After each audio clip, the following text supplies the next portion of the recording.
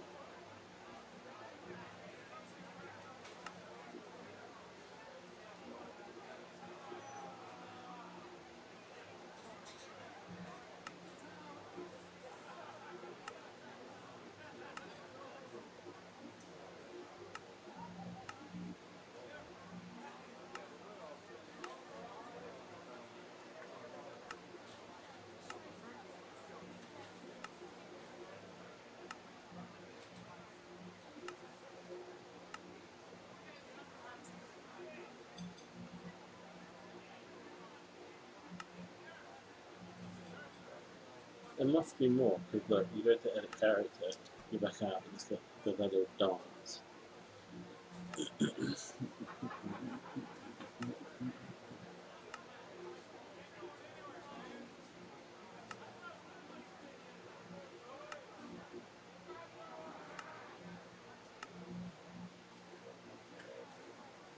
I like that. That's kind of cool. They've added that in the basic level, slender, Rawny, and then slide.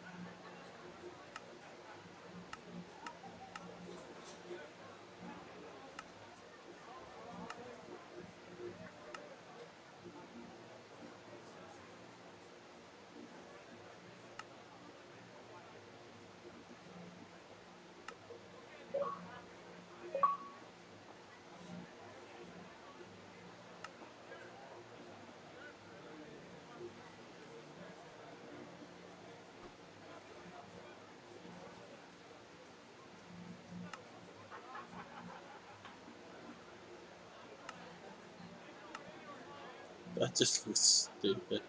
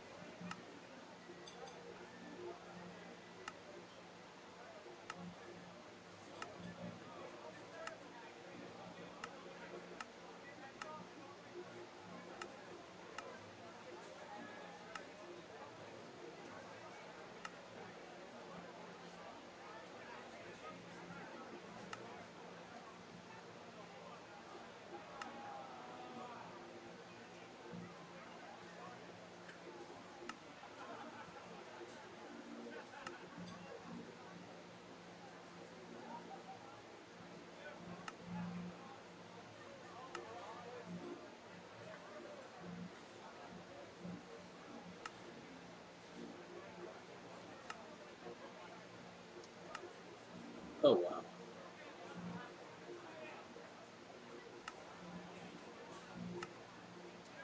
Yeah.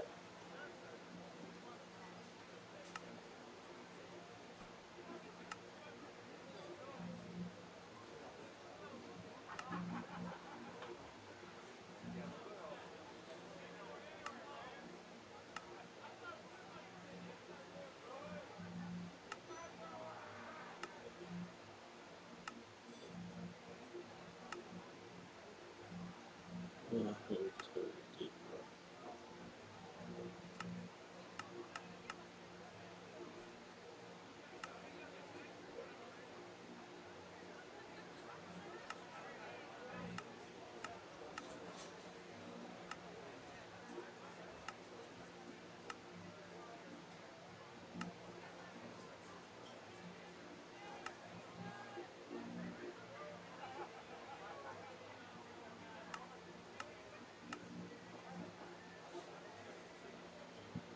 Oh, that's cool. I got a lumberjack shirt.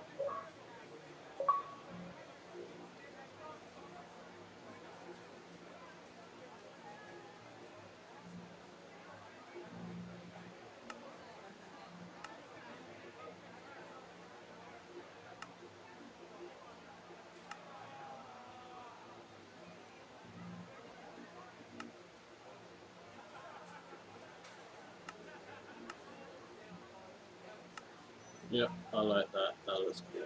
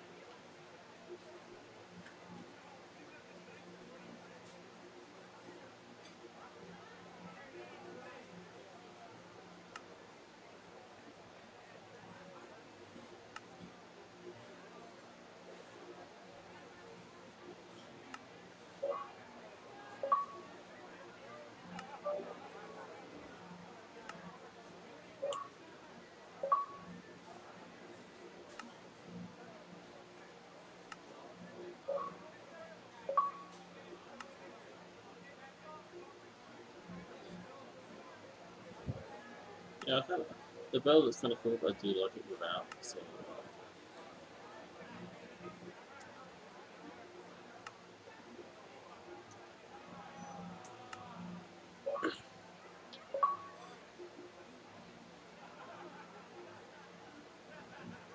was there the way that you could just see stuff you owned?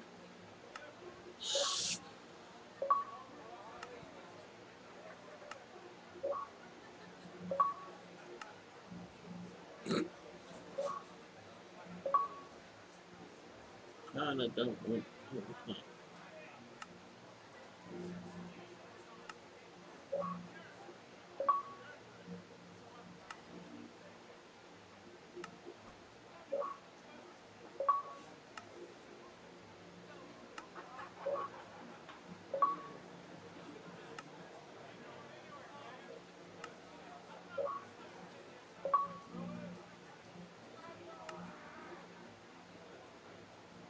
Oh,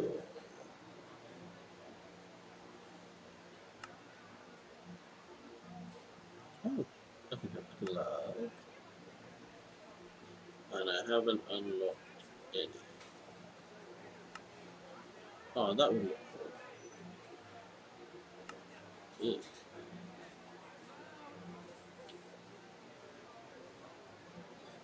I think I'll just stick with footwear.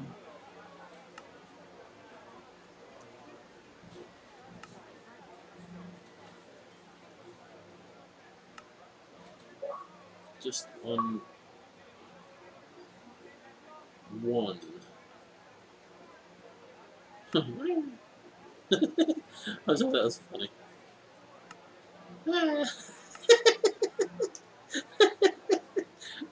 Oh, that's funnier than it should be. Oh, wait, take them off. Oh, I didn't do it anymore.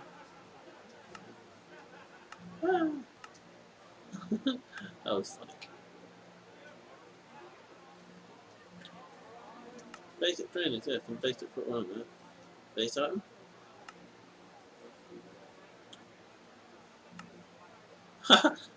Oh, oh, fake villager knows.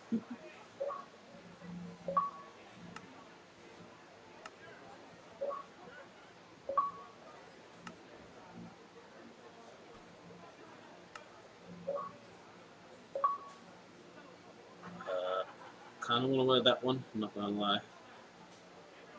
It's a piece of wheat. That's cool. Back item.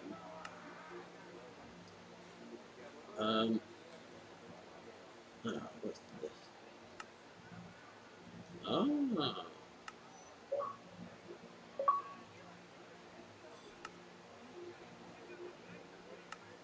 Ooh, I definitely. Ooh, I can't decide now. Wings or the quiver? Uh,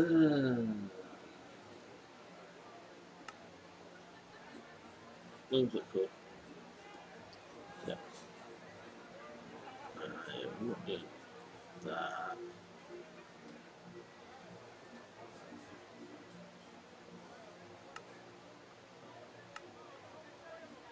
I have no idea what that one's for.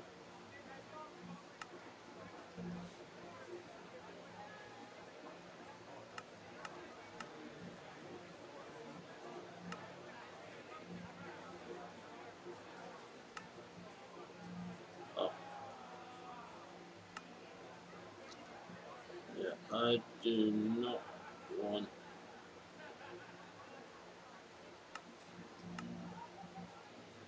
Right. Right. How do I. Oh. How do I get rid of the cake? Shit! Um.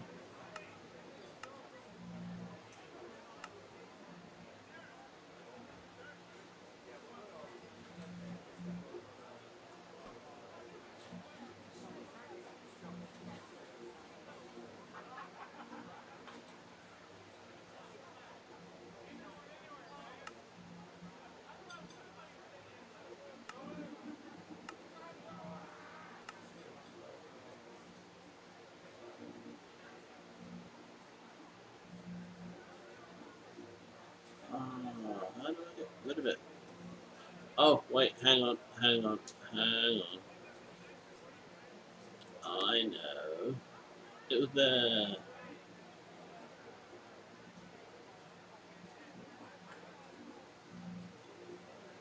No. You know, I'm just gonna do. Now I know what I want.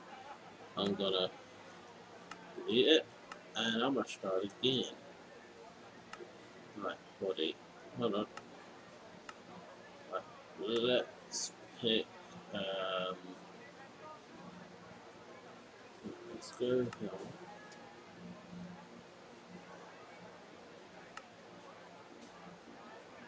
How do I pick like the default person? I don't want to be a girl. Don't make me be a girl.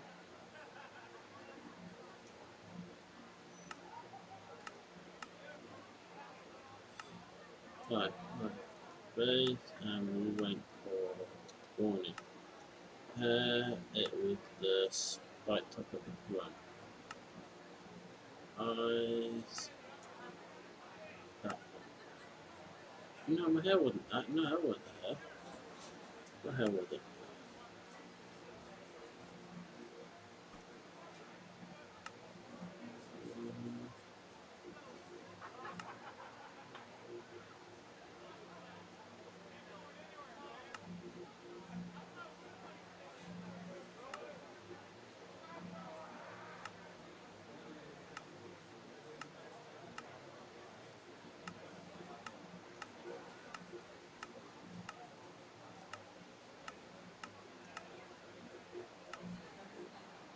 Oh, jinx, my hair has a lot of hair.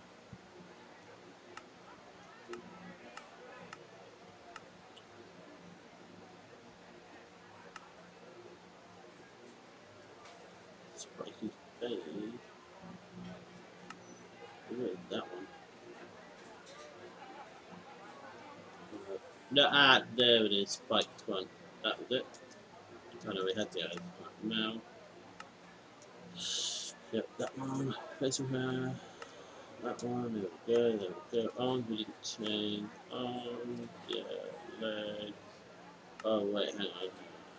Oh no, we didn't change the legs.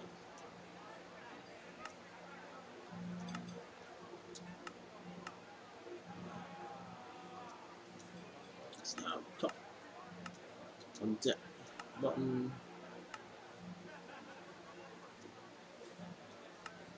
Yeah, I like that toolbar. That makes more sense. Outerwear.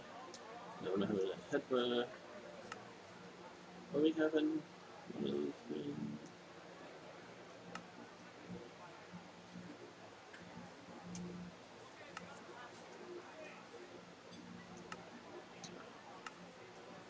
Well, no, footwear. Oh yeah, there were basic trainers somewhere.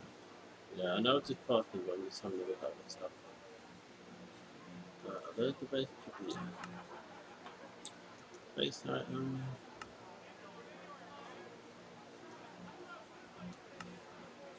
Back item.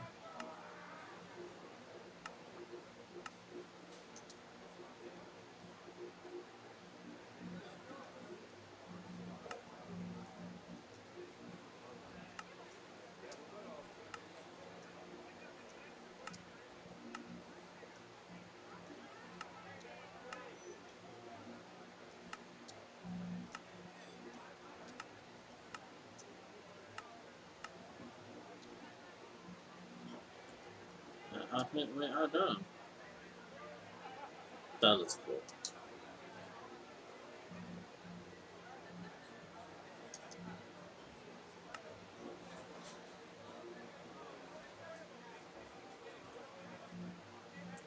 So before I start properly, I do want to turn the radio on.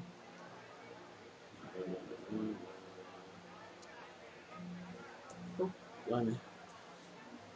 No, no, no, no, no, no.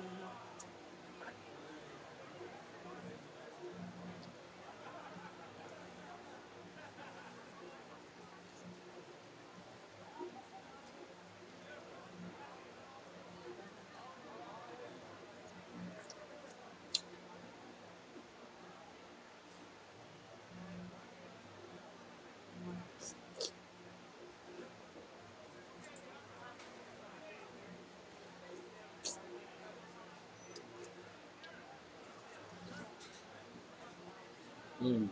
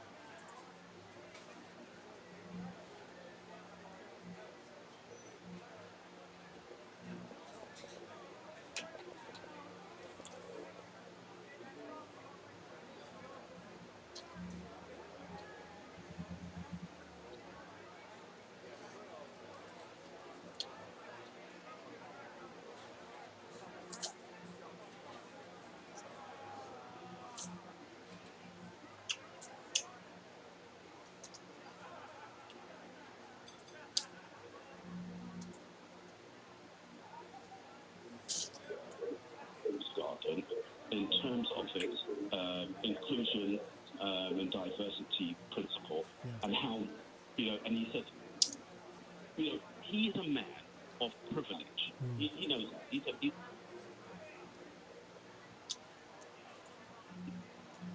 a man in a position. He's white, he's middle class, and he's a man of privilege. He doesn't understand all of it, but he is willing to listen. And he talks about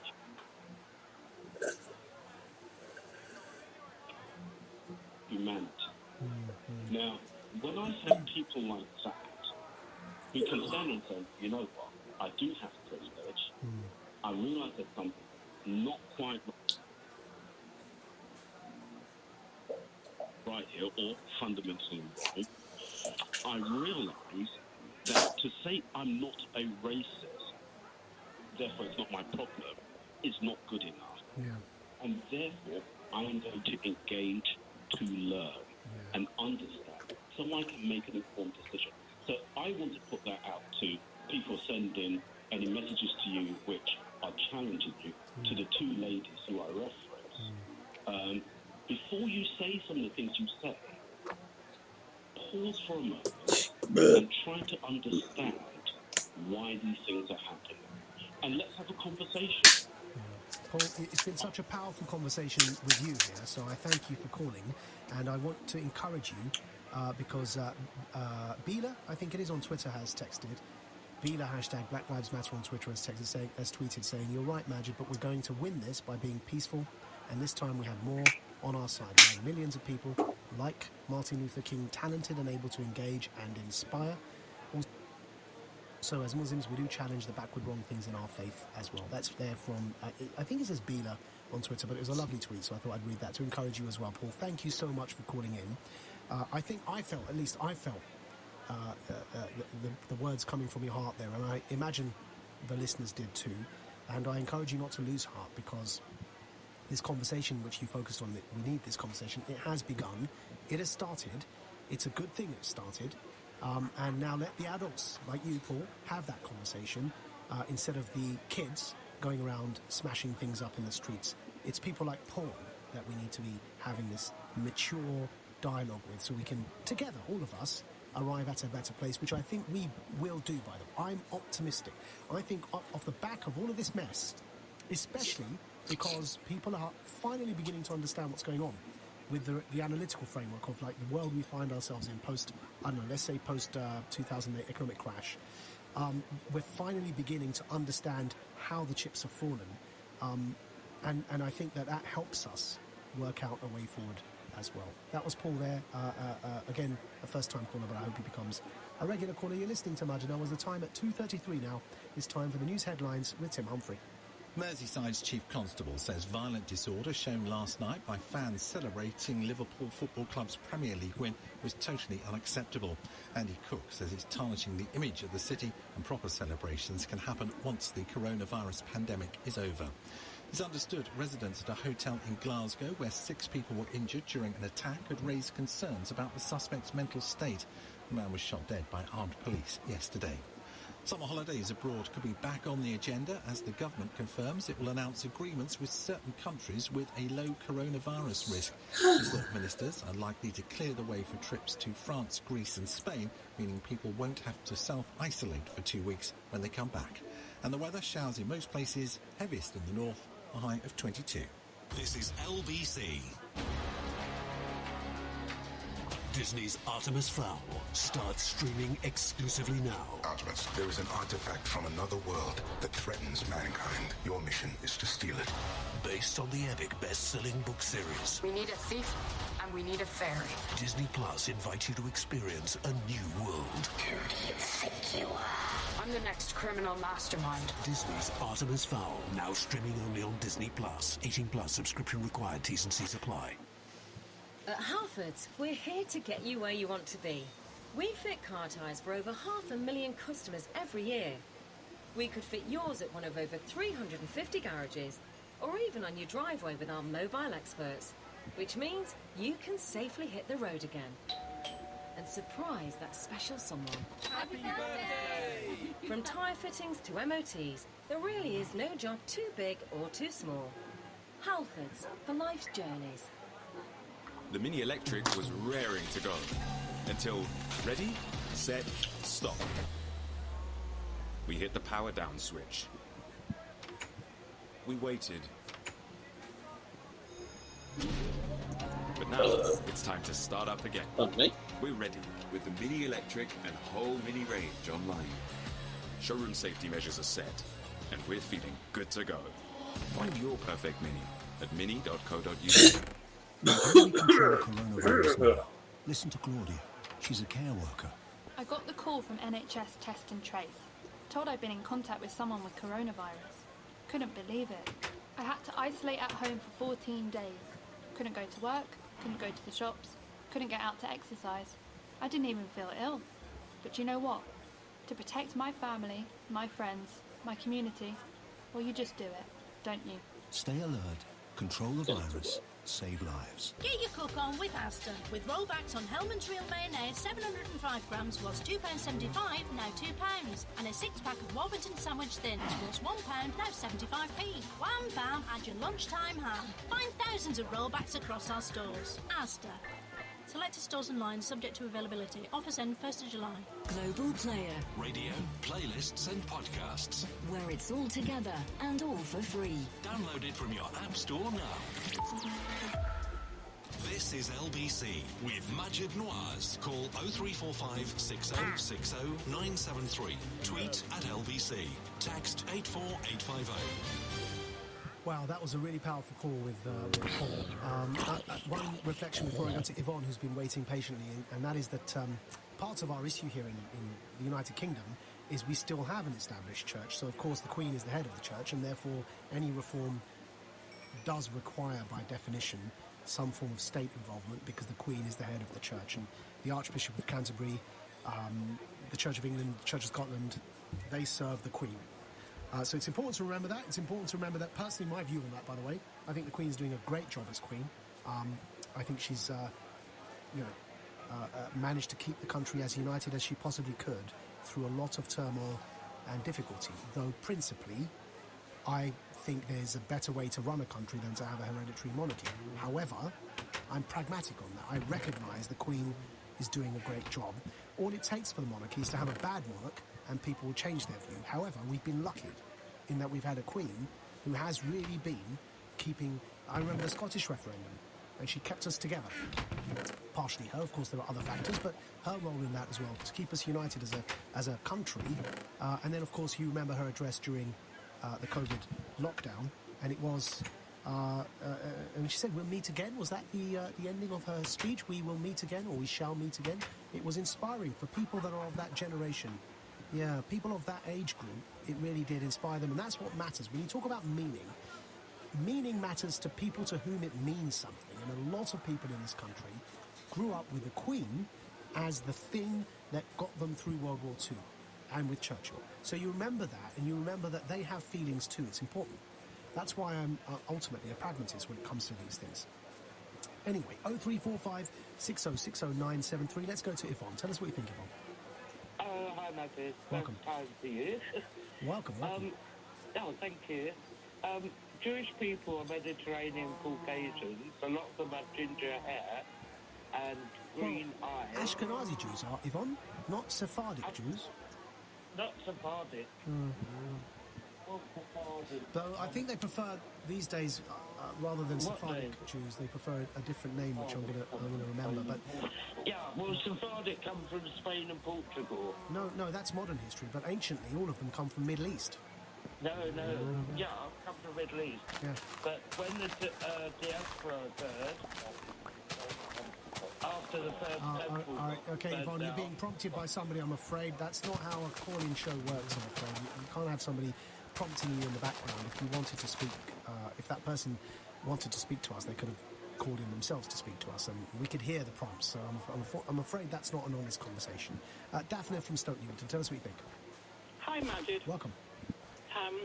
I'd just like to say that, isn't it fitting that it was the church who gave the go-ahead for slavery, who to stamp approval and send their blessing for people to be taken into slavery. And ended it as well, though, right? Wilberforce was religious. No, and it was the church was the last institution to end it because, as far as they were concerned, it was in the Bible. So that means it was right. They were the last. Were they the last? From it. Were they last? Definitely? They were the last. Were they? I didn't know that. I thought it was America that was the last. No, they were the last institution to get rid of it because it was in the Bible. It was right. Definitely. Hold on. I'm trying to understand what you're saying. Before you carry on, I need to understand what you're saying before you move to your next point, because I'm not sure what you're saying is true. Was it not the United States that ended slavery after the church? That we're talking here of the Church of England, Daphne. Yes, and what I believe that if the church decides No, wait, you can't just carry on. You said something that I think was factually incorrect, so I'm asking you whether it's true or not. So could you please focus on that? You've said the church was the last institution to end slavery. I'm saying that to my knowledge, the United States of America, which is an institution as a government, maintained slavery for longer than the church did. No, I'm talking about Britain. I'm not talking about America. I am talking about Britain. Okay, because I'm Jamaican, and I know that... Oh, are you saying only in Britain? Watching a few of the videos on slavery, that Britain benefits greatly from the backs of Jamaicans. Actually, the slaves in Jamaica actually built this country. Oh, that's true as well. Where slavery started in this country. Yeah. So, Daphne, can we move to your point about... Now I've understood you're talking only in Britain, right? Not slavery globally, right? But let's move to your point. Do you agree the church should do this audit? Yes, of course. It's good, if they're the one that gets their stamp approval for it to begin, isn't it fitting that they should be the one that decide when it ends, decide to take it down? Yeah. Now, I agree with you. Now, once they do that audit, though, would it be wise to take slow, incremental steps and not just go straight to, right, I want a Muslim Prime Minister and a black Jesus? I don't believe in Jesus. I'm not the person that believes in Jesus. No, I mean in the church, the statues. The statue. Well, I don't go to church anymore because every time I go to church and I look up, I'm in the church and I look around me. I just keep seeing these white Jesus, white angels, these white people. Yeah, but that's not what I asked you with respect. I'm saying that if we go straight to the, I want a Muslim Prime Minister tomorrow and I want to make all the statues of Jesus in the churches black, do you not see that? Do you agree with me that I'm saying that leads to, as counterproductive, it leads to a backlash, not what we want to achieve? Yes, I quite agree with you. Yes, I do. We need to take things pragmatically, incrementally and slowly so that we can start producing real change. Going out, basically demanding things change overnight, I'm arguing, makes things go backwards, not forwards. I think the decision should be made by the church. They invented Jesus, and the church are the people who gave us Jesus. So I believe that the decision should be made by the church who gave this stamp approval to slavery. Do you say the church invented... Jesus. Okay, right. Well, obviously you're not a believer, but Jesus really existed in real life, didn't he? Well, but I don't know. That's what they say, but I wasn't there. I didn't see him being born. So I'm just one of those people who don't believe in this rubbish. No, there wasn't. Thank you, Daphne, for calling in. There was a man who was born called Jesus, right? Yes, but who said that of he was Nazareth. the saint? Who said that he was the saint? No, that's right. Thank you very much. I agree. It's obviously up for debate whether he was a son of God. Right? That's obviously up for debate, just as it's up for debate whether Muhammad was a prophet, right? But there was an actual man, Jesus of Nazareth, that by all accounts was rather wise, and had some things to say about life. Let's go to EJ from Islington. Speak to us, EJ. Hello, Majid. Thank you for taking my call. Yeah. I just want to point out, I was so happy listening to Paul, I think, because he made a point right at the end, that was my first point, that when the Bible is very clear that there shouldn't be graven images. Yeah. And I think God was wise in saying that because he knew that people, they like to reflect themselves or elevate themselves, their own image. Yeah. And that's when we then are disobedient, it causes problems. And that's why the church is in this position at the moment. That's right. And by the way, Muslim tradition is also incredibly harsh against graven images. Exactly. Probably from the Jewish tradition, because it's the Old Testament, is it not, where that's said? Exactly. And then follow on from that, if people are going to... I've been in an Anglican church, and that was where I first really experienced racism in 2010. And I was thinking that there are people who have been in church and have been through training, they've even been to other countries. And I used to wonder why the prejudice that they're acting out is still there. It seems that one person sees that they've been to Africa more times than I have. But then I was wondering, if people are going to church all the time and are seeing these images of whether it's God or whether it's Jesus or whether it's an angel as being white, and they're not being told the full message of the Bible, that actually God is not a human being or a set race, then there's that danger that people then begin to think, oh, it's God, this big divine being is looked at me, then that means my race is superior. And so that's one problem. So I work in the Church of England looking at it, but if you don't address something, then you're complicit with that too. Exactly. And what I would say, in terms of your response about how to deal with it, I 100% agree, you don't rush things. And so what I would say in the first point of, first place to start, the leadership. So Archbishop, wonderful, he's showing leadership. But he needs to, first of all, draw his own leaders under him and let them have this debate and discuss it vigorously. And then from that point, then they need to go to their congregations, because as you heard some callers coming in and they're coming in with some confused ideas, it's because their own leaders that teach them week in, week out haven't addressed it. So how can they then teach the people following them? Yeah, I mean, the sermons in the churches, you know, the Sunday sermons, they should include a level of understanding of our, each of us, and I'm speaking mosques as well, we're each blind to our own, the thoughts within our own echo chamber, while pointing fingers at other people's echo chambers. And I think the church would be wise to say, let he who has not sinned cast the first stone. Let's look at ourselves. Meanwhile, mosques should look at themselves, and the church could say, by looking at ourselves, we need to understand that Jesus didn't look like that. You could have a sermon on it rather than just tear the statue down. Likewise, on Friday in the mosques, you could have sermons talking about the sorts of things that need to reform, the attitudes regarding, for example, wives, or the attitude around homosexuality, and these are all surveyed, right? So what Muslims generally in this country believe, like 52%, last surveyed a few years ago now, so hopefully it's changed, and I think it has. 52% said that they would criminalise homosexuality. Those are sorts of things that mosques can address in sermons and gradually change hearts and minds. EJ, thank you for calling in. You're listening to Majid Nawaz, and the time now is 2:47. Coming up at 3 on LBC, Ian Payne. London, Liverpool, Bournemouth, all over the country, the police are having to break up huge crowds of people. So is the lockdown over for you? Ian Payne on LBC. It doesn't sound like much. Doors opening. But at DFS, we've been waiting to hear it for a long time. We're so happy to be open again, with new safety measures that follow government guidelines, and a new bookable appointment service that will help make your trip to the store even easier, so you can find a sofa that's perfectly comfortable while staying perfectly safe. Find out more at dfs.co.uk. Doors now open. DFS. Listen, that's a dream. Everyone has them, jingling away in the back of our minds. And most of the time, that's where dreams stay. So easy to ignore. Anything can drown them out, and everything does.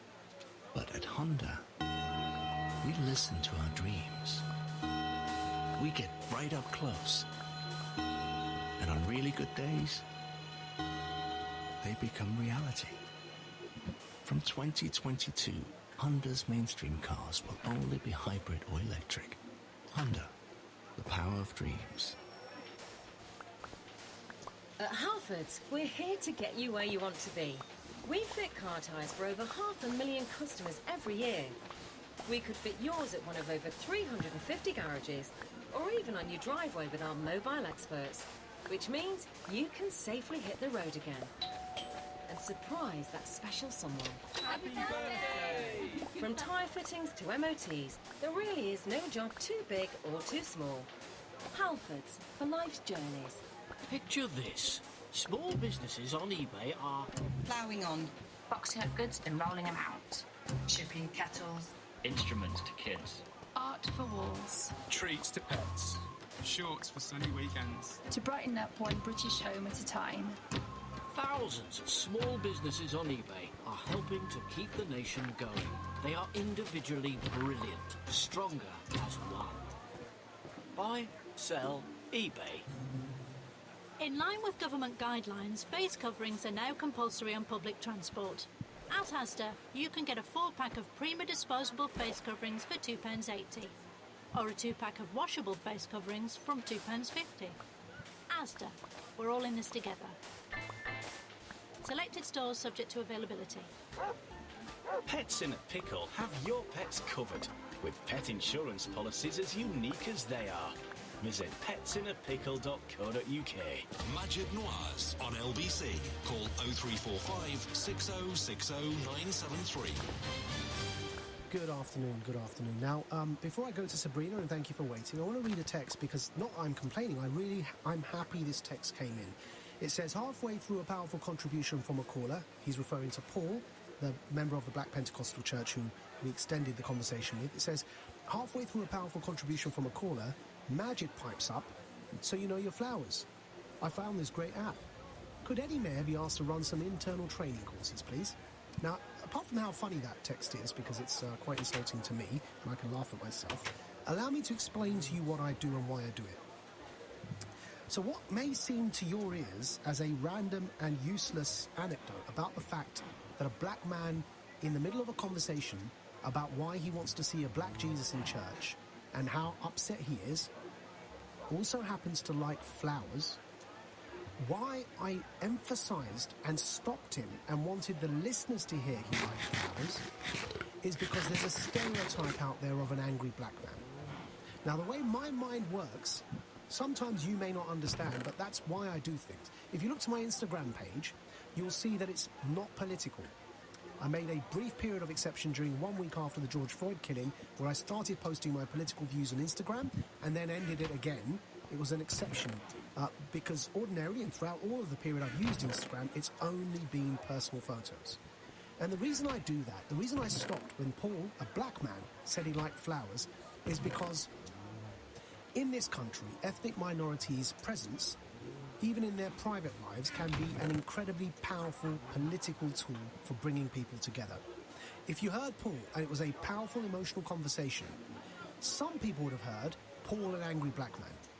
But then they hear Paul, the black man, also likes flowers, going against the stereotype people have about the violent, thuggish black man. It's why I dwelt on it for a bit. So I'm glad the texter picked up on it and mocked me for it, because it gave me the opportunity to explain, not only to the texter but to listeners, why my mind has to work in these ways that you might find really weird. That actually, I post photos of my child giving me a flower on Instagram because I don't want you to see me as the angry terrorist Muslim, even though every time I'm on air, that's what I'm told I am from the tweets and texts.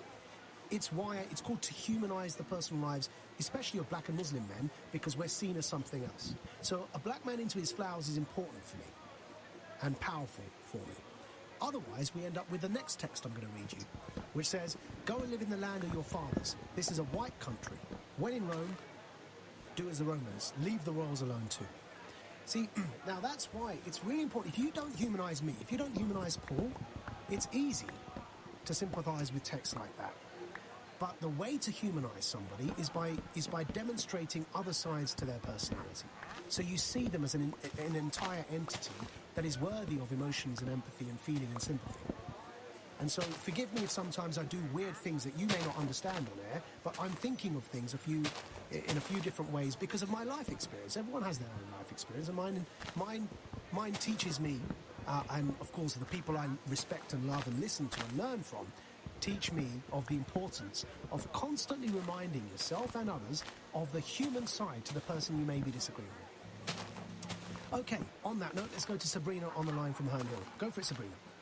Wow, that was powerful. Thank you for saying that, because I do think that caller, Paul, was a brilliant speaker, but he also he speaks as many of us speak. And yeah, gosh, there's so much to say about that. But what I wanted to talk about was how racism and how it just bleeds into the church and every institution. It's really important that we discuss these things and we talk about these things. And what I wanted to bring to your attention was the medal of St. Michael and the St. George medal, which is causing a lot of controversy. The picture is, if anybody hasn't seen it, it's of a blonde angel. And, the choice that, why, as, the most heroic person in society always portrayed as almost as a white male with blonde hair is a question in itself. But then it says underneath that this is not racist. The person that he's stepping on with, who does look like a black male, he says this is the devil. And the problem, and then he says, this isn't racist. Please sign this petition, against all of these people that are cultural vandalism, that want to get rid of all of our, all of our societal history and emblems and statues. We must stop this. But I think the big question that we need to ask ourselves is why was and why is someone that's supposed to be a devil portrayed as a black person? And why is it always often throughout society that black is associated with dark, as evil, as witches? Why? We need to address these things as a society and understand the racism that underpins that whole image. And, in contrast, if it wasn't, how would we feel now if it was, in contrast, the angel was a black person and the person who's stepping on was a white devil? That should make, and if it doesn't make you feel, if it's a sense of, okay, this is normal, let's do that. Nobody would do that, and it should make you feel, that probably for many people doesn't feel right. And Sabrina, if we go to the Last Supper, if you see the famous photos of the paintings of the Last Supper, well, they look like photos, they're that good, but if you see the paintings of the Last Supper, am I right where, there are some, I don't know about all of them, and I'm not Christian, so forgive my ignorance of the full extent of the tradition, but there are some where all of the disciples are white, including Jesus, but Judas is black and happens also to be Jewish, and it just strikes me as incredibly offensive in contemporary times, though that's obviously how they've been painted. I don't know if all of them are like that, but have you seen any like that? I believe so, but I do agree. Again, this is the thing that we need to really be talking about, is why are these images chosen? I mean, often I'd say, when it comes to even doing the nativity in the school play, again, it was a sense of why often, when I was growing up, it was the children that have blonde hair, those would be the ones to be the angels, and other children would be chosen as adults. And I've seen some myself where, the black children were often chosen as sheep and the animals. And, we've done many things in society that have continued for a long time. And my only hope is that I'm a parent now, is that what I'm going through and what many of us went through and what my parents went through, we won't have to go through this again. My children won't have to go through this. They will get that Martin Luther King dream, and they'll be able to achieve without being judged on the colour of their skin. Sabrina, thank you. To my son, I don't say one more time, I've had to explain to my son now, who is 14, that he can't dress a certain way because I'm afraid that he will get stopped by the police. I have to have conversations with my teenage son that a white person wouldn't have to do. Yeah, I feel paranoid every time I'm riding my bike and I've got my face mask on and my black gloves, and I just look like a... If you were going to be that kind of person, you'd think I'm a drug runner, because obviously certain stereotypes, right? And I get you, Sabrina, because it worries me. Unfortunately, we're at the end of the show, but thank you for calling in. And allow me just to end on this note and say, because some Christians have been texting, and why is a Muslim talking about Christianity and reform? It's like, trust me, you get me started on the topic of Islam and reform, and I'll be saying exactly the same thing. I've written a book about it. I mean, if you just look up Sam Harris, Majid Nawaz, Islam and the Future of Tolerance, there's a book which turned into a documentary. The entire thing is me being a voice out there saying Islam needs to reform, Muslims need to reform. So it's not just Christianity I'm focusing on. And actually, I think everything needs to reform. I need to reform. Reform is good, right? Who's against reform, for goodness sake? Why would you be against reform? It's good. It makes you stronger. Right, make sure you download Global Player for Apple or Android, as well as listening live to OE, so you can listen back to this and a range of podcasts and other shows. Coming up at 6, it's Clive Ball. I'll be back tomorrow at 12 for the regular weekend show, but up first, it's Ian Payne.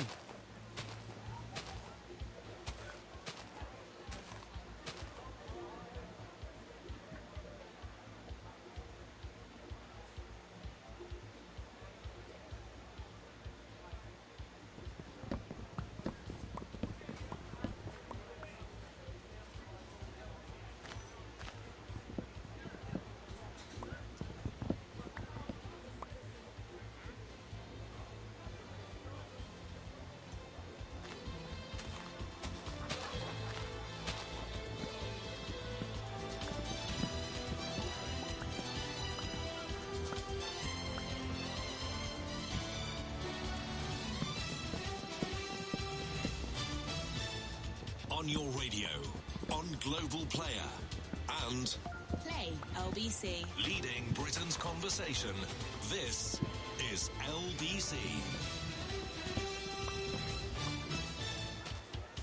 From Global's newsroom, I'm Tim Humphrey. A police officer who was in a critical condition after yesterday's stabbing at a hotel in Glasgow is now described as being stable in hospital. David White and 5 other people were injured on West George Street. The suspect was shot dead by armed police. His reported asylum seekers who were being housed in the hotel had reported concerns about the man's mental state. Human rights lawyer Amar Anwar told us asylum seekers in Glasgow have been complaining about their treatment for some time. Maze has been at the heart of this controversy over recent weeks during the COVID-19. They stand accused of failing to carry out mental health and vulnerability assessments as asylum seekers were, in most cases, forcibly removed from their homes into hotels with no real needs checked. Both Mears, which is responsible for housing the asylum seekers, and the Home Office have been approached for comment. Merseyside police have been given new powers to disperse crowds in Liverpool city centre after what officers are calling significant disorder there. Hundreds of Liverpool fans gathered at the Pier Head last night for a second night of celebrations after the club won the Premier League. A firework hit the Liver building, causing damage to a balcony. Liverpool Mayor Joe Anderson says the coronavirus is still a major threat to life and people need to be more responsible. The government are talking about unlocking, cities and opening bars and restaurants again. And it worries me that, we're seeing this type of behaviour. So we need more powers from central government and more resources to deal with this type of thing. The disorder has also been criticised by Liverpool Football Club and the Chief Constable of Merseyside. We could soon be able to go on holiday to some countries without having to self-isolate when we return. Ministers say it's likely they'll be discussing plans with France, Greece and Spain before quarantine measures are changed at a review on Monday. Police in Northern Ireland looking for a missing teenager say they've found a body. Officers believe it is that of Noah Donoghue, who understood the body was found in a storm drain that was not accessible earlier in the week due to high tides. After more than 4 months of political deadlock, Ireland has finally got a new government. Fianna Fáil's Micheál Martin will become Premier following a coalition deal with Leo Varadkar, who's expected to take back the role in 2022. And US TV network Fox says The Simpsons will no longer feature white actors voicing non-white characters. There's been growing pressure on the entertainment industry to provide more opportunities for diverse performers. And the weather showers in most places. Those will be heaviest in the north, a high of 22. From Global's newsroom, you're up to date. Nick Ferrari at breakfast, LBC. Environment, Food and Rural Affairs Secretary Conservative MP George Eustace. Other measures have been introduced as of a Monday. Why pubs, of all places, on a hot Saturday night? For some time we said that the 4th of July would be the likely date for that third phase. We're sticking to that plan. Well, why couldn't it have been we've given business. It could have been, but the 4th is what we've chosen. I think I've worked that bit out, actually, Mr. Eustace. Nick Ferrari at breakfast, weekday mornings from 7, LBC. This is LBC from Global, leading Britain's conversation with Ian Payne.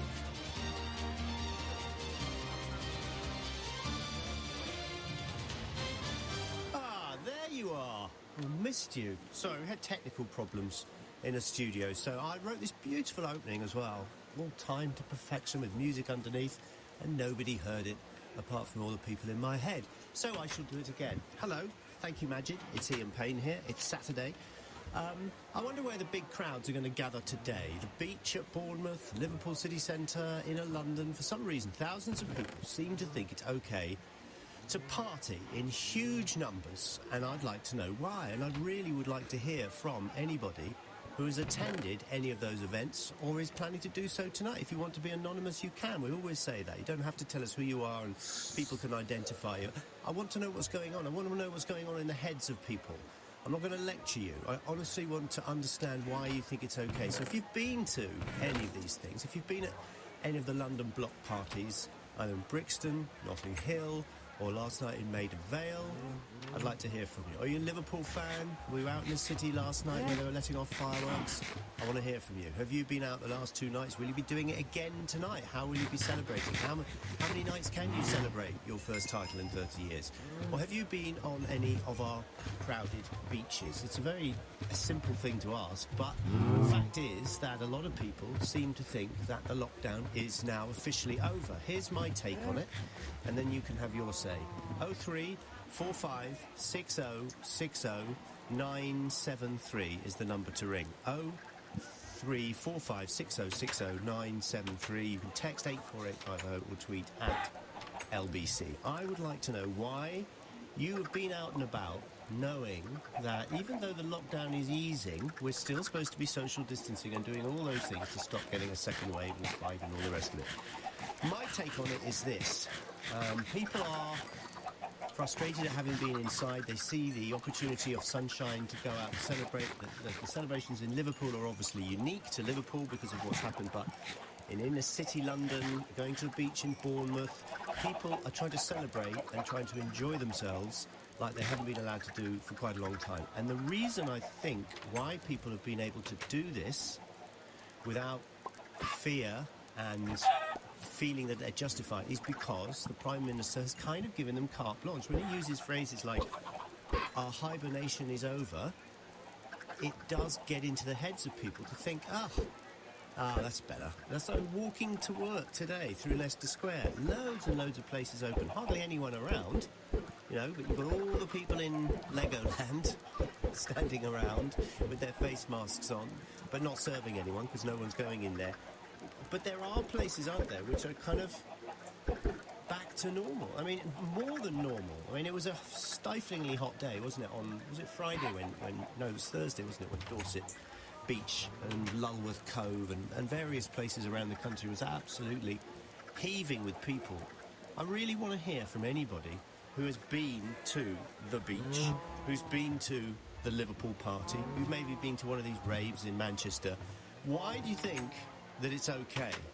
0345 60 60 973. I think we can hear from the council leader in Liverpool. Is that right, the mayor? I can't find it. Anyway, this is what the mayor of Liverpool, the lead councillor in Liverpool, has been saying about it. I was deeply shocked and concerned about people's not only total disregard for safety of themselves, but of others. There was young children there. And then, they take that back to the communities in which they live and to their wider families. So it was absolutely shocking to see the total disregard that group of people. I have to say, the vast majority of Liverpool fans, 95% of them, stayed away, stayed at home and celebrated, and all credit to them for doing that. But the tiny minority, 5%, have shamed the city and shamed Liverpool Football Club by their behaviour because, we should be talking about Jurgen Klopp and his team and the success that they've had and how they're going to build on that. And instead, we're talking about the Liver building being fired upon with pyrotechnics, with fireworks, that they're setting on fire. We're talking about hundreds of cases of beer and wine and spirits being used at the pier head. We're talking about antisocial behaviour, people urinating around monuments and in doorways at the pier head, a historic site in Liverpool. And that's just totally unacceptable. When we look at the events yesterday, a lot of the things that happened were good-natured and good-spirited. But then as alcohol took over, they become, more nonsense behaviour, more antisocial behaviour, more bravado. And that's a fear. So my plea to people in Liverpool but elsewhere is to behave responsibly, drink responsibly, make sure that you keep social distance, because this is about your family, this is about your safety, this is about the community safety, and you have to maintain social distance and you have to follow the rules.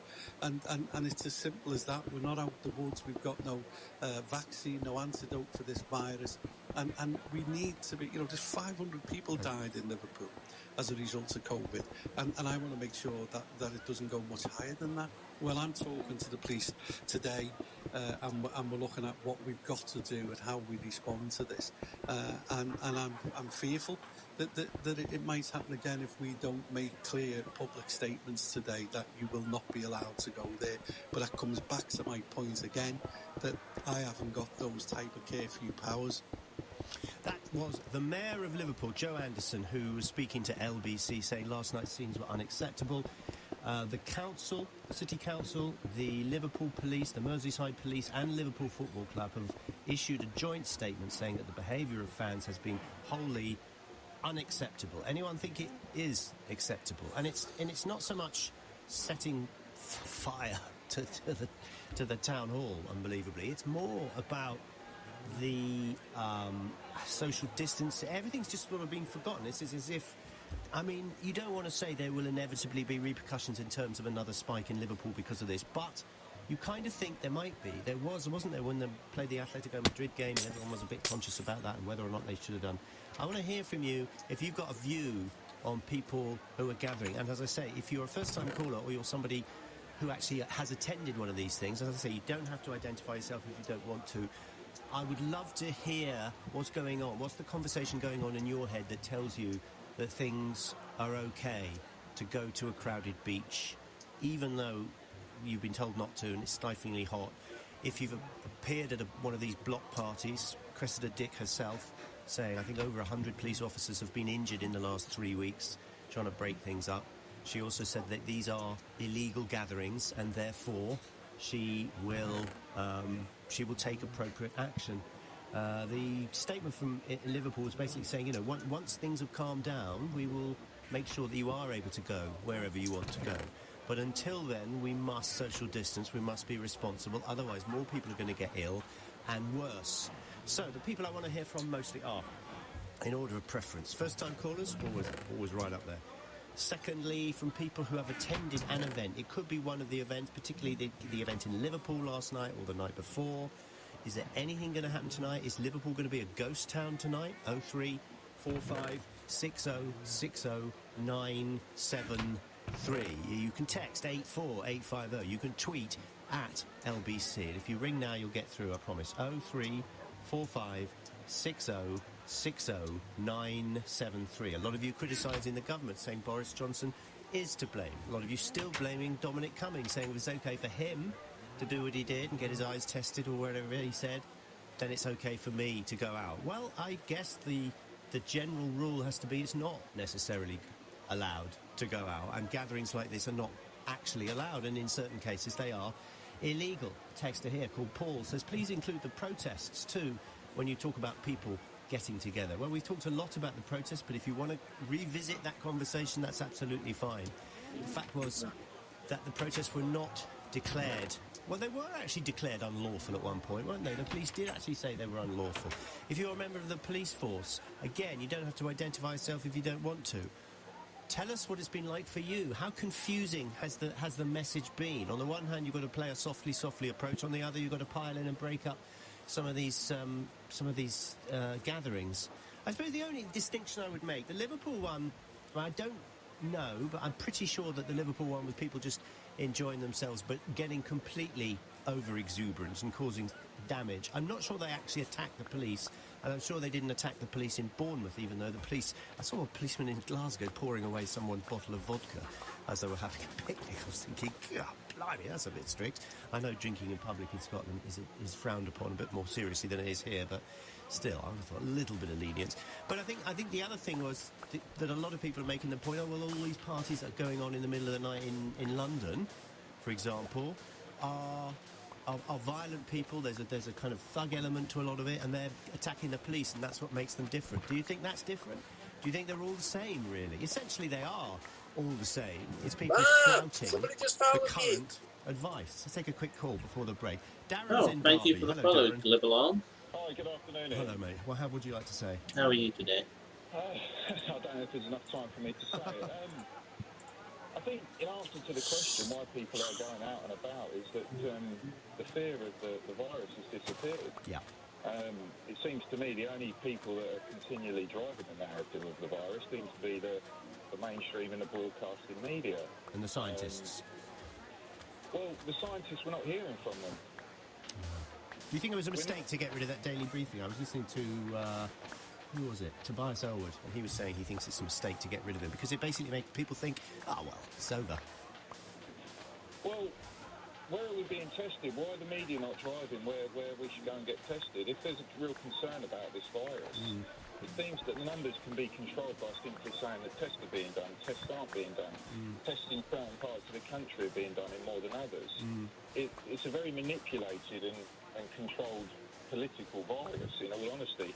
The general population on the street, it doesn't get reported with the media, but the general population on the street has looked at the evidence and seen that around the world, 88% of the people passing away are sadly over the age of 65. It's. Do you know what? You're putting. The media are refusing to follow that science. You're putting that into words, which is exactly the sort of conversation I've been having with myself and wondering whether I'm brave enough to actually externalise those thoughts, because I think a lot of people think, well, actually, just how dangerous could it be? But as responsible broadcasters, you can't. Oh, hello. You can't say that, and that's one of the problems we have. Listen, that's a very interesting starting point, Derek, and maybe that is what people are thinking. I'm sure that's why people are thinking, look, just how bad can it be? I don't know many people who've died under the age of 70, so it's not going to affect me and my friends, and even if it does, I will end up like someone who's had the disease and is fine now. 0345 6060 973. I am not here to condemn, because part of me does actually kind of not agree with this flouting of the rules, but understands why people think it's okay to go to the beach, because you're outside, you are socially distancing, even though a long-angle lens picture of Bournemouth Beach shows absolutely people right on top of each other. They're not. They are still socially distancing, i.e. they are 5 feet away, or whatever the distance is supposed to be now. And they're thinking, well, it's outside and it doesn't live in sunlight and it's we're in the sea and blah, blah, blah. I understand that. I do. And parties as well, going out and about and the same. And the Liverpool thing is a completely peculiar set of exact circumstances. So I understand that. So I'm not here to lecture you and tell you you're wrong to do it. Okay? So don't worry if you're thinking, I'd love to ring up, but I can't be honest. Be honest, because otherwise where are we going to get to if we can't tell each other what we're thinking? Why do people think that this is over? That's all I'd like to know, because I'm interested. I'm not here to condemn. It's 3:17. This is LBC. It's been a tough time for small businesses over the last few months, so many have been using digital tools to adapt during the lockdown. We spoke to some of them. My name's Samuel Mensah, and I run Uncle John's Bakery in Tottenham. When I had to temporarily close my bakery during the lockdown, I updated my Google My Business listing so people could find me on Google Maps or search to see that I was now selling online for home delivery. People love and enjoy our famous Ghanaian sweetbread, and since the lockdown, we've been busy delivering those and all our baked goods. To find out how Google can help your business adapt, visit g.co/smallbusiness.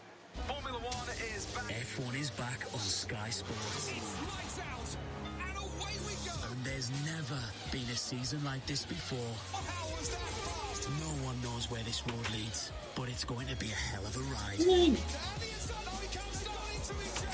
Are you ready? Brilliant madness. Absolutely perfect race. Watch every race live. Upgrade to Sky Sports F1 today. Go to sky.com/F1 for details. At Argos, our sale is on and so much more. Go online to shop our range of amazing deals, including tech, toys and home. And style up your home with up to half price on selected home and furniture. Visit our website to shop our full range of deals. With Argos, you're good to go. Subject to availability, conditions apply, sale ends 14th of July. So, you've been holed up for a while. Not in here. The place has got a little, let's say, lived in. At Wix, we'll create your dream kitchen or bathroom from design to show-off ready. And to keep everything safe, you can book a free virtual design appointment. Plus, now there's up to 50% off kitchen installation and 15% off bathroom installation. Cure your house embarrassment safely with Wix. For qualifying spend, terms and exclusions, visit wix.co.uk. And now we go live to Tyrrell's Farm. Down here in Herefordshire, Hertfordshire, the folks are busy preparing for this year's potato harvest. And once you have the finest local spots, only the tastiest ingredients will do. That's where the tasting team come in. Big chili coming through! All this ensures their crisps taste de-ruddy-licious. In fact, the Tyrrell's team have done such a spiffing job, people across the land are calling their crisps terribly, terribly tasty. Leading Britain's conversation. LBC with Ian Payne. So all over the country, be it Liverpool, be it on the beach at Bournemouth, be it inner city London, huge gatherings are taking place and the police are having to move in to try and break things up. Why is this happening? I have a regular listener, Andy. He's in Portsmouth and he often talks a lot of sense, and I agree with you, Andy. Afternoon, Ian. We have seen no spikes from the Friday of VE Day. We've seen no spike from the protests. COVID has been spreading over the last 8 weeks as we have not really had a lockdown, have we? So packed beaches won't be a problem. The reason why it's not a problem is that people who are vulnerable to this virus are staying away from crowds and making sure they continue to socially distance. The rest of us, it's slowly going through and we won't notice because it's only a mild virus to the majority. And I think that is how people think, whether it's right or whether it's wrong. That is what people are thinking. It's not going to affect me. Manchester raves. Someone here making the distinction between how the police reacted to some of the inner city stuff here in London to the beach at Bournemouth and Liverpool and various other places. You don't say who you are, but you say this. Manchester raves, that was a couple of weeks ago, wasn't it? The police did not go in hard. And no, they didn't, but people were shot there, weren't they? And people, 2 or 3 people died there. That was a peculiar one, the Manchester one. I'm not sure we've heard the full story about that one. Liverpool, the police didn't go in hard. They did eventually when they started firing those fireworks. Brixton, the police went in hard to close it down. Liverpool would have reacted the same way as Brixton had the police handled it in the same way. Do you think that these block parties, as they're called, are being treated differently by the police? And I'll say it, because the majority of people there are black, and I know a lot of people are thinking that, and we might as well speak it out loud, because otherwise, as I say, you cannot have a conversation about all this if you're not totally honest. 0345 6060 973 is the number to call. Couple of slots available. If you text, it's 84850. If you tweet at LBC. And Pearl says, how can anyone respect the rules of this government when they do pretty much what they want? They lie, they cover up, they cheat. Cummings was the cause. Sadly, the effect is lost, credibility and lawlessness. And I think, Pearl, you're right as well. I think that's part of the mixture as well. What Andy was saying, Portsmouth, and what you're saying as well. It's this idea that it's okay to do all this because the government can do it, and Boris Johnson says the hibernation is over, and the fact that the pubs are opening on a Saturday, the 4th of July, an Independence Day in one particular country. I mean, it's all like fanfare politics, isn't it? Ta-da! This is what we've got today. It's the 4th of July. The pubs are opening. Come on. Let's go to Ian. He's in Harlow. Hello, Ian. Oh, hi, and wouldn't that be lovely when everybody looks like Hannibal Lecter in the pub? It'd be lovely, wouldn't it, JC? I was watching the horse racing today and seeing all these people with these face coverings now when, if I remember rightly, a month and a half ago, the evidence was weak. Have we been told we have to wear masks in the pub? Oh, hang on. Well, that's what's coming, isn't it? No. It's not. Oh, fantastic. So no. we're absolutely abandoning everything. I don't know what the advice would be, but masks in the pub kind of defeats the point of being in a pub, doesn't it? Well, unless you put a straw through your mask. My belief is that if you're a vulnerable person, you need to continue with the social distancing and try and keep away from people. If you're a vulnerable person, you're going to self-distance anyway, aren't you? Yes, and I think if you're of a normal age, like, you know, a normal, healthy person, then you need to just get on with life normally. But what I don't want to live in is a society... Not completely normally. In going through my head is I'm being very aware of where other people are and not getting too close and all the rest of it. But I still think it's okay to, as long as you queue, that you can get a coffee, you can go and get a meal, you can go and have a drink. One thing I don't want to live in is a country where I have to wear a mask. Absolutely. Well, I think in the future, right? So my belief is that whoever hasn't had it, who's young enough, needs to get it and get it over and done with. No, because I don't want to live like we do in the East. We've done the herd mentality, herd thing. It doesn't work. That's what's going to happen. That's what's got to happen. Well, if it happens, then let natural selection select us. Well, what are you hiding from? I don't know. I look at Theo Asherwood, who's a sort of healthy, young to middle-aged person who nearly died. Ian, do you know there's only 4 ways out of this? Go on, then. right? 60% immunity, vaccine, social distancing, or do nothing. And that comes from Bob Ainsworth of the World Health Organisation. And which one do you like? What do I know? Do I like? Well, not the social distancing, that's for sure. I don't want to live like this. Really? I don't think it's that. It's all right for the people in charge, sitting in gardens, directing operations, and getting people on the front line to wear the masks in 90-degree Do you heat. not think that You wearing... try it. I'm trying it. I'm doing it. Are Well, you not wearing a horrendous, mask isn't on it? I public... don't want it. Well, no, I know, but you've got to think of the greater good here. Do you not think that for a bit of this... The lack of spike, do you think? Or Well, the greater good is people getting ill. As I say, it's not... Well, where are they getting ill? Sorry. I'm obviously misleading. Someone's misleading me here. What do you mean, where are they getting ill? Well, we've had, like, you've just So announced basically you're saying if old people and big vulnerable issues people get it, that's fine. No, but you're saying that there's we've had 4 big meetings of people and nothing's happened, has it? No. Where's the spike? So We what don't know, is it might be I think delaying. People like yourselves want to just keep it going. It's like you want to keep it going. Yeah, like the The schools. number of new cases are still, I think they're still in 4 figures, aren't they? Well, I don't know. I'm just telling you my opinion. I don't No, want to spend my listen, life wearing a mask. I'm very, very interested to hear opinions from people like yourself because you're being honest and you have convinced yourself that it's okay. I haven't convinced myself. It's a Yes, fact. you have. What have I convinced myself? You've convinced yourself that it's not going to be so bad for you. No, I've convinced myself that there's only 4 ways out, and the way of this way is what I don't want to do, which is So wear you a want to do mask. you want to do herd immunity. I definitely don't want to do. I don't want to walk around like Hannibal Lecter. Okay. And if that's what we've got in the future for a long, long time, I don't want it. Okay, I'd fine. rather get it and take my chances. Okay. What happens if you get it and pass it on to somebody old? Well, that's what I said at the beginning, wasn't it? What? If you're old, you need to keep away from people who are older.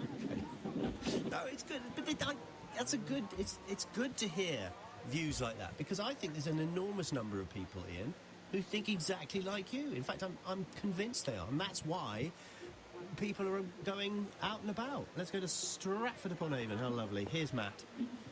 Hello there, Ian. How are you? I'm good, thank you. What do you think? Yeah, good. I just thought, really, the politicians have sort of just been doing what they want to do. So I don't see, they're telling us our 2 metres, but then you look at Dominic Cummings, who went all the way up to Durham. Yeah. If I'd have done that, I don't know what Do you see this? I want to run on a nail this one. Do you really think that what Dominic Cummings did and got away with is a direct factor in all those people gathering on the beach on Thursday? I don't think what he done, but I think you have got the others. So then you've also got Matt Hancock, who then also at Parliament was then hugging his best friend. I haven't been able to hug my mum or nan for months now. So again, why can he do it and not me? When did he do that? It was on the Parliament. But he's had it, hasn't he, Matt Hancock? He has had it, but then there's no guarantee that you can't get a second. We might all get a second wave of this, which I think we probably will. I think a lot of stuff is opening a lot quicker than what it should be opening up. What do you think of the opinion of our last caller, Ian? I think the only way we will get through it is through the herd immunity. I know the government have tried it, but the way they're opening stuff, my other half works within a nursery, and they've been saying if a school and nursery can't handle a knit, how are they going to handle coronavirus? You can't say. Okay, what about this attitude, why should I wear a mask? That was his opinion. I feel it's an infringement of my freedom or something. Yeah, I think with a mask, again, I like the public transport one. I'm looking at the car, but some people don't. Right. But I think it stops they said that it stops other people from getting it. But then, hasn't a lot of people got to be on board with that to stop this spreading and stuff? I think there's only 2 ways out of it. The coronavirus, to find a vaccine, which then I've spoken to some people and they don't even believe that a vaccine is, they think it's achievable, but the people I've spoken to have said, I'm not going to get it until a few 100,000 will get it, because a lot of people don't trust what the government are saying, so they think, this vaccine is something that the government are going to do. Okay, so the vaccine's one. What's the other way out? I then we all get herd immunity from it. Herd immunity, okay. And what do you think of people like Novak Djokovic who've got it but are still saying if I was forced to take a vaccine, a tennis player, I wouldn't? There must be loads of people like him saying, why should I take a vaccine? I think so. Should we be forced to take it when it appears? No, I don't think you should be forced to. I don't definitely think so, because it should be like a personal preference. Like, if you're more than happy, I don't think more than happy to get it, but if you're putting yourself out there and like, oh, I don't care if I get it, then if you don't get a vaccine, that's up to you if you get it then. Yeah. Okay. Again, an interesting viewpoint. Lynn says, I'm glad others feel the same about these face masks. In a clinical or work setting, yes. Otherwise, they are of little value. If they stop people spitting and putting feet on seats and generally attend to hygiene, we might be better off, says Lynn. I want to hear from you, particularly if you've been at any, if you're brave enough to tell me you've been at any of these large gatherings, on the beach at Bournemouth, in Liverpool, rave in Manchester, block parties in London, wherever it happens to be. I'd love to hear from you. 0345 6060 973. The time is 3:30. Tim Humphrey has the headlines. Staff at a hotel in Glasgow where an asylum seeker attacked 6 people are said to have been warned about the suspect's mental state the night before. He's also claimed he'd spoken to an immigration solicitor in the minutes before the attack. He was shot dead by armed police. The Chief Constable of Merseyside says violent disorder shown last night during Liverpool's title celebrations was totally unacceptable. Andy Cook says there'll be time after the coronavirus pandemic to celebrate properly, and current gatherings are tarnishing the image of the city. The Queen and the Prime Minister have saluted the work of British servicemen and women as the country marks Armed Forces Day. The Red Arrows performed a flypast in North Yorkshire this morning as commemorations were scaled down because of the lockdown. And the weather rather cloudy with more showers tonight, those mainly in the north and west, and a low of 9. This is LBC. Enjoy peace of mind with Ford. Relax and think about 3 months deferred payment on a new vehicle. Visualize an additional 3 months cash back. Breathe deeply and let 0% APR representative on selected vehicles wash over you. That's peace of mind from Ford. Current promotion ends 30th of June. Search Ford Peace of Mind for details. Only available with Ford credit on selected finance plans. Exclusions and deposit restrictions may apply. At Halfords, we're here to get you where you want to be. We fit car tyres for over 500,000 customers every year. We could fit yours at one of over 350 garages, or even on your driveway with our mobile experts, which means you can safely hit the road again and surprise that special someone. Happy birthday! From tyre fittings to MOTs, there really is no job too big or too small. Halfords, for life's journeys. In line with government guidelines, face coverings are now compulsory on public transport. At Asda, you can get a 4-pack of Prima disposable face coverings for £2.80, or a 2-pack of washable face coverings from £2.50. Asda, we're all in this together. Selected stores subject to availability. If you can build that flat-pack wardrobe without looking at the instructions, you've still got it. If you can manage 5 keepy uppies on your first go, you've without question still got it. If you can toss a pancake to the ceiling and not let it hit the floor, surely you've still got it. And if you can just about fit into those jeans you bought 5 years ago, you've definitely still got it. Brute, still got it. It could be a first-timer, or a long-timer, or a once-in-a-whiler. It could be a little or a lot. It could be the ticket under your fridge magnet. It could be someone with your first name and last and middle. It could be you. Tonight's £15 million lotto jackpot must be won, or thousands of you will win a share of the jackpot. Play online or on the app. Lotto from the National Lottery. Your numbers make amazing happen. Rules and procedures apply. Players must be 16 or over. This is LBC with Ian Payne. Call 0345 6060 973. Tweet at LBC. Text 84850.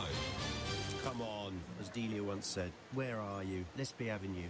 I want to hear from anyone who's been at any of these big gatherings that the police have had to wade in for.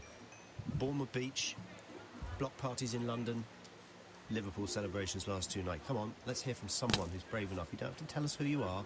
You want to remain anonymous, you can. But I really, between now and changing the subject of 4 o'clock, so in 25 minutes, I desperately want to hear from someone who's been to one of these things. What was it like? Tell us why you went, etc. Have it changed your attitude? Blah, blah, blah.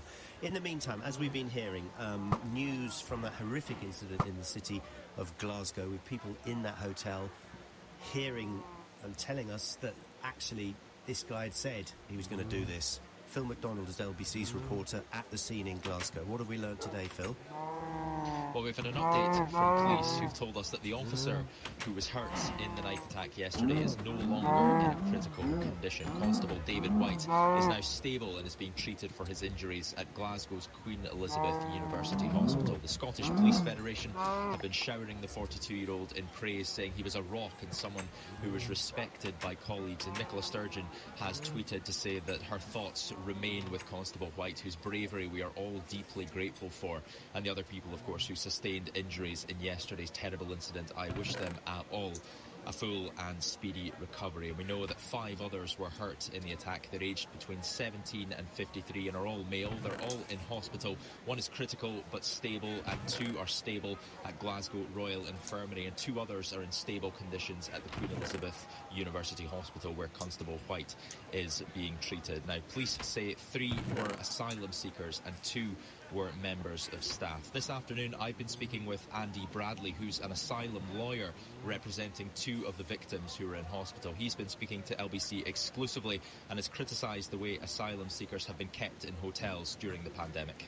You have 17-year-olds who are fleeing trauma themselves, who are being housed alongside adults who are fleeing war-torn countries and may have troubled backgrounds and may have mental difficulties, and you have teenagers living in cramped conditions close to these adults, and it's perhaps time that this practice should be reviewed, and perhaps time that this should be brought to an end.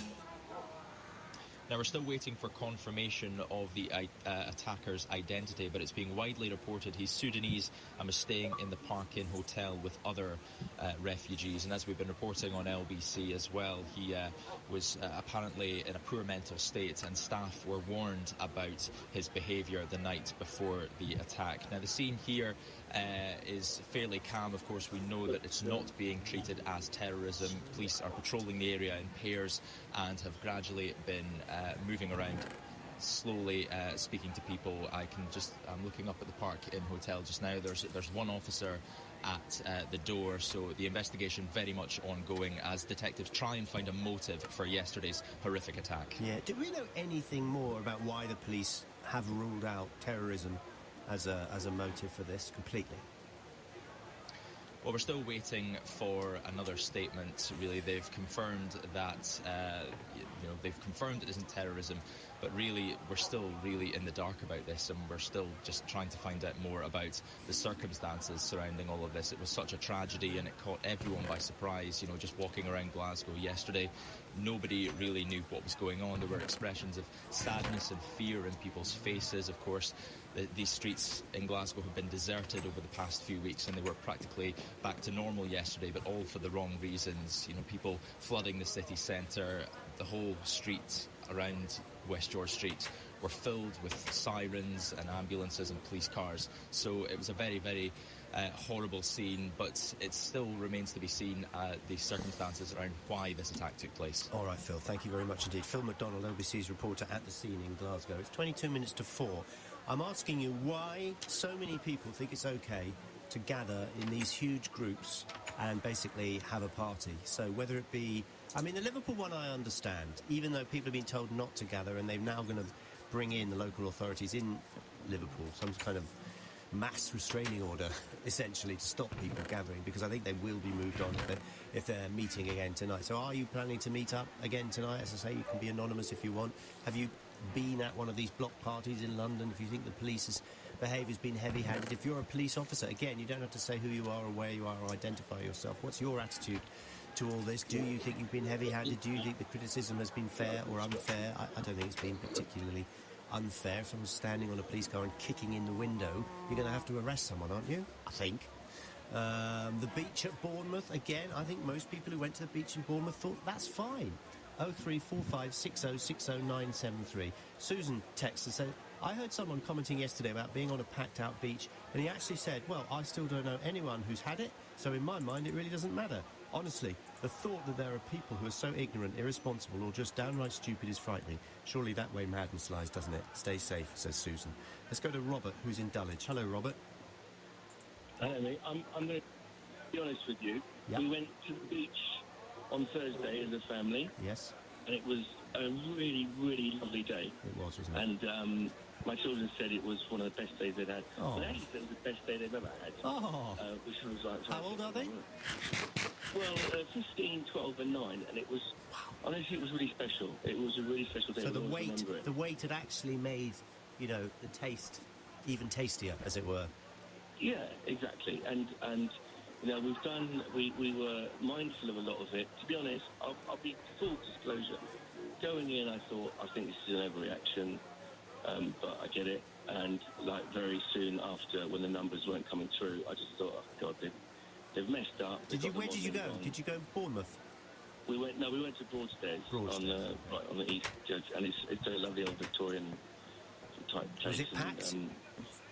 Yeah, it was packed, but you see, I was doing the analysis. I was sitting there. From the moment we left our car and then we were back 6 hours, okay?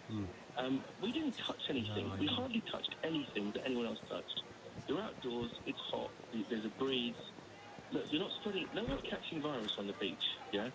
It's just not happening. I don't, you see, I kind of agree with you, but I couldn't say definitively that's right.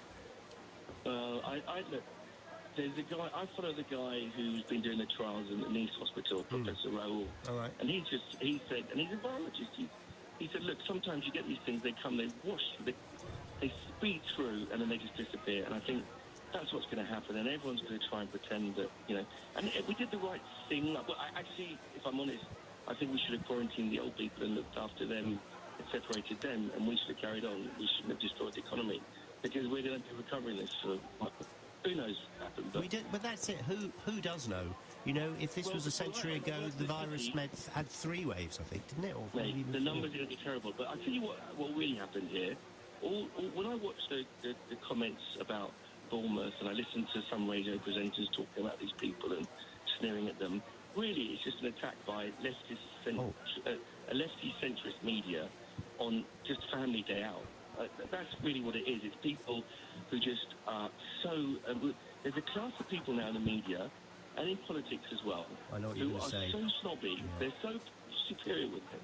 I mean, the left-wing snob is the worst, right? Because they really hate what they perceive to be the white working class, or whatever they want to call it. It's so pathetic. It really is. I must admit, you're absolutely right, and thank you for your honesty, because, as I say, we can't have this conversation unless we're honest about it. But there is... You can actually divide opinion on where you stand on the debate about lockdown and everything that goes with it, with your politics. If you're on... It seems to me, which is a crazy thing to say, but actually it's true.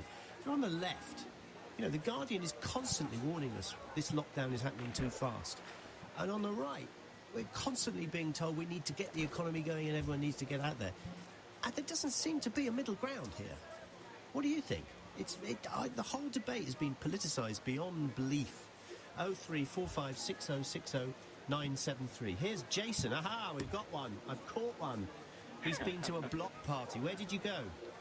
I went to one in Brixton, unfortunately, with all the bad deadlines. But Talk us through it. Oh, did you? Then. That's what you're telling us. That's what you're telling your parents. I've got better things to do. So what are they? What are these block parties? How did people find out about them? Well, through the internet everywhere. You know, if you know the right people, everyone will WhatsApp you, to tweet you, whatever how it goes. You know. Yeah. And someone just sets up a sound system. You just get on down there and enjoy it. What time did it start? Well, I got there at 12, so I really don't know what time it started. What, midnight or midday? Midnight. You got there at midnight and you left early? Yeah, I left at 1. Drove down, had a laugh, and then off you go. Well, and yes, you remember, it is outside. there are some people that do social distance, but there's only so much you can do. It wasn't just the social distancing. It's a fact it's a residential area. You left early at 1 o'clock. There's a sound system blaring. People are going to complain, Jason. Well, yeah, we knew that was going to happen eventually at some point. But in general, I'm not making an excuse. No, go on. But unfortunately, go on. There is ways that our lovely police can deal with situations like this. What did they do wrong? What time was it when the police moved in then? I have no idea, because I was gone by then, I'd like to say, but I've heard with word of mouth that the attitude to break up the fight could be really done simple, and unfortunately there were different age groups there that are not quite responsible. And so you think the police had come in wearing slippers and gloves and said, "Come on, everyone, I think it's time to go to bed." They'd all have gone. No, there's the easy way of doing this. What you have to do is just quite simple.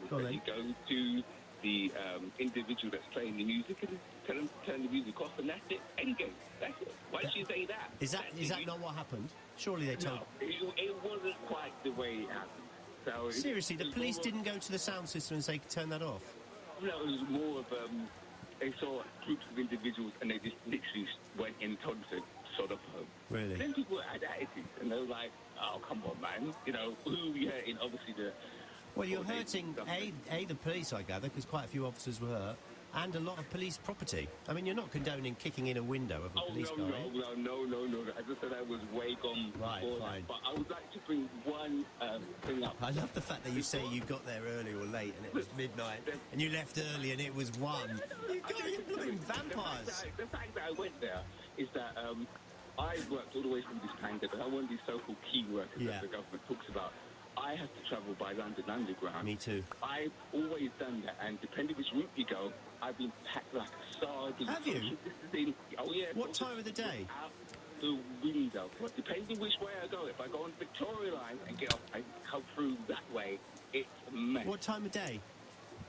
Well, you go between about 8-ish and 9-ish. In the morning. Yeah? Yeah, it's always a mess. I go on the Piccadilly line about 9 o'clock, and there's nobody on it. I'm literally the only one. Jason, I've got to go. Thank you very much. Enjoy yourself, night owl. I love that. I left early. What time? 1? 0345 60 973 is the number to ring. Why are people thinking it's okay to go out and about? I think we're getting inside the heads of this attitude now, aren't we? It's 3:45. Nick Ferrari at breakfast, LBC. Now the police rock up, people just laugh. This is what happens when a police force becomes politicised. Whether it's wearing high-heel shoes in Cardiff to show your support for an anti-slavery protest, and the latest absurdity is posing with a poster supporting Gypsy and Roma travellers. This is not what policing is about. So that is why you've lost the respect. You are a laughingstock. Nick Ferrari at breakfast, weekday mornings from 7, LBC. It's been a tough time for small businesses over the last few months, so many have been using digital tools to adapt during the lockdown. We spoke to some of them.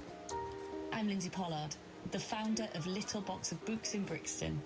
I realised during lockdown that parents would probably be looking for more books while they were homeschooling their children. So I updated my Google My Business profile and used Google Tools to find new customers for my children's books. Since March, my website visits have tripled and I'm selling more books than ever. To find out how Google can help your business adapt, visit g.co/smallbusiness. At Honda, we've never looked to other car companies for inspiration. No, it's not a matter of an inflated ego. We just prefer listening to what people really need. For example, the new Honda Jazz Hybrid doesn't have the expected 6 airbags. It has 10. Including one that prevents the driver and passenger from colliding with each other. And because we also listen to our conscience, all our safety features come as standard. No charge. Honda, the power of dreams. Whoa, just got a Moonpig reminder that it's your birthday Saturday. Yeah, I set that up. Oh, do you know what? I forget one time. Okay. And in the app. Ooh, romantic card section. I'm full of surprises. Now, what rhymes with babe?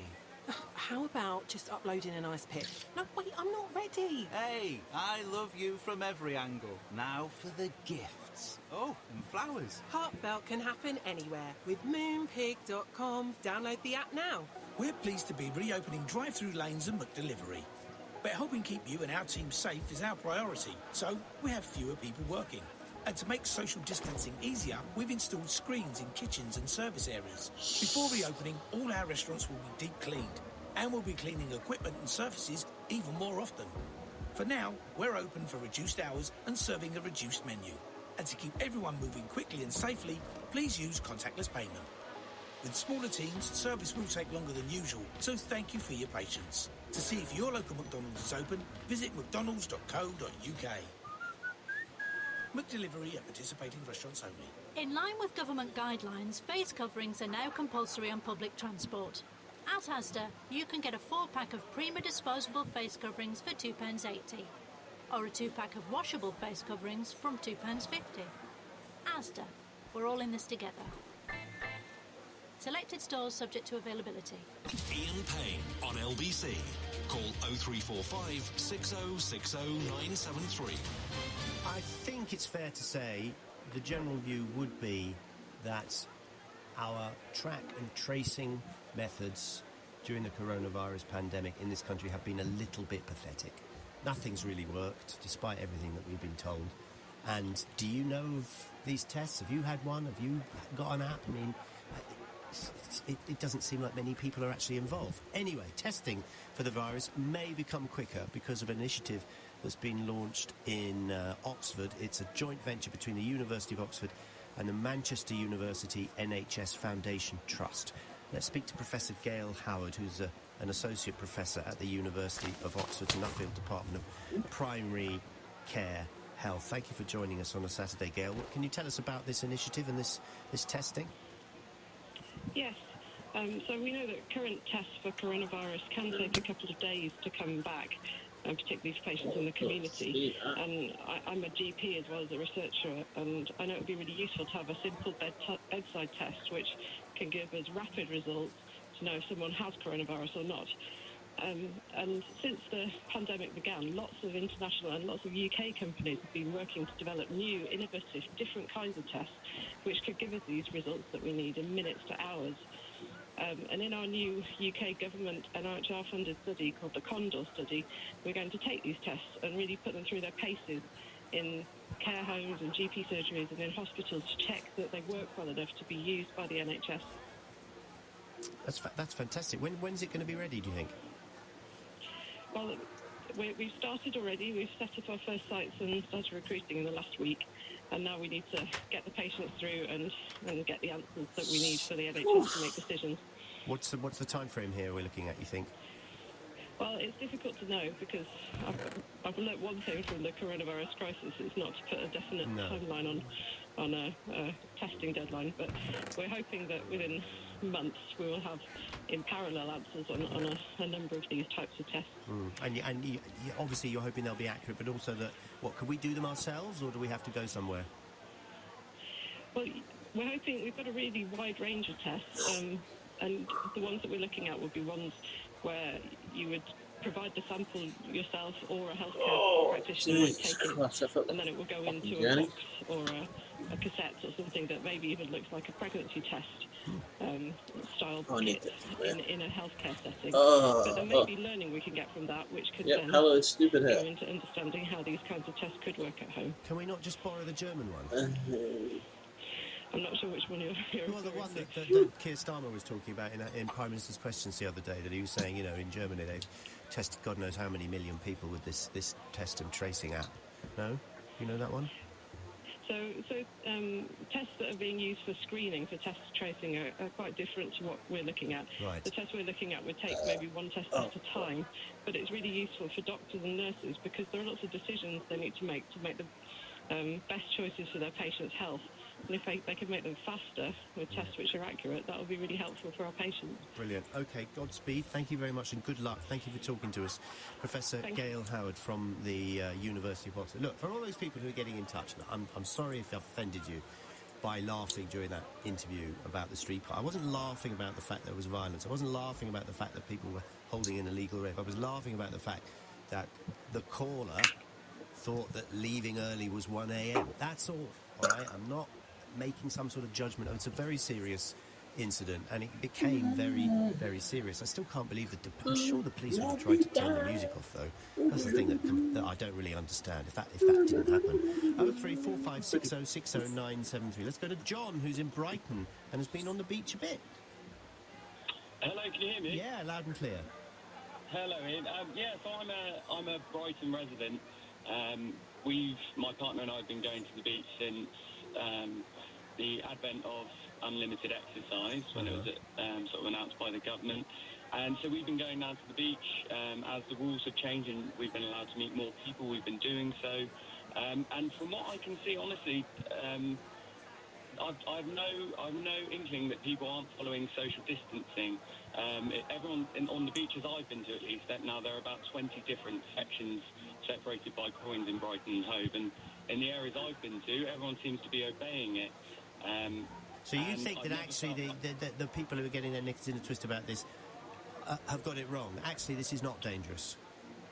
Well, I mean, I've listened to a few of the callers before, and some of the points that they've made are actually quite worrying. The gentleman who said that he doesn't agree with face coverings, and I think there's a general sort of ignorance to the danger of the virus. However, this is my point of view. I think ultimately, I'm not condoning herd immunity, but I do think the country has to go on.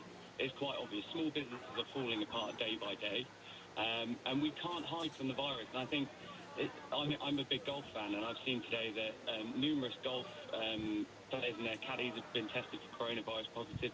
It doesn't seem to be having that big effect on young people who are fit and healthy. Yeah. We need to go out and keep the country running.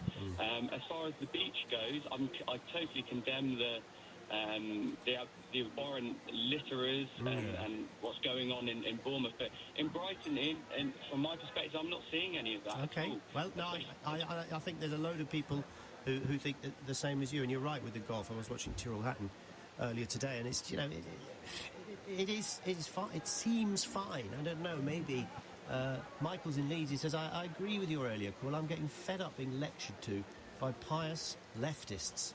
You're in their hindsight to tell us how superior they are. The government and their advisors are damned whatever they do. The willingness of these people to make political capital during a national crisis disgusts me, says Michael in Leeds. I told you it was getting political. Jay's in Kensington. Hello, Jay. Hi, good afternoon, Hello. Ian. I think this conversation is a little bit concerning and a little bit perplexing. Yes, if you're fit and young, there is less propensity to pick up COVID. My mum is a medical professional. Her sector is paediatrics. But it is about who you're intersecting with, parents and grandparents and great-grandparents. And if you do have to be induced into a coma at hospital, your body is faced on your front, your lift slightly raised up. They have a technical treatment called pummeling, just gently your back.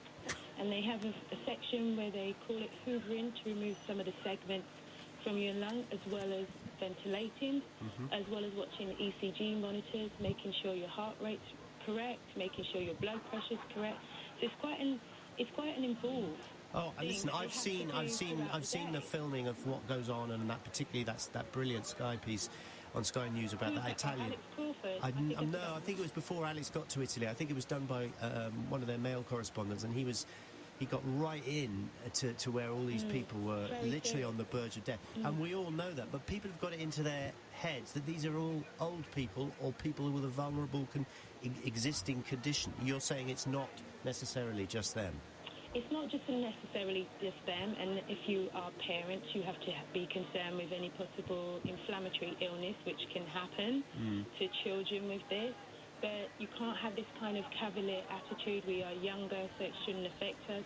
There have been, some people... What about the fact that people think going outside means you're much safer, and if you're socially distancing, you won't get it? I think if you're socially distancing outside, the percentile is low, but I like the approach of the head of police, Cressica Dick, because I think she's much more about speaking to communities, asking how to be involved with communities. I haven't liked a lot of your male callers who seem to be quite misdirected with their alpha maleism and said that she should be stronger, she should be tougher. I think if you're having that kind of approach, you're only going to get a ramification of people hitting hard back and not wanting to listen. I understand. Thank you very much indeed, Jay. I'm going to move on, actually, from this conversation, even though there's a load of you still want to talk about this, because I want to talk about a topic that Majid brought up, and it's a fascinating one, I have to say. I've been looking at videos on this subject all day. The Archbishop of Canterbury says the Church of England should rethink the portrayal of Jesus as white. It's the latest topic to emanate from the killing of George Floyd and the Black Lives Matter movement. President Trump has claimed some protesters there want to pull down statues of Jesus in the US.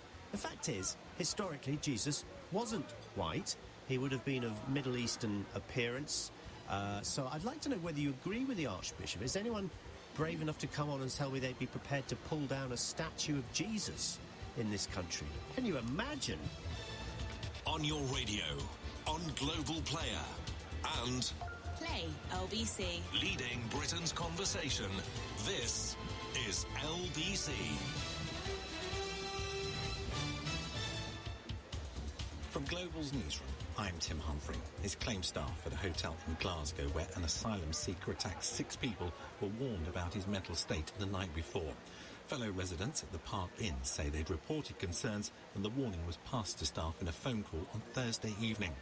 Siraj, who's an asylum seeker from Yemen, who was also a resident at the hotel, says the suspect had previously made violent threats. The next room, they was making some noise. He was saying the noise was just to disturb him. The room on the top of him, the same, and he was saying that they are against him. Suddenly one day he said, I want to attack them. I want to attack that room next to me, that room on the top of me. And he said, I want to attack the hotel.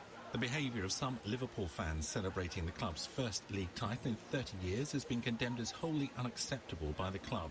It follows what police have described as a night of significant disorder as thousands of supporters gathered near the pier head to mark the Premier League triumph. Many disregarded coronavirus social distancing rules. Some locals have been out today clearing up. I understand that it's a big win for Liverpool and it's a big win for the city, but to leave a state like this, it's disrespectful. There's a time to celebrate. This is not the way to do it. This just brings the bad image onto, obviously, the fans. It's just not something that should be happening. The UN's humanitarian chief is calling on world leaders to act or face the prospect of millions of children in Yemen starving to death. The number of suspected coronavirus cases in the country appears to be growing rapidly, with international aid agencies forced to abandon critical programmes. Here, summer holidays to France, Greece and Spain could be back on the agenda, with the government expected to announce a relaxation of restrictions. It means people travelling to certain countries will no longer need to self-isolate when they return. The rules will be replaced by a traffic light system, with countries placed into categories based on their levels of coronavirus infections. Travel editor at The Independent, Simon Calder, says the industry isn't happy about it. There's still immense fury within the travel industry at the way the whole quarantine has been handled. They say it's great having a red light for some countries which have a high risk of coronavirus, but why didn't you start with that instead of kind of reverse engineering? Wolves have moved to within 2 points of the Premier League's top 4. They've beaten relegation strugglers Aston Villa 1-0. And the weather rather cloudy with more showers tonight, those mainly in the north and west with a low of 9. Heavy and persistent rain in the northwest tomorrow, sunny spells and scattered showers in the south, and a high of 20.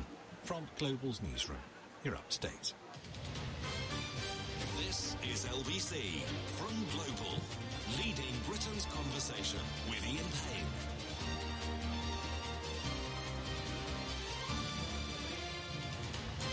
So it's the latest subject that comes from the tragic death of George Floyd in America, the whole Black Lives Matter movement. And the fact is we are now actually doing something, whether it's enough, I'm not sure, but things are actually happening now that make change happen.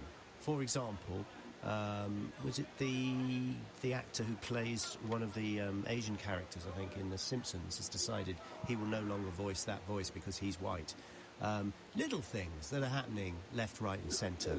And another one now being considered, and we've talked about this before, but if the Archbishop of Canterbury suddenly says we should rethink the portrayal of Jesus as white, then that's quite interesting, isn't it? As I said, I went on a YouTube journey to find out more about this subject, and obviously he wasn't white. Thank you for the follow.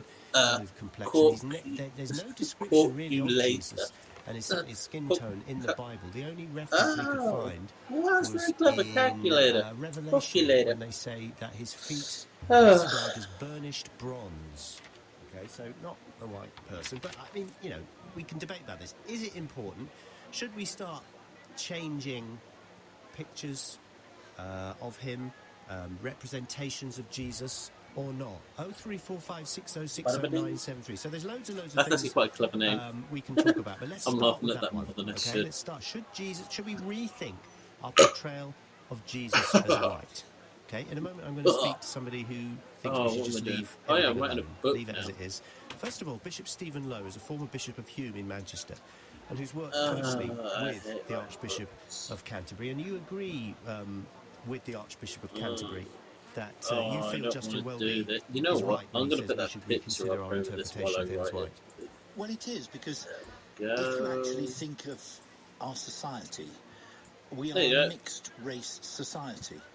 And the notion that Jesus should be portrayed as white in the way in which Victorian missionaries presented him as a white, sometimes ginger-bearded figure to Africa when they were taking the gospel to the heathen, inverted commas, it's just nonsense. And I find somebody who loves Africa and goes to Africa quite a bit, to see black Jesuses on crosses, and one of my favourites is one of the Archbishop of Canterbury's one, a Namibian portrayal of Jesus, a black Jesus on the cross, is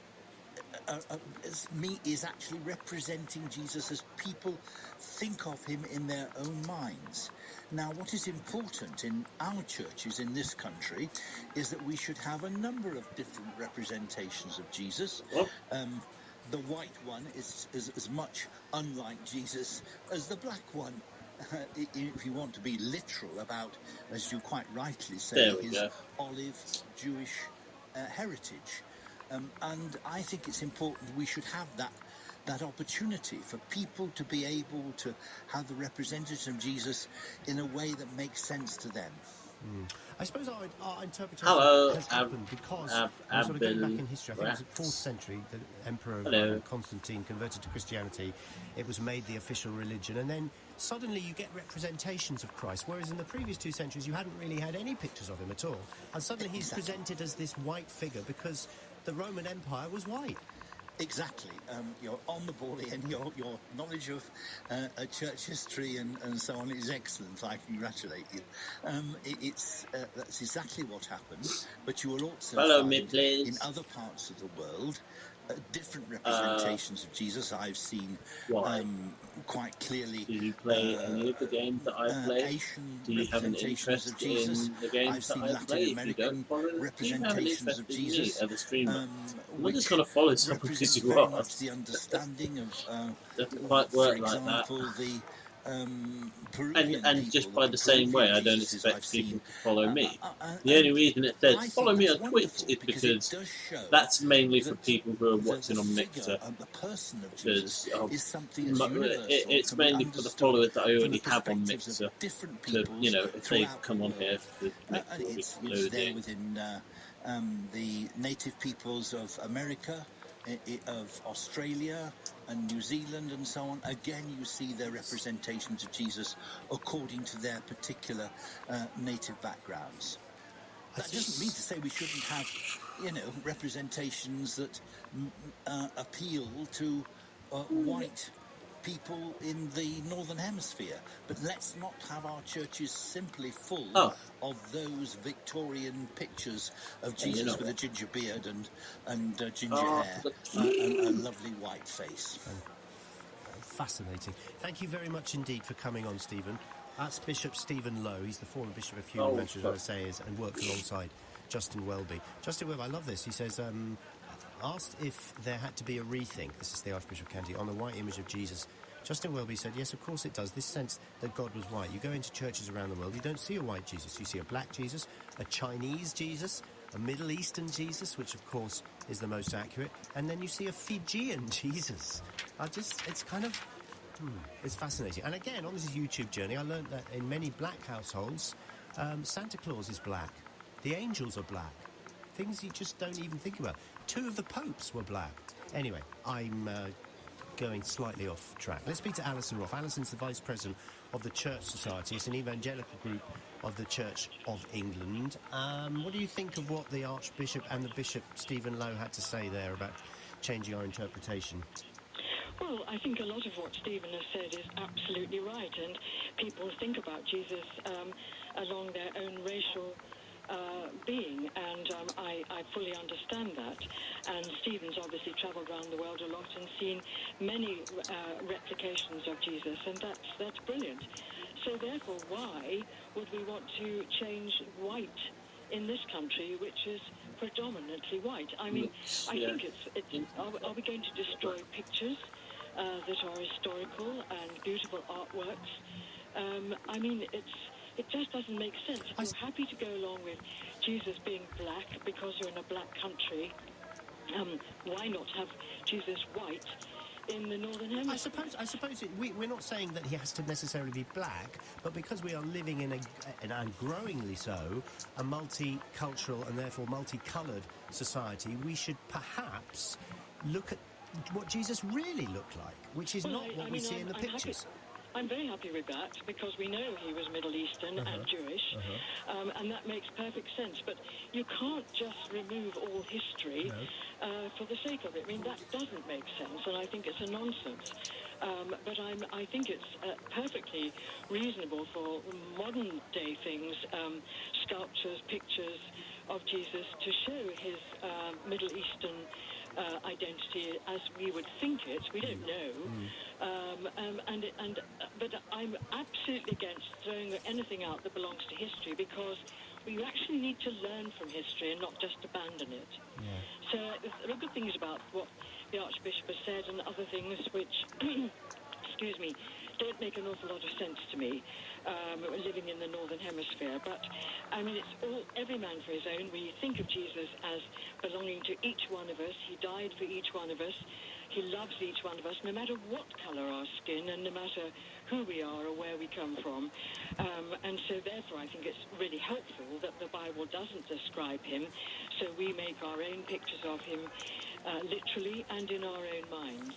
Thank you for coming on, Alison. Alison Roth, who's the Vice President of the Church Society and Evangelical Group of the Church of England. It's a fascinating text. We've got a full switchboard already, so I'm going to go straight to the phone calls. Read out a couple of texts first, though. Paul's in Hanwell. He says, the Archbishop of Canterbury is wrong in thinking that Jesus was not white. Let's not forget that he was born by Immaculate Conception and the Son of God. If God was white, then surely Jesus would have been white too. To which I would say, if you're looking at it from a religious point of view and the Immaculate Conception, I can understand it. If, however, you are agnostic or atheist and you believe Jesus existed as a prophet, as somebody who talked about the kingdom of God and taught people about Christianity, about religion, then you would have to say, as a man, because he was a man, he could die, he has to be a different colour to what we normally see, doesn't he? 0345 60 60 973. Let us speak to Richard, who's embarking. Hello, Richard. Oh, hi there. Yeah, I just want to say that you mentioned about 400 AD when Christianity was adopted by the feudal barons and the kings of Europe. 300 AD, yeah. That religion was imposed upon us here. Prior to that, we were pagans, whether we were Celts or Anglo-Saxons, and we did worship images like Balder. Yep. And I think what they did, they made Christian images to usurp the pagan images. So perhaps if we come clean on this and say that these images of Jesus are really Balder or Odin or Thor, then we'll get back to our own pagan religion, which is the religion of our ancestors. Yeah. Do we need to do that, though? I think we do, because I think we're suffering from an identity crisis. And I think we're getting that with identity politics at the moment. And I think there are people who are trying to start a race war with this. And I think that is very dangerous. I think that's where I do think you're taking this a bit too seriously. What do you mean a race war? Well, I think when you topple a statue and they throw it into the river, then you're enacting what you want to do to people. And that's what's happening in America now. People are starting to attack people because of their race. As Enoch Powell said, in the race war... Yeah, I don't think that's necessarily happening. It might, the occasional thing, but I think that has always happened. And I think that the pulling down of a statue, you know, I don't know really how I feel about that particular statue in Bristol. Not necessarily the history of the guy. We have to know about our history. Should it be shoved in your face with a statue like that, even though he spent all that money and gave money to the poor and was actually very altruistic after he finished it? I don't know. I really don't know. You know, they think you're pulling down... They pulled down a statue of George Washington in Washington State. I think it was Seattle, was it? It was definitely Washington State. Maybe it was Portland. And it was like, wow, is that what we're getting to? But I think Trump's idea of Black Lives Matter want to pull down statues of Jesus is he's doing it again. He's electioneering and he's appealing to the basest elements of the people who support him, saying, look, they're attacking Jesus now. The time is almost exactly 4:15. LBC. It's been a tough time for small businesses over the last few months, so many have been using digital tools to adapt during the lockdown. We spoke to some of them. My name's Josh Baxter and I own Fresh Fish Daily here in Edinburgh. 5 months ago I had no online presence for my business, we were just a high street shop. Then at the start of the year, I updated my Google My Business listing and started using Google Tools to help me find new customers. Despite having to close the shop in lockdown, I've seen a huge spike in sales. To find out how Google can help your business adapt, visit g.co/smallbusiness. This is a message from the government. Some businesses are now able to welcome back their employees and customers. To keep everyone safe, it's important you follow government guidance and make your workplace COVID secure. Businesses should carry out COVID-19 risk assessments, put in place hygiene procedures, and help staff and customers keep a safe distance. Talk to your employees, listen to their concerns, and if possible, help them to work from home. Every workplace is different, but by following this guidance, you can get back to business safely and play your part in managing the risk of infection. Visit gov.uk/working safely for more information. Stay alert, control the virus, save lives. At Morrison's, we're all about making it fresh. Our summer deli is packed with both British and continental cheeses and cooked meats cut to order, like freshly sliced Yorkshire ham, now half price, 65p per 100 grams. Morrison's, making it fresh. Majority of stores while stocks last, excludes online. So, you've been holed up for a while. Not in here! The place has got a little, let's say, lived in. At Wix, we'll create your dream kitchen or bathroom from design to show-off ready. And to keep everything safe, you can book a free virtual design appointment. Plus, now there's up to 50% off kitchen installation and 15% off bathroom installation. Cure your house embarrassment safely with Wix. For qualifying spend, terms and exclusions, visit wix.co.uk. At Argos, our sale is on and so much more. Go online to shop our range of amazing deals, including tech, toys and home. And style up your home with up to half price on selected home and furniture. Visit our website to shop our full range of deals. With Argos, you're good to go. Subject to availability, conditions apply, sale ends 14th of July. Ian Payne on LBC. Call 0345 6060 973. Well, it's getting lively. So, the Anglican Church should reconsider the way that statues and other representations of Jesus portray him as white in the light of the Black Lives Matter protests. Who said it? None other than the Archbishop of Canterbury. Justin Welby also said that the Church must look very carefully to see if they should all be there. In an interview, the head of the Church of England, I thought the Queen was the head, anyway, said the West in general needed to question the prevailing mindset that depicted Christ as a white man in traditional Christian imagery. Asked if there had to be a rethink on a white image of Jesus, Welby said, yes, of course it does. This sense that God was white. You go into churches around the world, you don't see a white Jesus. Are you a person of colour who is a Christian? How do you view Jesus? Do you have pictures of Jesus as a white man or not? That'd be quite interesting, wouldn't it? Again, I was watching lots of interviews with a lot of black Baptist ministers in America, and they had no objection to Jesus being portrayed as white, and indeed they had pictures of him as the traditional white man with the beard and the long robes. portrayed around the church, and it was kind of like his colour doesn't really matter. Jesus is to every person different, or their own God, their own interpretation of it. Rob says this is a non-issue. It's just Welby trying to get into the news. Nobody believes Jesus was white. Well, that's not true, Rob. A certain anchor on Fox News was interviewing someone and said, we all know Santa Claus was possibly white, and we certainly know Jesus was. I was thinking, it's not something people even think about, except perhaps those with a chip on their shoulder and a destructive political agenda, says Rob. Mark says, why do people always say it's denying history, just telling the truth that Jesus was from the Middle East? He surely wasn't European-looking. Their appearance was. We think he was. So what do we know? He was a Jew. He was not a Mediterranean Jew, not sort of white Jewish that we think of, but more, I think the phrase someone said was Iraqi Jew looking like. So dark, definitely. And the ginger hair? No.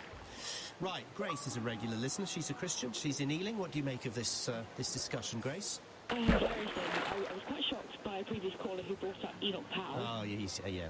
Well, we have to take it away. I would tend to agree with Welby on this.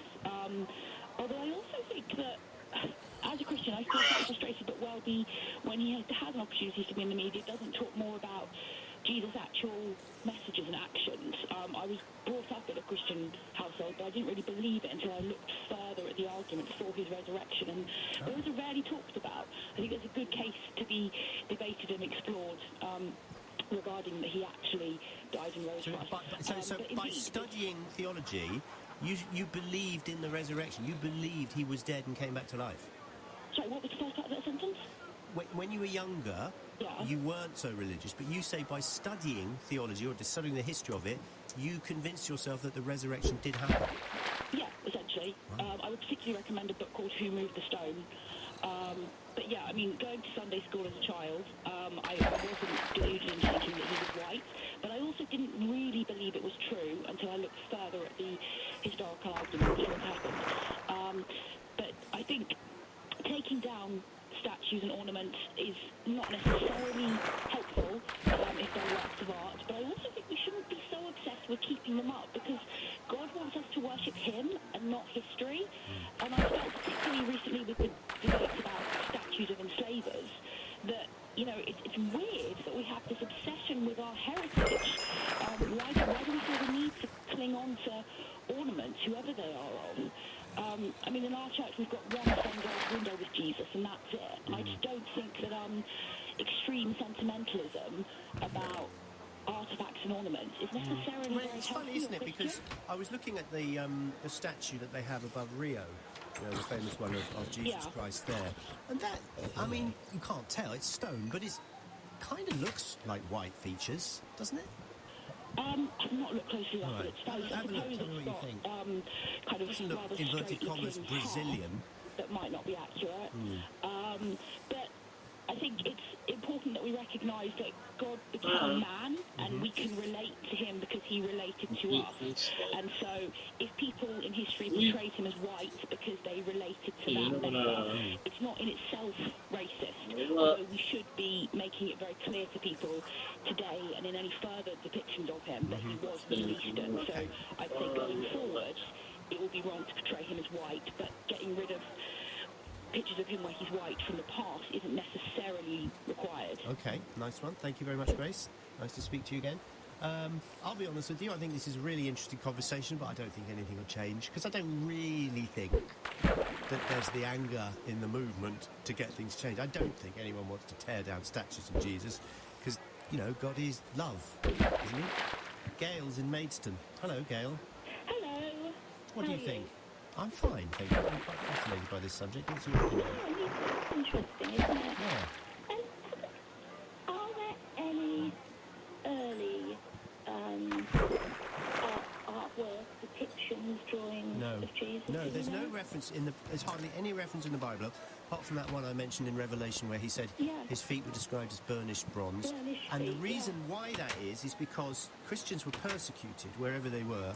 And then it was only 2 centuries or 3 centuries later, when Constantine, as I said, was emperor, that he converted to Christianity. It became the official religion of the Roman Empire. And suddenly there were all these depictions of Jesus, and they were all white Jesus because that's what the Romans were. Yeah, that's right, that's right. Well, you know, instead of...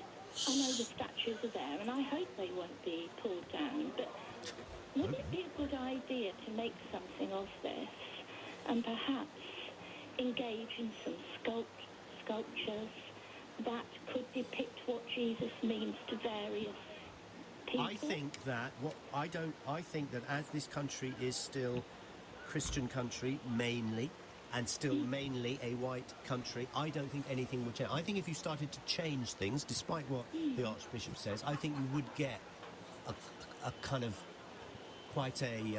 I mean, I wouldn't care less, because I'm atheist, so I really wouldn't care less. But I do feel a lot of people would feel that we are interfering with history just a little bit too much. Yeah, because we don't really know what Jesus looked like. I mean, the chances are he's going to have a deep Mediterranean... Well, Judea was what is now Palestine, isn't it? A Jew. Yeah. And he's got dark hair. Right. And he can very easily. But I know very many Jews... Yes, but we're talking Middle Eastern Jew here rather than European and Jew. Jews from Israel as well. Yeah. And we just don't know, do we? We don't. But I thought it'd be a good project for maybe Justin Welby or any other archbishop to, you know, have a statue of what Jesus means to say, you know, black people or people of colour. Well, when you start to study the history of this and you really get into, so what did actually happen, you find out that the cross probably wasn't a cross, it was probably a tree with a little bit of wood put across. You'd probably find that the nails didn't go in where the you know what I mean? You can start picking things. No one really knows because no one documented it because the Romans were in charge and they persecuted him and tortured him and they didn't want anyone to talk about him ever again. And then suddenly the Romans went, oh no, now we're Christian. And suddenly we do get pictures of him. As far as Jesus is concerned, I think he probably means different things to different people. We have the image of Jesus, but you say in my mind, yes, he's got fair golden hair perhaps and slightly Mediterranean skin, and then sometimes I think of him as being darker. Yeah. But it doesn't matter to me. No, it doesn't, does it? The fact is, it's the principles he stood for. Yeah. Yeah, you're absolutely right. And I think, you know, lest we forget the message, whether or not you're Christian, whether or not you're religious, whether or not you're atheist, you know, you cannot deny that the teachings of God, the teachings of Jesus were pretty pure and perfect, weren't they? Don't you think, when you consider the life of Jesus, the lessons that he talked about, the things that he talked about, whether he was immortal or whatever you believe, whether he was just a man, you know, it's pretty impressive that, and he actually chose to be crucified rather than had his head chopped off because he wanted to suffer. And I mean, you know, again, and you might not believe any of this. You might think, water into wine? What are you walking on? What are you talking about? No, those are the supernatural things. But the natural things, pretty impressive guy, don't you think? 27 minutes past 4. Let's talk to Paul, who's in Northolt. Hello, Paul. Hi, Paul. Hi. Sorry, I'm Paul. I'm calling for the first time. And, you know, as an African and also as a Christian, this is quite a very difficult Go on, then. So, subject for me. where you brought up? Were you brought up in Nigeria or here? Yeah, I was brought up in Nigeria. I grew up all my life in Nigeria. So you have a religious family. What was the depiction of Jesus in your household then? It was, well, in my house, considering the fact that my parents were quite very educated, you know, Jesus was whatever you wanted it to be. But looking at it from the general perspective, generally, so I'm going to actually go back to the historical perspective and looking at what happened when colonialism came to Africa, specifically to Nigeria. Jesus was depicted as white, while the devil was depicted as black, which was synonymous to the two different skin colors. Yes. And that has always been a subject of issue, even to today in Africa, where when you wear black, you're seen as more or less shady or things like that. And white is always seen as purity. And you know, it's but presumably there were families in Nigeria. Sorry to interrupt you, Paul. That had black pictures of Jesus. Yes. I would not say yes or no. Really? Because Okay. I really don't know. Right. But growing up, the general picture you see is white. And, my point is not whether you put a black picture up just to satisfy all egos. The reality is the historical distortion. So let's call it for what it is. Jesus is from the Mediterranean countries, which we all know is Jew. Let's just call it what it is. And let's stop, falsely labeling things. So for you, colour is not an issue here. It doesn't matter. It doesn't matter. Yeah, Let's just call it what it is. Let's call it the true picture. Let's not sugarcoat, lies or sugarcoat things. Yeah, and let's call it as it is. And this is why I think, thank you, Paul, that's really interesting. This is why I think nothing will actually change, because people like Paul don't really care what colour he is, and it's traditionally, in this country, he's white. And whether or not that's an accurate depiction, which it probably isn't, in the end, it doesn't matter. I think that's probably what... Although there are people making... What did I hear? What did I read also? Someone wants to get chess changed because the white figures always go first with the moon. That's racist. And there was another one. There was was it in Plymouth, where they had a campaign, the local council, to pick up dog poo, and it was something like, dog poos matter or something like that. And someone from Black Lives Matter complained, saying that was sort of undermining their message as well. So sometimes I think it goes too far. This, I think, is really interesting to have a conversation about. Whether it will change, I would be very surprised if I went to my parents' local parish church and saw a picture of a Middle Eastern-looking Jesus up by the altar. But you never know. As my mother always says, who knows, dear? Who knows? It's 4:30. The news is read by Tim Humphrey. Curse of Vanishing? Claimed workers at a hotel in Glasgow, where 6 people, including a police officer, were injured in an attack, were warned about the suspect's mental state. Concerns were apparently raised on Thursday before yesterday's attack in the city centre. Merseyside's Chief Constable has described the violent disorder shown last night as Liverpool fans celebrated the club's Premier League title as totally unacceptable. Andy Cook says the current gatherings are tarnishing the image of the city, and there'll be time after the coronavirus pandemic to celebrate properly. We could soon be booking summer holidays to France, Greece and Spain, with the government expecting to announce a relaxation of coronavirus restrictions. People travelling to certain countries will no longer need to self-isolate when they come back. And the weather, rather cloudy with more showers tonight, those mainly in the north and west, and a low of 9. It's not raining anymore. When nobody's sure of the future, how do you plan for it? I'm Sarah Willinger with Johnny Timpson, life insurance expert from Scottish Widows. Johnny, how is life insurance affected by COVID-19? Are people still covered? It's only natural with the COVID-19 pandemic 24. that people want to check they're covered to protect their loved ones financially if the worst was to happen. I ain't made of money, bro. Policy in place with Scottish Widows, you will be covered if you die due to COVID-19, and our team can help your family through the process. That's the vanity I wouldn't really care about. Like, if I die, I die. It's my own fault. Check with your provider. It's important to keep paying your insurance policy premiums. But if you're having financial issues, speak to your provider to see what help is available. If you're considering life insurance, I'd recommend specialist advice through an independent advisor. Whatever questions you may have on pensions, life insurance or investments, visit scottishwidows.co.uk, where their experts can help. Scottish Widows, taking on your future together. This is a message from the government. Some businesses are now able to welcome back their employees and customers. To keep everyone safe, it's important you follow government guidance and make your workplace COVID secure. Businesses should carry out COVID-19 risk assessments, put in place hygiene procedures, and help staff and customers keep a safe distance. Talk to your employees, listen to their concerns, and if possible, help them to work from home. Every workplace is different, but by following this guidance, you can get back to business safely and play your part in managing the risk of infection. Visit gov.uk/working safely for more information. Stay alert, control the virus, save lives. Oh, damn. Okay, we're going back to the book. Back to the book. Deals, including tech, so you toys can't see and this. home. And style up your home with up to half price on selected home and furniture. Visit our website to shop our full range of deals. With Argos, you're good to go.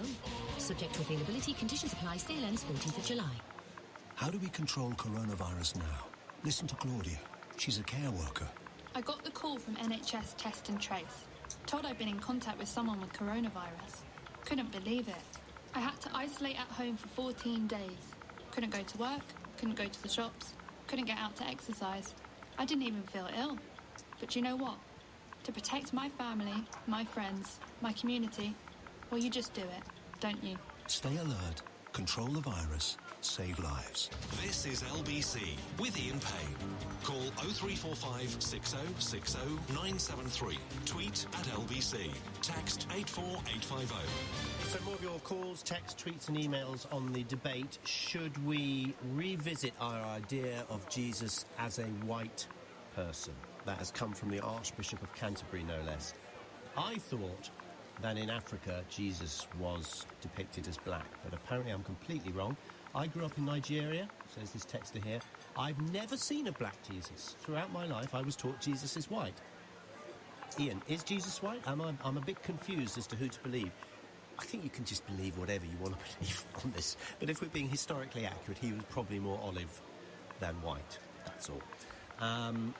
If you were brought up with depictions of Jesus as a black person or person of colour or Chinese or whatever it happens to be, I'd love to hear from you. 0345 6060 973. Does it matter what colour he is? And I think the fact that you, living in Nigeria, say that he's always depicted as white here is because of the Victorian missionaries who went to Africa to try and educate people and civilise the natives and all that.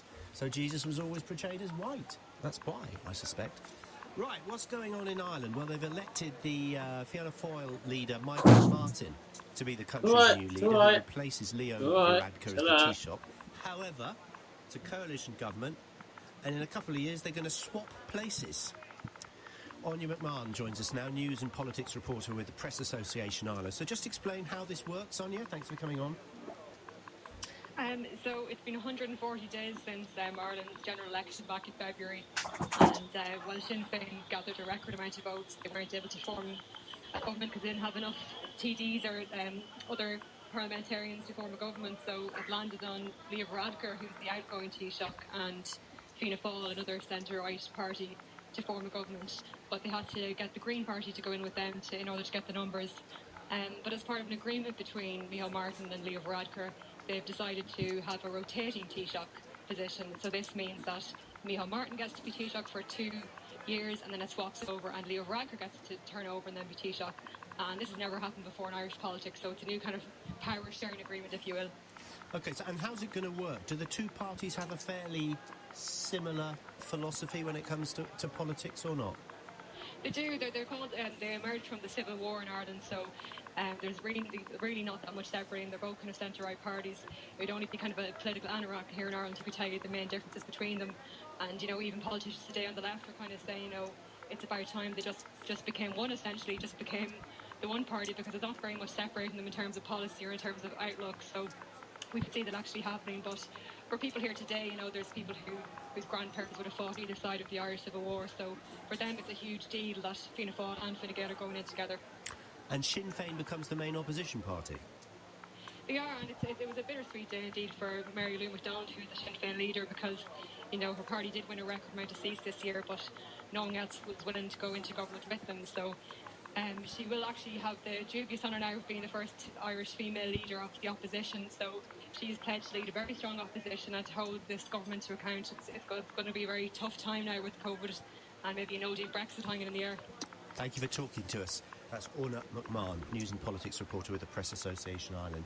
You're listening to LBC. I'm Ian Payne. It's Saturday afternoon. It's 22 minutes to 5. Right, loads of you want to talk about this subject. The subject is, should we rethink the portrayal of Jesus as white? Justin Welby, the Church of England, the Archbishop of Canterbury, says we should in the light of the Black Lives Matter protest. As I say, I think it's fascinating talking about this because obviously he wasn't white historically. He'd have been Middle Eastern, whatever colour you call that. But I don't think anything will change. I don't think we're ready for that sort of upheaval yet. I might be wrong, but I think that most religious people don't actually want that to happen. Daniel is in Sheffield, very biblical name. Hello. Hi. What would you like to say? Please forgive my cynicism for a minute. Okay. I was brought up in Africa, Mm-hmm. and I find the idea of... Which country, Daniel? in Zimbabwe. Zimbabwe, okay, yeah. Yes.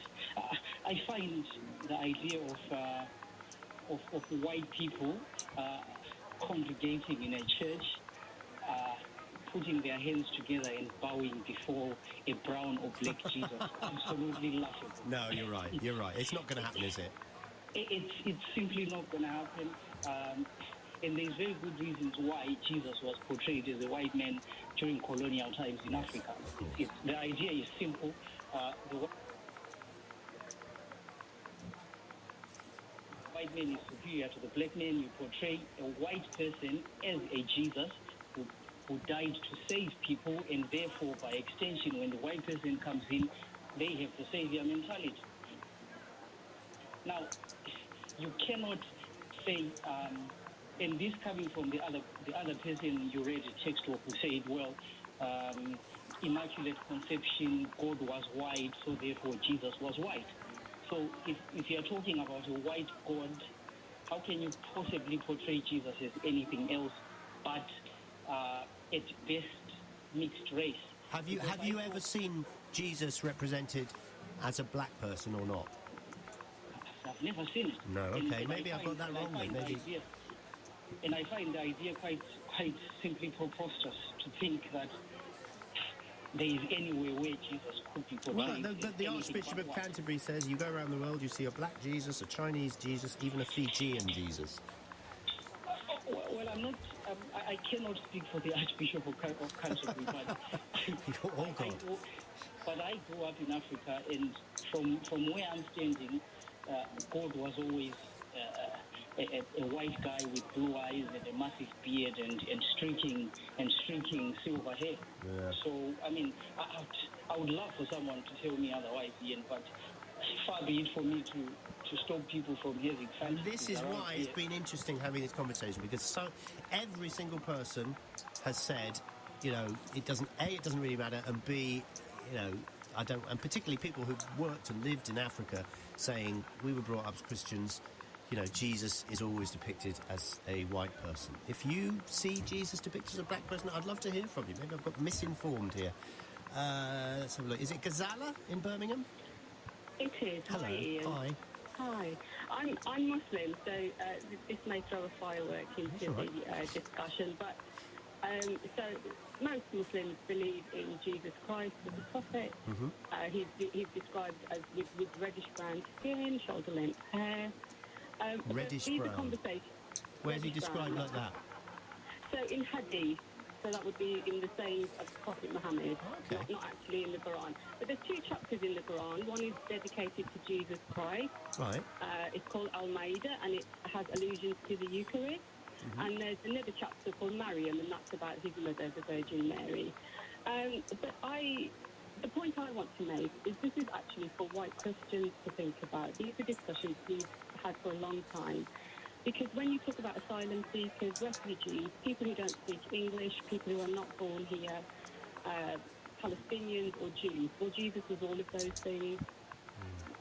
I'm fascinated to... a word of English. He wouldn't have spoken one word of English. And most Muslims believe in the second coming, as Jews believe in the first coming, as most Christians also believe in the second coming. But he would not get past immigration today. Well, it's funny because the hymn Jerusalem and did those feed in age is all about Jesus coming here.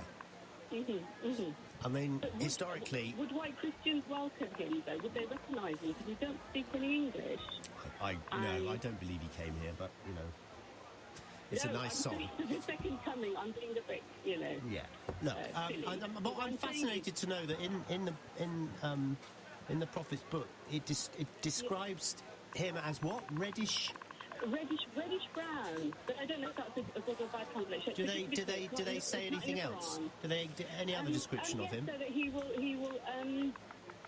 So I think just shoulder length hair, reddish brown, a reddish brown complexion, and he will arrive at Damascus. See, I was told by a professor of theology that he would have had short hair to distinguish himself from the Romans who had longer hair because he was a Christian and he didn't want to be seen as a Roman, even though Christians were persecuted. It's very complicated. So this is kind of theology in terms of the second coming that has That's how like believers will recognise him. So he'll arrive at Damascus in Syria. All right. But the point I'm saying is for people like me who've experienced quite a lot of racism about English and go home, and you know, white Christians have to realise he's all of these things they might not like. It's a conversation for them, actually. And one last thing. I remember in one of Madonna's videos, it's highly controversial. I think, I know. And, you know, Muslims really revere Christ as well, and I think this doesn't always get mentioned. But I think there was a black Jesus in her video, like prayer. Was there? Probably, yes. I think so. Undoubtedly. It's highly controversial anyway. But like anyway, prayer. Thank you. Yeah. No, let me ask one thing. Is there any... Because I know that it's a very sensitive subject, any depiction of the prophet. Is there any description of the prophet anywhere? What did he look like? Loads. Yeah? Loads. And again, so everything was medium about him. He's like the middle way. So he would have looked quite similar to Jesus Christ. Right. And just followed it, So like kind of that kind of middle type of complexion, so not very dark, not very light. Perfect. Lovely. One last thing. I guess if we did listen to God, we wouldn't have these arguments, because I guess, you know, the Ten Commandments, it says don't make graven images. Fair enough.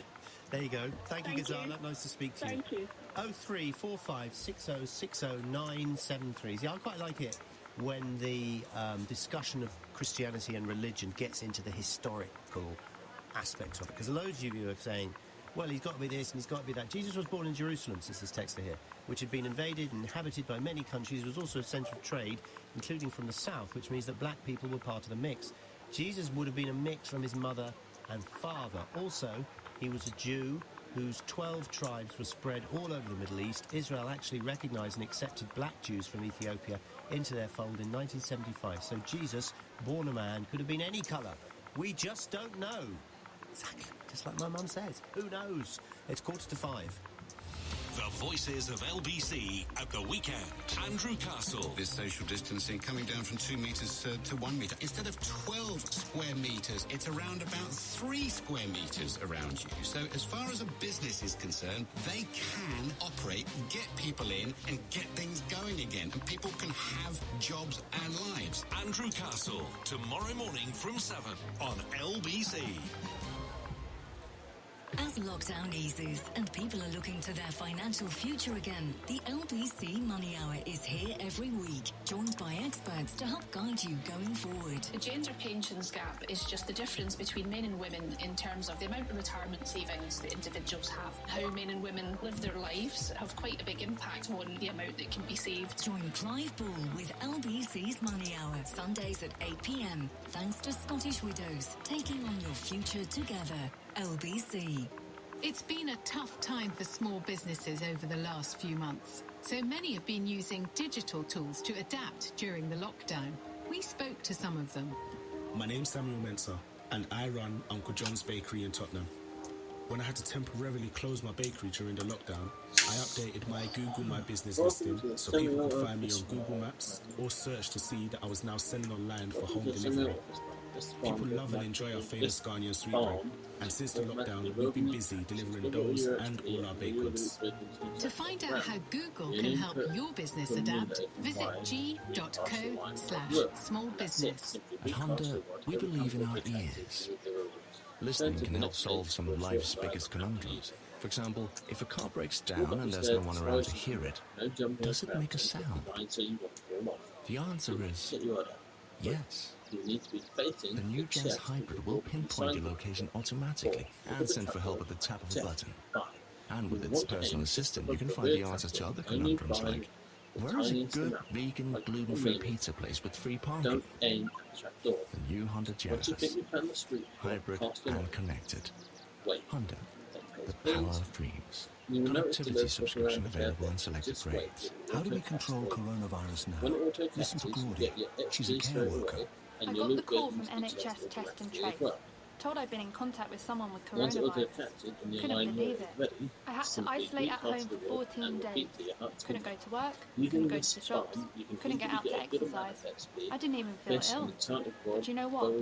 To protect my family, my friends, my community, well, you just do it, don't you? Stay alert, control the virus, save lives. Life admin. We all put it off. But switching energy supplier is so easy, it won't even make your to-do list. Sign up to Bounce, and we'll automatically switch you onto the best deal from one of our carefully selected suppliers. That's one less thing to worry about. Bounce onto a better deal at switchwithbounce.com. Ian Payne on LBC. Call 0345 6060 973. Our favourite tweet of the day or text is from Jan in Archway, who says it's ridiculous trying to describe Jesus as white. It's ludicrous. Of course he wasn't. The story is from the Middle East, not the East Midlands. It's going up to 10 to 5. Christiana, very relevant name in Newham. Hello. Hi. Hi. Yeah, I just wanted to add to this debate about the colour of Jesus that it really doesn't matter. Good. Like, obviously, if you look at the background of Jesus, he was definitely Middle Eastern.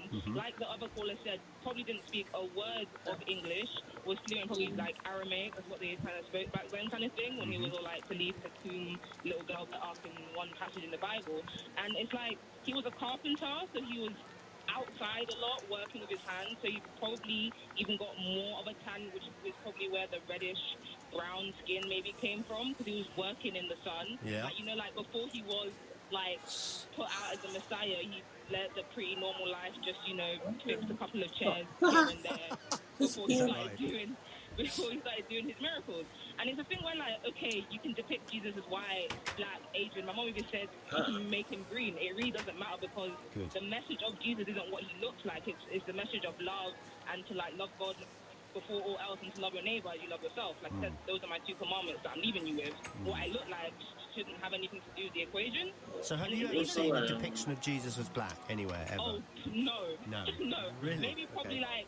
Maybe probably if someone, like, you know, when people edit pictures and if you like, this is an artist who's like, oh, this month I did a Black Jesus kind of thing. Like, I've never seen it depicted in any other church. Even in my church, I don't think we have any pictures of Jesus. But if we were to have a picture of Jesus, I don't think it would be black. I think he'd be white. Hey, look and around. the thing where, like, after, so Jesus died, resurrection, when he came back to his disciples, they couldn't even recognize him. Like, he had to show them his hands, or to show where the nails were, because they couldn't even recognize him. So it's a thing where, like, I think Jesus came in the form that was accurate for his time. Well, you see, again, historically, as I was told, he wouldn't have had a nail through his hand, because that would rip out and come out through the fingers. It would actually have been a nail on his wrist, where there's a bone blocking it coming out. True. So, I'm only... Go on. Yeah, but if he had a nail through his, like, wrist, like, wherever the nail was, the disciples, when they saw him, they didn't recognize him. Yeah. So they had to see where the nail mark was, whether it's the arm or the hand, to see it was Jesus. So I think Jesus, in that time, came as a Middle Eastern person, because if he was a white guy, he'd pretty much stick out. Yeah. No, I think we all know why he's depicted as white, because of the history of it and everything, and we all know really that he wasn't white.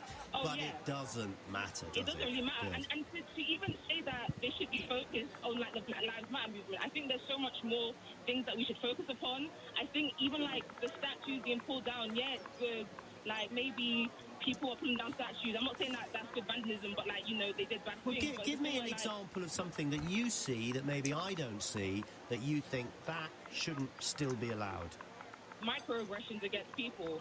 If you go to some secondary schools, there'll be some people, black people, who say they get extensions in their hair, and one girl got it purple. And then the school's like, that's not up to code, you can't have purple hair. Whereas, say, a white counterpart may dye their hair purple, but that seen is okay. Like, it's like things like microaggressions that, to me and to other people, they may not see it because it's not towards them. People will be like, okay, you can't wear this, your uniform like this. You can't have this kind of hairstyle. You can't have Afro kind of thing. Oh, it's unprofessional. It's things that are, like, kind of rooted in. We need to, like, get to the root of it. Doing all this, oh, Jesus should be black. Take down these statues. It's just kind of like a all show. Like, it's just show with, like, the parade and the banner. There's no substance behind it. Whether or not Jesus is black, is it going to have an impact on how black people are treated in the country today? Like, if you taking Jesus to a black person, it's going to be like, okay, now black people are treated as No. I don't think we're expected to turn him into a black person, but just a little bit more historical, actually, because we're a more inclusive society. I think it's a grand idea. I can't see it happening. I really can't. But Christian, good luck. Thank you very much for coming on. Let's get a couple more phone calls in. Barbara's in Norwood. Hello. Hello. you've created some Bible stories with your daughter. Okay. My daughter and my daughter Kelly Jade Nichols, Hello. she's an illustrator, and, well, not necessarily by profession, but that's what she does. A couple of years ago, we decided, because we were aware that there weren't any images that reflected the black community, and so we decided to create between us, we did a set of Bible stories called My Favourite Bible Stories and My Favourite Parent Stories, and where all the characters were black. On the front cover, there was actually Mary and Joseph and baby Jesus, black. And in the majority of the stories, there were over 80 stories from the Old and New Testament. We had black characters. And we had a very, very good response from the people that purchased from us. And in fact, HarperCollins will be releasing a new version very, very shortly. It should have been released already, but because of COVID, it's been delayed. Nice. So in terms of the demand for seeing images of Jesus black, there is one. It says and free. it's about a What balance. does it do? So the interpretation was entirely my daughter's interpretation, but it was about providing a balance. We were aware that where there were pictures of Jesus, it was blonde hair or ginger hair or blue eyes. And I think there's a video that Muhammad Ali did quite a few years back, where he spoke about, he said to his mother, Mum, why are there no black angels? Don't God like me? Kind of thing. And we felt that, you know, a lot of our children, and I know that where we have sold the Bibles, the response has been overwhelmingly, this is long needed by those Christians who wanted a balance, who wanted their children to see something other than blonde. No, and good for you. Yeah. And again, I heard this from You don't want to aim listening at to an it. interview You want to aim with right. an American pastor. Yeah, Is Santa Claus black? Well, in my household, Santa Claus was always black. Right, cool. So we would always ensure that my children were subjected to a balance. So at school and everywhere else, they'd see white. In my home, they would see black. So that there's a balance. Yeah, I need to be one. So it's not saying that the interpretations are strictly, as I said, my daughter's. Yes. But it's about having a balance out there. And I know that certainly it was very difficult for us to sell to other countries. We actually self-published when we did it originally a couple of years ago because it was hard to actually get a publisher. But then HarperCollins bought entirely into it. Well, and as I said, they're coming out with the second brilliant. version. So those people who have not seen a Black Jesus, look out. It's there. Black Barbara's Jesus coming. is there. But Kelly Jade Nichols, All right. she's the illustrator. It's coming out this year. Okay, good and sales look pitch. out for it. Okay, Barbara, thank you very much indeed. There is a Black Jesus in a church in Cadiz. It's famous for it. Someone texted it.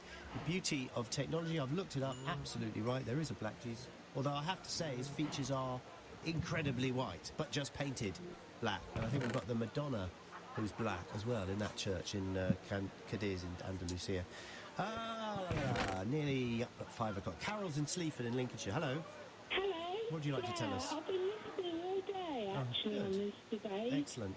And the question I wanted to ask was, of course, Jesus wasn't white. Mm-hmm. I think everybody knows that. He was Jewish. Mm-hmm. But who gets to decide who takes down these, even if they're controversial, many of them are works of art? And where is this going to stop now? Who decides? Who's going to make the decision? Sorry, who's going to make the decision to change all the pictures? Trust me, it's not going to happen in our lifetime. Carol, it's not going to happen in our lifetime. Trust me. I think it will do, actually. Nah. And it worries me a lot because I remember many years ago going to one of the art galleries in London and seeing Leonardo da Vinci and being absolutely wiped out by his total wonderful artistry, but he projected the Madonna and child as being white. He did. And are we going to now have to paint that a different colour? No, we're not, because it's a work of art and no one would have interfere with the work of art. I just think, I think the thing with I don't honestly think that statues will be removed. I don't think we will change the colour of Jesus. A lot of Jesus has created some of the greatest artistic masterpieces in our history, and you're not going to change. You're not going to suddenly change the face colour of mother and child. It's just not going to happen. But I think it's really interesting that we're having the debate, and what I find most heartening in the last hour is that so many people of black origin are saying it doesn't really matter, and I think that's absolutely how it should be. So we'll leave it there. Right, green light for Holes. That was the front page of today's Sunday Mirror. Boris Johnson is ready to lift restrictions on summer trips to certain European countries and no 14-day quarantine when you come back. And this is happening on Monday week, Monday, July the 6th. The Daily Mail says some holiday companies are offering 70% discounts on particular trips. I want to know which they are. Tempted? All I've got to do is get foreign holiday. Still a problem with many long-haul destinations, notably the US. Deals are being made with countries like France, Greece and Spain, but not Portugal or Sweden. Some to do with high infection rates. So who's going on holiday? And who's found the biggest bargain? On your radio, on Global Player, and replace the leading Britain's conversation. Forest, because that was way too close to the house to make it being treated during the day. From Global's newsroom, I'm Tim Humphrey. It's understood residents at the hotel in Glasgow, where 6 people were injured during an attack yesterday afternoon, had reported concerns about the suspect's mental state. A man was shot dead when police entered the site yesterday afternoon, which houses a number of asylum seekers and refugees. The condition of a police officer injured in the attack has been upgraded to stable from critical but stable. Our reporter in Glasgow, Phil McDonald, says many people have been sending messages to Constable David White. The Scottish Police Federation, the main police union in Scotland, have been showering the 42-year-old in praise, saying he was a rock and was someone who is respected by colleagues. And Nicola Sturgeon has tweeted as well, saying that her thoughts remain with Constable White, whose bravery we are all deeply grateful for. Just a standard official. The behaviour of some Liverpool fans celebrating the club's first league title in 30 years has been condemned as wholly unacceptable by the club. It follows what police have described as a night of significant disorder as thousands of supporters gathered near the Pier Head to mark the Premier League triumph. A body thought to be that of a missing Belfast teenager has been found in a storm drain in the north of the city. Mel Donoghue was last seen on Sunday evening. His bicycle and clothing have been found in recent days. PSNI Superintendent Muir Clark has appealed again for people to stop circulating rumours about the disappearance, saying they are without foundation. This type of commentary and rumour is distressing for Noah's family and is extremely unhelpful.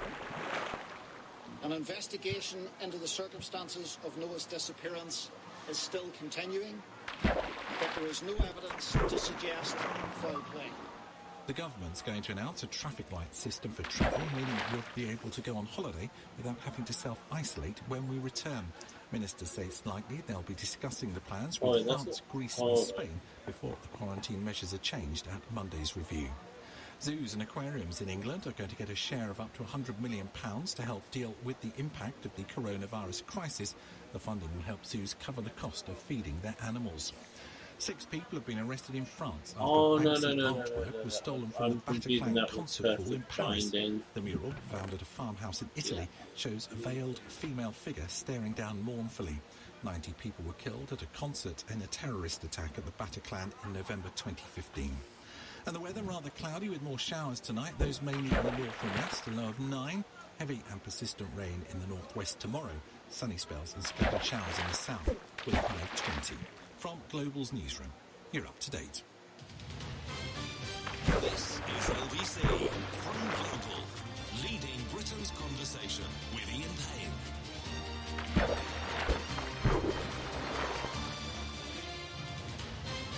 Yeah, sorry, I've stepped in a time machine. It's not Sunday, it is Saturday. Thank you, Neil, in Swansea. Have you been on the lead for our notes already? You said the Sunday Mirror had Neil, how do you know? Anyway, it's the today's Mirror. Travel companies have said that holiday bookings have, quote, exploded after the government announced... Hey, hello, Hednaby. How are you? The government has said that from the 6th of July... I'm good. I had noticed you hadn't been around in a while. Go on holiday on the 6th. How about that? Blanket restrictions on non-essential overseas travel will be relaxed. Holidaymakers will be allowed to travel to certain European countries without having to spend 14 days in quarantine upon their return. Okay? A spokesperson for TUI said the move was hugely positive. We've already seen bookings increase by 50% this week versus last week. And lastminute.com said it experienced an 80% increase in holiday sales compared to last week, largely attributed to the announcement of Spain lifting the quarantine for Brits. So it's the popular destinations, Portugal and Sweden. Today we are. Are you one of those I am playing in the community realm, which is it's just the gaming community of people that play on Xbox mainly. Do you feel that you don't have to go into quarantine when you get back? And who's found a bargain? As I say, Daily Mail says. And I've been playing on it for about speak to the man who knows. 2 or 3 days now. Travel editor at the Independent and it's just basically, you know, we share resources and whatnot. I kind of like the idea of it. It's like a fully legit survival world. And at the moment, I literally just finished creating that automatic fish farm. Oh, I say it's automatic, it's more semi-automatic. It will indeed made an enchantment room, there's some cake if anyone gets hungry. By that date, it would have been 111 days since the government's no holiday policy began. It's pretty cool because the way that it works is you don't have to catch your fish manually, it does it for you. International flights cancelled, or so all you need to do is, well, once you've built it, you just, there's a trap door at the back. All you do is you point just above the trapdoor so that you're not selecting it. You cast your line out and just wait. It will automatically catch for you. And all I need to do is then chuck the lure out again. And then in a few seconds it will automatically catch for me. I get the XP, but the reason I like this fish farm is you get the XP automatically, but the items that you're fishing, they don't go in your inventory, they go in this chest, so you know you don't get your inventory clogged up too quickly. Oh, I can put all that power free and mending. The list is it hasn't been officially announced, but it has been. This is how the government works.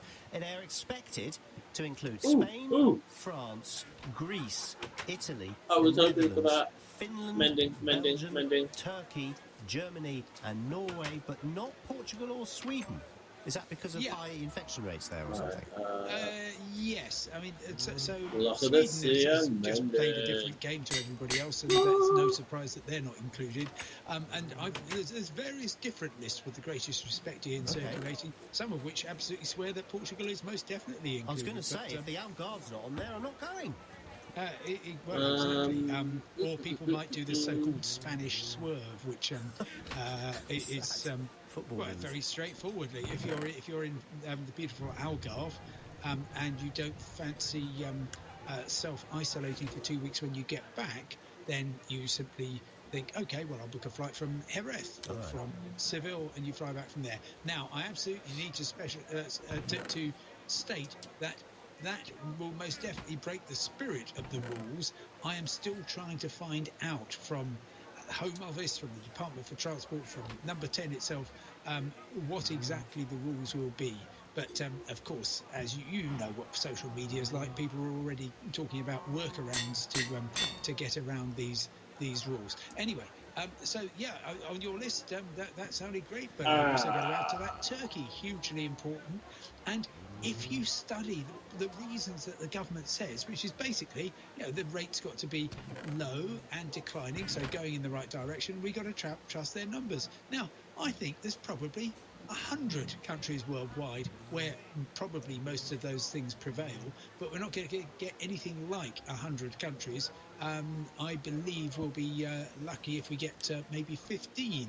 And we definitely don't know what they are. So we don't know, apart from those ones which we expect to include, although we probably will, Do we? I mean, is there any long haul we can go on at all? The chief long-haul destination, which is the United States, that's off. Summer, that's completely off the menu, probably until September. I'm pleased with that, actually, and I've written out a little guidebook as well. Said we're not running any so anyone else that comes into the world, they'll be able to Florida until read on December, what it does and how it works. Which is quite a shock. Why am I... Looking the other direction, Dubai is sort of opening up on the 7th of July. And they haven't done too badly, so there may be something there. But the trouble is, of course, you've got, for example, loads of people want to go to India because it's a wonderful country, or because they've got relatives there. They will have their own regimes in place. And even Greece, which we know is absolutely nailed on as one of the countries we will be able to go to because it's done very well, etc. The tourism minister this morning was saying, actually, Brits, you've got a bit of a problem. We might need to make you wait for 3 weeks before we allow you in. So it's a right old muddle, I think, is the term. I am going to go for a quick break. Find, as the Daily Mail has done, a discount of 70%. And then go searching, because I know you're good at these things. Yeah. I'm not stopping the stream. I'm literally just going for a quick break. Any sense to besmirch I'll be back any in a little bit. Done by, just need to go to the excellent toilet. Journalist. It's quite easy. All I will say is that it's quite easy for a travel company to put out a press release saying we've got a 70% discount because obviously you can have any figure you like. Yeah, you can have 10 minutes. £1,000. 10 minutes already. maximum. Oh, it's only £300. So I'll see you in about 10 minutes, Naveed. With actual holidays, which I researched last week, in order to be able, once we finally got this announcement, to look at what's happening with prices. And generally, they are surging, and there's actually some flights to Sicily, and this is a little bit naughty. People who are surmising, even though the Foreign Office still warns against travel abroad, that they can go now or go early next week, and actually just stay somewhere lovely and then come back before the rules change again, if you see what I mean. So they would come back after quarantine changes, and so they're going against Foreign Office advice. And there's quite a lot of that going on, and the fare went up from something like £250 to £500 in very short order. Lots of people have been booking trips speculatively, thinking, I bet their prices are going to go up. So, lots of demand. But I think the general trajectory of prices is upwards, even though, of course, companies will be saying we've got a 70% discount because that's going to get quite a lot of interest. Fair enough. Very quick one-word answer. What about Switzerland, someone's asking? I know, it's extraordinary. I'm trying to find out more answers. Switzerland's not EU, but also many people will be going to Switzerland on their way to and from other places. What happens there? We don't know. We don't know. Okay, thank you, as always. And if the Oracle doesn't know, nobody knows. Thank you very much, Simon. Simon Calder, of course. Travel editor at The Independent. 11 minutes past 5. So, are you going on holiday? Have you booked a holiday? What's it been like? It's probably been pretty manic. Have you found some sort of bargain? Where are you going? Where are you getting your information from? And why are you booking a holiday when it hasn't actually been announced yet? Because the government has announced it in their indirect number 10 spokesperson sort of way. 0345 6060 So, I booked with, say, TUI, says Linda, for a 2-week holiday in July. I developed symptoms during my stay. What do I do? Do I leave and get on a flight with symptoms? Do I stay? Same questions for my UK self-catering holiday. Am I allowed to travel from one end of the UK to the other? Perhaps using a ferry as part of this with symptoms. There must be rules around with travelling with symptoms, surely. I'm sure there are, Linda. The other thing was, I remember last week when I spoke to Simon, I said, what about, staycations, going on holiday for 2 weeks here? I'm a bit unclear about that, because you're still not allowed to stay over in someone else's place for more than a night, and you're only allowed to pick one bubble buddy, or whatever they're called. Okay, where are you going? What have you discovered? Come on and tell us stuff that we don't know. 0345 6060 973. Let's go to Ian, who's in Corwin. Where's Corwin? Hello, Ian. North Wales. North Wales, wonderful. Hi, Ian, you okay? Yeah, I'm very good, mate. What about you? You've just booked a holiday.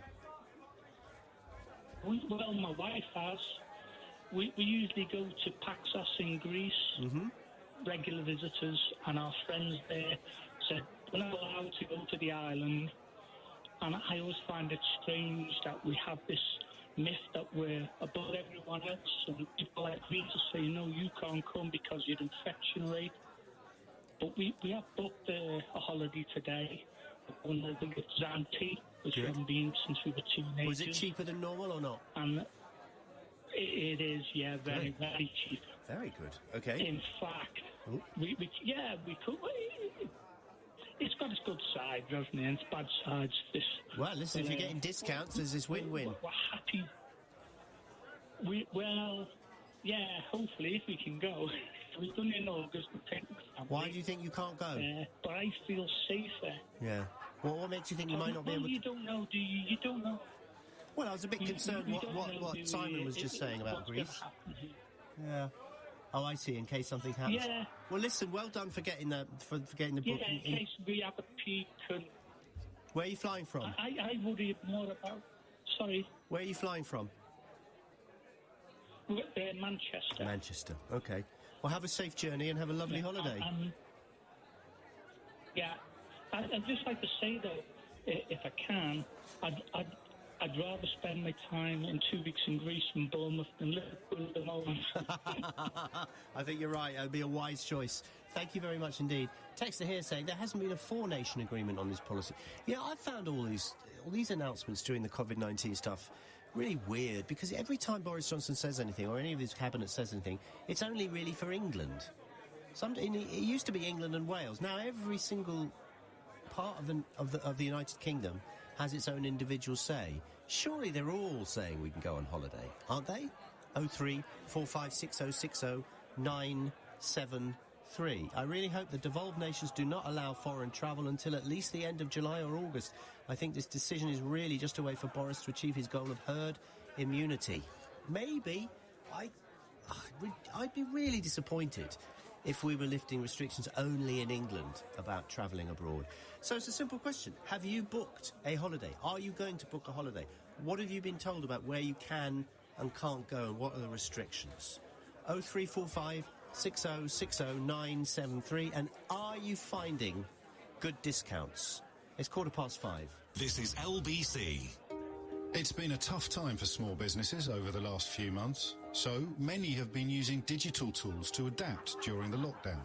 We spoke to some of them. I'm Lindsay Pollard, the founder of Little Box of Books in Brixton. I realised during lockdown that parents would probably be looking for more books while they were homeschooling their children. So I updated my Google My Business profile and used Google Tools to find new customers for my children's books. Since March, my website visits have tripled and I'm selling more books than ever. To find out how Google can help your business adapt, visit g.co/smallbusiness. Hi, I'm Andrew Darwood of the Darwood and Tanner Dental Practice. We were sad to leave you, but after weeks of lockdown, I'm pleased to say that we're back and ready to help you and our dental colleagues. Whether for a difficult root canal treatment, a complex implant reconstruction, or an orthodontic challenge, we have the specialist help you need. With every precaution for yours and our staff's safety in place, we're there to help with your dental problems. Find out more at darwoodandtanner.co.uk. The big Volkswagen event is now on. If you're after a new Volkswagen, we offer to pay your first 3 months finance payments and an additional £500 to £1,000 contribution to your deposit at 3.8% APR representative. Hello, sir. Do any take your fancy? Well, yes, a new Golf or T-Cross. A Tiguan. No, Passat. Oh, I need to sit down. Here, have a seat. The big Volkswagen event. With every type of car on offer, you may have trouble choosing. With Solutions personal contract plan until 12th of July excludes e-Golf at participating retailers only. Minimum 46 months to receive 3 months finance payments. Indemnities may be required. Volkswagen Finance. Contact your local retailer to book an appointment. At Argos, our sale is on and so much more. Go online to shop our range of amazing deals, including tech, toys and home. And style up your home with up to half price on selected home and furniture. Visit our website to shop our full range of deals. With Argos, you're good to go. Subject to availability, conditions apply. Sale ends 14th of July. Masksworld.co.uk. Buy the PPE you need to remain COVID secure as lockdown eases. We stock high quality filtering face masks and hand sanitizers. Place your order now at masksworld.co.uk with next day delivery. This is LBC, leading Britain's conversation with Ian Payne. Yeah, a lot of you pointing out that on the 4th of July, hotels, bread and breakfasts are reopening in this country. Yes, of course. And again, presumably that only refers to England, unless you know differently. So, what do you... Have you booked an English holiday? Have you booked a Scottish holiday? Have you thought about going to Wales? Are you allowed to? What are the rules? I must admit, my head's spinning with all this. I can't... You know, it's difficult enough having an announcement about an announcement, but then you have to factor in the fact that it's only in one of the home nations. What a mess. I booked a flight to Alicante, says Simon. 82 quid return. Cool. And a hotel for 150 for the week. In October, bargain, took a chance, I booked it a month ago, said Simon. You are a gambler. Right. Labour Party breaking news. Kate Green, Labour MP, has been appointed the Shadow Education Secretary, replacing Long Bailey, of course, who was sacked by Keir Starmer. Keir Starmer appointed Kate Green, the Shadow Education Secretary. Commenting on the appointment, Keir Starmer, leader of the Labour Party, said, "I'm delighted to appoint Kate Green as the Shadow Education Secretary. Kate has spent a lifetime campaigning against child poverty and educational inequalities. I look forward to working with her in this new role." I'm not sure which side of the party she is. I don't think she's far left, is she? She doesn't like Corbyn, I'm told. Right, OK, that's what I thought. They're really kind of positioning themselves Labour now, aren't they? I think Long Bailey was very much, as Shadow Education Secretary, I think it was... her policy was very much union policy, and which is why we didn't really hear much from the Labour Party on education and on schools and on all the rest of it. Whereas and I think Boris Johnson did actually say to Keir Starmer, you know, you keep going on me about what's your policy on it? Because they don't have one, and he knew he was on to a winner there. And I think now we'll probably get something more forward-looking. Anyway, 0345 6060 973. Let's go to Mike, who is already on holiday, sitting on a beach in Spain. Hola. Hola. Where are you? I'm in Sitges, just south of Barcelona. I flew out on Wednesday. Wow. And no problem? No, the most irksome part was the queue to get the sandwich at Boots at Gatwick. Oh, I hate that. Other than that, it's all been fine. It was very civilised. Yeah. You have to complete a form to hand in. You have to go through passport control. The automatic machines aren't open, so you have to see a person when you arrive in Spain, and they ask you where you're going to be staying and why you've come. Uh-huh. You then have to pass a temperature check, and if you're subject to your form being OK in the temperature check, they say have a nice time. So you must... When did you book this? I booked it 3 weeks ago, gambling on the fact that when the state of alarm finished on the 21st, they would change the rules and allow Brits to come here. That was a great call, because I would have been scared to do that, knowing I'd have to quarantine when I came back. Well, I've here for 3 weeks, so I've also gambled that we would change the rules, which it looks like we are going to do. I think the thing to share with people is you have to wear, obviously, a mask, not only through the airport, but for the duration of the flight. Now, flying here was an hour and 50 minutes. If you're on a flight to the Canaries, 4 hours. Interestingly, there was one flight to Manila, which is 12 hours. That's a long time to have a mask over your face. Oh. Right, I see. And so you are literally on the beach at the moment? I literally am, and it's a very pleasant 80-odd degrees here. OK, thank you for that. What, is it crowded? I would say it's busy, but people are here, just have a very different attitude to life. They're quite sensible. They've spaced themselves out. There are lifeguards in operation. The restaurants are open. The tables have been spaced out, and all the bar staff and waiters in restaurants and in shops, everybody, face masks are the main thing, and they give you hand sanitizer when you go into some of the shops. Other than that, you're expected to behave yourself. And I've sat here, I buy paper, and when I see the scenes of some of the beaches at home, I have to say I actually feel safer here, believe it or not, than I would on some of the beaches. And I bet you they're delighted to have you, because tourism is so important. Well, you're spending your money, spending the euros, exactly. Yeah. Good man, Mike. Thank you very much indeed. Enjoy the beach. 0345 6060 973. So, We are expecting an announcement very soon from the government. I think... when's he making this? I know that Boris... According to the Daily Telegraph, which is basically Boris Johnson in disguise, he is going to make a speech somewhere in the north of England on Tuesday about restrictions. So whether this will be when he announces it. But basically, the front page of various newspapers are saying that we can all go on holiday again. So it's expected that on July the 6th, Monday week, we'll all be allowed to go on holiday to certain countries. Okay, mainly, or virtually all in Europe. They are expected to include Spain, France, Greece, Italy, the Netherlands, Finland, Belgium. Belgium's been really badly hit. Turkey, Germany, and Norway, but not Portugal or Sweden because of the high rate of infection there.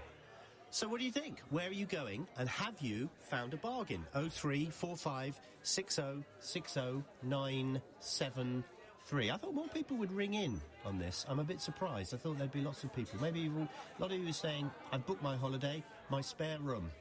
Ben's in Birmingham. Hello? Hello? Hello, yeah, I booked my holiday, Jet2 Holidays, 4 weeks ago to Ibiza, and I got a bargain price for it. It was like half the price that it was normally, anyway, just for the room. I got that bed and breakfast, flights, and I thought I'd just risked it. I'm going in end of August. To Ibiza? Yeah, so it'd be a bit of a different holiday. I was just about to say, because I go to Ibiza every year, and, you know, it's not this year, because everything's shut, isn't it? Yeah, all the clubs are supposed to be closed at the moment. I think sort of Amnesia are looking like they might open. All right. But sort of Pasha and some of the other beach clubs. Pasha? Because that's the one that's always open. It's open all year, isn't it, Pasha? Yes, that's open all year, but that's closed. Good this Lord. Year now. They've announced that they're closed. Really? What about that one where Space used to be in Playa d'Embossa? That huge one. Hive. Yeah, Hive. That's closed. Is it? They've announced that they've closed, yeah. So it'd be a different sort of holiday this time, but I think there might be more sort of spontaneous beach parties and things like that, more so, sort of more daytime events. So when did you book it? Usual. I booked it 4 weeks ago. So you were gambling on this quarantine no longer applying when you come home? Yeah, I knew it sort of, even if it applied, I think I would have risked the 14 days and come back, you know, you'd have had to sort of thing, but I think I sort of knew that the restrictions would have been lifted by then. Yeah. I must admit this, I'm sort of tempted to go there, but like you, have a totally different sort of holiday and find one of the kind of bohemian retreats in the north of the island or somewhere where nothing happens. It might be a great time to do that. It might be, you know, it might be a different experience. Oh, you've made me rethink my plans. Anyway, listen, have a lovely time, Ben. Are you going with people or are you going on your own or what? My wife, going with my wife. Okay, brilliant. Enjoy it. Have a lovely time, mate. Thank you very much for coming on. Thanks. So that's Ben in Birmingham. Excellent. Isabel is in St Albans. How about you? Hi. Hello. Hi. Yeah, I'm going on holiday on the 16th of July. Yeah. My daughter, she's 11. And we're off just for 7 weeks. So, how lovely. Yeah, we're looking forward to that. Okay. We booked our flights. We're flying with a company, Local Tours from Luton. We've been told that we have to wear a face mask right through the duration of the airport, on the plane, and then the other side. My friends live out in Spain, so we're meeting up with them, and they just told us, you know, that you have to wear a face mask in public places, probably for the restaurants as well. Some of them it's better to book, so that you manage to get into restaurants out for dinner. The pool at the moment in the urbanisation that we're staying in is operating at about 30%. So, yeah. And when did you book this? I go every year. So that's what I do. Every summer I'm off. But weren't you worried that when you had to come back you'd have to quarantine? I'm a stay-at-home mum. So, you know, for 2 weeks of me staying at home is not really an issue for me. But I was a little worried about my daughter because she stopped secondary school. So I did think that come 30th of August that, you know, that wouldn't give her a lot of time to socially, you know, to stay at home and then go start a new year at secondary school. So. And you're going for 6 weeks? Yeah, 16th of July to the 30th. I must admit, I love to go on holiday, but if I'm doing something specific, following a sporting tour or going somewhere for a specific, I get quite bored on holiday. 6 weeks, are you going to be okay? I think if you're going to stay in a hotel, quite often people save up right for the year and they look forward to it, their main holiday, and then, they try to do as many things as possible. But because it's on an urbanisation and it's where my friends live that are expats, it then becomes a second home. Just do the things that we would do here, but there. The pool, we might go out to dinner, lots of walks on the seafront. I think I feel much safer going there than I do being here, because I just know that the police and the guard are much stricter about everything that they do. Apparently it's €100 fine if you take your mask off in the court. No. Yeah. If you take your mask off, you get €100 fine. Yeah. What happens if you? What happens if you wear it over your mouth but your nose is showing? Does that count? Well, you're supposed to cover your nose and your mouth. I know. So that if, so that's what I find. You're allowed to take it off to go in the sea and in the pool. Okay. But you have to wear it everywhere else. Okay. Well, have a lovely time. Yeah, and thank you very much for sharing your experience with us. Yeah. No. Even wearing the mask on the tube and the bus, I find, because occasionally I wear my glasses, I find my glasses just get steamed up and I can't wear them when I know this is first world problems and all that. Sometimes I sneak a nostril out just to get some fresh air, but I know I shouldn't. 0345 6060 973. As I say, this is quite a slow take-up on this. I thought a lot more people would be interested. If you want to get onto LBC and you're always complaining it's full and you can't get through, well, you'll get through now. 0345 6060 973. We're talking about holidays. We're talking about the fact that it looks as though certain European destinations are going to do a deal with the British government that allows you to go there, come back and not have to quarantine when you get back. So the list of travel corridors, I love these expressions, with the UK, due to be published next week, is expected to include Spain, France, Greece, Italy, the Netherlands, Finland, Belgium, Turkey, Germany and Norway, but not Portugal or Sweden. The United States is a no-no. Americans aren't allowed into the EU either because of their various spike that they've had in their coronavirus cases in the United States. Long haul is going to be tricky as well, and Switzerland we're not sure about. Have you booked a holiday? Have you managed to get yourself a discount? I also want to hear from people who said, no way am I going on holiday. It's far too dangerous, and you think that anyone who's doing so is crazy. 0345 6060 973. It's 5:30. The news is read by Tim Humphrey. A charity which represents refugees in Scotland has asked people to show a united and dignified response in sorrow to the knife attack in Glasgow. 6 people were seriously injured in the attack at the Park Inn Hotel yesterday. The suspect was shot dead by police. The hotel is being used as temporary accommodation to house asylum seekers. The Mayor of Liverpool has written an open letter to the city asking people to hold back on celebrating Liverpool's Premier League title win. Joe Anderson says the city remains in the grip of a major public health crisis and lives are at risk from large gatherings. Holiday companies are reporting a huge rise in bookings as the government indicates coronavirus quarantine restrictions could be lifted on some people travelling from abroad. France, Greece and Spain are thought to be among those with low enough levels of infection to allow passengers to return home without self-isolating for 14 days. And the weather rather cloudy with more showers tonight. Those will be mainly in the north and west with a low of 9 degrees. LBC. At Halfords, we're here to get you where you want to be. Why not book an MOT to get you safely back on the road? With over 600,000 carried out every year at 350 garages, you can always count on our experts. And get back to visiting those you've missed the most. Hi, Mum. From a safe distance, of course. From MOTs to battery replacements and tyre fittings, there's no job too big or too small. Halfords, for life's journeys. In line with government guidelines, face coverings are now compulsory on public transport. At Asda, you can get a 4-pack of Prima disposable face coverings for £2.80, or a 2-pack of washable face coverings from £2.50. Asda, we're all in this together. Selected stores subject to availability. The Mini Electric was raring to go until ready, set, stop. We hit the power down switch. We waited. But now, it's time to start up again. We're ready with the Mini Electric and whole Mini range online. Showroom safety measures are set, and we're feeling good to go. Find your perfect Mini at mini.co.uk. At Argos, our sale is on and so much more. Go online to shop our range of amazing deals, including tech, toys and home. And style up your home with up to half price on selected home and furniture. Visit our website to shop our full range of deals. With Argos, you're good to go. Subject to availability, conditions apply, sale ends 14th of July. It could be a first-timer or a long-timer or a once-in-a-whiler. It could be a little or a lot. It could be the ticket under your fridge magnet. It could be someone with your first name and last and middle.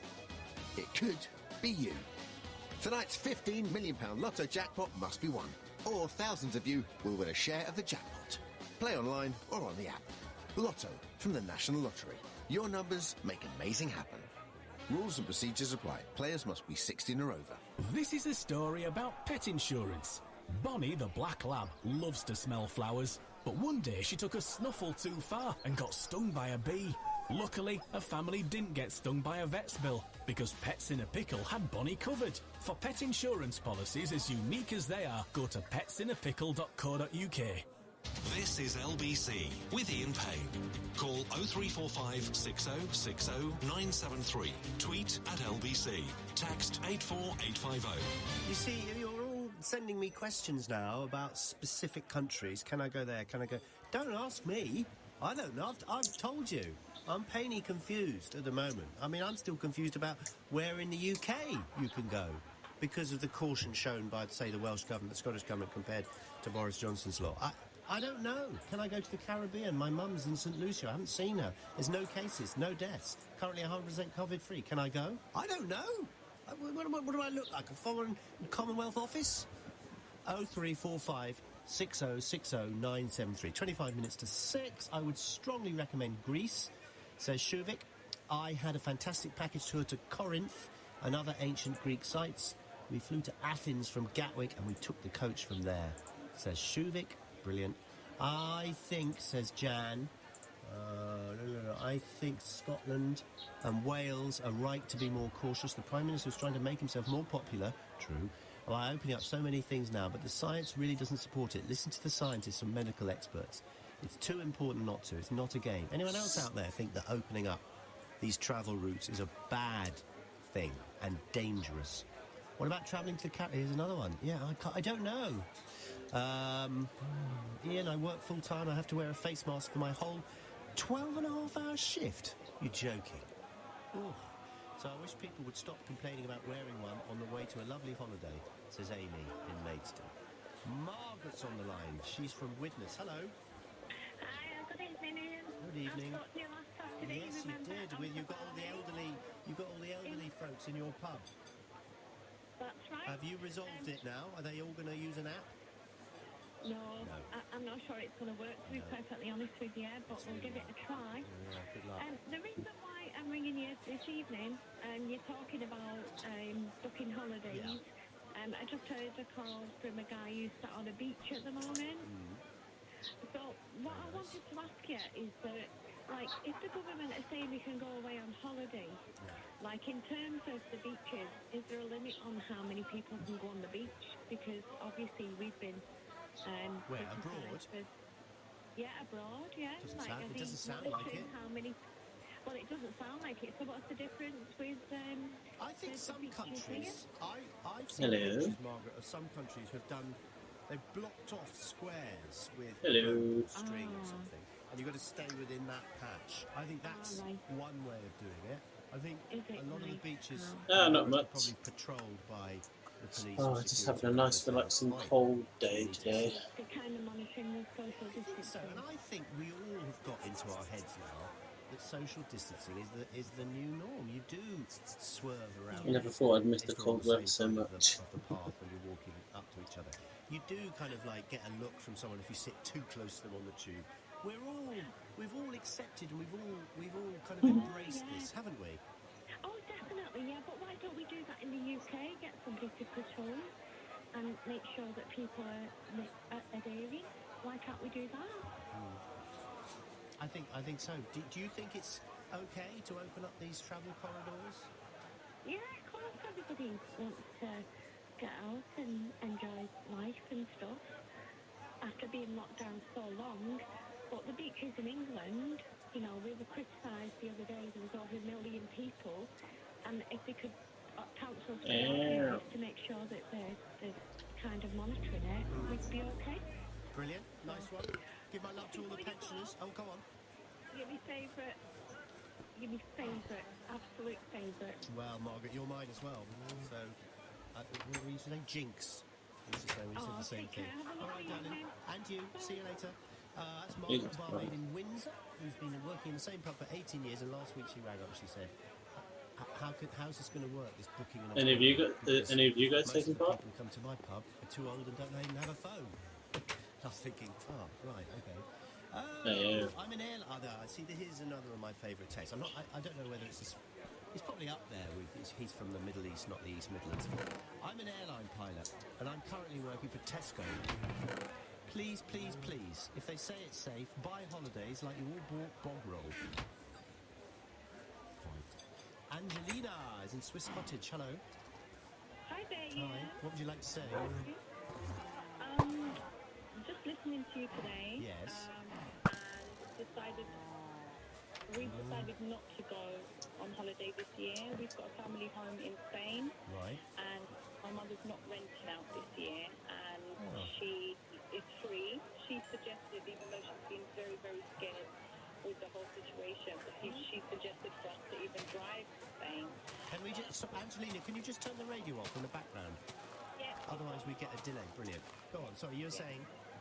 Yeah, so I just thought, you know, we go every year, you know, we're lucky enough to be able to go. We do lots of things, and this lockdown, you know, it's just for example, 1 year of... Jesus Christ, you were right there? And I think that's the way I'm seeing it. Okay, it will make us appreciate it more when it comes back. Yeah, it'll make us exactly. And also, you know, it's that peace of mind, but then I understand the economy, you know, the tourism economy, and the countries that do rely on the summer tourists, you know, so I do understand, and I think that's where the restrictions, that's where certain years have been going back to school. They have to think about everyone as a whole, you know, and the economy, you know. So no Alicante holiday for you, but that's okay. Yeah, I think so. Okay, nice to speak to you. Thank you, Angelina. Trying to think of something funny to say in response to that, apart from don't die. Against everything that you've ever known. So here's a story. We're talking about getting the increasing number of people getting skin cancer in this country, and apparently, because there are less aircraft in the sky, there are less vapor trails as a result, and therefore the harmful UV rays can get to you more easily.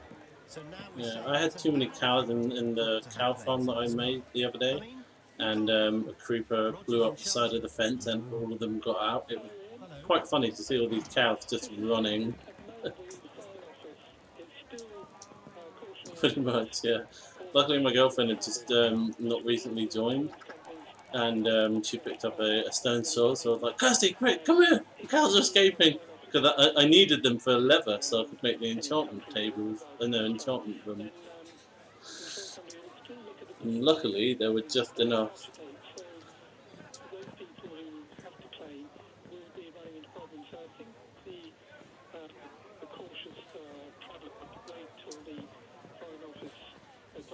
Oh yeah, yeah. That's but I mean, we're pretty sure those are. it is going to change. I was going to say those are all the ones that got out. On one of the longer sides is where it exploded, and they all got out on one side. So technically, they'll have issues, and they're also really cleared with their insurance companies before they travel. Yeah, it was me.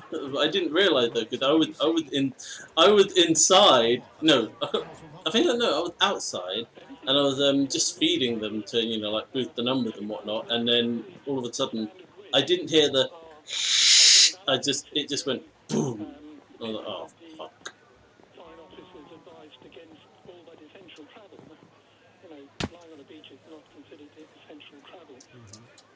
so as soon as the advice changes, of course, then new bookings will be covered by insurance companies. But anybody who's left in the last week or two or longer during a period when the Foreign Office advised against travelling won't have their claims looked at. How do you know all this, Roger? It sounds like you have a bit of intel or a bit of experience in this. What do you do? Only because my partner was in that position and was told that she couldn't have her claim judged favourably because of that. Gotcha. All right, thank you, Roger. That's interesting to know. Be careful. Hi, says this texter here. Everyone is crying about the possibilities of not getting a holiday to the EU this year. It seems that all COVID-19 has done is give everyone a taste of Brexit. You get what you voted for. Who's this one from? Joan. It's a stupid idea. How are you not going to get infected on a plane if someone else has it? Are they not thinking about what happens if you have no symptoms, then you arrive at your holiday, get unwell, and have to be hospitalised? I don't think insurance is going to cover that. Let's go to... In fact, Tom, just wait. I'm going to take a break and then I'll come to you because otherwise I'm going to have a very... the question I have about PUBG that I didn't know until the other day, until one of you two would mention it. Bots in PUBG. I literally don't understand. If this happens again with the summer resorts, I don't understand I literally do not understand the concept of bot in PUBG. Back again, says Wayne from Berry. I think what was interesting is in the first hour, between 3 and 4. When you say bots, you mean like? Are you talking about like people that are hacking the game? Oh no! Oh, AI. Oh right. Okay. Big gatherings like in London, be it in Liverpool, be it in Bournemouth on the beach and everything. And there is a definite feeling. It hasn't been said out loud very much, but there's a definite feeling that the worst is over, and there's probably not going to be a second wave. And if it is, it won't be so impactful because the people that are going to be really hurt by this are shielding and aren't mixing. And whether it's true or not, it's definitely a belief amongst the public right now. And going abroad and getting ill and people don't think like that last texter. They don't think that we're going to get back to, lockdown again. They don't think the countries are going to... We might, but I'm just saying it. There's a definite feeling that people think that it's not as bad, that it's kind of over. Really. How do you know how do you know in the game that there are definitely bots, like in one particular game that you play? And what are the characteristics where you know that's a bot? Football celebrations. If this leads to a second wave, will it be down to people's stupidity or the government's lack of direction? Live Ball on LBC. Yeah. The unsung came from near and far. The cleaners who wipe away our worries. Okay. Oh, so it's like a sort of automatic response, I guess. To the healthcare workers who we'd hug if we could. We all hail the bus drivers and salute our frontliners. Local heroes, one and all. We're not an island. We're part of something far, far bigger. HSBC UK. Together, we thrive. Listen, that's a dream. Everyone has them, jingling away in the back of their minds. And most of the time, that's where dreams stay. So easy to ignore. Anything can drown them out, and everything does. But at Honda, we listen to our dreams. We get right up close. And on really good days, they become reality. From 2022, Honda's mainstream cars will only be hybrid or electric. Honda, the power of dreams. Formula One is back. F1 is back on Sky Sports. It's lights out, and away we go. And there's never been a season like this before. No one knows where this road leads, but it's going to be a hell of a ride. Are you ready? Brilliant madness, but absolutely perfect race. Watch every race live. Upgrade to Sky Sports F1 today. Go to sky.com/F1 for details. In line with government guidelines, face coverings are now compulsory on public transport. At Asda, you can get a 4-pack of Prima disposable face coverings for £2.80. Or a 2-pack of washable face coverings from £2.50. Asda, we're all in this together. Selected stores subject to availability. How do we control coronavirus now? Listen to Claudia. She's a care worker. I got the call from NHS Test and Trace. Told I'd been in contact with someone with coronavirus. Couldn't believe it. I had to isolate at home for 14 days. Couldn't go to work, couldn't go to the shops, couldn't get out to exercise. I didn't even feel ill. But you know what?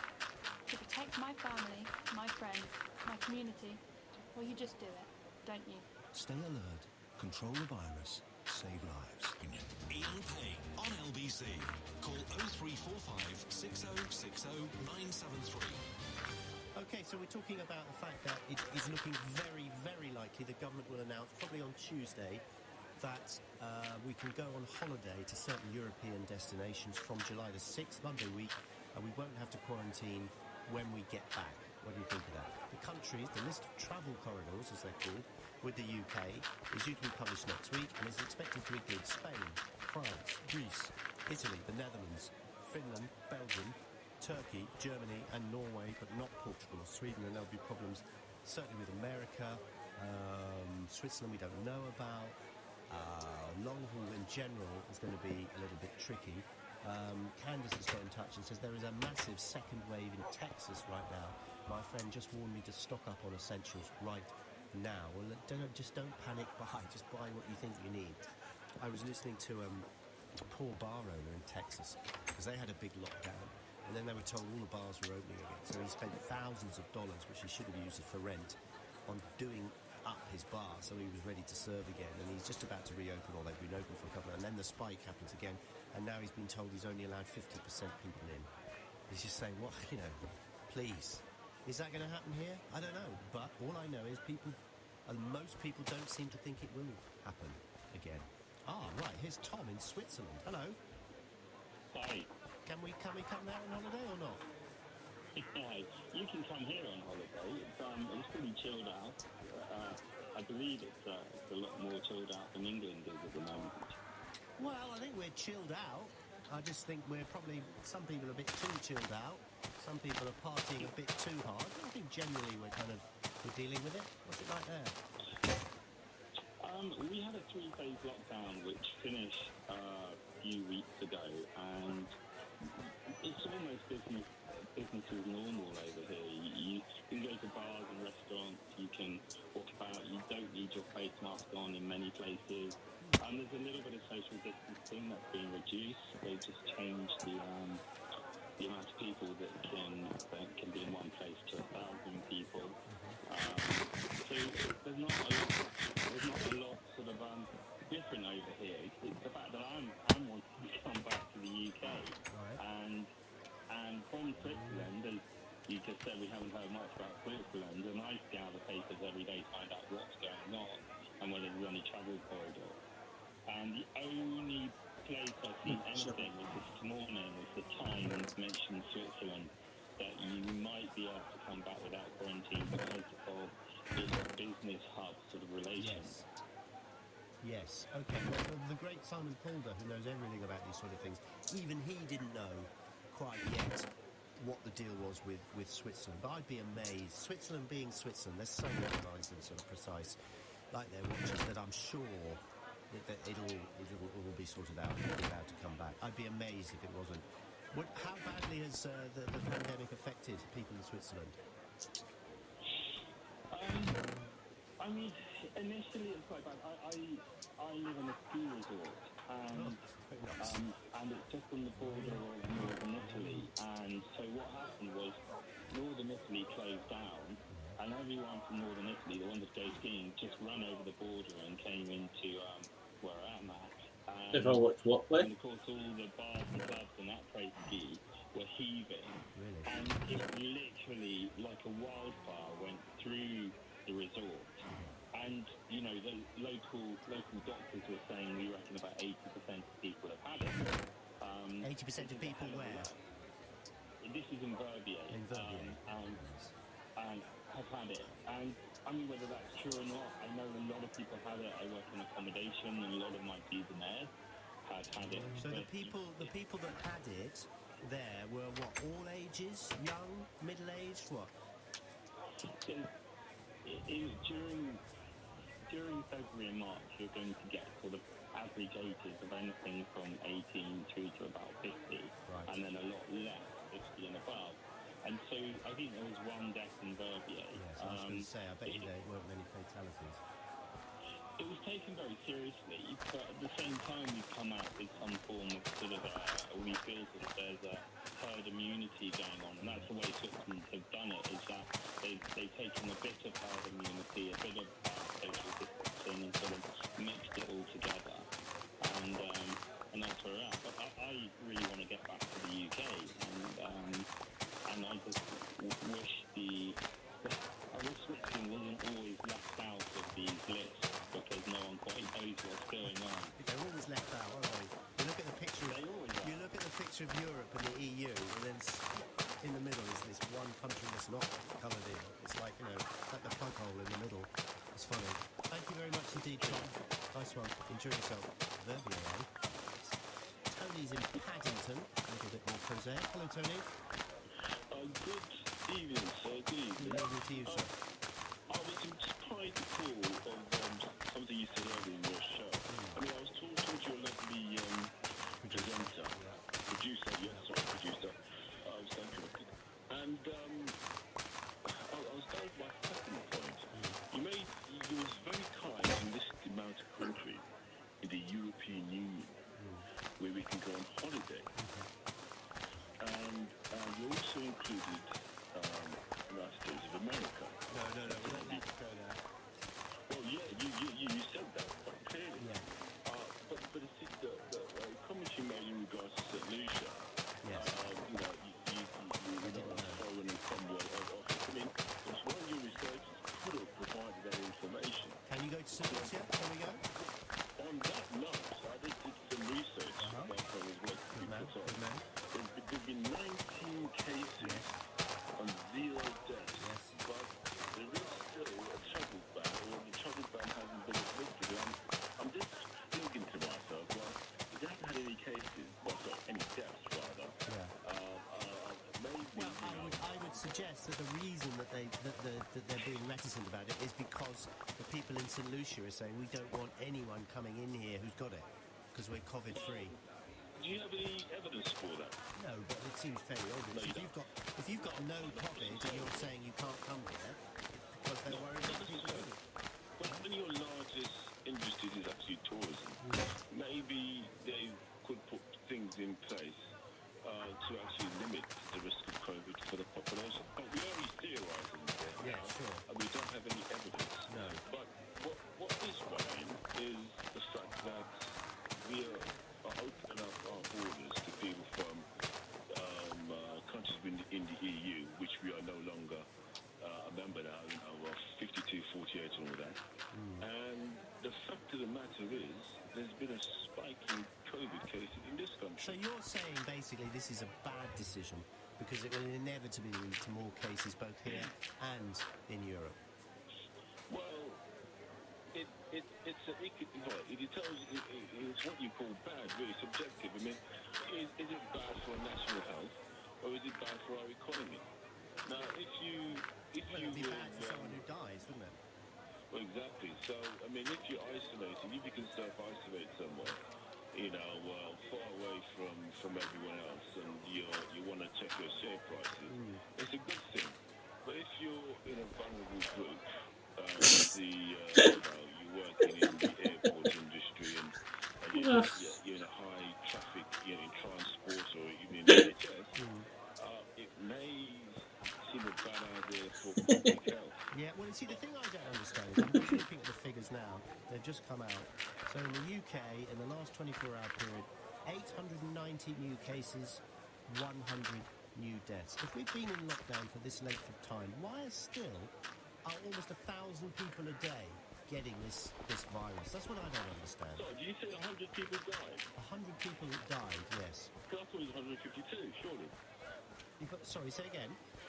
I believe it was 152 people died. Well, these things are updated all the time because they come in from the 4 nations. You might well be right, but the current running total says 100. But if it's 152, it's 150. I'm not going to quote it.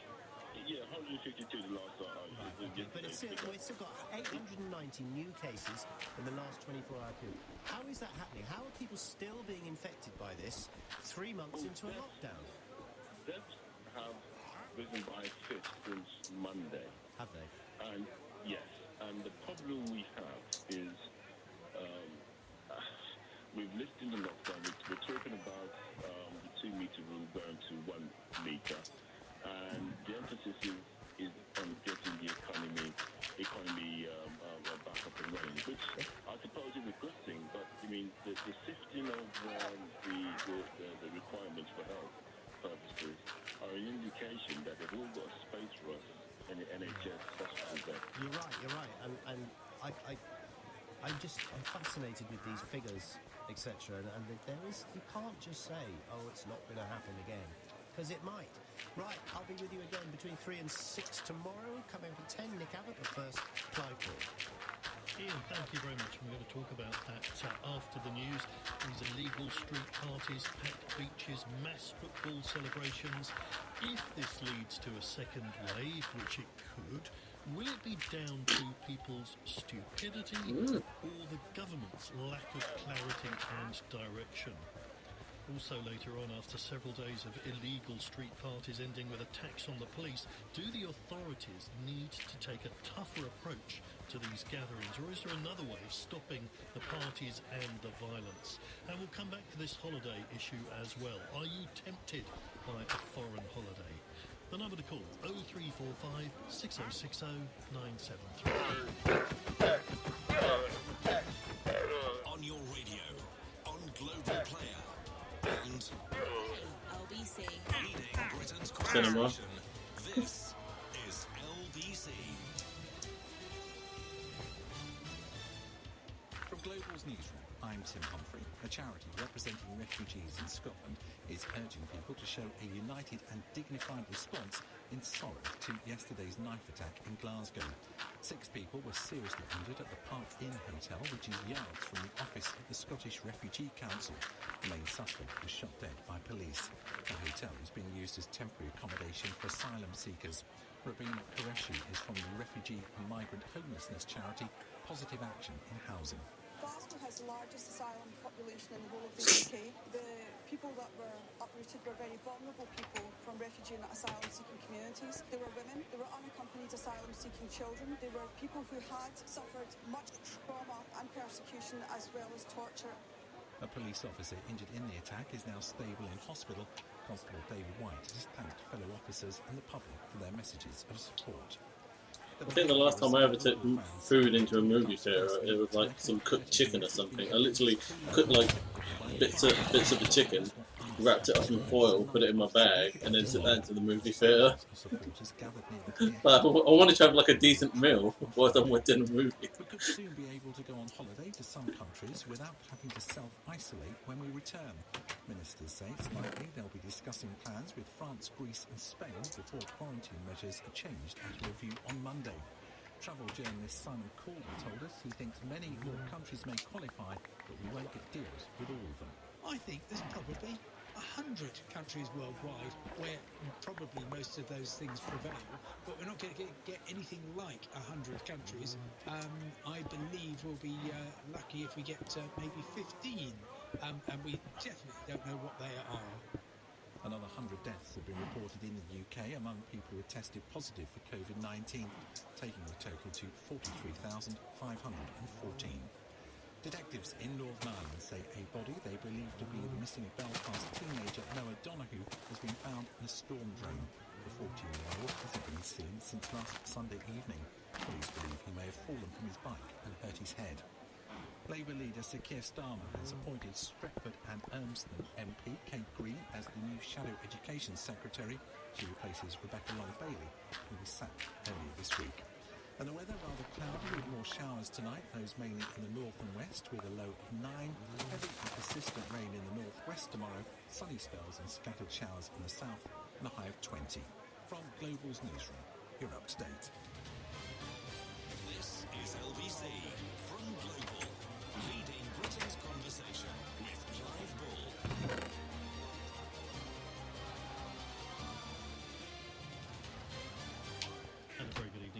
Clive Wall here on LBC with you between now and 10. A busy evening ahead.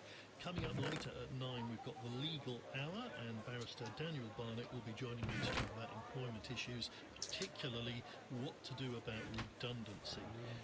But we're going to kick off with the issue of COVID-19 and the unlocking. How well is that going, do you think? We've had this week illegal street parties, packed beaches, mass football celebrations. If this leads to a second wave, which I hope it doesn't, but it could, will it be down, do you think, to people being sick? Just plain stupidity? Or should the government take some responsibility for people's behaviour? 0345 6060 973, text 84850 and tweet at LBC with your opinion on this. You may feel that it's all going just fine. I mean, the unlocking certainly was never going to be an easy process. And the government tells us that it will be done in baby steps, little by little, with great caution. But it doesn't seem to be. It seems to be like a switch has been switched and it's all over. Maybe that's just my impression. What do you think? The rules now are very complicated, if you ask me. In fact, I'm pretty convinced that most people don't know the details of the rules, or indeed care enough, and that might be part of the problem. What is a support bubble? What are the rules about that? Who can have them? How many people can be shielded? How many people can meet a shielded person? On what date does it change? 1 metre, 2 metres, a metre plus a mask? Where do these things apply? I think there's a great deal of confusion, personally, and I understand why, because stay at home is a much simpler message, whereas stay alert and read this huge list of rules is a bit more of an ask. But from what I've seen, most people have pretty much gone back to normal in respect of distancing. This week we have seen these examples of packed beaches. And now, to be fair, not all of them were overcrowded, and sometimes the photography makes it look worse than it really is. But if you look at just the rubbish and the human waste as well, left all over the place, this is not, I would suggest, people concerned about health and safety. Illegal raves, street parties, not only breaking social distancing, but attacking the police while they're at it. Celebrations in Liverpool, some of which are condemned by the football club and indeed by the council. So if there is a second wave, and I accept there is a bit of an if about this, then who is to blame? I would admit I'm more worried now than I was about whether there would be a second wave. A couple of weeks ago I would have said it looks okay because I don't really see any second waves elsewhere around the world. I'm not so sure now. But will it be down, do you think, to the action of people rushing out after lockdown, or can we blame the government as well for its lack of clarity? Maybe it's a bit of both. I suspect it is a bit of both, but there certainly has been mixed messages, surely, a bit of a lack of clarity. All the way through this, we have had these mixed messages. The PM yesterday still sending out tweets saying how important the 2-metre distance is, while not observing it himself, being seen on camera, inside and outside, not observing 2 metres at all. Can't help wondering whether this is in some way deliberate, that you sort of say one thing, but you allow another. So you stop the briefings as well, so that people don't get reminded of the danger. When I've had to search around, we just mentioned it in the news, I've been searching everywhere.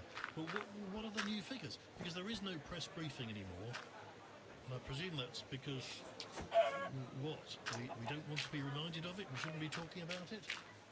It takes our minds off it. I would have thought we should know the figures and the detail and see all the slides as usual. We're not seeing those.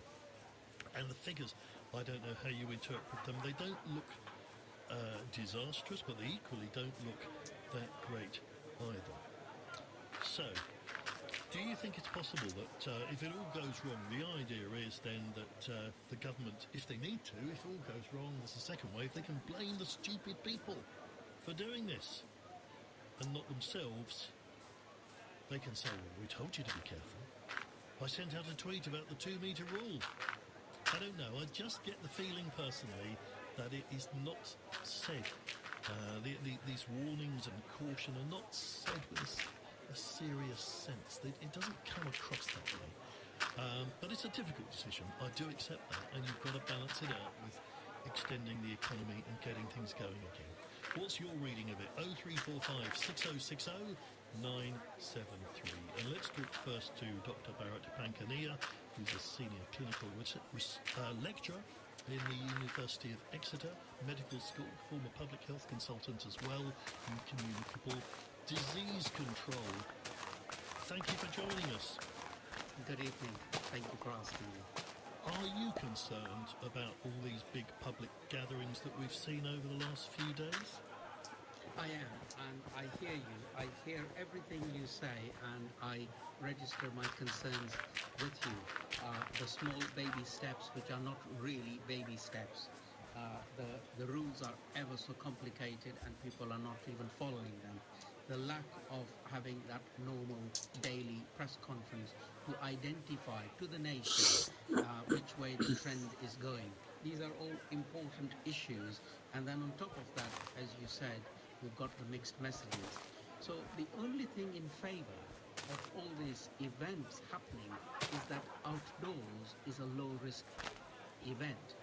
On the other hand, getting to the outdoors is not a low risk. So the crowded train, the crowded bus, the crowded journey, getting there, and then dropping your guard, all these things are what is worrying me is once it becomes established practice and the virus is still in circulation, then we will have a spike in the autumn months when the behaviors change from outdoors to indoors. So I'm very worried about autumn months. Yes, I guess it has been said quite clearly that outdoors is much less dangerous, and in fact, the Prime Minister has said, go out and enjoy yourself, go to the beach. And there is evidence that being outdoors is not so risky. So, do you think there should be a more nuanced message then? Don't worry about going to the beach, but think about the train when you're on it? Absolutely. There are weaknesses, there are weak links. So, for example, when Cheltenham happened, there was a lot of noise around, but it is outdoors, in the outdoors. Come on, why are you being so negative? And people like myself said, Cheltenham is the sum of climbing onto the train, the bus, the restaurant, the pub, before and after. And all those are risk areas, whereas standing at the races may be a lower risk. So, but our messaging has consistently not been one and hard-hitting. I was really pleased to see the Apollo Chief Medical Flaps. Officer say it, but he's a Chief Medical Officer. He can only go as far as he can. And it would be nice if that message was then repeated by Prime Minister Johnson. On the other hand, he was a lot more relaxed about the way he was giving his message. Professor Chris Withy was giving it in a measured tone. I think it should have been a lot more strict. Don't mess, the virus hasn't gone on holiday. So what would you say to a lot of younger people, and I spoke to some of them who say, actually, I'm not worried about going on the beach. It doesn't matter if there's thousands of us there, because we're young and we're very unlikely to have a bad effect from this virus, even if we get it. Yes, and they've learnt the biology, which is good. I want people to be alert and informed and educated about it. And are they right? I mean, they've got a point, haven't they? Yes, they have an absolute point. The only thing I would say is it is better not to get infected because we don't know what we don't know. So we don't know if there is a coronavirus SARS-CoV-2 syndrome, meaning is there a long-term sequelae to follow further to getting better from the infection? We don't know.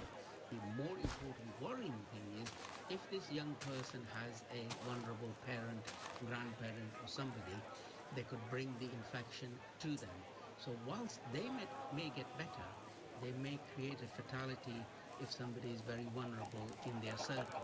That's something to be very careful and aware of. And the other thing I can't help wondering as well is there any solid evidence? We talk about this second wave, and I look at the figures around the world, but are there examples where there has actually been a second wave because of the easing of restrictions? Because it seems to me some of them don't really look like second waves. They look like maybe they didn't ever finish the first wave, or they're just popping back up again. I mean, is there really any evidence for this? Yes, so you've hit it right. Absolutely, it's a continuation of the first wave. So the first wave, we had the peak, then we had the downward trend, and then the plateauing because of the lockdown. In other words, behavioural changes, and then the slight, slow but steady incremental rise. Therefore, to give you an example, we've had cases in South Korea that managed to flatten it, but it's now got cases. We've got cases in Singapore, China, Germany. All these countries that eased the lockdown control measures have had an increase in number of cases. People might not say that this is a second wave. I think these are semantics. The key point is case numbers go up as our behaviors change.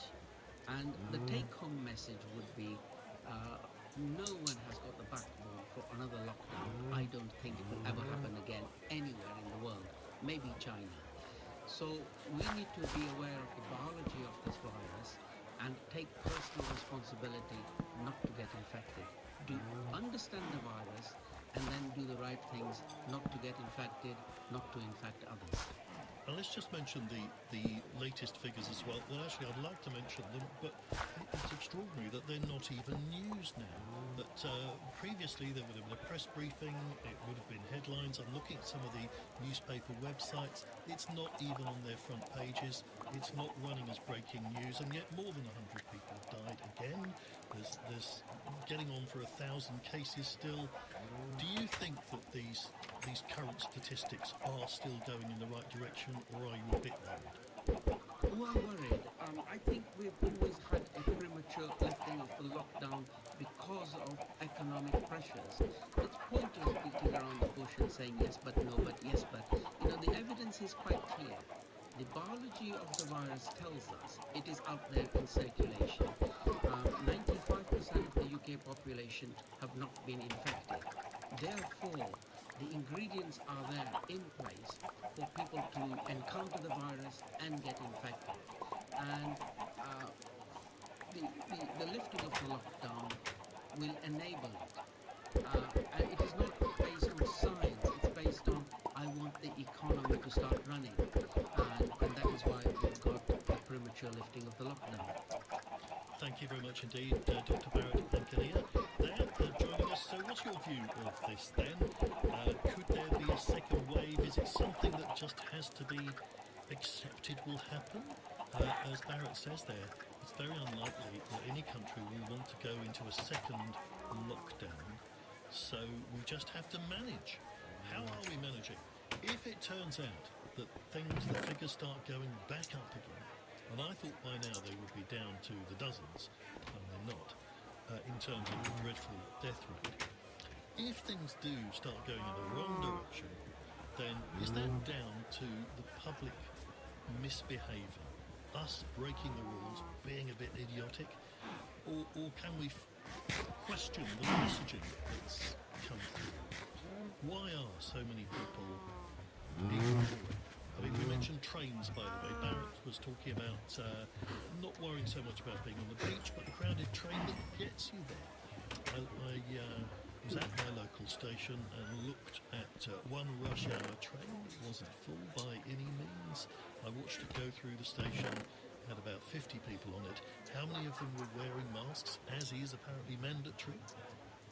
One person I saw wearing a mask. So I don't think that message has got across for a start. 0345 6060 973 is the number to call. And yes, we think the death toll, I think, yes, it is exactly 100 for yesterday. The total passes 43,500 deaths. More in a moment. This is LBC 670. This is LBC. How do we control coronavirus now? This is Scott. He's a nurse. NHS Test and Trace helps stop the spread of the virus in our communities. If you've got symptoms, even mild ones, get a test immediately. Don't leave home for any other reason. If you test positive, we can trace the people you've been in contact with and contain the virus. So get tested and protect each other. To get a test, go to nhs.uk/coronavirus or call 119. Stay alert. Control the virus. Save lives. F1 is back on Sky Sports. And there's never been a season like this before. No one knows where this road leads, but it's going to be a hell of a ride. Are you ready? Watch every race live. Upgrade to Sky Sports F1 today. Go to sky.com/F1 for details. At Coral, we always want you to gamble responsibly, with tools to help you stay in control. You can set daily, weekly and monthly deposit limits to manage your spend. Track how long you play for, or set timeouts and take a break. Remember, always play within your limits and gamble responsibly. 18 plus, terms and conditions apply and are available at coral.co.uk. BeGambleAware.org. This is a message from the government. Some businesses are now able to welcome back their employees and customers. To keep everyone safe, it's important you follow government guidance and make your workplace COVID secure. Businesses should carry out COVID-19 risk assessments, put in place hygiene procedures, and help staff and customers keep a safe distance. Talk to your employees, listen to their concerns, and if possible, help them to work from home. Every workplace is different, but by following this guidance, you can get back to business safely and play your part in managing the risk of infection. Visit gov.uk/working safely for more information. Stay alert, control the virus, save lives. At Morrison's, we're all about making it fresh. Our fishmongers fillet and prepare fish fresh from the boat in store every day. And all British fish is now half price, like whole mackerel at £3.50 per kilo. Morrison's, making it fresh. Majority of stores while stocks last. Excludes online. Offer ends Sunday, 5th of July. Clive Bull on LBC. Call 0345 6060 973. LBC, I'm Clive Bull, and I'm asking, if there were to be a second wave of coronavirus in this country, who would be at fault? Who would be to blame, do you think? Would it be people just being plain daft? People's stupidity, as we have seen a certain amount of this week? Or would you blame the government's management of it? 0345 6060 973. David in Bromley. Evening, David. Yes, good evening to you. I've been out since day one of this so-called lockdown. For the first week, it was deserted. And then people started to come out. The younger people were hanging on the streets. They started going illegally into the parks and basically ignoring this pandemic that we've had.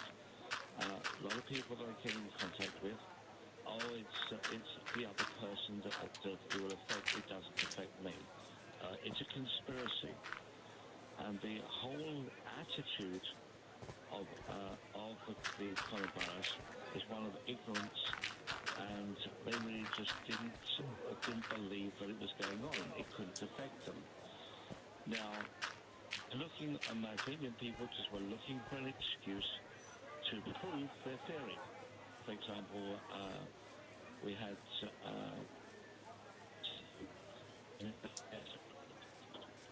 oh dear, David, your line's broken up. Look at that. He was just about to tell us about a conspiracy theory, and his line mysteriously disappears. Andy in Stoke Newington. Hello, Andy. Hi, Clive. Thanks for taking my call. Go ahead. Just to pick up on your points. I do believe that the reason why the government hasn't really relayed information correctly to people is because I think they do feel that there's a possibility of a second spike, and I do feel that they want to push the blame and not take the responsibility for it. And just to tell you just a very quick story, I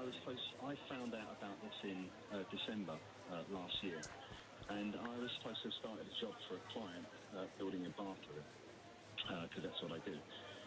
And he was supposed to have been going away for Chinese New Year.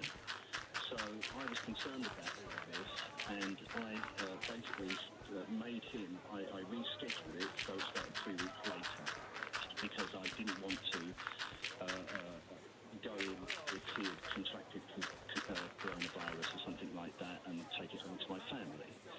So he did that, and then I started to work before like lockdowns came and things like that. Now, I could have never understood from the beginning why, if I knew, just as, you know, a builder building a bathroom, that this thing could have been dangerous, and I took the precautions then to safeguard my family and say, well, no, isolate yourself for 3 weeks, and if you haven't got any symptoms, I'll come in and I'll start work. Now, my first point was they should have locked down the airports. Now, they didn't need to lock down all the airports, but they could have stopped people coming from countries that had that, Italy, from Wuhan, from China. But none of this was done and taken into consideration. Why do you think it was not, though? Do you think they just took their eye off the ball? I mean, it could have turned out to be nothing. Yeah, Boris was on holiday with his girlfriend in February. He didn't turn up for the first 5 COBRA meetings. So he didn't put anything in place. And, you know, and if he wasn't that concerned, I was highly concerned that it was dangerous. And, you know, I sort of went out and got, you know, ordered gas masks and everything else so that we were fully protected to make sure that we were, you know, that we were going to be okay.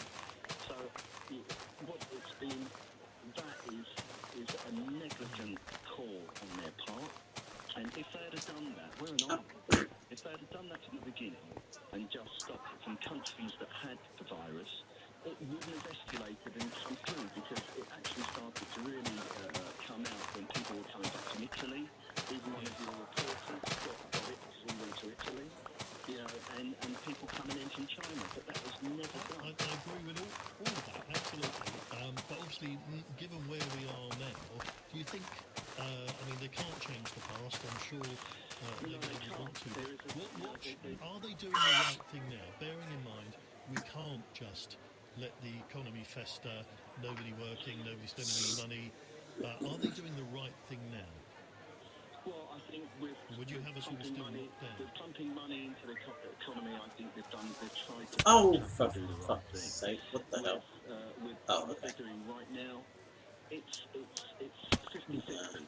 Because, you know, they need more information. They don't want to take the responsibility. So it's easier Oh, my phone for like 1 second yet. Well, not my What do they do right now? Well, I think they could just be a bit more truthful with the pros and cons of what could happen, and not be lagging behind with, you know, with everything. It's been like trying to get blood out of the stone. You know, first it was PPE, and then it was you know, the care homes and everything else like that. But this isn't just. But again, I say, looking at where we are now, though, what else could Boris Johnson be doing? Are you saying he should be sending in the army and stopping people going on the beaches? Has he been giving the wrong advice, or is he actually giving the right advice? I think that because they've made it, so it sounds like everything is over and get back to business, get baffling.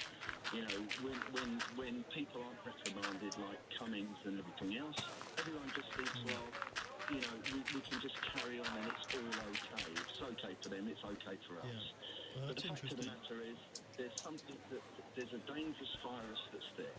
Admittedly, it's not going to affect all of us, because if you're younger and you're healthy, and statistically it affects people over 60 or whatever. But still, you know, we have to take the right precautions. I think face masks, you know, face masks, of course they're going to make a difference. Well, of course they do make a difference. People are not wearing them, though, and that is one area where I think there's been a terrible miscommunication. You know, mixed messages initially telling us they don't even work. Those messages come from the government, because actually, if we all wore face masks, which is the way that I feel it's going to go, and made sure that we were careful standing in queues and all the rest of it, I think that would help to combat it more than their new app, which is non-existent. I don't have a great deal of faith in that, or indeed in any of the apps, actually. I'm just not sure people are going to buy that. Exactly. So it goes back to basics. So basics are making sure that you keep your hands clean, washing, that is all good. Making sure you've got a face mask on if you go shopping, making sure you've got a pair of gloves on that you can throw away, disposable stuff, and just realising the importance of it, because, until it happens to you and you lose someone in your family, and all of these families, as far as I'm concerned, the deaths could have been prevented. Half of those deaths, at least, could have been prevented. Some of them could. Andy, thank you very much. And I think we need to try and remember that people have died and are still dying, and we shouldn't somehow think, well, they don't really matter because most of them are old people. I mean, that's an appalling thing for people to be thinking, but I think some people are thinking that. That I think is worrying. The fact that that 100 people died yesterday is not even making the news now, for the most part. We are including those figures because it's important and we should know about it. 0345 6060 973. And as for young people not being affected, I don't think that's true. Obviously, statistically, you are less likely to be affected and very much less likely to die as a result. But I know plenty of people in their 20s who have had it very bad, and some who are still suffering 3 months after initially getting the disease. 0345 6060 973 is the number. This is LBC. I'm Clive Bull. 6:30. Let's get the news headlines on LBC with Tim Humphrey. In the last few minutes, we've heard a man has been charged with 3 counts of murder and 3 counts of attempted murder after 3 men died and several others were injured in a knife attack in Reading. 25-year-old Kari Sadala will appear at Westminster Magistrates on Monday. A police officer who was stabbed at a hotel in Glasgow city centre yesterday is now said to be in a stable condition in hospital. He was one of 6 people injured during the attack. The suspect was shot dead by police. Officers have released another 10 images of people they want to question over violent clashes at protests in London in recent weeks. At least 100 officers have been injured, policing Black Lives Matter demonstrations and counter-protests staged by the far right. So far, more than 200 people have been arrested in connection with the protests. And the weather rather cloudy with more showers tonight, those mainly in the north and west, with a low of 9. This is LBC. Strength, pulling power, a 5-year warranty. The Toyota Hilux Invincible has the lot for just £199 a month. Plus deposit. A 0% APR representative. Search Hilux Invincible. Because it really is invincible. Even the price. Available under personal contract purchase over 42 months when financed through Toyota Financial Services by 30th of September 2020. Deposit of £10,157 required. £12,775 optional final payment. Indemnities may be required. 5-year, 100,000-mile manufacturer warranty. Conditions apply. At Halfords, we're here to get you where you want to be. We can replace your battery at over 700 stores and garages, or even at your home or work with our mobile experts, so you can enjoy an engine that starts first time, every time, and start enjoying the open road again. Are we nearly there yet? From battery replacements to tyre fittings to MOTs, there really is no job too big or too small. Halfords, for life's journeys. At Argos, our sale is on and so much more. Go online to shop our range of amazing deals, including tech, toys and home. And style up your home with up to half price on selected home and furniture. Visit our website to shop our full range of deals. With Argos, you're good to go. Subject to availability, conditions apply, sale ends 14th of July. It could be a first timer, or a long timer, or a once in a while. It could be a little, or a lot. It could be the ticket under your fridge magnet.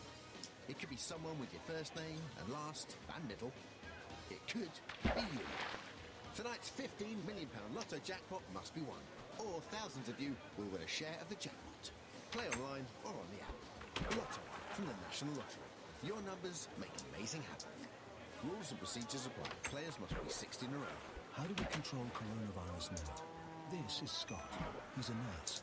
NHS Test and Trace helps stop the spread of the virus in our communities. If If you've got symptoms, even mild ones, get a test immediately. Don't leave home for any other reason.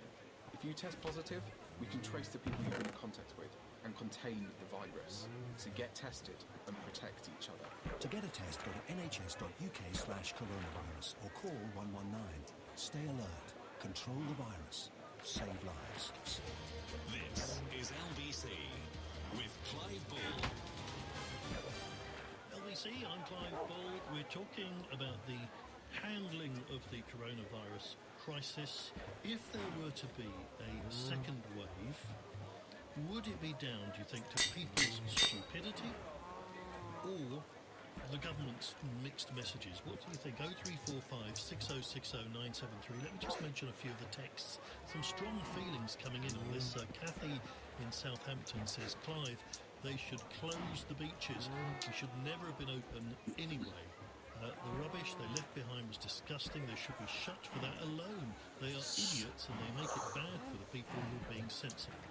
Brian from Preston says, Hi Clive, it's the government's fault. They have not been decisive or firm enough. Add to that fact, your average human being needs their hand holding to see the problem. Alan from North West London says, Hi Clive, even during the lockdown we saw huge numbers of people not following the rules. Now it's just going from bad to worse. There are two groups to blame for this, the government with their weak and mixed messaging and irresponsible groups of people who just don't follow any rules. So of course we will see a second wave of the pandemic. That's a certainty. Right, well let's bring in John Renkel, who's the chief political commentator for The Independent. Hello John. Hello Clive. What do you feel about the possibility of a second wave? Would it be fair to point the finger in any way at the government and its mixed messages? I'm reluctant to do that. I mean, and I think we're getting ahead of ourselves. I don't think we know that there's going to be a second wave. I mean, the evidence on all this is very, very patchy.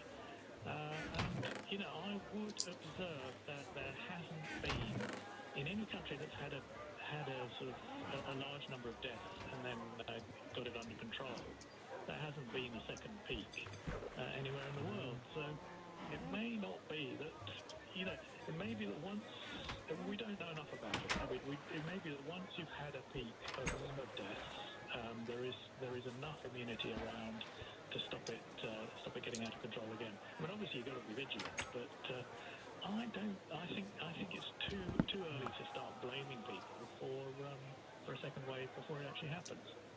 So equally, do you think that the fact that we've got people breaking the social distancing rules, not wearing masks, and doing all of those things, having street parties and so on, which is totally in defiance of the rules, is that... Well, of the guidance, yeah. I mean, the problem is there's rules and guidance, and they're different things. Yes. That in itself is part of the mixed message, isn't it? That nobody's quite sure what the rules, the law, the guidance is anymore. Yes, I think that is absolutely true. And, you know, even the government doesn't know, you know, what's law and what's advice. I mean, they don't seem to know that they've banned gatherings of more than 6 people to protest. You know, they just ask people to try and be responsible and maintain social distancing. But leave that aside, you know, I think people do generally understand the social distancing rules. They try. I think most people, the vast majority, try to observe the rules as best they can. It's you know, sometimes a bit difficult in shops. And I think, you know, I haven't been on the tube recently, but I think people are wearing masks on buses and trains. And I think, you know, this is a minority who are going to disregard the rules. There always would be. And I do think people, you know, do get very, very agitated about that because it is annoying. But it is, you know, you can't expect 100% compliance with this kind of thing. No. So, do you think the strategy with the government now is that we now have to concentrate on the economy? We can warn people to be sensible, but in the end, we couldn't go on for much longer anyway. Very difficult decision as it is. Yeah. Yeah, no, I mean, I think that's absolutely right, that the balance of risk has completely shifted. And I think the problem is, you know, an awful lot of people were terrified of the disease. and really feel that it's too dangerous to lift the lockdown. But I do think it is also very dangerous to carry on with it, because the economy is taking too much damage, and it's not just some sort of abstract concept. I mean, this is people's jobs and their livelihoods and the money to pay for the health service to look after us. So it's not as if it's just a straightforward lives versus economy calculation. No, absolutely. Why stop the press briefings? Well, because they, I mean, cynically, because they've turned into, sort of bad news stories for the government. I mean, given that they didn't have something new to announce every day on the developing pandemic, it became a chance for journalists to ask questions and try to probe at weaknesses in the government's defences. That's, it's just straightforward defensive media management, isn't it? You don't put ministers up to answer questions unless they've got something to announce. And just on a slightly different tack as well, we have heard in the last hour or so about the replacement for Rebecca Long-Bailey, the new Shadow Education Secretary, Kate Green. Anything to read into that? Well, I mean, she's not a Corbyn supporter, so that is a sharp shift away from the sort of Corbyn inheritance on Keir Starmer's part. Kate Green actually ran Owen Smith's leadership challenge against Corbyn in 2016, so it's a pretty clear signal of the sort of direction Keir Starmer wants to go in. And the first statement that Kate Green has issued is saying that she wants to work with teachers, unions, parents and councils to get our children back in school as soon as possible, which is not the emphasis that Rebecca Long-Bailey brought to the job. Interesting. John, thank you very much indeed for that. Good to talk to you. John Rentoul there, Chief Political Commentator for The Independent. What's your view on all of this then? Let's go to Matthew in Kings Lynn. Hello, Matthew. Hello. Hello, what do you think about this? I don't know. I think to me, it seems like there's a person is smart and knows what they should be doing and how to isolate, how to take care of themselves, but people as a whole are ignoring it. When you get a group of 3 or 4 people, I mean, I live near the coast every day for the last, 2-3 weeks. Traffic has been a nightmare as people go. And I'm like, how dare you? I work in care. I support very vulnerable people. And I thought you are putting money into my family and the people I look after at risk. It just takes one person. But what are they doing wrong? I mean, you are allowed to go to the beach, you are allowed to meet people now, as long as you keep your distance. So why are people... Yeah, as long as you keep your distance. And I see people and they're not. I know recently, yes, people like, all fast groups to be together, but what's the support bubble? I still haven't got my head around how that should be. That's interesting, you see, because I'm still maintaining that most people, your average person, doesn't really understand the rules because they are complicated. Now, you are a care worker, so you've got a vested interest in this. You don't quite know how the support bubbles work then. No, I have no idea. I think sometimes you need to use a common sense. Why one fix when you don't need to? Well, yes, I would like to think that, but that was what Boris Johnson said, was rely on people's common sense. And I don't know, maybe 90% of people, but there's a lot of people who don't seem to have any common sense. That's a problem. I think was it one of your you had on? I think the doctor who said that still 95% of the population haven't had it yet. So how many is that potentially that should then pass it on? 5% is a very small number. And I know young people that have had COVID-19 have been very, very ill with it. And it's totally right. Yes, some may not show any symptoms. It takes just one person to bring it back, and then suddenly, your grandmother, your aunt, your brother... I agree with all of that, but it's still got to be a balance, because we couldn't really carry on. As the figures have gone down, the risk has lessened, you can't just stay locked up all the time. We had to make a change. I think, yeah, I can understand as a plan, but I would have preferred it to have been more cautious. I would prefer, I know that economically everyone is struggling, but is it really worth the risk? Is Joe Bloggs, is your job more or well, we're talking about a lot of jobs, and it could substantially affect people's lifestyles and quality of life and health as well, I suspect, Matthew. Thank you very much indeed. 0345 6060 973. Alan in Doncaster. Hello, Alan. Good evening, Clive. Thank you for taking the call.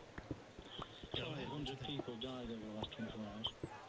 The reason they've died is a lack of ability or capability, capacity for this country to police its own land.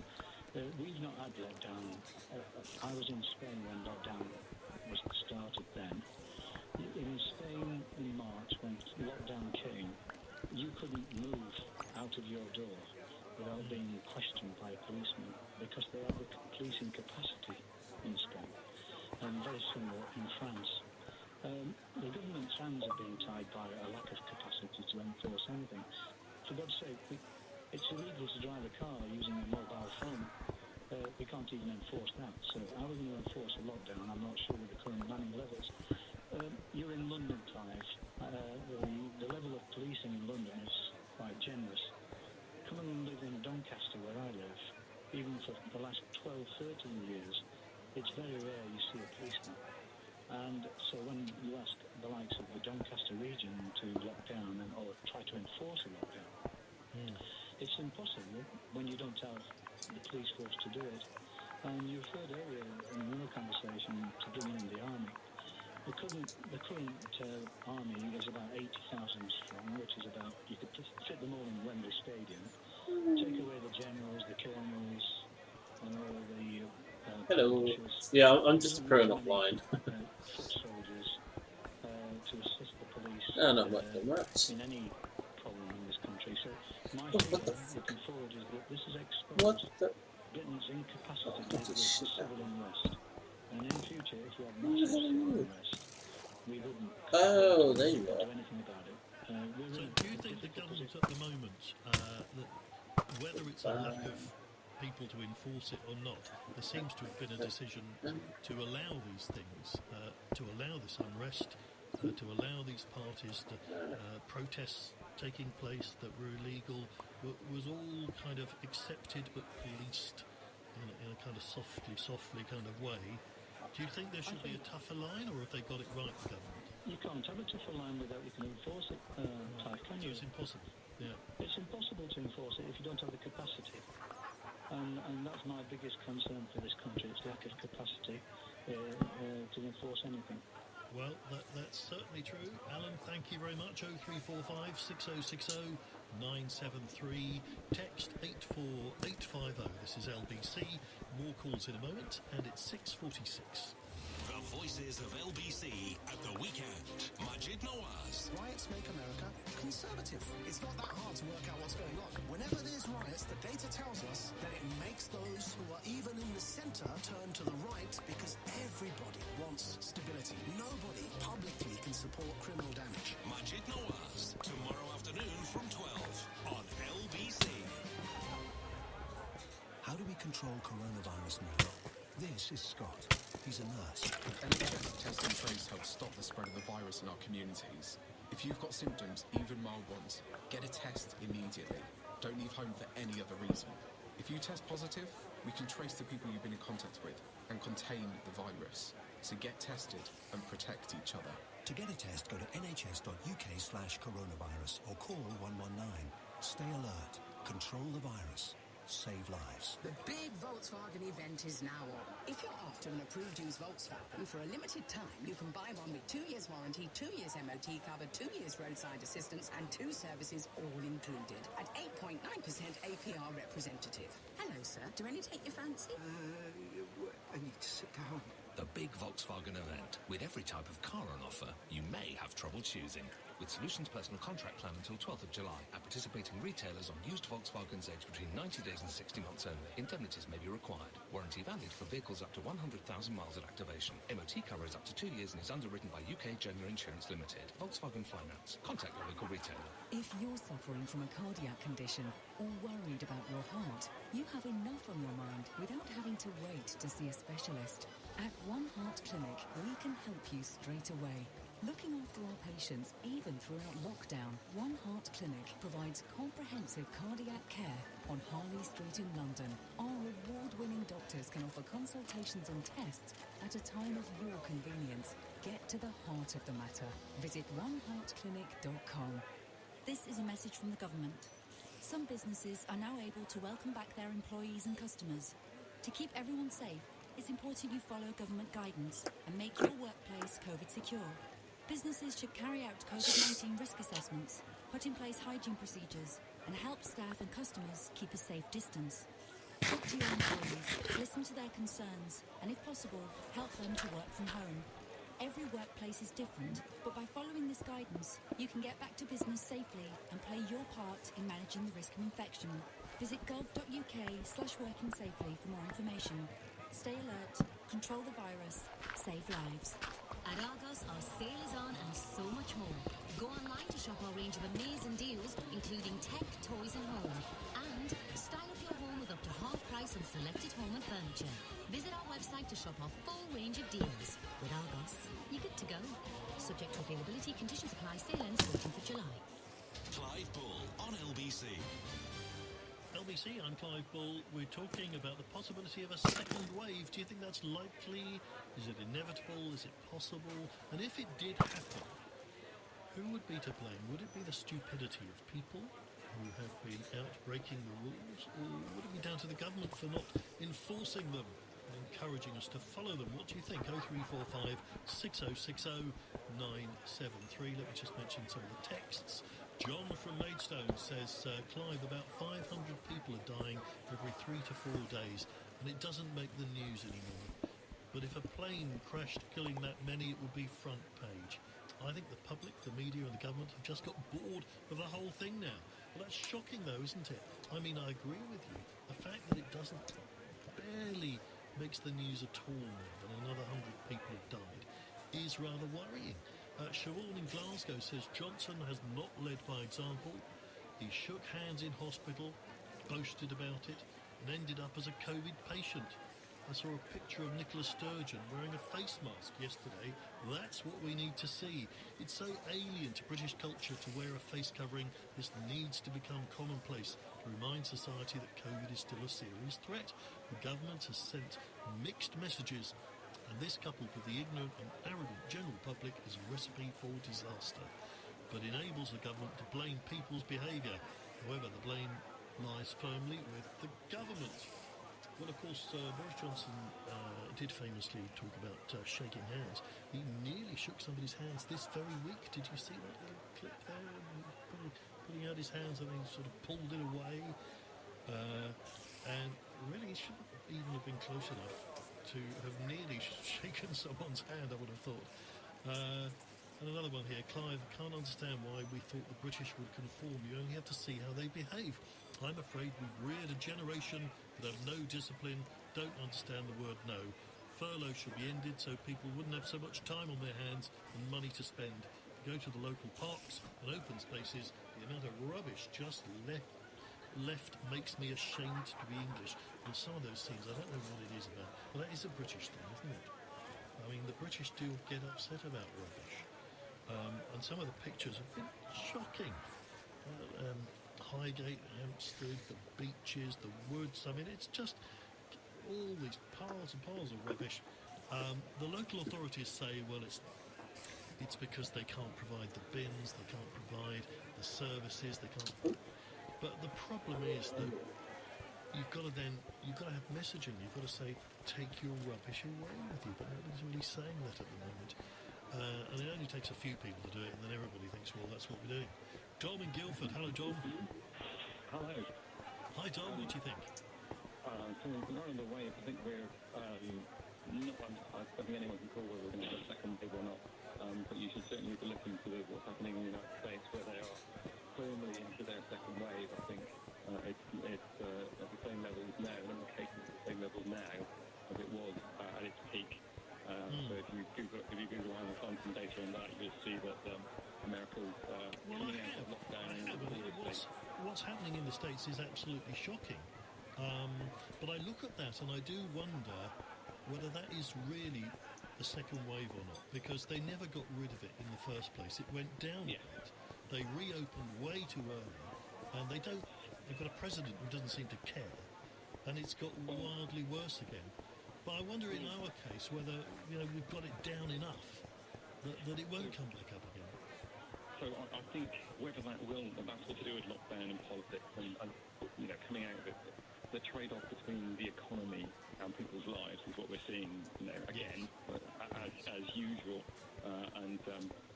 If suddenly people will die in a week in car accidents, and I think they typically do. I think it's one of the main players is car accidents in terms of deaths nationally, but not as big as COVID is big. But the big worry here, I think I thought I drew your attention was, if you read the article in the Telegraph that pointed out there's now 2 pieces of peer-reviewed published scientific evidence which shows that immunity to COVID-19 doesn't last what they thought, that the other coronaviruses where it's about a month, where it lasts about a year or a year or more. We kind of hoped that you could take at least a year before you get the same virus back again. But it seems that for COVID-19 it's actually 2 months. And I was talking to people in Wuhan who've had the virus and tested it at the time since, and now showing what they refer to as negligible levels of antibodies, and that was in a test of a scientific test. So the possibility is very real that you can get the virus and get it again in 2 months' time. That is a worrying thought. Yeah, I mean that does. If it turns out to be permanently the case, that would change a lot of things. It would really mean that we would have to get used to a completely different lifestyle. But I mean, let's hope that's rogue and it doesn't turn out to be the case. But Dom, thank you very much for that. Is there enough evidence that there is a second wave? Should we be concerned about a lack of immunity? I mean, it's all very well talking about building up herd immunity, which I was never totally convinced by, but we don't even know that you can have long-term immunity anyway. In fact, it seems, as the last caller suggested, that there is a distinct possibility that you don't get it at all, the immunity, or certainly not for very long. Neil from Croydon. Hello, Neil. Hello, Ty. My wife and I listen to BBC Climate. I've come in partway through the conversation, but I was backtracking to the government updates and how I got quite cynical in the end, because, typically we see, I've worked out the politicians' way of answering questions. Someone asked my question, in the end I was just listening, they try to blind us with stats and whatever and graphs, which, I was never good at graphs at school, but I realised the statistics can be, as we know, manipulated. That's why they stopped showing the graphs when they weren't favourable. But in the end, I was waiting for the journalist questions at the end to see how they handled those. And typically they say, thank you very much, Mr. Teeth. Wonderful question. Then they give you like a 5-minute summary of the subject and then try to give some vague link to what their party has done or promises for the future. Yeah, and never really answered the question in my opinion. Yeah, but some of the journalists... They would say how fascinating and interesting the question is. Yeah, they wouldn't really answer it. Clive, for that wonderful question. Yes, A very it's a intelligent really question. important question, yes. Yeah, I'll give you a 5-minute And they're now going to not answer it. That's right, 5-minute explanation of what the subject is, and then avoid answering in the end. But one of the things I did find was common sense of this term that was bandied around. I do think that, because I'm a person because of health issues without going to be shielded for 3 months, probably the longest I've stayed in my life. I'm just now, for the first time last week, to hospital to recommence my cancer treatment. But I think some of the things sometimes, I think we're kind of a bit people perhaps look too much to the government for telling them what to do. It's a bit like reducing from 2 to 1 meters. I'm a vulnerable person, and if the government told me tomorrow that it was unsafe for me to be more than 2 meters, but to tomorrow it's one meter, I thought to myself, if I'm vulnerable, I go near someone with the virus, I'm still going to catch it. So all this thing I wanted to get out, to the government to sanction me that I can go to get a haircut or whatever, I think it's a bit silly. So I think sometimes each person's got to make a decision. If I'm vulnerable and I've got a garden outside and my friend comes and he sits, 20 feet from me and we have a drink and have a chat, I might kiss and hug him or her, but then so that's why common sense would come into it. So I think that's where people have I think that's right, and it's certainly not a good idea to just do something because Boris Johnson says it's okay now. Yeah. If you've got your own conditions, your own risks, you can come to a judgment. But they've got to lead with some information, haven't they? Because otherwise nobody will ever lock down at all. Well, the fact that some of them got the virus themselves and have flouted some of the things themselves, we've got going to Dominic Cummings, Boris Secondhand, etc. People lose confidence, and I think I was talking to my wife and thinking that people are just going to completely ignore them and say you're not following things themselves. You don't seem to be able to keep yourself safe, so we're going to make our own decisions. And obviously, some people are going to do silly things on the beaches and these parties or whatever, and go. The lack of leadership may lead to anarchy, but I think there are sensible people who will still make their own personal decisions.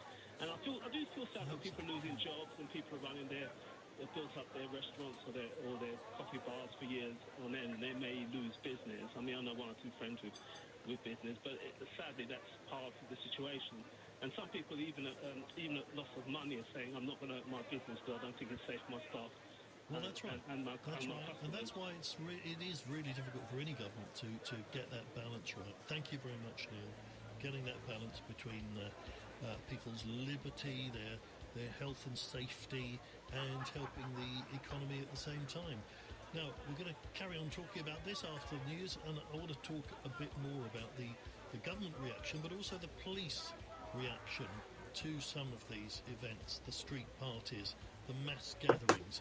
Is it possible that the police could have taken a much harder, tougher line? The government. I'm going to be back in a little bit. These are legal. I'm going to stop them happening. Should that have been the case? 0345 6060 973. More coming after the news on LBC. Oh, what the frick is over my hair? On your radio, on Global Player, and Play LBC. Leading Britain's conversation. This is LBC. From Global's newsroom, I'm Tim Humphrey. A 25-year-old man has been charged with 3 counts of murder and 3 of attempted murder following an attack in Reading last Saturday where 3 people were stabbed to death and a further 3 taken to hospital. Kari Sadala from Basingstoke Road in Reading will appear before magistrates on Monday. The vigil for the victims is just starting in the town. The police constable injured in the Glasgow knife attacks has thanked people for their good wishes and kindness as he recovers. David White is now in a stable condition. David Dom reports. The 42-year-old says the scene he and his colleagues were confronted with at the Park Inn Hotel on Friday is something he will never forget. He also says his fellow officers put themselves in harm's way to contain the incident and that those swift actions saved lives. He thanked the medical staff at Queen Elizabeth University Hospital for what he calls outstanding care. The suspect was shot dead by armed police, while 5 others remain in hospital. It's reported workers at the Park Inn Hotel were warned about concerns for the suspect's mental health the day before the attack.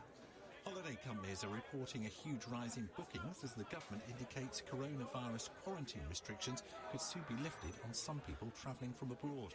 But there's more worries about large gatherings here, particularly over the last 2 evenings, where Liverpool fans have gathered in the city to celebrate the club's Premier League title win. There were also concerns in the week about the number of people who crowded Bournemouth Beach. The town's MP, Tobias Elwood, says the social distancing message needs to be constantly repeated. We're almost forgetting that we're in this enduring emergency. Until a vaccine is found, I'm afraid we all need to continue to adjust, and that reminding people every single day of their own individual duty of socially distancing. Another 100 deaths have been reported in the UK among people who tested positive for COVID-19, taking the total to 43,514. Detectives in Northern Ireland say a body they believe to be that of missing Belfast teenager Noah Donoghue has been found in a storm drain. The 14-year-old hasn't been seen since last Sunday evening. It's believed he may have fallen from his bike and hurt his head. Superintendent Muir Clark says rumours surrounding the disappearance are unfounded. An investigation into the circumstances of Noah's disappearance is still continuing, but there is no evidence to suggest foul play. The French cosmetics giant L'Oréal has announced it will remove words like whitening and fair from its skincare products. The company's decision follows a similar move by the Anglo-Dutch firm Unilever and follows worldwide protests about racial injustice. And the weather, cloudy with more showers tonight, those mainly in the north and west with a low of 9, then heavy and persistent rain in the northwest tomorrow, sunny spells and scattered showers in the south, and a high of 20. From Global's newsroom, you're upstate. This is LBC from Global, leading Britain's conversation with Clive Bull.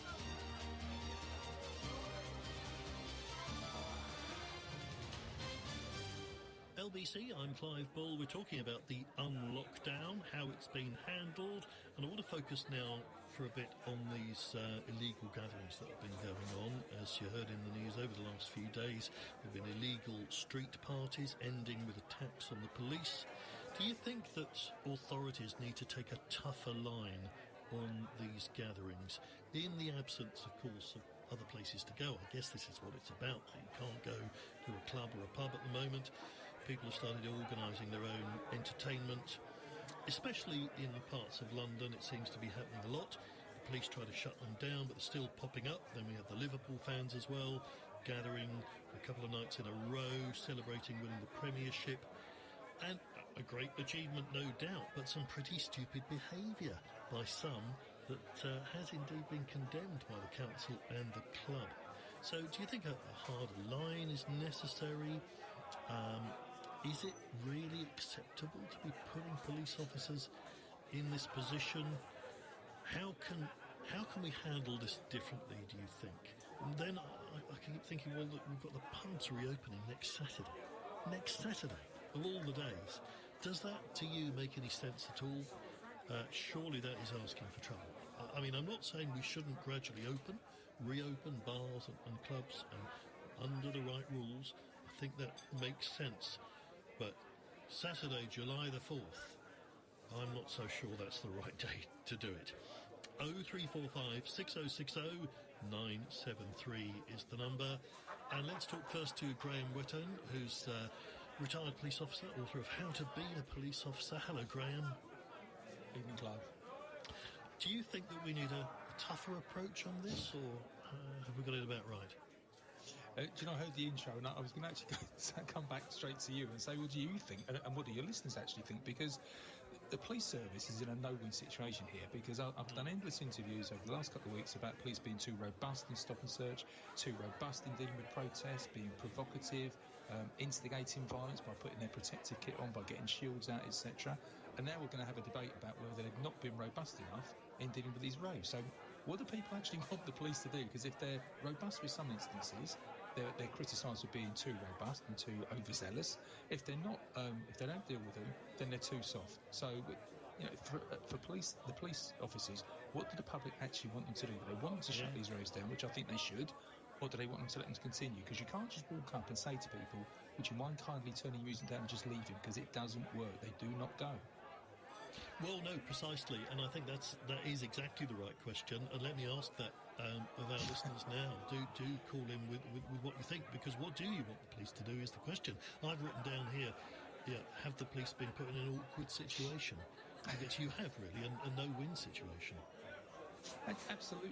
And we've seen, and again, it's been these illegal gatherings, the raves, the music events have been increasing because we know the concerts aren't happening, the music events aren't happening, so people are just doing it themselves. I feel like I'm almost living in a parallel universe at times. There's people I know are still socially distancing. You go into the shops, they've all got hand sanitisers, there's markings on the floor, people are queuing outside. Then you turn your television on or look at the news, and there's people having parties.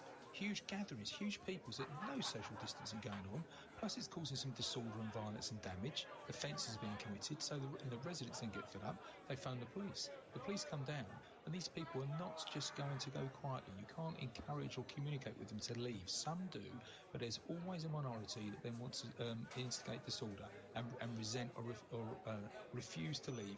They haven't been told, no, you can't do this. They have rights to stand there. They have rights to listen to the music. This is what police officers are being told.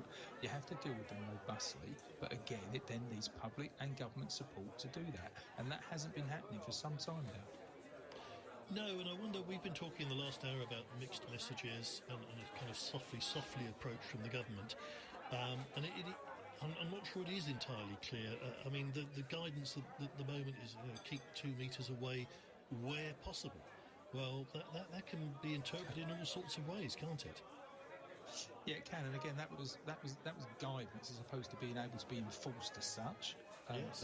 They were mixed messages. I have to say, just that there has been some support from the current Home Secretary. I've been impressed with some of the things she's been saying, but as others will say, actions speak louder than words. So her words have been quite supportive. But I'd like to see some actions to back that up. But she's been exceptionally supportive of policing over the last couple of months, or since she's taken up her post. So to a certain extent, as a Prime Minister, I think some police chiefs are taking time to catch up with that now, because we haven't. To be fair to them, they haven't had that support from a Home Secretary or Prime Minister for some considerable time. So I think it's almost like, is this for real? Can we take this support as being genuine? Across the country, there's I heard one of your callers earlier saying about the north of England, Doncaster, I think it was. London is quite blessed with having significant numbers of police, but even they struggle sometimes. Across the country, it's far worse, a much worse situation. Yes. So having the resources to deal with these incidents is extremely difficult. So that caller was right then, that if you had to take a hard line and you were going to arrest everybody who turned up, you couldn't really do it. You haven't got the numbers. They haven't got the numbers. Even in London, they would struggle. The largest police force in the country. You look at, I think Merseyside was mentioned as well, disorder in Liverpool the other night. They would struggle to deal with significant disorder by large numbers of people. It needs society or the public, the community, to say this is not acceptable. These people live somewhere. They have parents, brothers, sisters, bosses, etc., who will know they're going to raves and parties, will maybe even see their pictures on the news. It needs to be almost like peer pressure not to do this, because you can't just, it's a tired phrase, you can't arrest or enforce your way out of some of the problems, and this is one of those. Are you worried about next Saturday with pubs reopening? Yeah, I think that's a really unwise decision. I can't imagine they've consulted with police chiefs, police federation, the unions, etc., to open it on a Saturday. And we've had literally week after week of some disorder at illegal and licensed events. To actually have the licensed premises open all day on a Saturday, I would far sooner see the day moved. If it's not going to be moved, I remember the times when pubs only open for a couple of hours in the afternoon and a couple of hours in the evening. Let's have a staggered opening as we've had. We've had a gradual return in all other forms of business. Why not in the licensed trade? I get the fact they've got to come back, they've got a living to make, but at least on that first Saturday, can we consider, maybe it's down to the licensees themselves, to consider having some restricted opening hours? Because I really fear for next weekend. Yeah, me too. That sounds like a really good compromise, actually, because I can't see the government doing a U-turn on the date, but maybe restricted hours, maybe local authorities could sort of agree. I'd like to see some guidance. Yeah, as you say, I'd like to see some guidance coming out from government, as they've done before. Some advice, maybe sensible, responsible licenses, landlords, etc., will have maybe some restricted opening hours, just to get back to normal, because bear in mind, if you're going into the pub, you've still got to maintain this social distancing. So they have got some hurdles to cross to open as such. Whether that's going to be able to be not just enforced but abided by people going in there remains to be seen. But I welcome the fact they're going to open again. And, like most of my friends, it will be great to pop into a pub again and have a drink. But I do fear if they're going to be open all day, extended hours, some people will go to the extreme. Yeah, absolutely. Graham, thank you very much indeed. Graham Wetton there joining us. 0345 6060 973. Should the police be tougher? Should the government be clearer? Why are these illegal gatherings taking place? And are you worried about the pubs opening on a Saturday? It seems to be a completely daft idea. I think I'm all in favour of them gradually opening up, but that doesn't seem like a good way of doing it. I mean, you've had a lot of drunk people on the beach, and they end up not only not keeping 2 metres away, they end up having a fight. Adam in Westminster. Hello, Adam. Oh, good evening, Clive. Evening. What do you think? Well, I just want to concur what the police officer, I believe, gentleman just spoke previously regarding the pubs and stuff opening up. I think it's a very unwise move, and I can only think of one thing in particular what that is going to cause.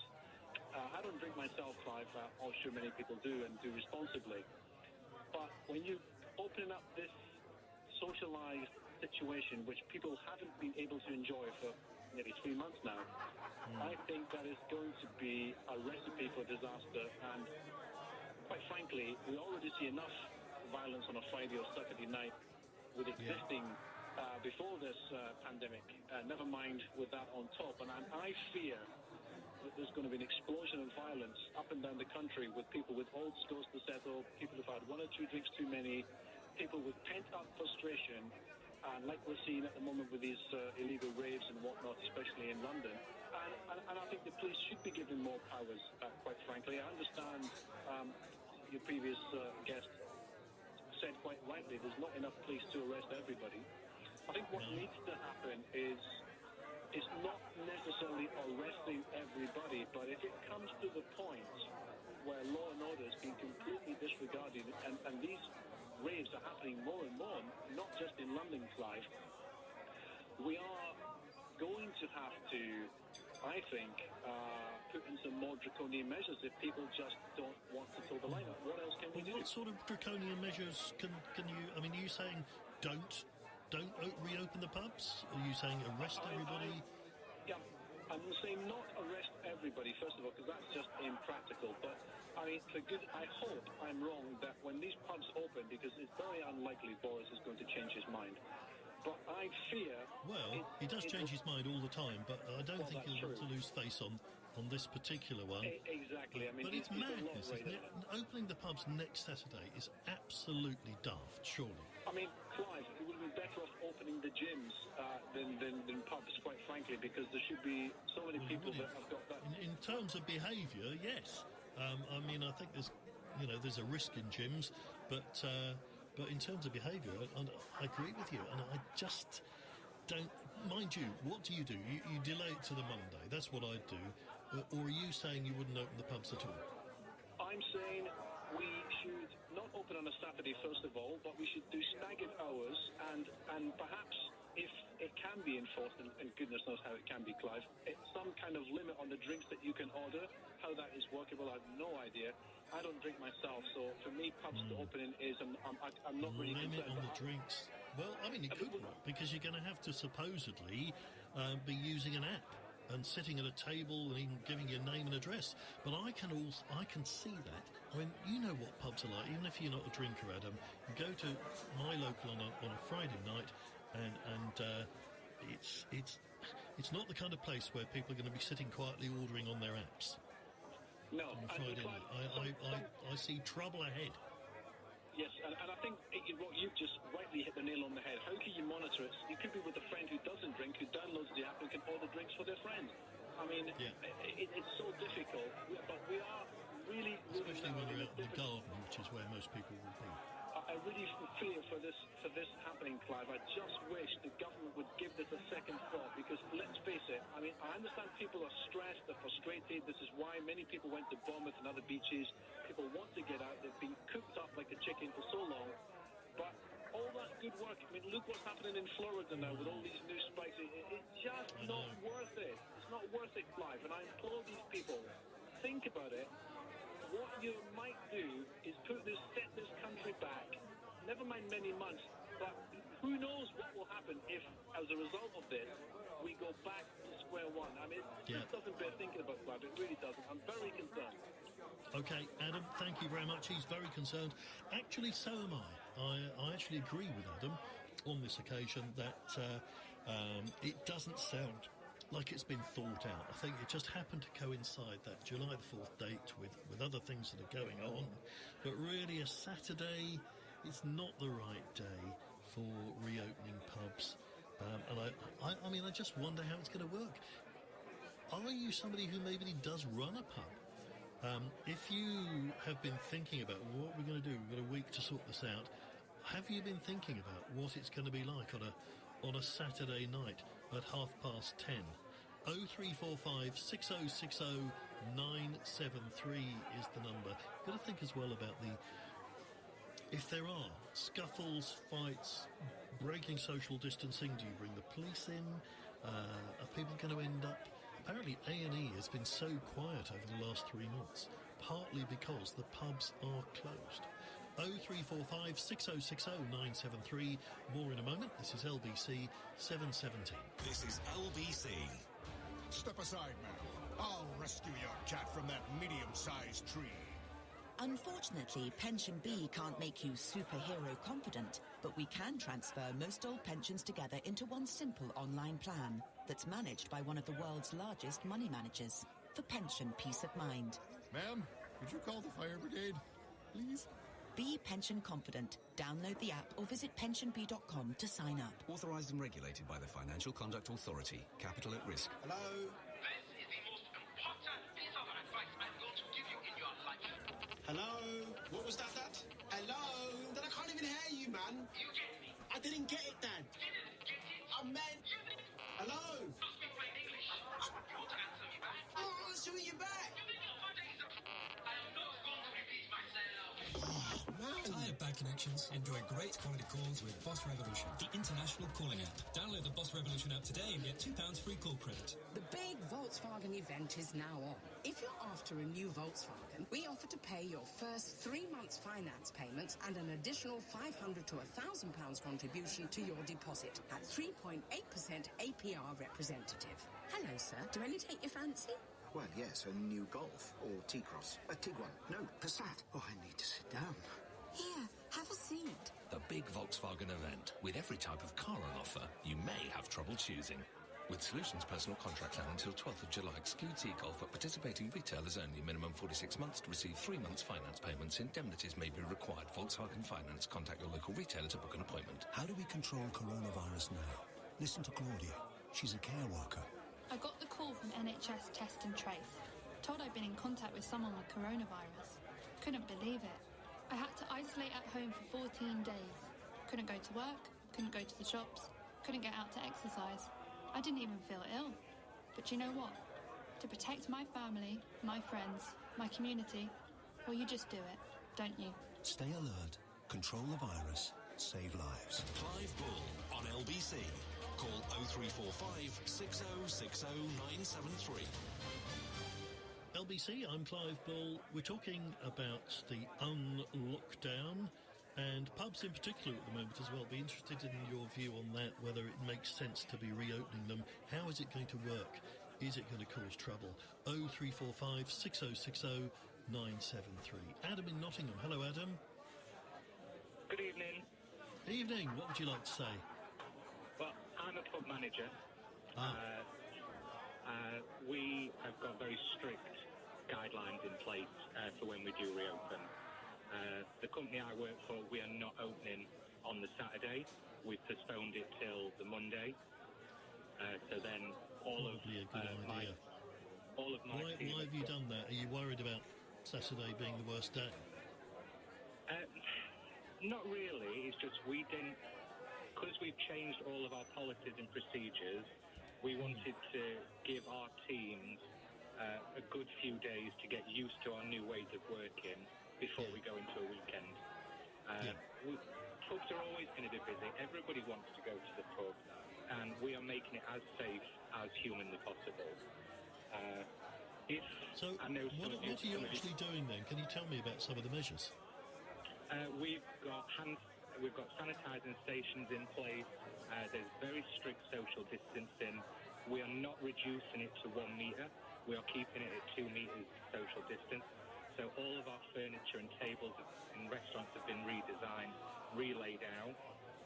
Because we've been doing this for the past week and a half. We've not just waited for Boris to say go. We've already been putting plans in place. So you've gone with the 2 metres.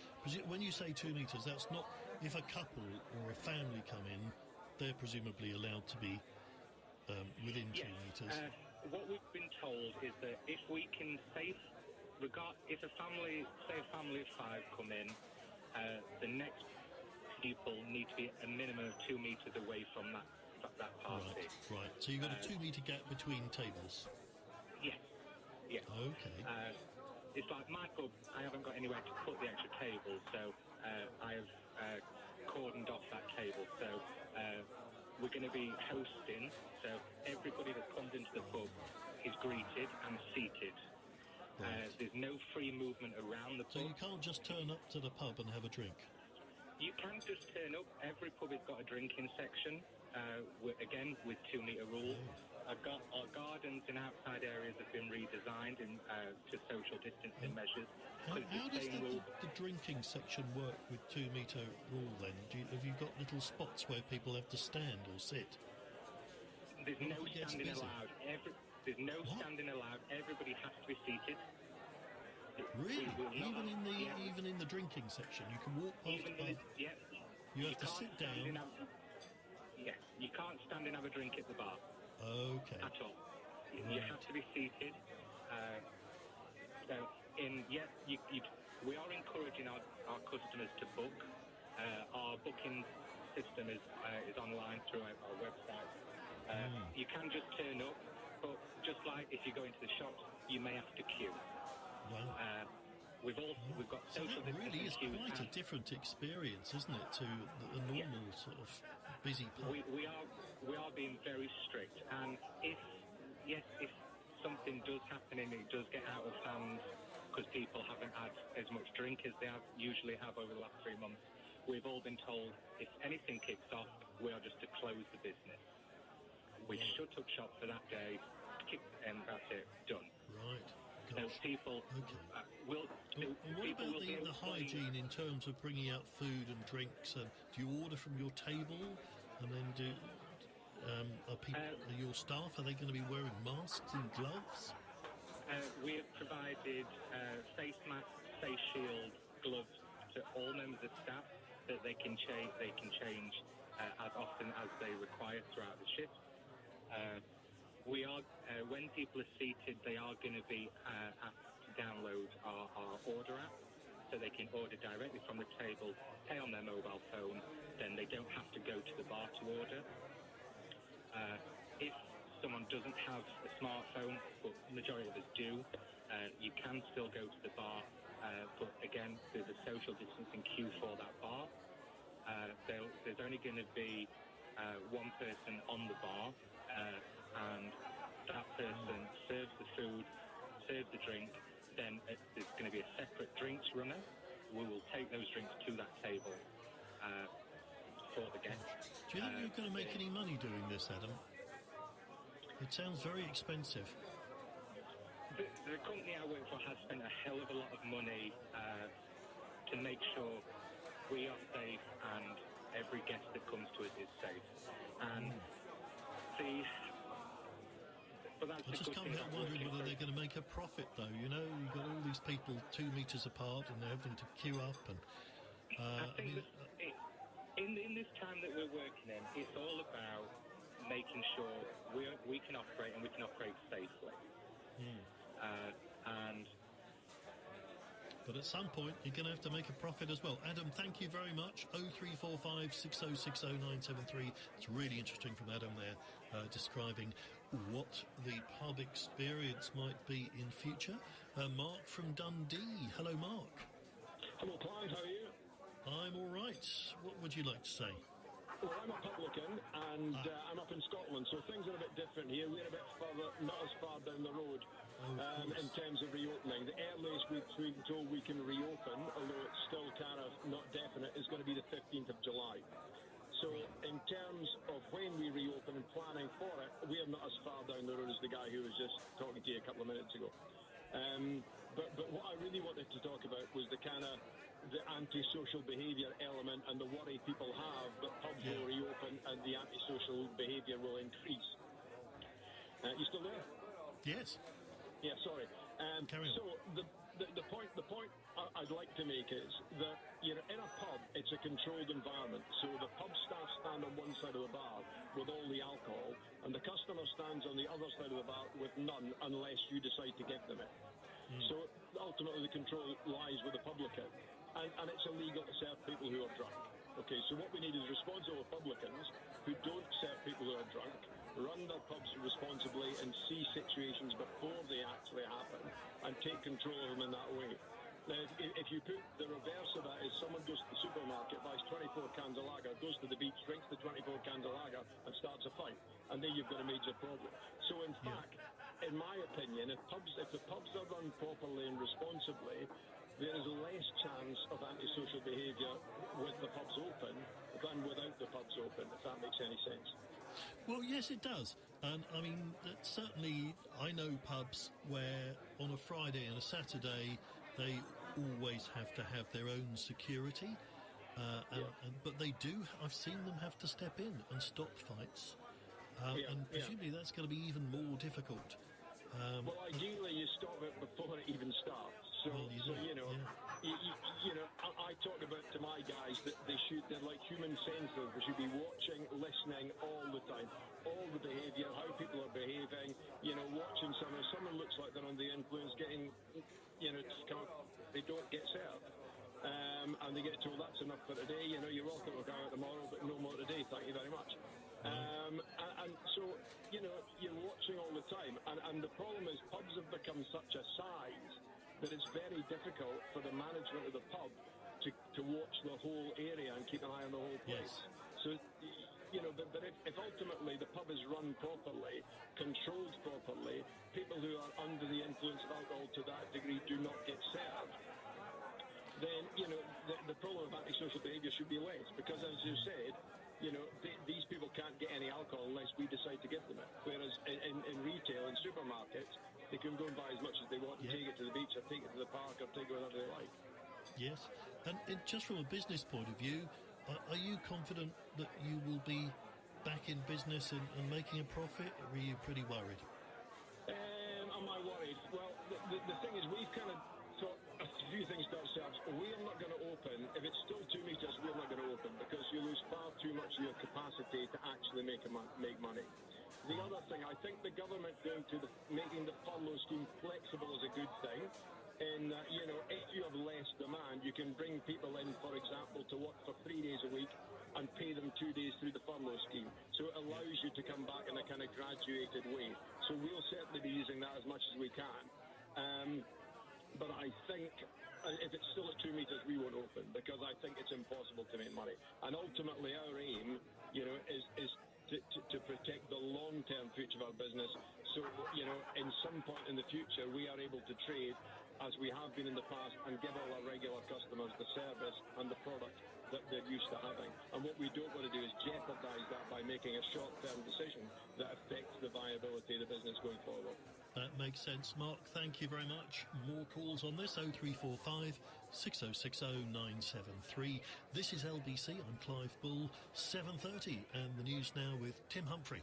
A 25-year-old man has been charged with 3 counts of murder and 3 counts of attempted murder after 3 men died and several others were injured in a knife attack in Reading last Saturday. 25-year-old Kyrie Sadala will appear at Westminster Magistrates on Monday. A vigil is being held in the town for the victims. The speakers include the Lord Lieutenant of Berkshire, James Puxley. I wish so much that circumstances that have led me to be here had not occurred. Of course, we all wish this. We cannot alter what has happened. So tonight, as a representative here in Berkshire of Her Majesty the Queen, I pay tribute to James, Joe and David. A police officer who was stabbed at a hotel in Glasgow city centre yesterday is now said to be in a stable condition in hospital. He was one of 6 people injured during the attack. The suspect was shot dead by police. Labour leader Sir Keir Starmer has appointed Stretford and Urmston MP Kate Green as the new Shadow Education Secretary. She replaces Rebecca Long-Bailey, who was sacked earlier this week. And the weather rather cloudy with more showers tonight, those mainly in the north and west, and a low of 9. This is LBC. Hello? This is the most important piece of advice I'm going to give you in your life. Hello? What was that, Dad? Hello? Dad, I can't even hear you, man. You get me? I didn't get it, Dad. You didn't get it? I meant... Hello? I'll speak plain English. You want to answer me back? I'm answering you back. You make your father I am not going to repeat myself. Man. Time Tired of bad connections? Enjoy great quality calls with Boss Revolution, the international calling app. Download the Boss Revolution app today and get £2 free call credit.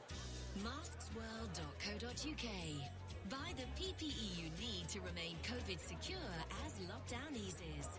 We stock high-quality filtering face masks and hand sanitizers. Place your order now at masksworld.co.uk with next-day delivery. At Argos, our sale is on and so much more. Go online to shop our range of amazing deals, including tech, toys and home. And style up your home with up to half price on selected home and furniture.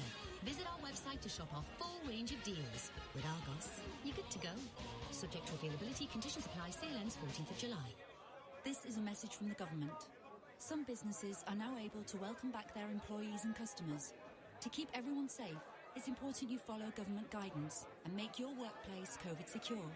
Businesses should carry out COVID-19 risk assessments, put in place hygiene procedures, and help staff and customers keep a safe distance.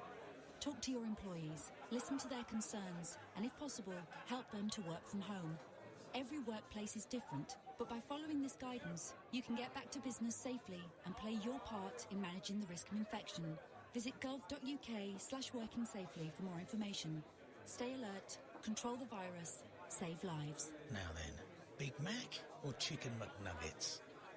Did you know you can order ahead contact-free by downloading the My McDonald's app? Simply select some of your favourites from our reduced menu and we'll start preparing them when you're nearby. Nice. From 11 a.m. to 10 p.m. Participating restaurants only. App T's and C's apply. Leading Britain's conversation. LBC with Clive Bull. LBC, I'm Clive Bull with you till 10. And we'll take more calls in a moment on pubs reopening and the unlockdown. Are you worried that pubs are opening on a Saturday? Do you feel the police should be taking a stronger line with illegal gatherings? 03456060973. Do text as well. Had some great texts in this evening. 84850 for your texts.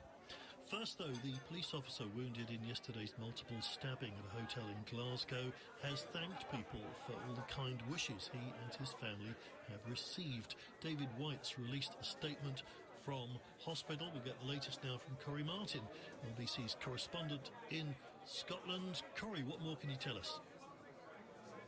Well, Constable White has said he'll never forget the scene that confronted him and his colleagues when they arrived at the Park Inn Hotel in the city centre yesterday.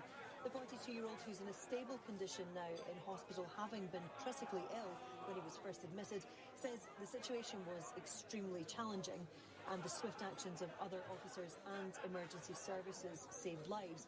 He's thanked medical staff for the treatment they've given him and also had a word for the public, saying the support has brought him and his family great comfort at what is obviously an extremely difficult time.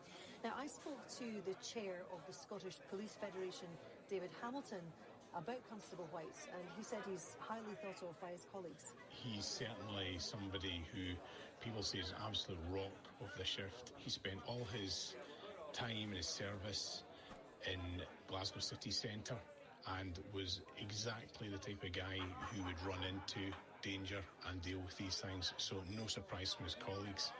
And they're just hoping that they can see him back at work soon and they can enjoy his company and his character again. Now, this afternoon, police have put out an appeal for information on the attack, which is not being treated as terrorism.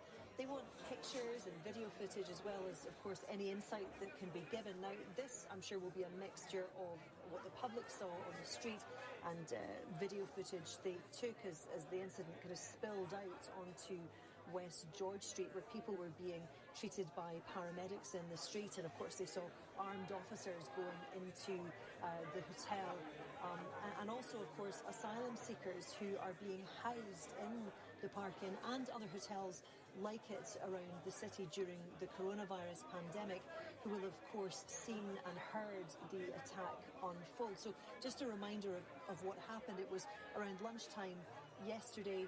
A man stabbed 6 people, including the police officer, David White, and he was shot dead by armed police. Now, that's actually the first time that Police Scotland officers have shot dead a suspect on our streets. Now, today we've been speaking to Siraj. He's an asylum seeker from Yemen, and he was being housed at the park inn as well, along with his brother. Now, he told us he reported concerns about the suspect's mental health the night before the attack. What make it hard for me that the boy before the crime, he said me that he will attack. He started to say, I want to attack, to stab people or use the knife. I said him, why? He said, they hate me, I hate them, I want to attack them. I thought he was joking. I said, no, it's fine, take it easy. He said, no, the rooms, they are making noisy just to disturb me. I report that to the hotel reception. They said they will take it seriously. And in the next day, in the morning, the day of the crime, the housing manager talked to me. I explained him everything. I showed him everything. After that, I don't know what happened. Now, there are 5 other men still in hospital, as well as Constable White. 2 of them are hotel workers, and 3 are asylum seekers, including 2 teenagers who are just 17 and 18 years old. Lots of questions have been being raised about conditions that asylum seekers are living in these hotels around the city during lockdown. Lawyer Andy Bradley represents 2 of the wounded asylum seekers who are still in hospital tonight, and in an exclusive interview he told our reporter people just had to leave the hotel in what they had on. You have 17-year-olds who are fleeing trauma themselves, who are being housed alongside adults who are fleeing war-torn countries and may have troubled backgrounds and may have mental difficulties, and you have teenagers living in cramped conditions close to these adults, and it's perhaps time that this practice should be reviewed, and perhaps time that this should be brought to an end. Now, we have asked the Home Office for their response to concerns about asylum seekers' welfare, as that immigration lawyer Andy Bradley raised there. They have said as a statement, a spokesperson said, throughout this pandemic we have prioritised providing asylum seekers who would otherwise be destitute with free and safe accommodation that enables public health guidance to be followed.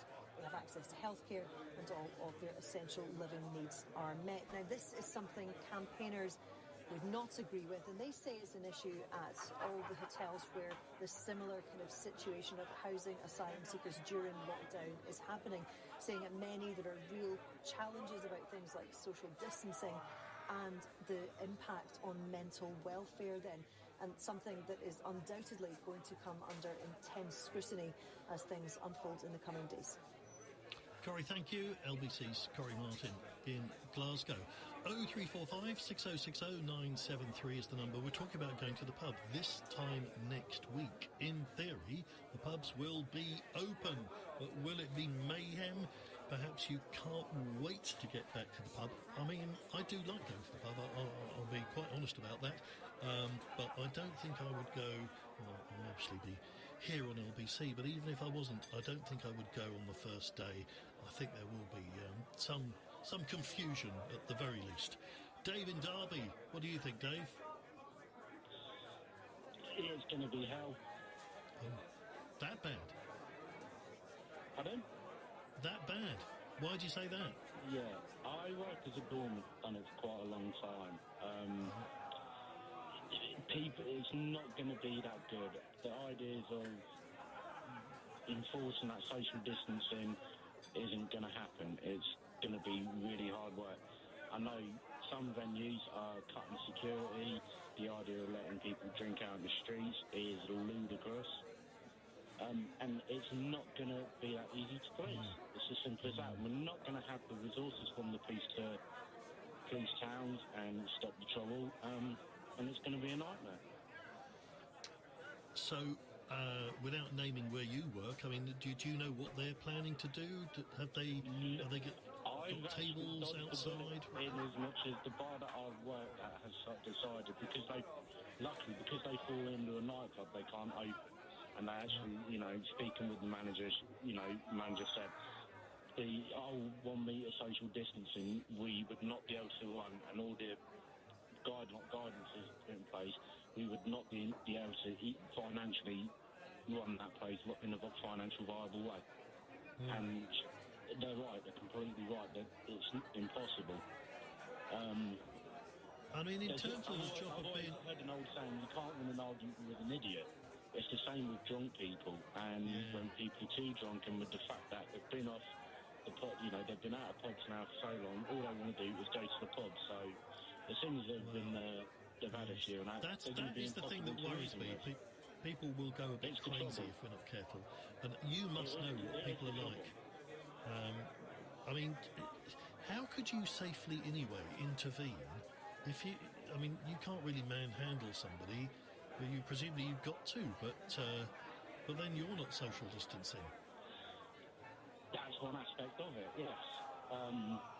What if there's a fight? Do you have to intervene? The police and the SIA, it's pretty much they don't want us to manhandle anyone anyway. And I'll be honest, the last thing I want to be doing that is actually going to work and earning money, so to speak. I would much rather be able to talk someone out than have to get hands on with them. Yeah. Unfortunately, the facts of life is that there's times where you have to turn around and physically remove people. And that in itself can cause a lot of problems. So do you think next Saturday, is that a mistake then? Opening next Saturday, should it be at least moved to Monday? Moving to Monday would be a better solution. It is going to be hard. I do know of venues that have said that they're going to be cutting security because of money that they've lost, and it's not just smaller independent venues which would have probably been hit the hardest financially, but larger companies that own bars as well.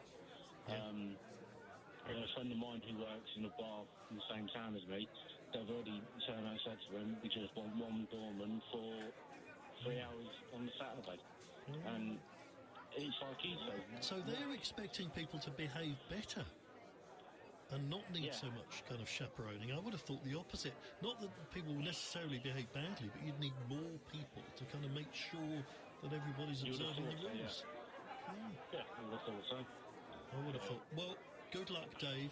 I hope you don't have to manhandle anybody. 0345 6060 973. More calls coming in just a moment. This is LBC. I'm Clive Bull, 7:45. The voices of LBC at the weekend.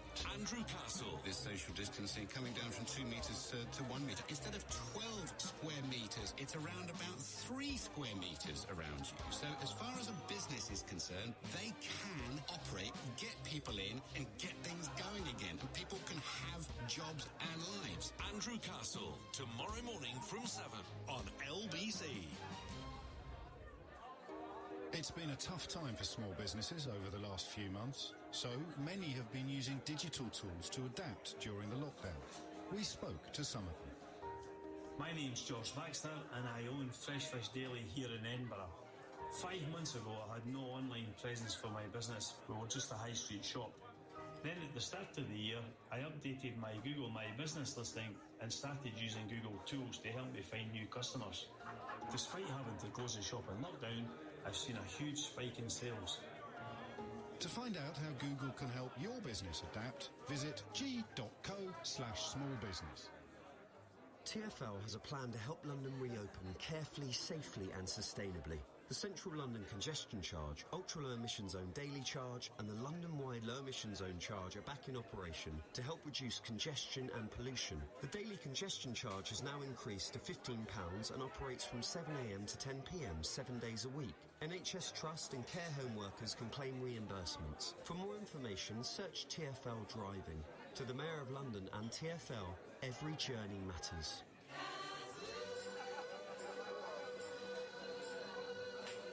So, that's the sound a gospel choir makes after buying a used car from Kazoo. Yep, they bought it online and it's been safely delivered to their door at a time that suits them.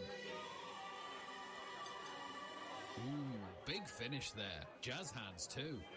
Can you buy a used car online and get it delivered to your door contact-free? Kazoo, yeah you can. Kazoo, the safer way to buy a used car.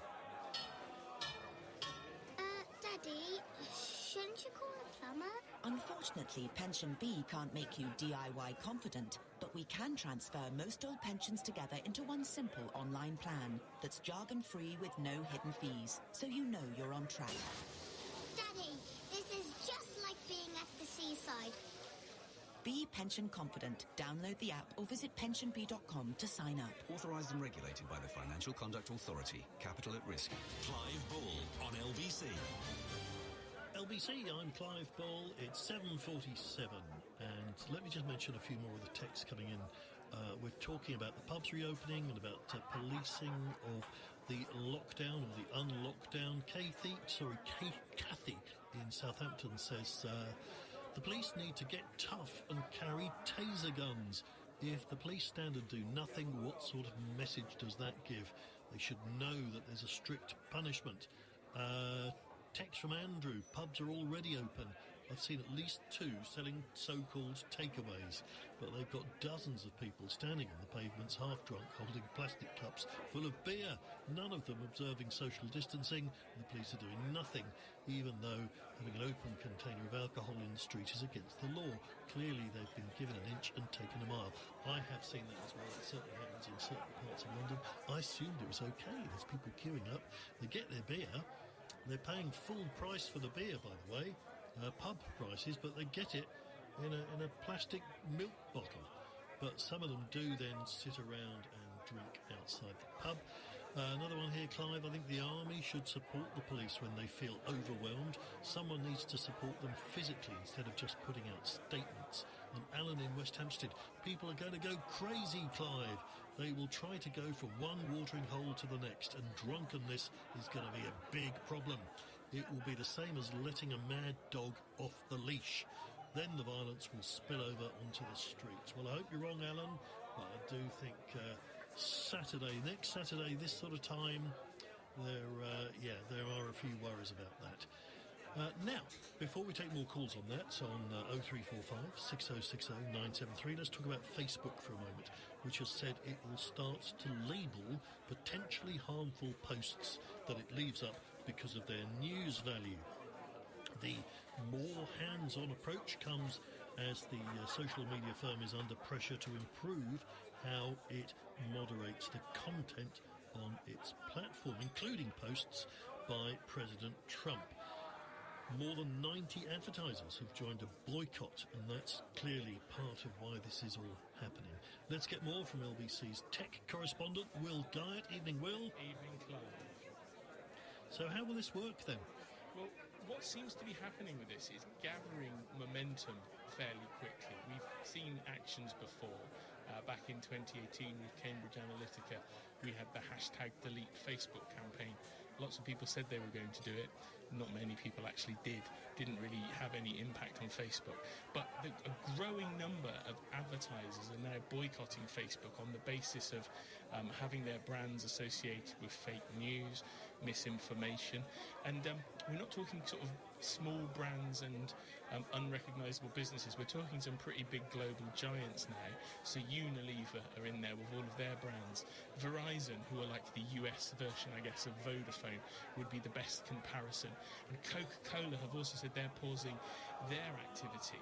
Now, analysts are saying that this has the potential to make more companies pile in and join this boycott, because you've got some of the biggest brands in the world now saying we're not happy with Facebook, and then it becomes a sort of a movement, I guess. And then if you're still supporting Facebook and you're still there visibly advertising, are you complicit in believing that this platform is spreading misinformation, but you don't mind having your brand associated to it? So it's a very interesting one in that Facebook themselves then put out a 1,600-word memo to advertisers, and essentially Carolyn Everson, who's their boss of sort of AdSense, said boycotting in general is not the way for us to make progress together. Sounds a bit like Tony Soprano, doesn't it? Yes, if you want to make progress, you don't boycott.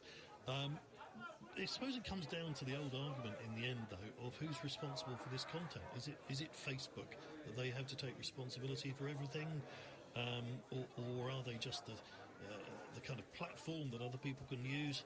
But this is kind of bringing it to a head because they don't want to lose advertising money.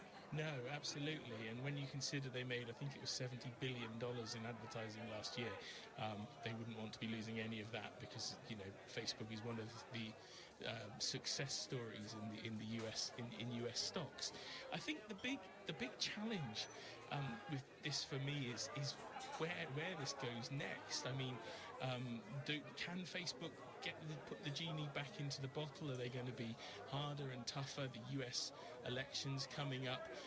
We've seen what Twitter are doing. We've actually had a couple of UK public figures been banished from Twitter today. So that is a platform that's stepping up to its responsibility. But the big fear with Facebook is, Clive, it chooses its status where it feels best. For many people, it says it's a platform, but then you've got Facebook negotiating deals for exclusive football rights and stuff in the Far East.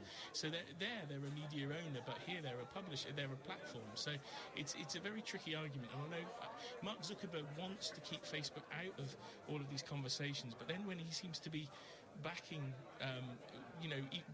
Trump by not censoring what Donald Trump is posting, you see a very tough time. This, I think, Clive, is going to end up to be the biggest issue Facebook's had in as many years as we've been talking about it. You and I have been talking about it on LBC since 2012. I think this is going to be the biggest battle for Mark Zuckerberg to come out the other end of this. We will see more advertisers drop away, both in the US and Europe, and then who knows what will happen then. We will see. Thank you very much indeed. It's a big challenge for Facebook. Will Guyatt, thank you very much. Let's take some more calls. Jane in Welwyn Garden City. Hello, Jane. Hey. Hi, Jane. What would you like to say? Yes, my father, my 84-year-old father, has been obviously in lockdown and shielding for 4 months. And the thing that's kept him going is that at some point he can actually go out and have a pint of beer, draft beer. Yeah. The problem he's got is that he has got a phone, but it's basically he just can make calls on it. It hasn't got apps, it hasn't got any of that sort of stuff. Right. So I'm thinking, and he meets some of his old boys, they get together every now and then. So I don't know what pubs are doing to facilitate sort of the elderly. Well, I think some of them, on that specific point about apps, that's a very good point, because there are people, especially older people, maybe who don't have a smartphone, and I think some of them no. So some of the pubs have definitely said if you don't have an app, there are other ways. They want you to use the app if you can, that you can go to the bar, but you have to be socially distanced when you're queuing up. So it will depend on the pub. But will he feel safe? If he's 84 and has been shielding, will he feel safe and when to go to the pub anyway? Well, he's getting pretty desperate now. I'm sure. And he wants his beer in a mug, not in a normal straight glass. He's quite happy to sit in the corner far away from everybody else and sip it underneath the mask. Can he sit out in the garden? Well, yeah. I mean, and he can say sit it under a mask and everything. But he is just, you can see him sort of salivating, when he thinks about it.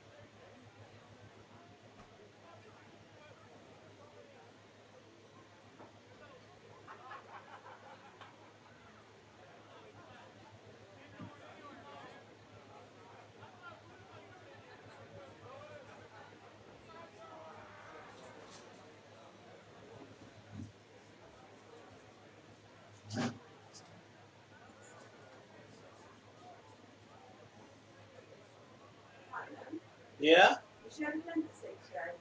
No.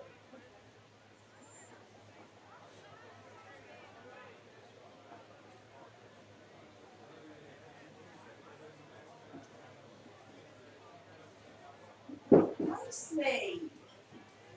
Right, nicely. Gentle. Good girl.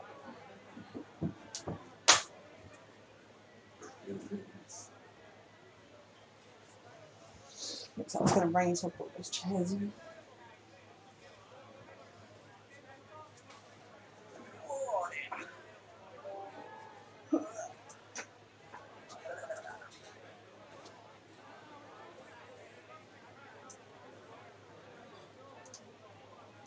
Okay, turn TV off. Get some number. Before you sat down. I had the number there ready to go. Right, 5 numbers. I'm not sure if it's there. I cannot see where it is. Nice. 54292.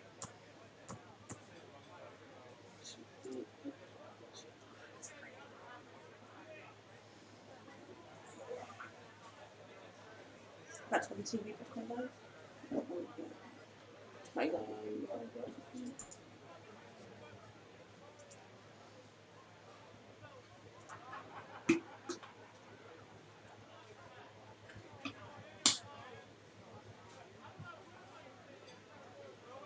Yeah.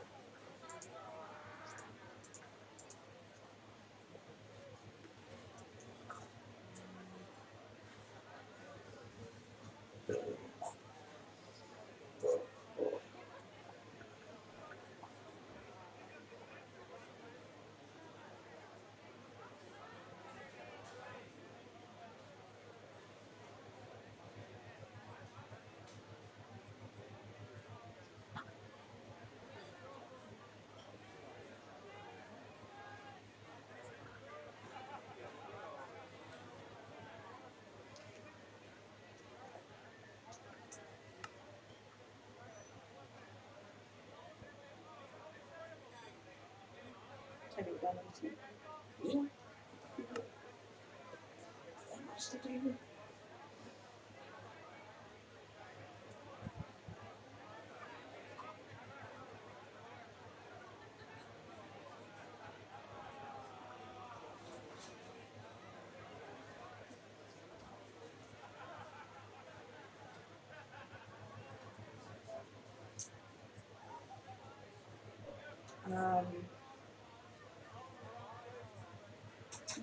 That's good. I was using the Diva tester pack before. I forgot that.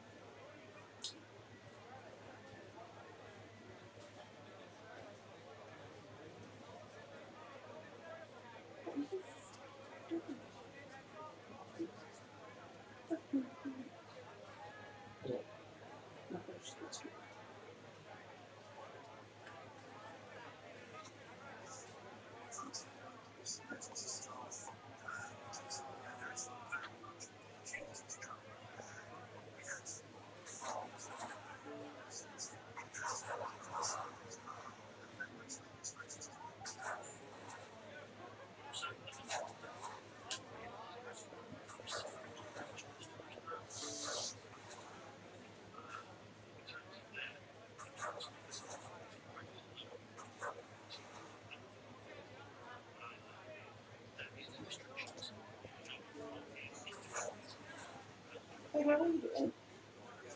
The sauces. Come on then.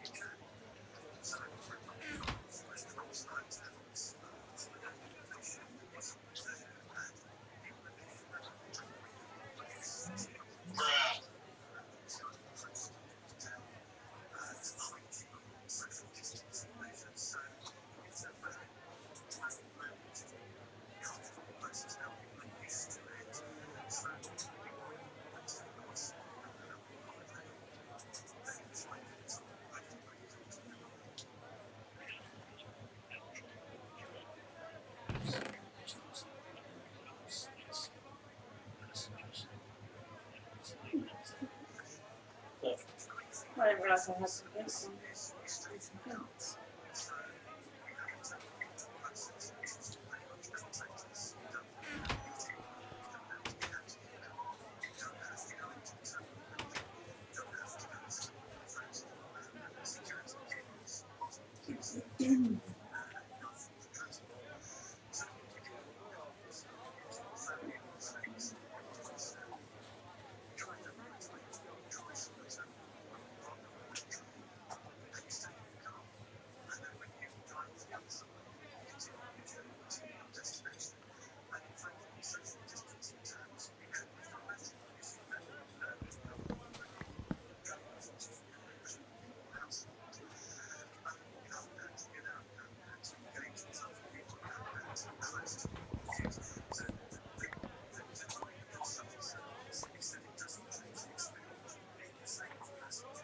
Where I want to stand.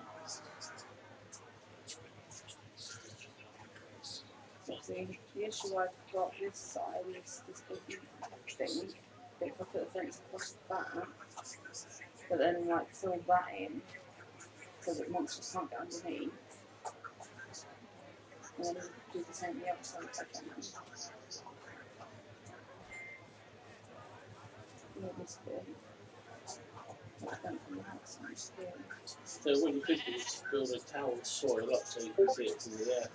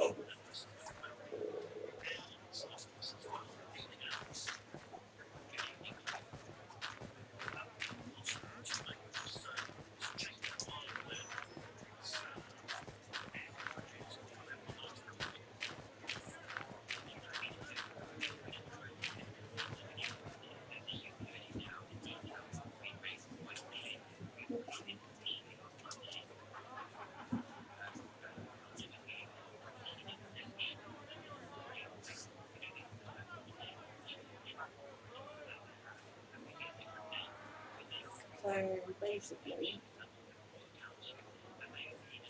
if I bring it down, it's like, I might get really bad.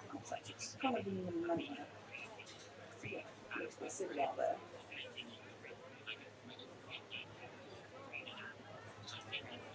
So do it around there.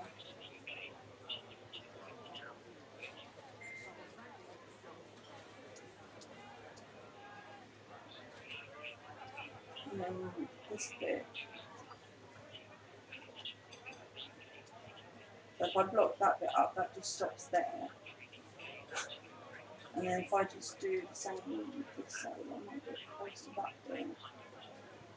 Yeah, I get close to that bit there, then there's a little bit more there.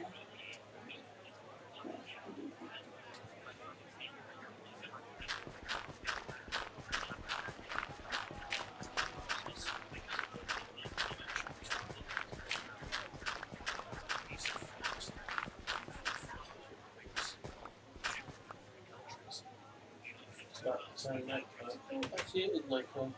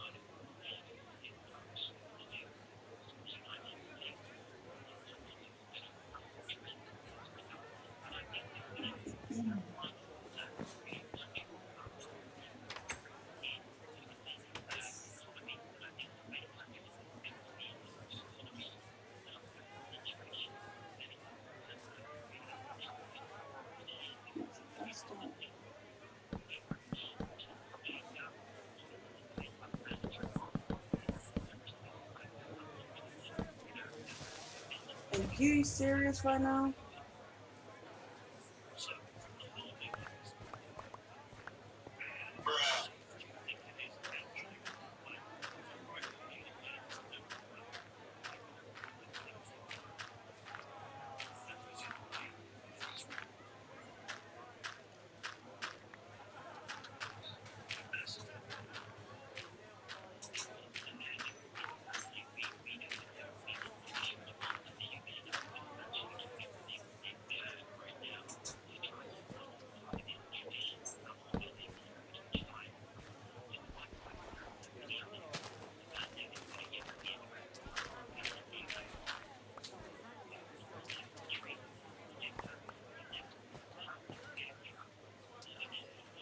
Oh, he's so cute.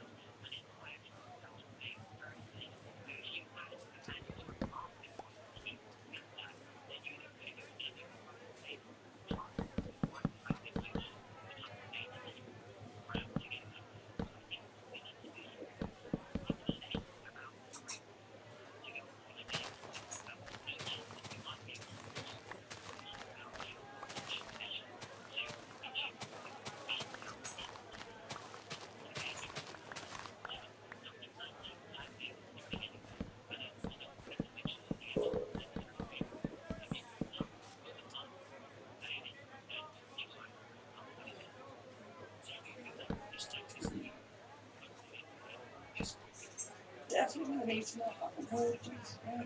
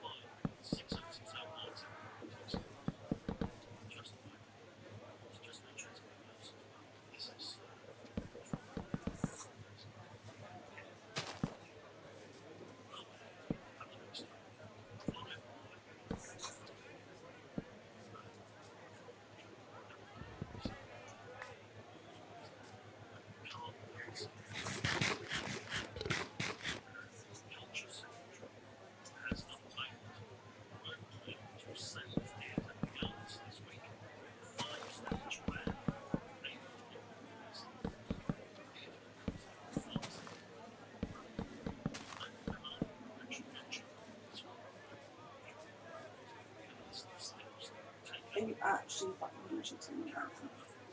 Hello, come on. You're going to put it on that. Yeah, then you run out.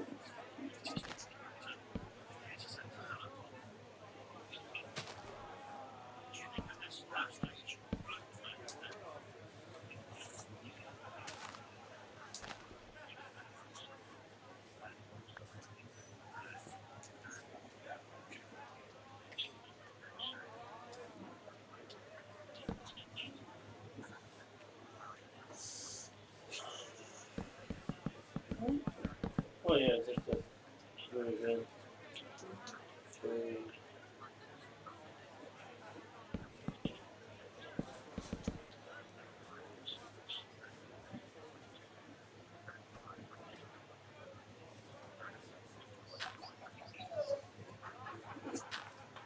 I love you.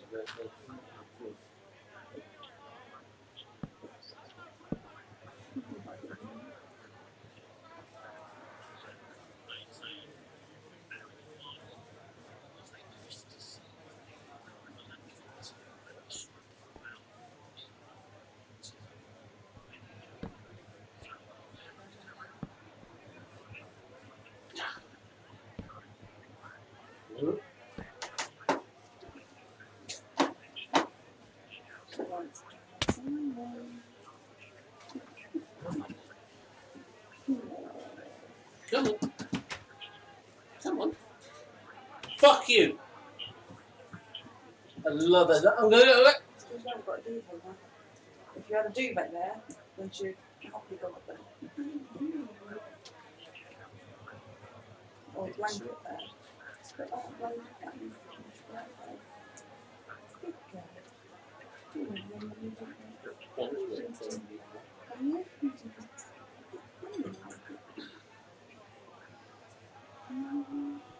Sit down. What? Yeah. I'm going to make a storage room because Ninja, who was, I don't know how long he was fishing for, but fuck me. There was like 4 or 5 full stacks of fish. Yeah. The amount of other loot you got, I'm just like, fucking hell, I'm going to have to create a sword room for this to get a bit. Have a nice shit.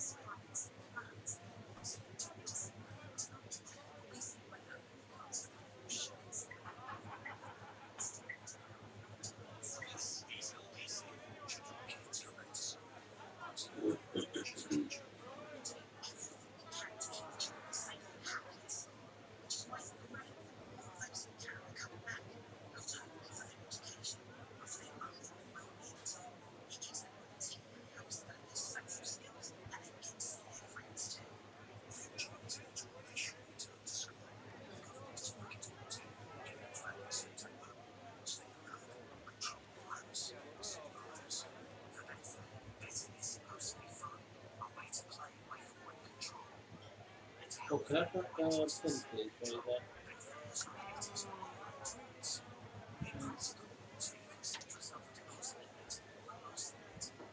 Oh, sorry, sweetheart. Sorry. I'm sorry. This is good. This is good.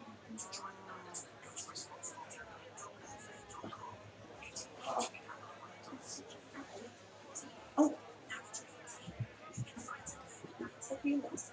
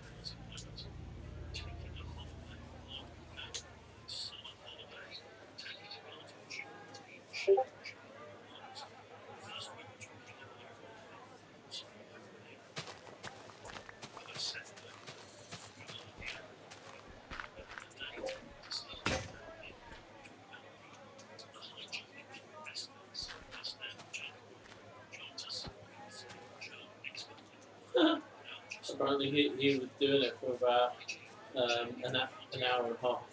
Just apparently he's just playing on his phone or something while he was doing it. Jesus Christ.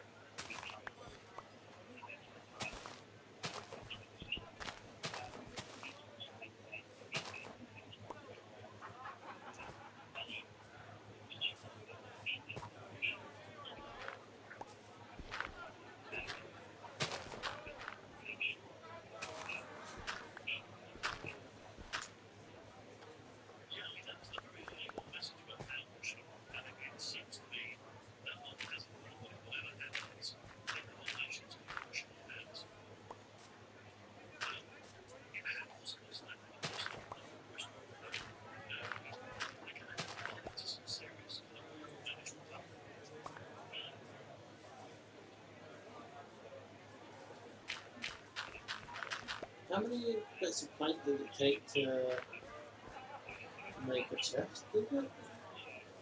4 or 6?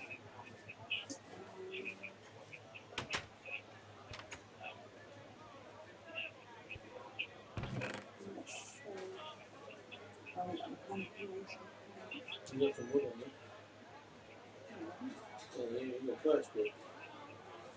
That's fine.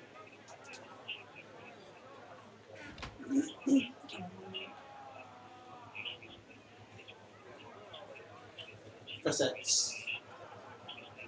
Press X. If you press SX over anything, it'll show you the recipe. I worked that out earlier. 9. No, 8. 8. Yeah, I said 8. One in the middle mission.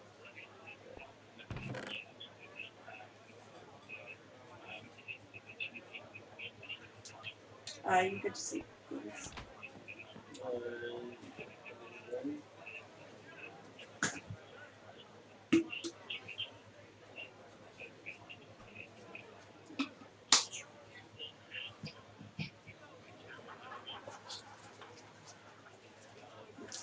Come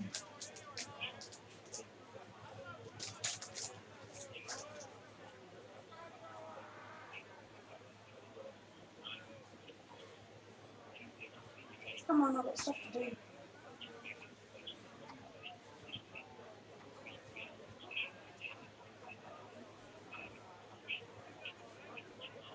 Thank you.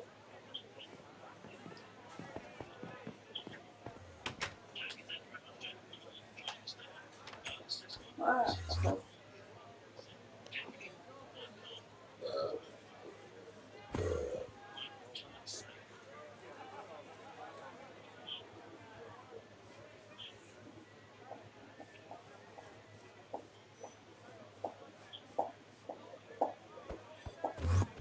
Come on, bitch, we go.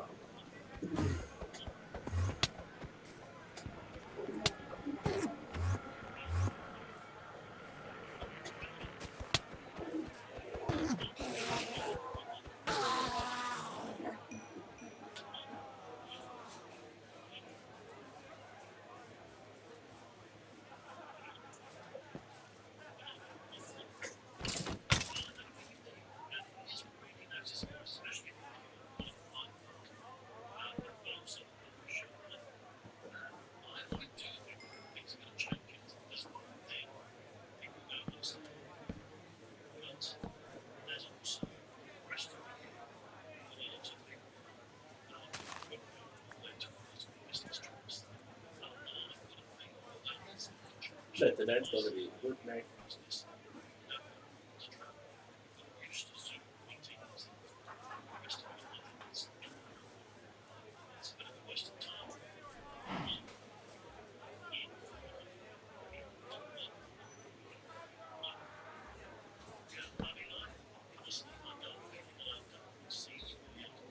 Move, you fat fucking cow.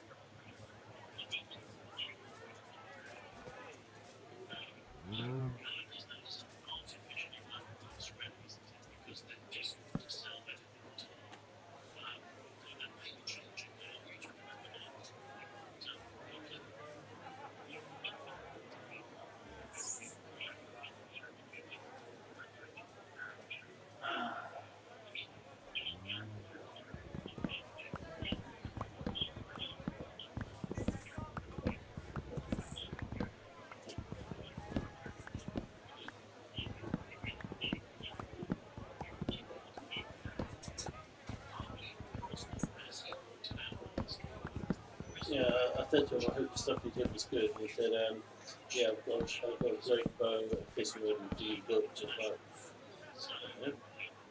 Oh, he fixed the door entrance by the on the side where the fish farm is. Before he sort of had to like jump around a bit to get up. But he's moved the stairs around, so now you just face forward and look straight in. I was like, I didn't do that, and I'm like, the only other person that had been on at that time with him. I was like,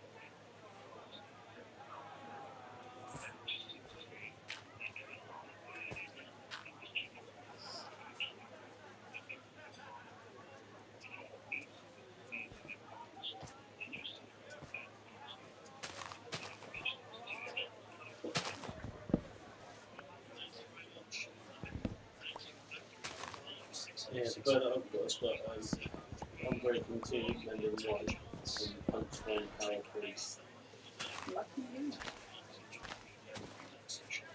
But when we were in charge of both that like low on the health that he's caught and that I caught before that he could, you know. Yeah.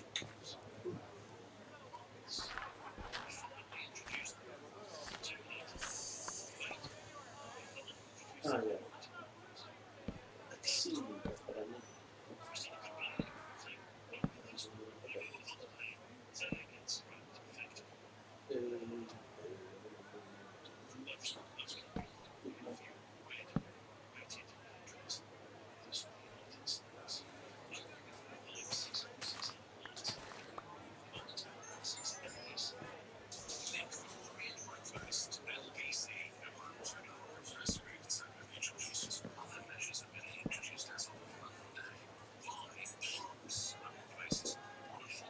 I've just gone up 4 levels by clicking on the receptacle.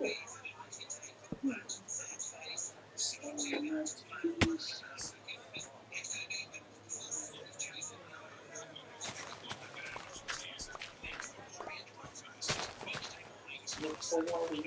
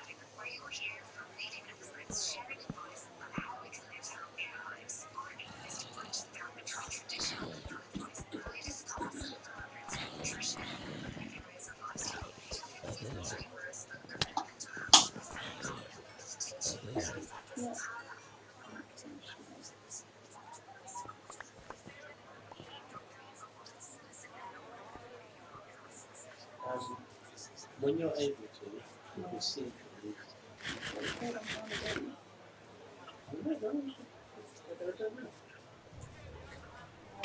trying to get into a house that I had a fucking bed, and I was just fucking creepers, so I did see the creep a bit.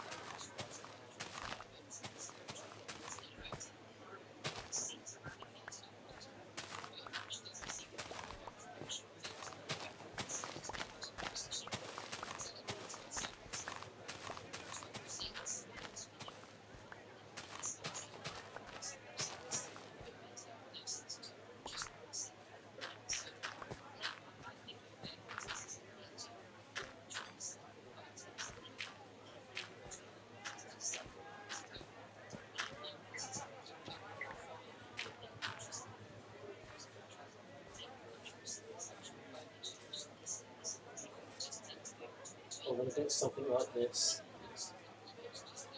Yeah, I saw that.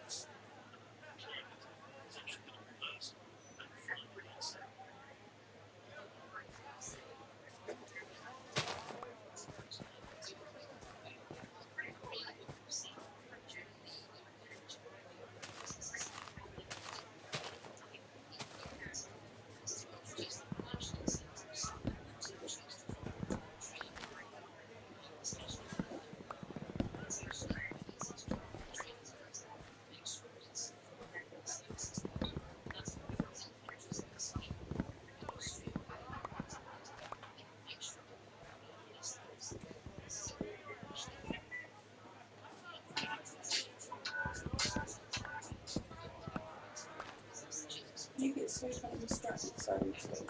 Damn right. You're playing Minecraft.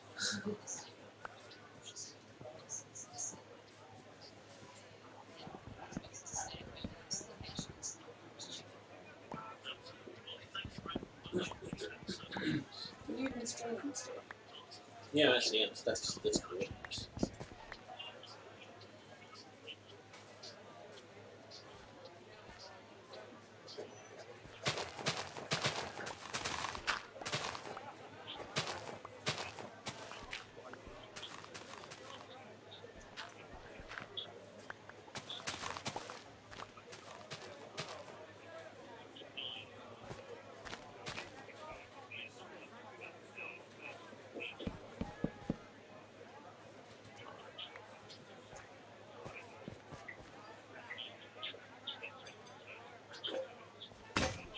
Or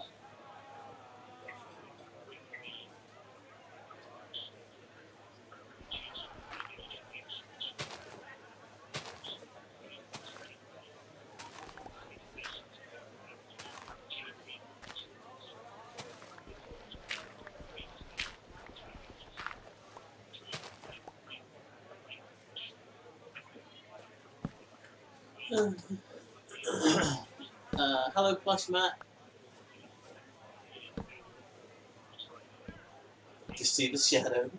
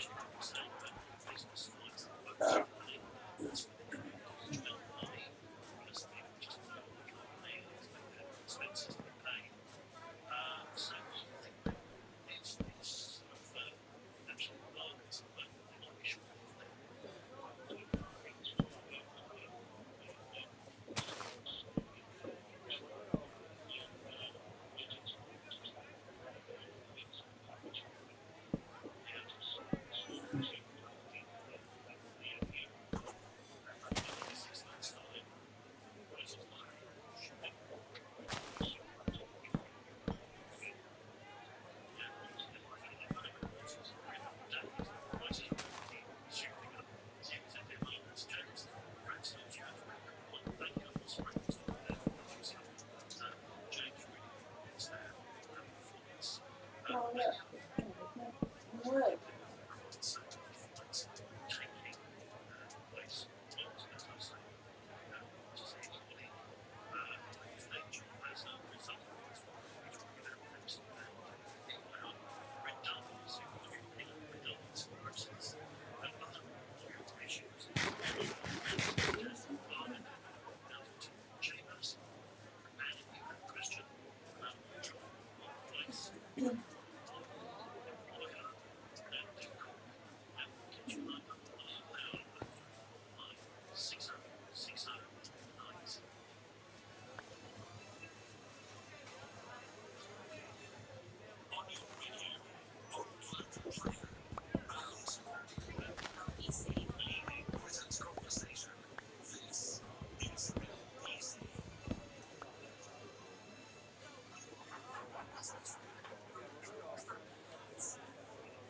That's a banana actually wanting to strange silence.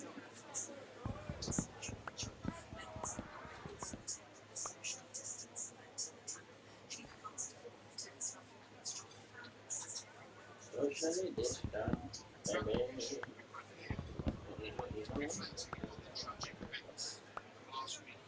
What?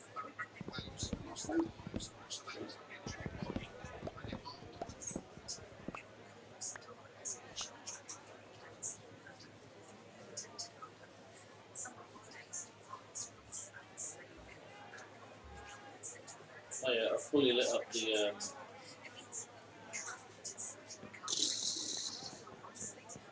tree farm, by the way.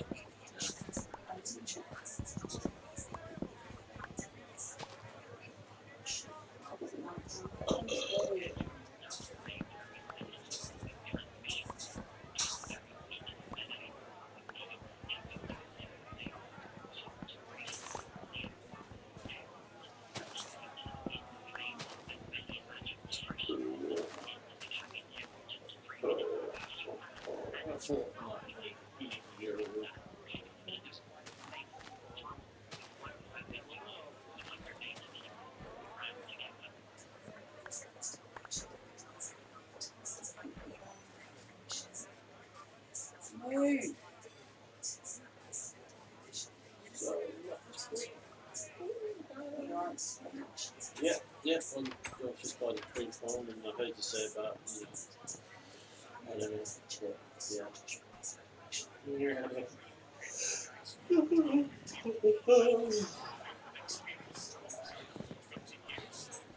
I need horrible stacks of wood. More wood.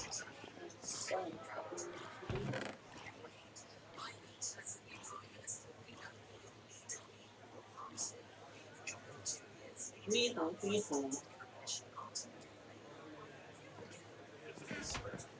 Wow, I've got too much fucking stuff.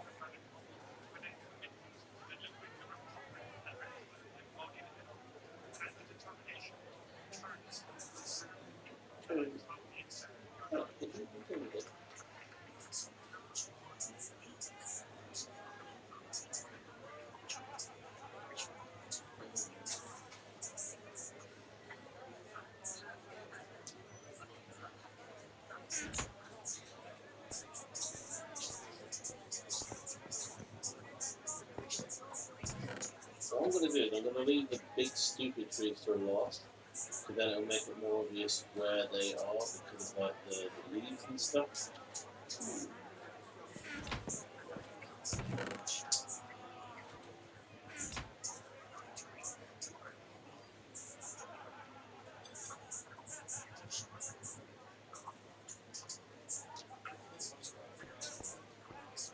Stupid tree.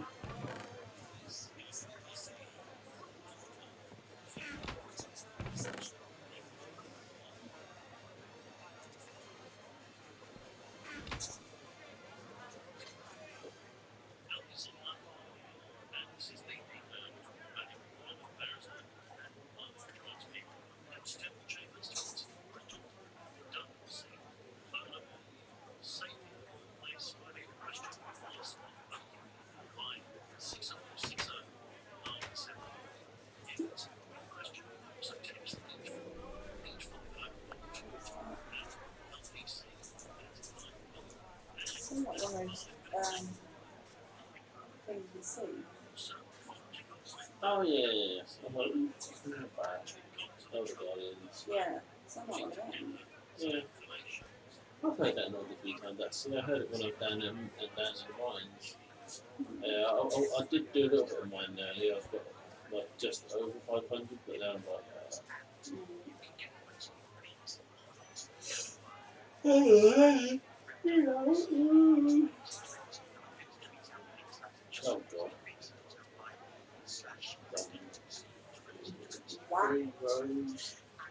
And I've got 2 stacks.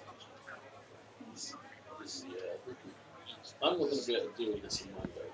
I think that. I'll have to wait for it to regrow again at least.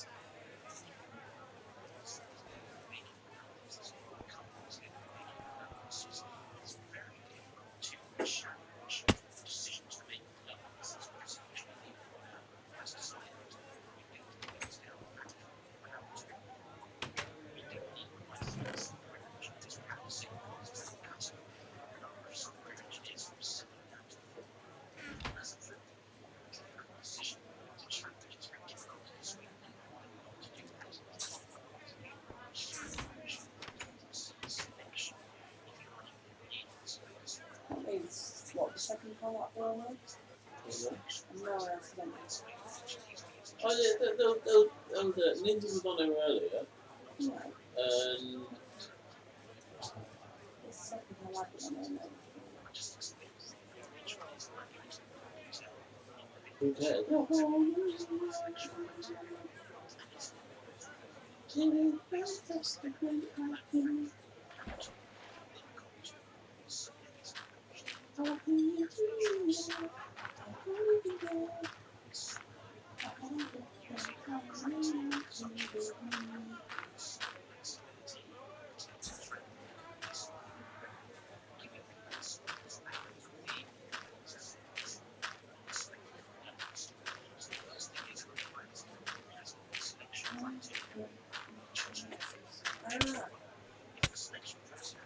You need to breathe, you stupid cow. It's going to come. I thought there was more to that joke than what was going on. I thought you were actually being hit. You know, I thought it was kind of big cow. One cow, the tech. A really bad Channel 5 TV show.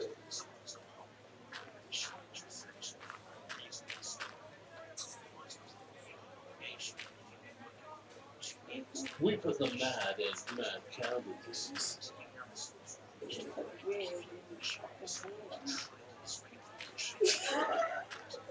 What?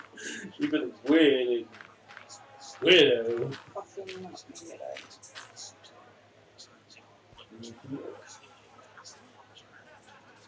Takes one and no one.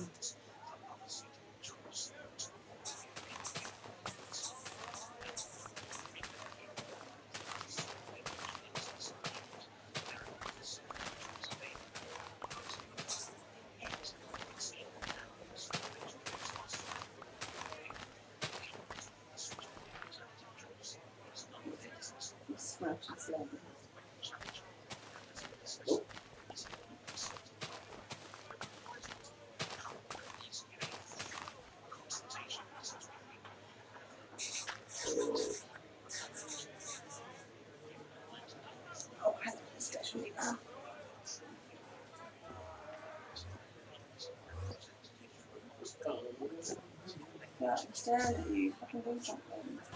Oh no,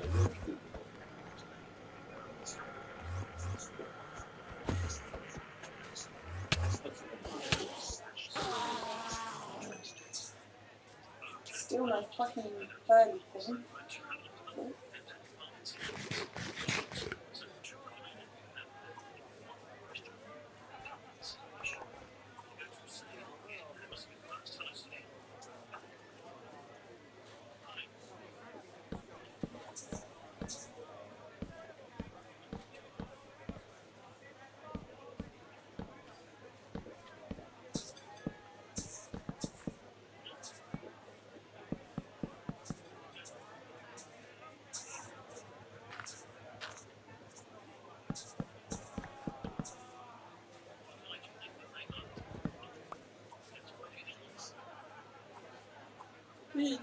How long could this go for?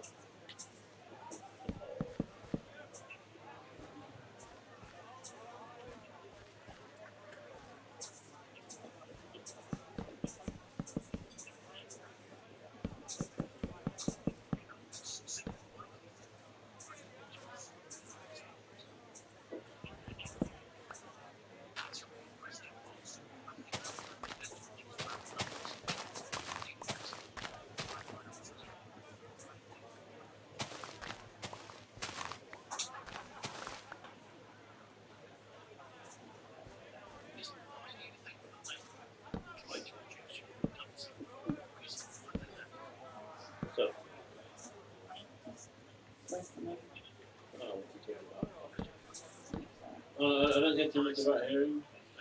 I don't care too much about hearing. It's just nice to, you know, hear you tell me what's going on. Oh, basically, he asked what, he asked if his company can reduce his redundancy money And then the other bloke, the radio bloke, said, "Why do you think they're going to do that? Why do you think they're going to reduce it?" And he was like, "What do you mean?" He was like, "Well, you just told me that they're going to reduce it." And then the bloke turned around and said, "Well, because everyone's having a hard time." It's like, what? Yeah, it kind of makes sense. Yeah, I know, but the fact that he didn't know what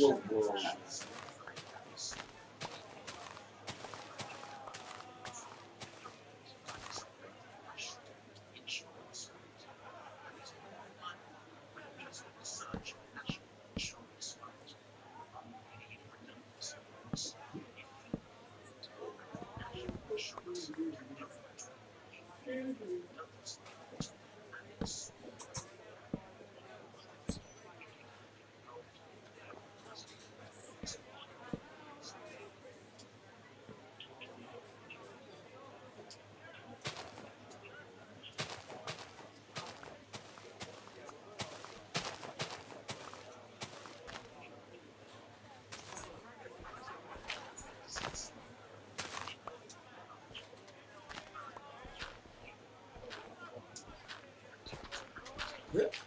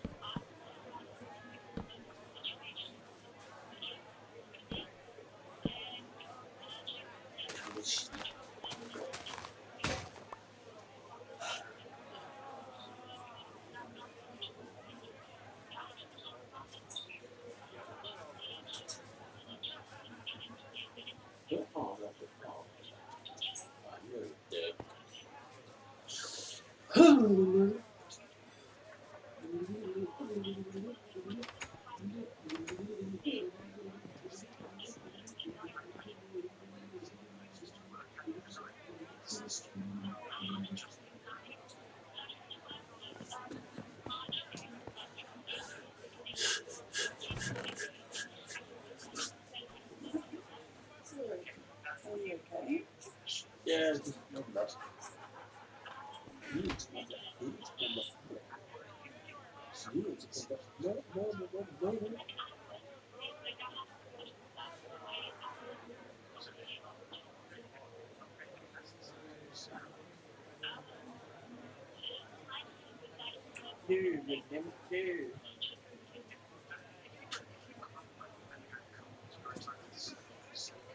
I have a cold.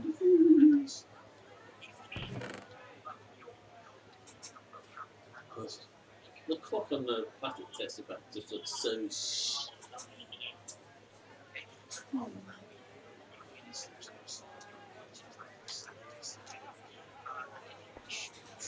But in the fucking fiddle, you know what I mean?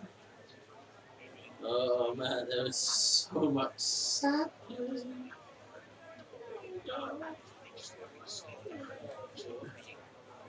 Ah, shit. Oh, no.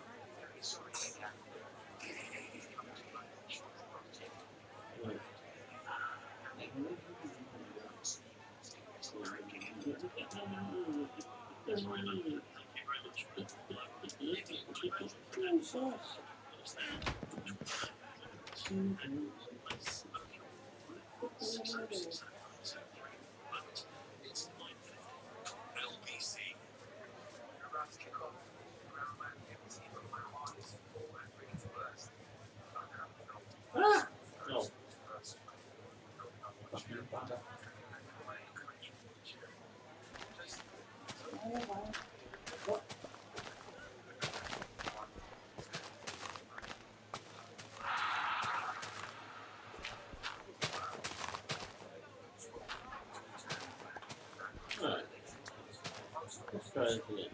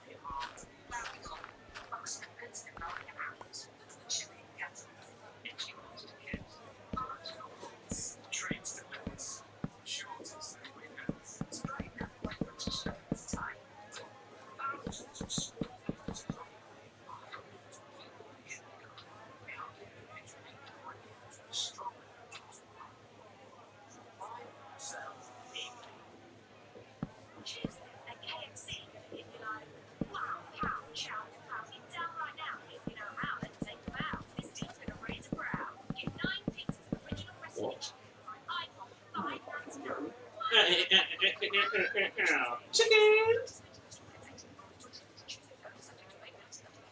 Oh no, I'm not catching away.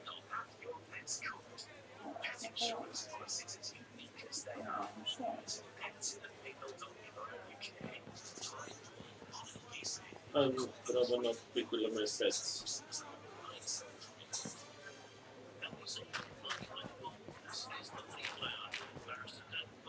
Easy.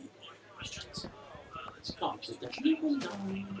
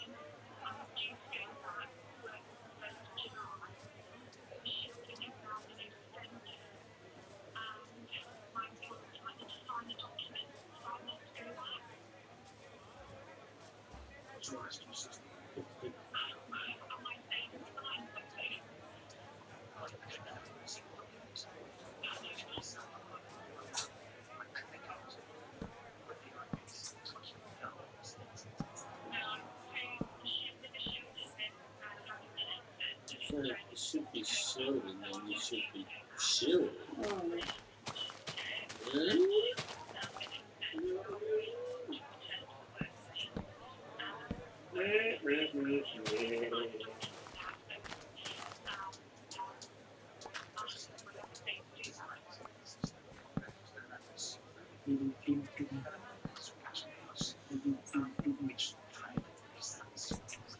Okay, I've near enough chopped down this entire tree farm. Just got one stupid tree left. It's going to be night time very soon, so I'm not going to start that now. Yeah, I've got one stupid tree left, and I've only got just under 4 full stacks of raw wood.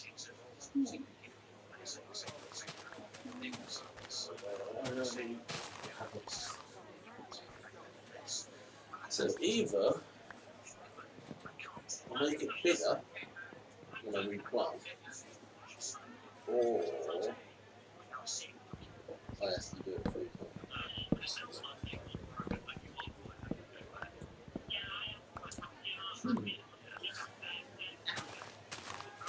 I should have gone and tried, yeah.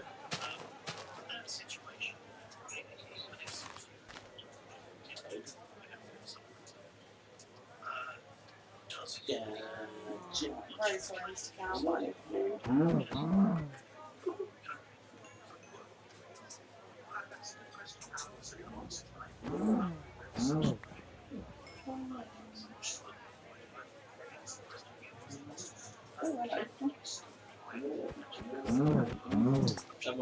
There might have been some of the one that got loose the other day.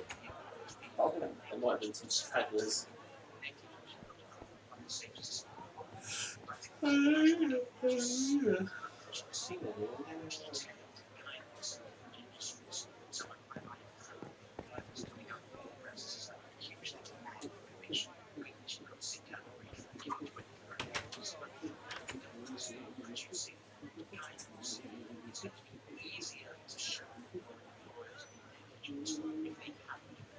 I thought you were trying to lure him out with something then. Hold a bit of zombie for this. Look, it's your ancestor.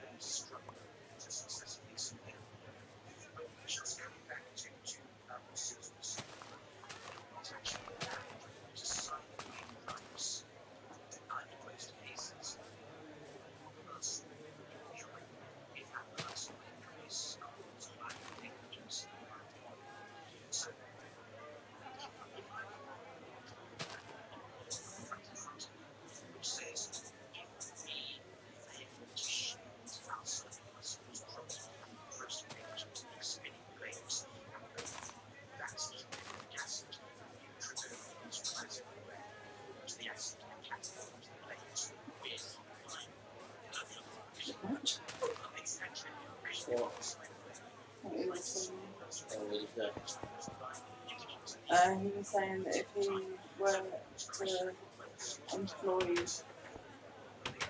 the radio host, he was making something like a waiver saying that if you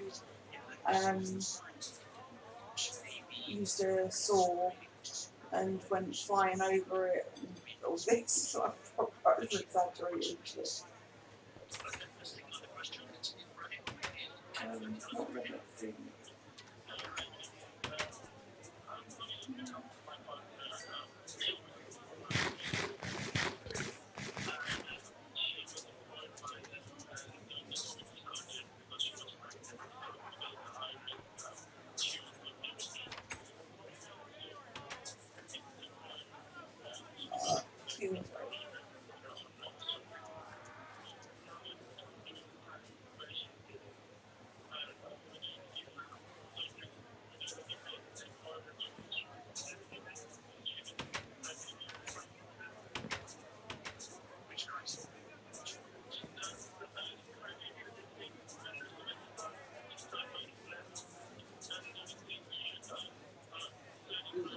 I started this in the morning, and it's nearly bang on midday.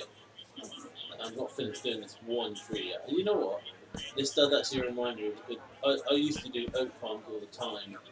That's all I did. Oak, yeah, just bog standard oak farm.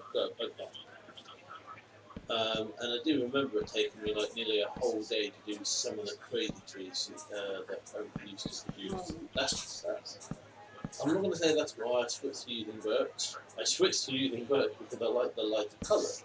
But now it's like, yeah, there's definitely other reasons to use birch. I mean, I could have started a birch farm, but oak was around, and you get apples as well. You don't get those from other trees, apparently. Yeah, I didn't know that. I thought it was trees. That's what I thought. Really? There's a bit of fucking grass. You were crouched. No. Okay. I was going to say, if you were crouched, then you definitely would have crouched place. But No, I think it's just a little bit of grass.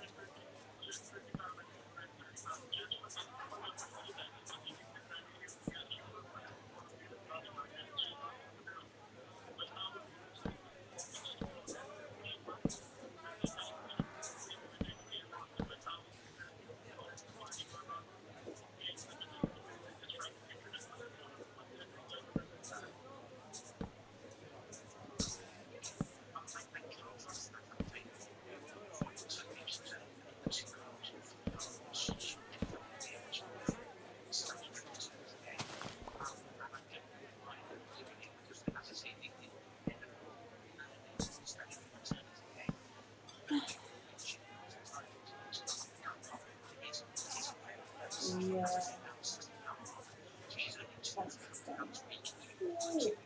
Obviously, I've got to go around. do you have a... No, actually, no, I don't think you need to check it all out. But the only reason we... Well, the only reason I suggested about doing events was so people know. Rather than it being like super secure. Secure it later. Here's what, I'm at a height of 79.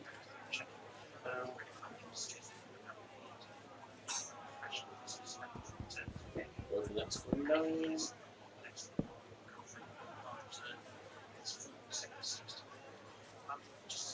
I had to stack up 10 blocks of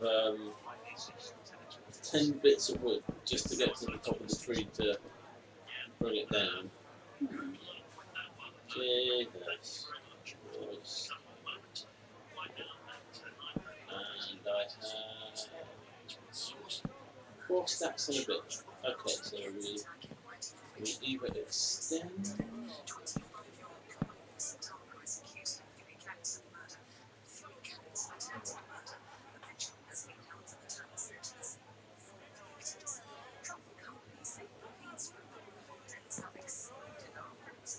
That needs shit.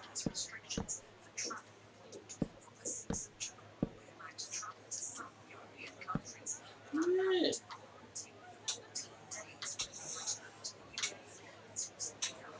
Order.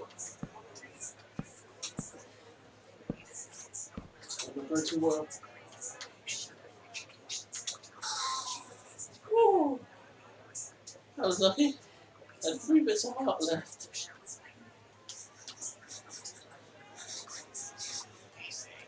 Hey. Oh, still no ender pearl. I've got 1 ender pearl and I've killed 3 endermen since I first got it. Since I got the first one. So, and yeah.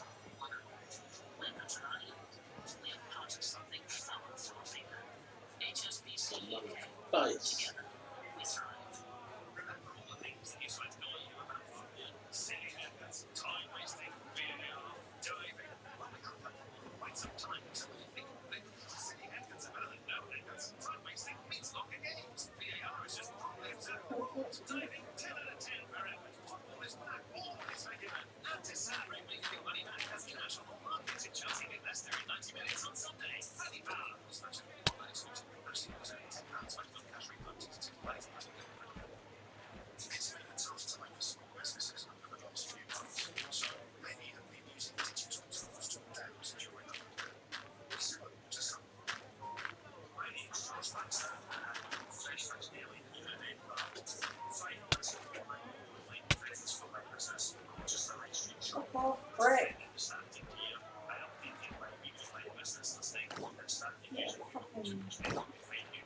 Come on then.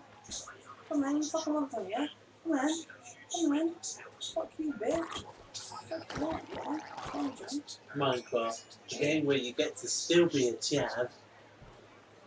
Come on then, you fucking want some? You fucking want some?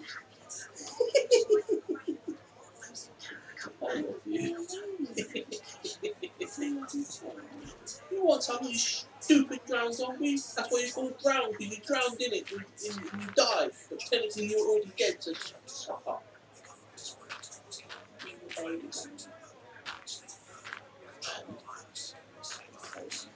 You were drowned.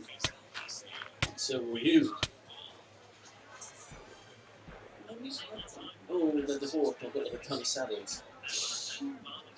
And 3 leaves as well. Let's go get on together. Yeah.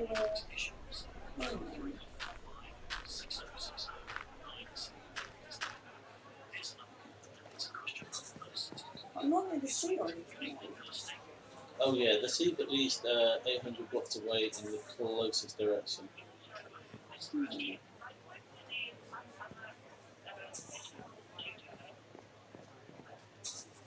Oh, I want a dog.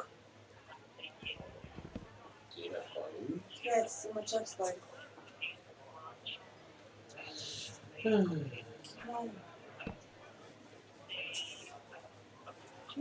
Where are they? I haven't got friends. Get out the fucking boat. Fucking bitch.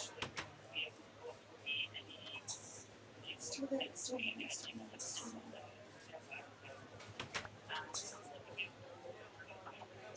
So you should compete it with some like raw meat first.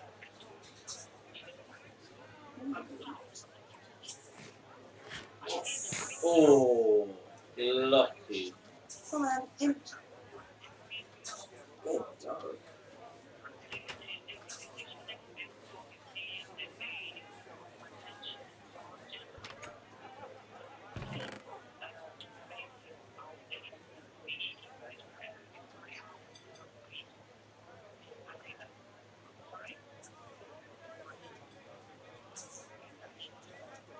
Just really planted all those trees. No.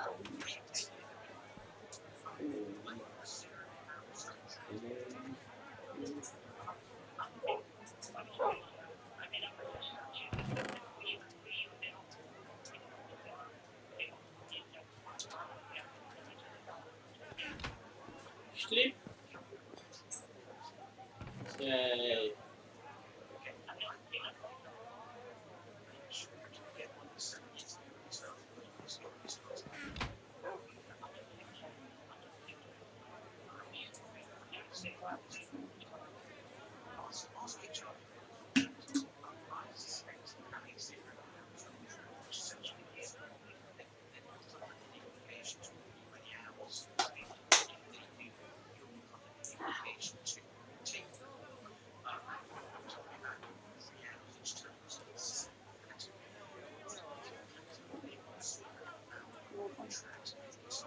No, thank you.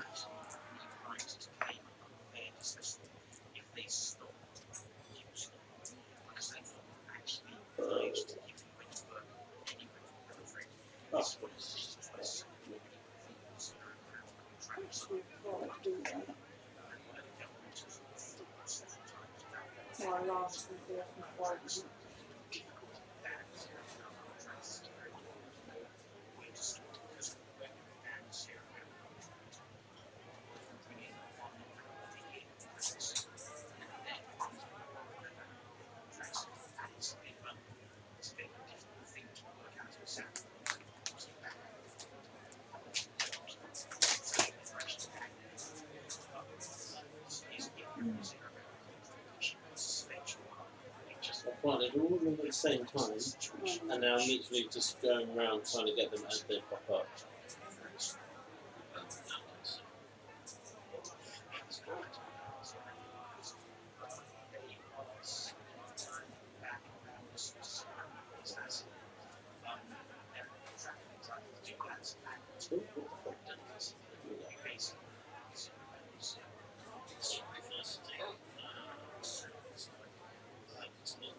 Sounds like you fucking hell. What the hell was that?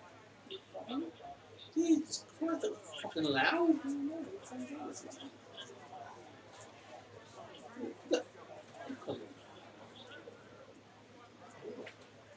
Oh, God, what is it mean? Oh, okay.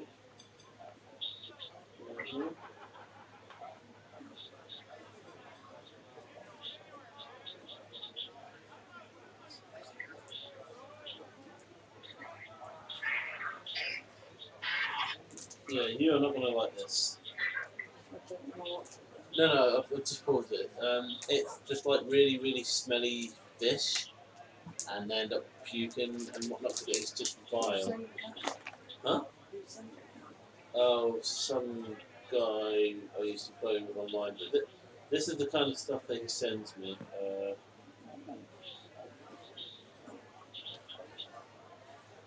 I haven't had a message from him in months. I haven't added me on Facebook. Yeah, I haven't had a message from him since I've been dating you.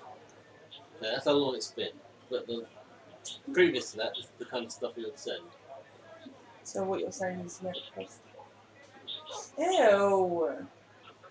What the fuck? Here's the thing, I never talk to him. Just once every 3 or 4 months, I'll get a message from him. And I can't swipe that away because the next thing in the video. And that's annoying now because I wanted to see what that was, but that's just there. I forgot what that was. I'm looking at that video like, huh? Lovely. I really want to watch this later. Oh, that's funny as fuck. There's someone on YouTube who I've subscribed to. She's got Tourette, and she it's just showing you her daily life kind of thing. And actually, that's that one is hilarious. There's one that is my school that is hilarious. Right, I'll go have that and come up and close it in these parts. Yeah, sure. Where's your controller? Just in case I need to sleep.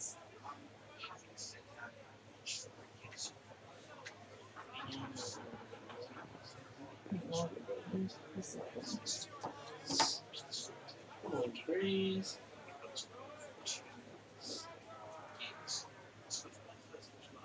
Oh.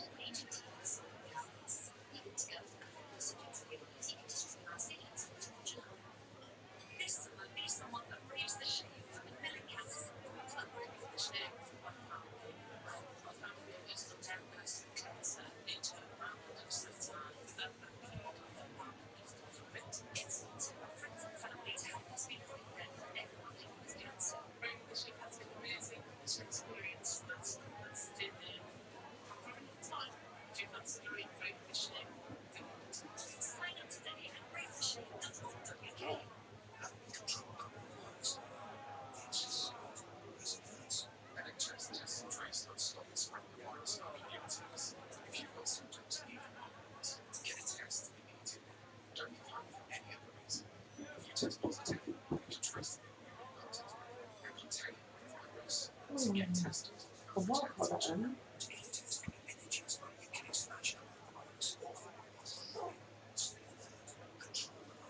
But it clean graphics. And the other one too, yeah. Yes. Oh. Oh. Simon. Oh.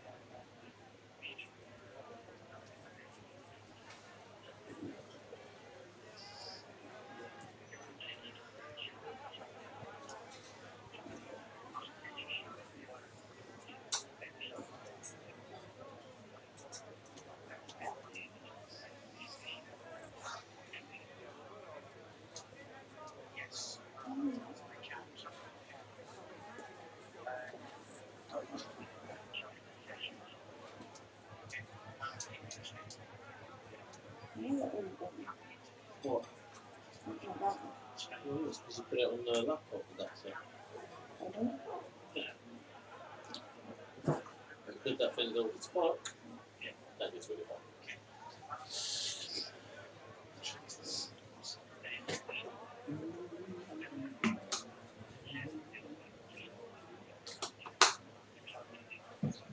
How much are we at now? Oh, okay.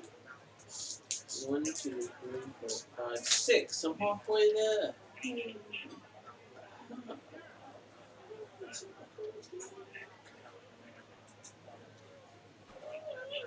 I have started expanding it just like a little bit here and there.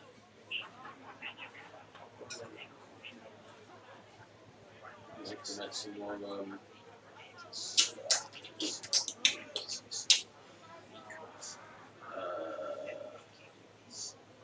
axes, that's it. So far I've had no stupid trees grow. Touch wood. That's so funny. Shut up. Well, at least we've got a parrot now. I hate the stupid zombie noises they did. It's like really bad. But the child kind of did a zombie sort of impression. Is that where you killed yours? I didn't kill it. Never came back with it. Oh yeah. So you say. It never came back, I don't know what happened to it. Yeah, it didn't even come back. It's now in heaven telling the story.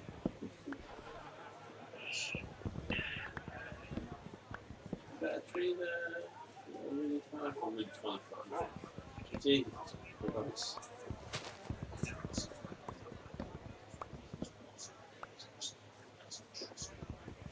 That hurt. Really want to turn the tree.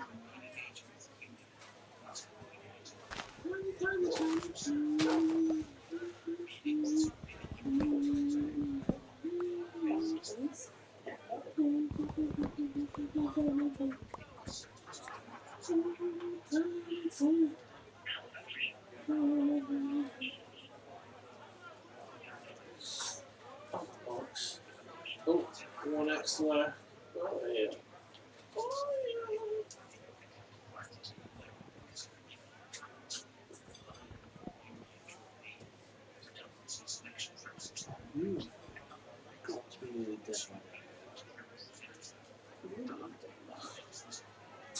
Huh? You're really dead now. I'm really what? You're nearly dead now. Oh. Every castle stronghold, I know. has a defence of a wall. Depending on the level of the castle, stronghold, whatever you want to call it, each wall had like a number rating. When someone attacks you, it doesn't go down because they've attacked you. When someone attacks you, your what's your word? Hey! Shit. What was that? Look up. Crap tablet. Oh. Like open it up and put the stuff inside. No! Don't do that. But the other doggy that would say that did it.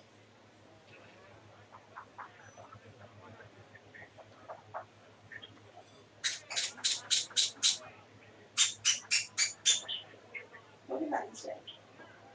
Mate, you're not hammed up. It's gone. Oh, you killed it. No. No.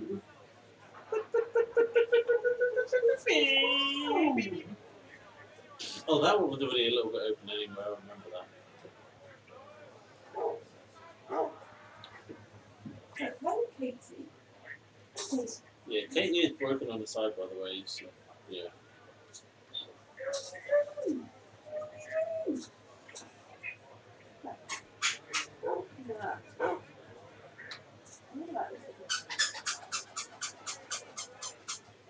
Stop playing with your dildo.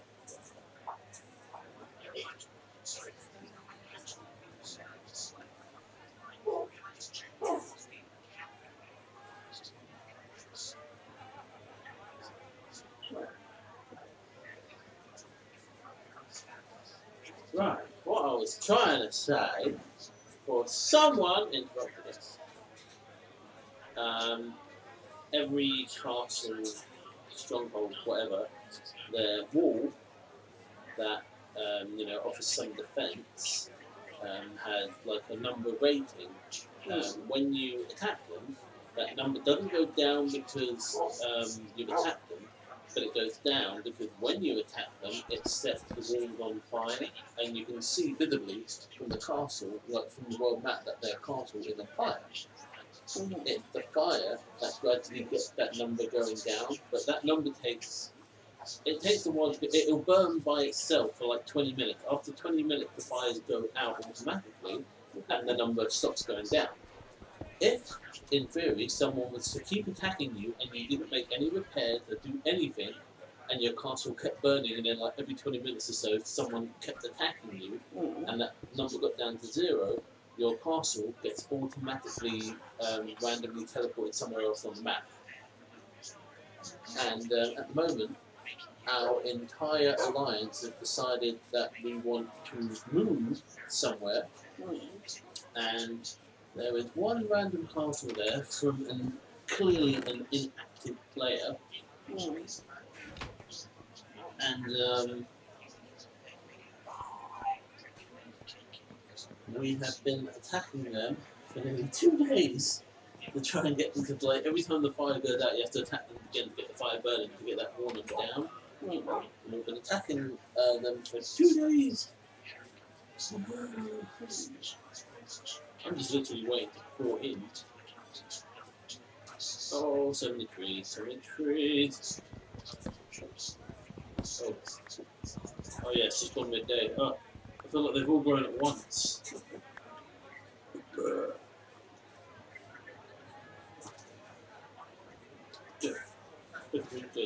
god, so many. Technically, I don't even need to use tools for this. I literally just do it with my hand, but the access is lost.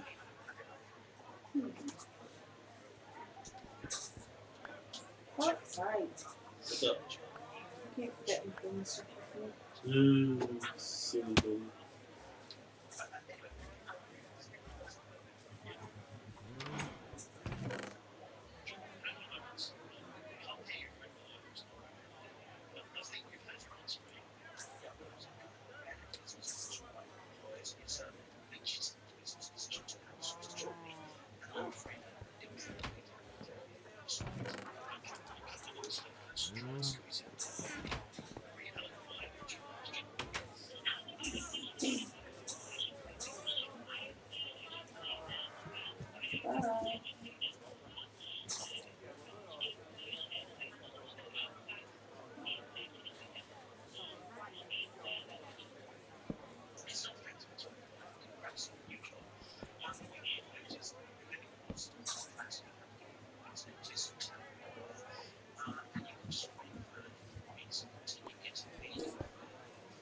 Just like, hey, I'm back.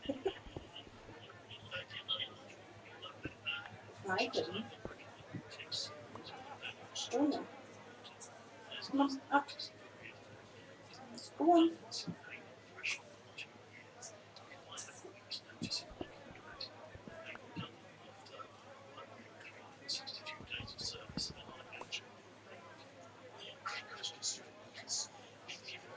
Bye.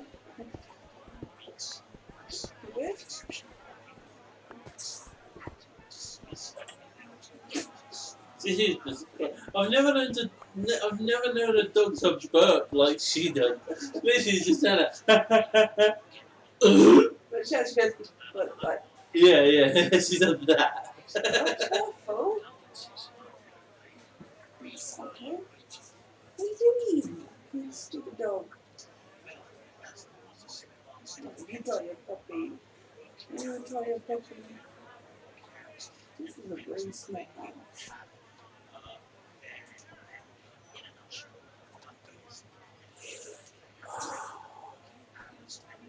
So far, I've been like catching up. Like I haven't let it get out of hand in terms of the amount of trees that are sort of standing at one point. It's about to go night time, and when night time hits, the trees don't grow. Yay! Which gives the leaves a chance to disappear.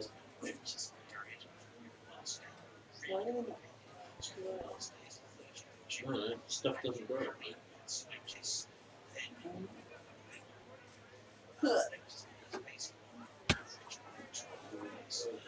I've been doing this for nearly 2 full months. Literally, all I'm doing is just constant shopping. I haven't turned them into anything yet. It's literally just been shopping non-stop. 2 damn days. I don't spend anymore. And it was definitely night time because you're sleeping.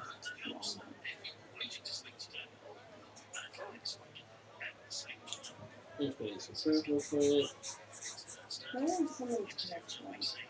Huh? Okay.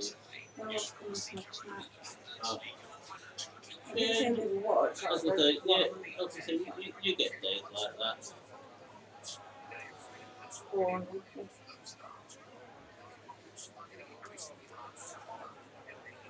Yes! 1, 2, 3, 4, 5, 6, 7, 8, 9 full sets now. Ah.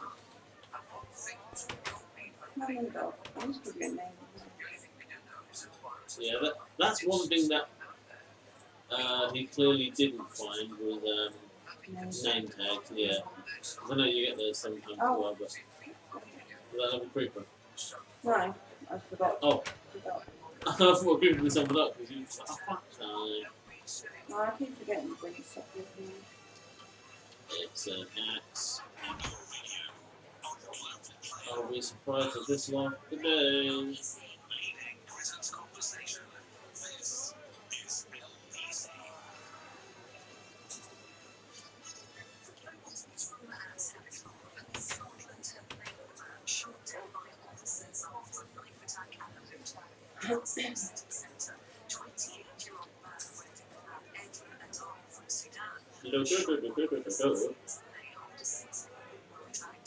Why can't they have synchronized like Bob? Bob the terrorist.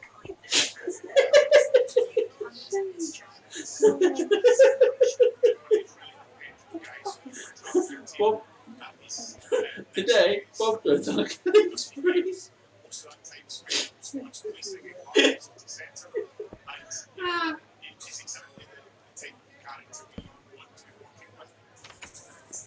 What? Why? Can you just go the other way? That's why you can only charge people with electricity. Why do things go the wrong way? Just go the other way, surely. Placed it. No, I haven't placed them. They're already here, like that. Oh yeah, it's this is typically where a fisherman would be, actually. You know, you get the village fishermen. Okay. That's where you find them. What, that's where they fish? How are they trapped? How? Oh! I was chopping down a tree, another tree grew right beside it. By the time I turned around, the leaf was there, and I was trapped in. I was seriously confused for a second, like, why am I trapped? What's going on? I literally fucking trapped me in there. Oh no. No! You know what? Screw you. I don't need to chop you down. I'm the first stupid tree of the regrowth. I only need a couple more full stacks anyway, so that one can stay there. Someone else can deal with it.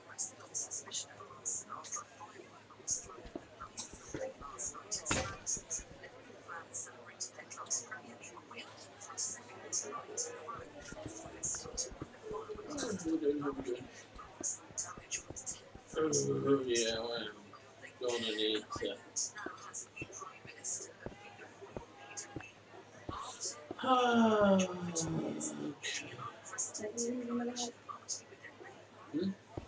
So what are you whinging about? I'm gonna have to go and make another axe.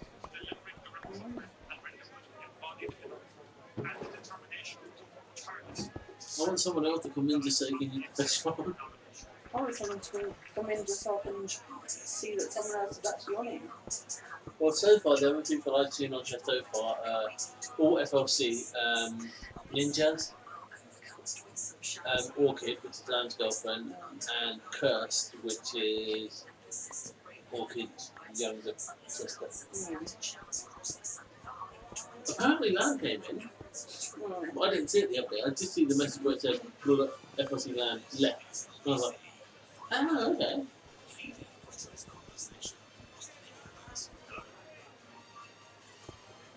Oh, the chicken farm looks so funny. What? They're the pigs stuck in the chicken farm. Oh dear. Oh, it was fun keeping up with that.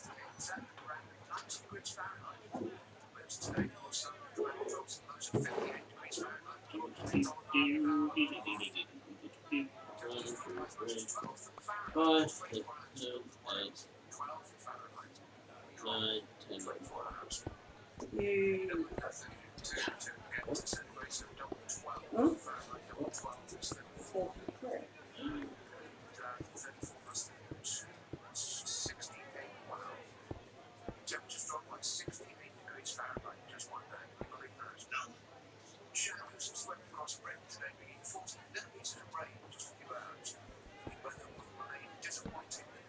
I'm going to make myself a diamond axe bit. Right fuck you.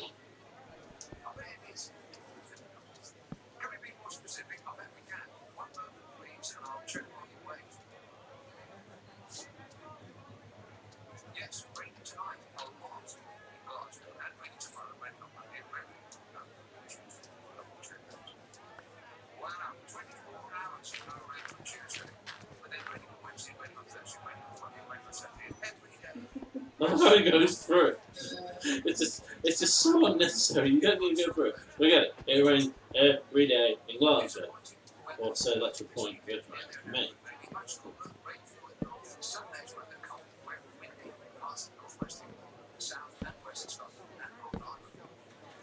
Oh, that's what I was playing. Oh, yeah.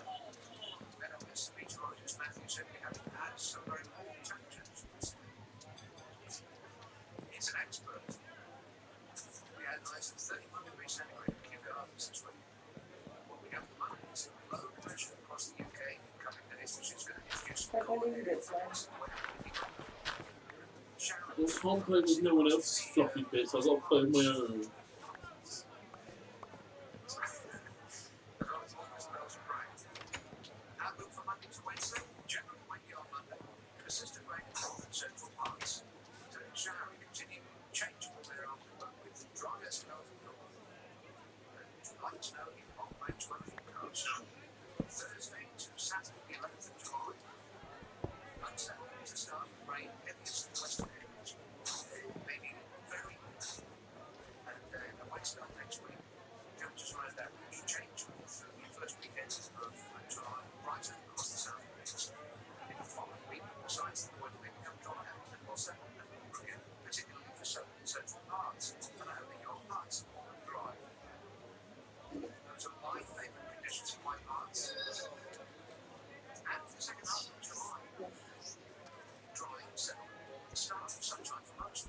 Move your fat ass. Don't pass at me.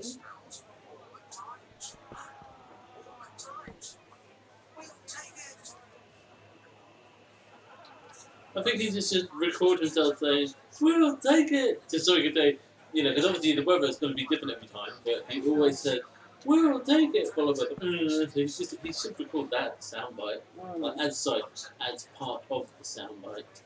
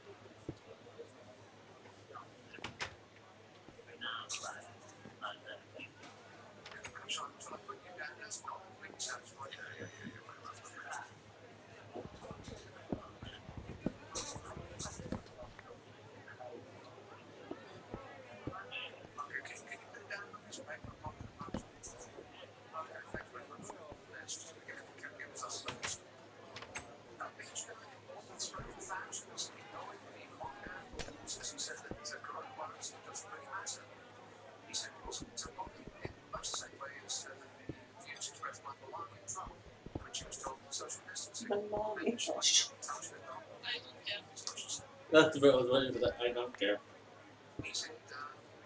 Oh, you not know Melania Trump? Yeah. What was so funny there?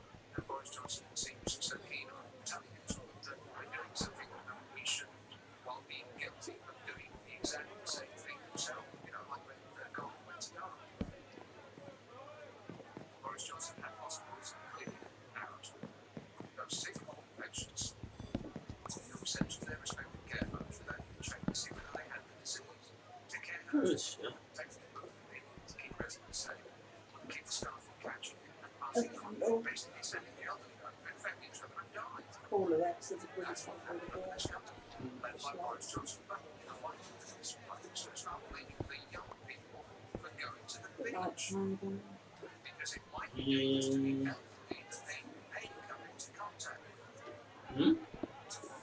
Oh, joy. I thought you said it in my show. I'm like, what? You're a twatch. Oh, I customized my character earlier. Now, you know the profile, where you can select skins, all that kind of stuff. Oh, yeah. Okay, don't do that thing out. Oh, jeez. Gross.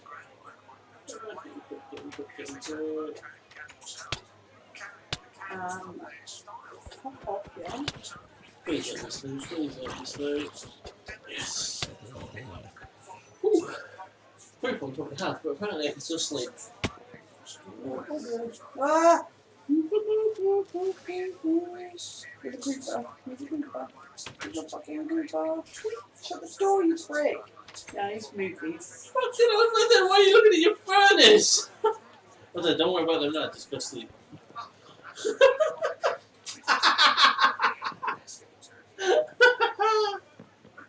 Oh, yeah. I ain't got a fucking fire.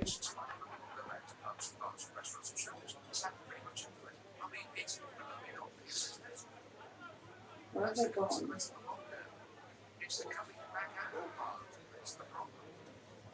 Give it 2 seconds. My chairs are where they're gone.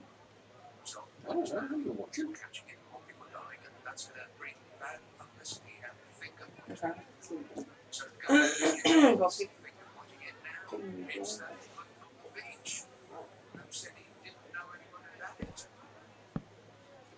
Oh. 33 more. Nearly done. Don't be this. Oh, no. Oh, let's go outside the other door. Oh, see, this one. I came through the door that I tried to go out of the door that I came in through, and the creeper had obviously come down from the roof and was right there at the door. I'm just like, hello. Right, let's just swap out that for that for a second. It's definitely a creeper over there somewhere.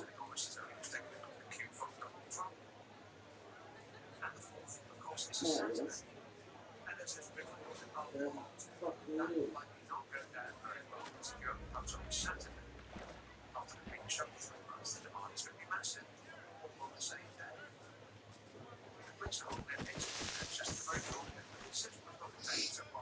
it is.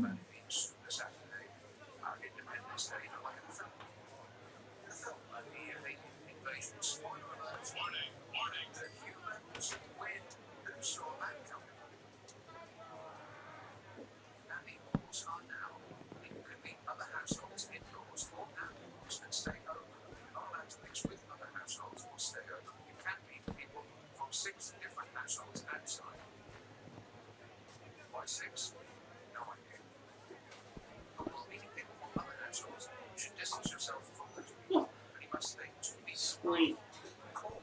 Yeah.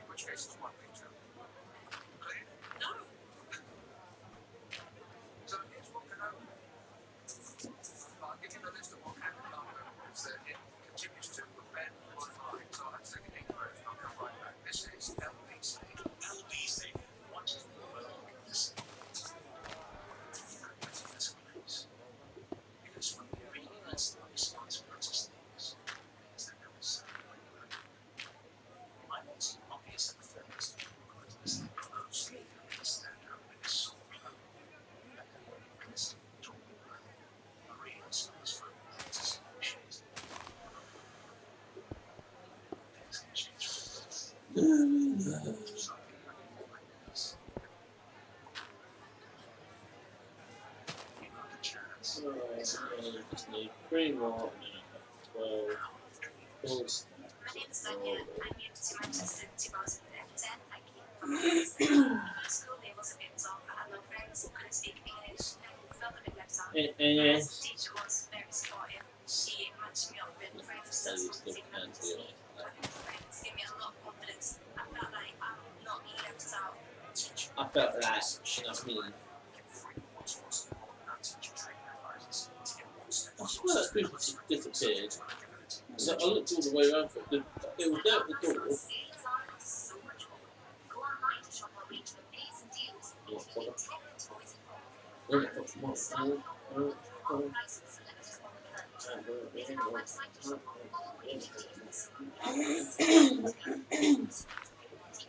The apples in there.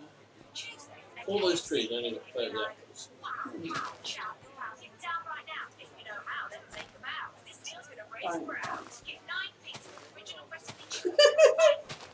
Wow, wow, what's the wow, wow, what's the wow, wow,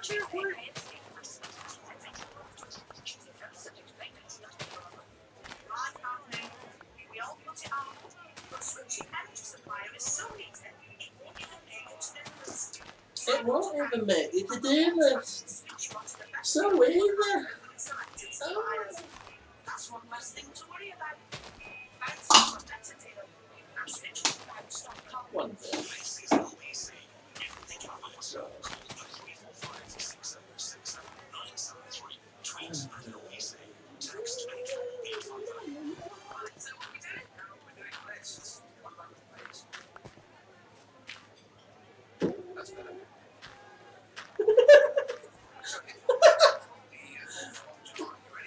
Oh, dear. Oh, fuck off, the fan's not even on, so it's not fucking... You're in for a rough night, love. What like that? Oh, yeah, just remembered last night.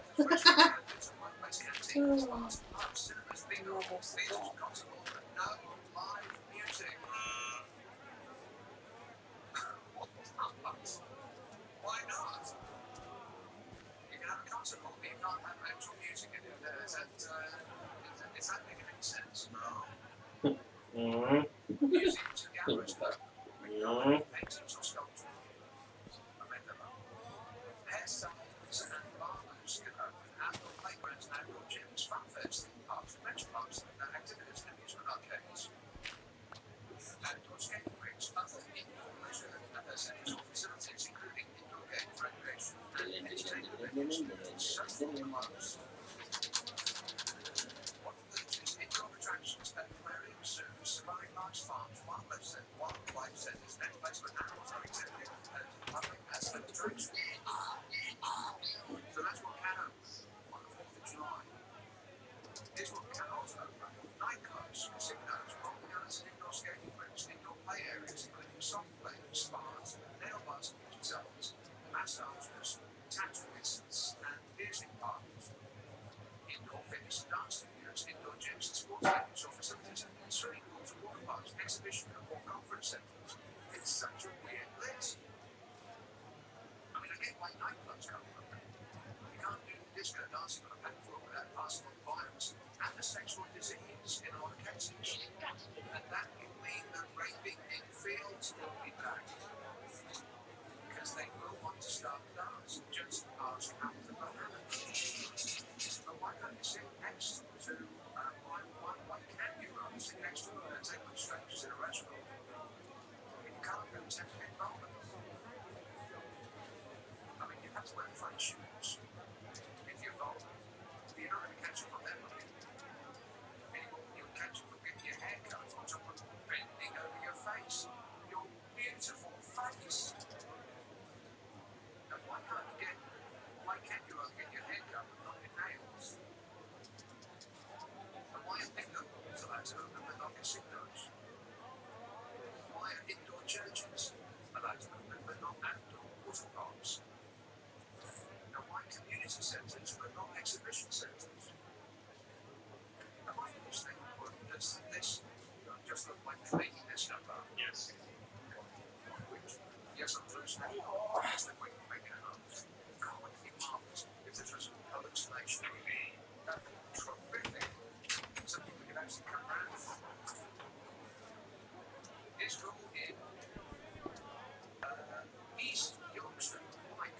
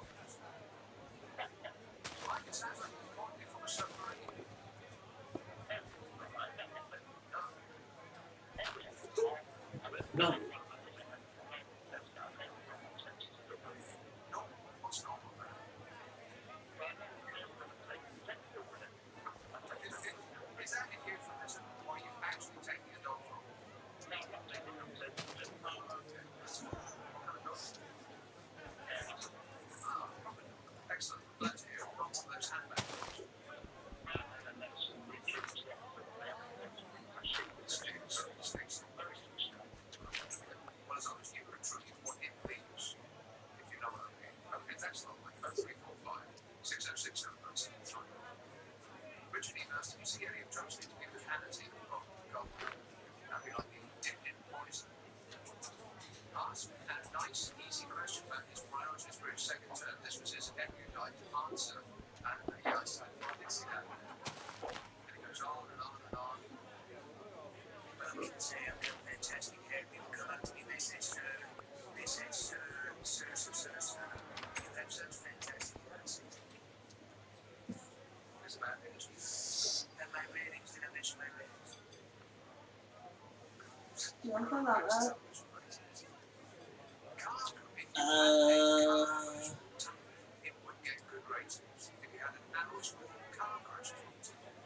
That was like 5 minutes ago. You're rubbish, your chat. I know, I'm terrible. If you're still there, Mookum Melin San. Will you try to pronounce it? I can't see it. Oh, Helen Levine came back earlier, that was funny. She's like, hello, I'm back, how are you? Yeah, fuck that. Huh? Fuck that. Fuck that, what do you Call mean? him then. Huh? Oh, what you mean trying to say it? Oh, right.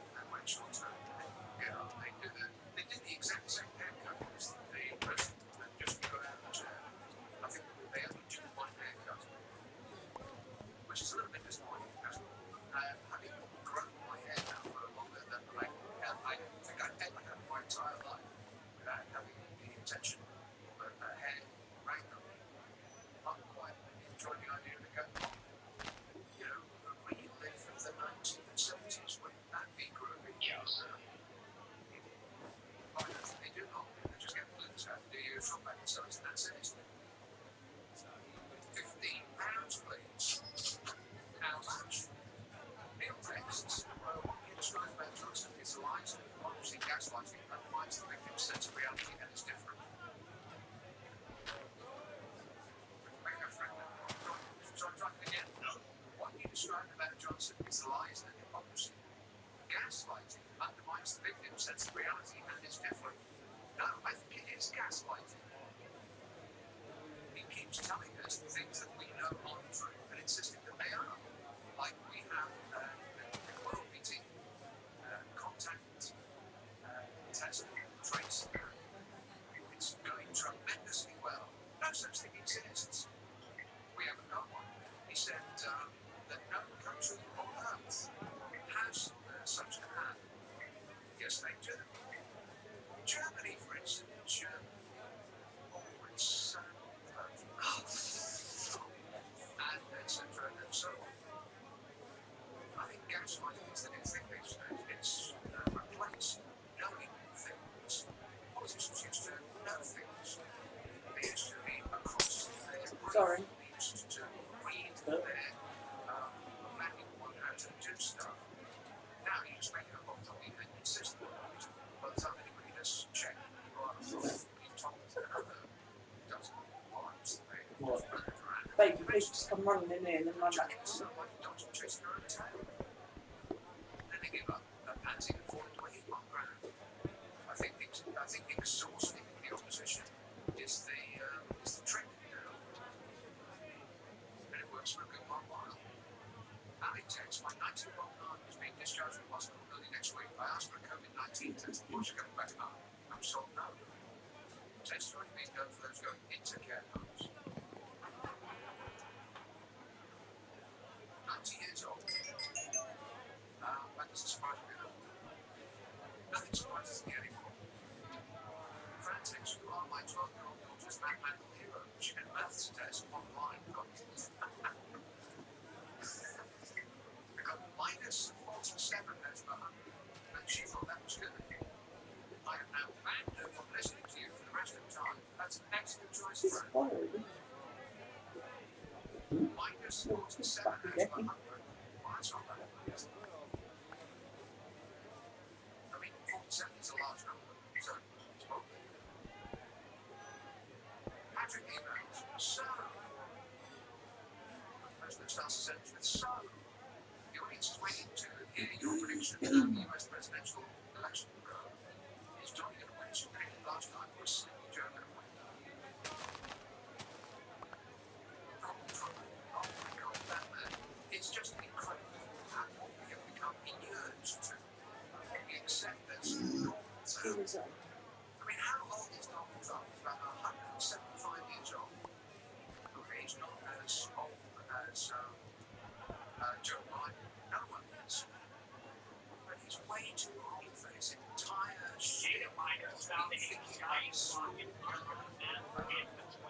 insults for this competition. But we just listen to this man. That's why the United States of America to be just making up nicknames for people all the time. That's just material. No. It's excruciating. He's won. Even if he loses the next election, which I'm very much down for, because they are bringing it to the end time, and they have begun closing poll birds, encouraging their jobs to show up rocket launchers outside. Just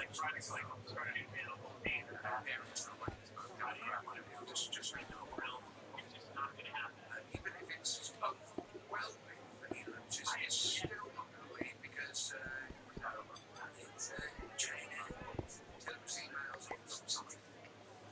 I'm just not going to go. Yeah, right over there. I mean, can you imagine him just leaving and wishing his successor? He's a child. You have to drag him out screaming. But yeah, so I think he's going to win because that just seems to be the world we're living in now. But again, you lose even if they have the police and the army get in there and put him in a box and try and drag him out. It's still the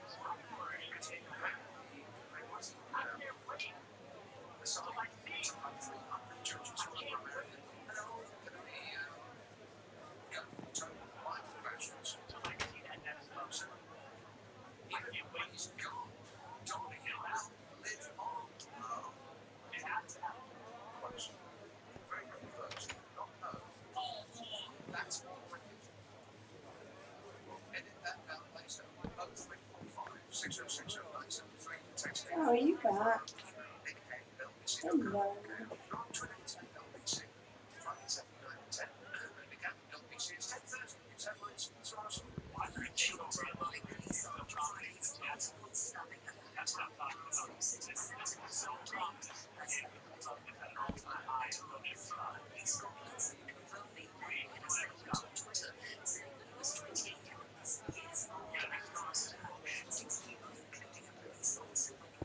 Well, there's a very popular streamer on Twitter called Dr. Disrespect.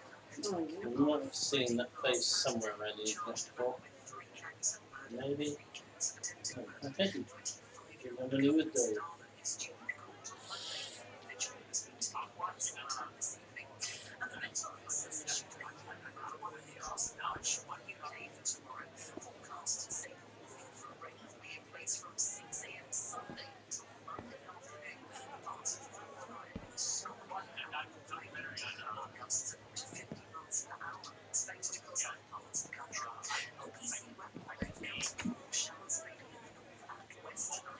Okay, stop running about, please.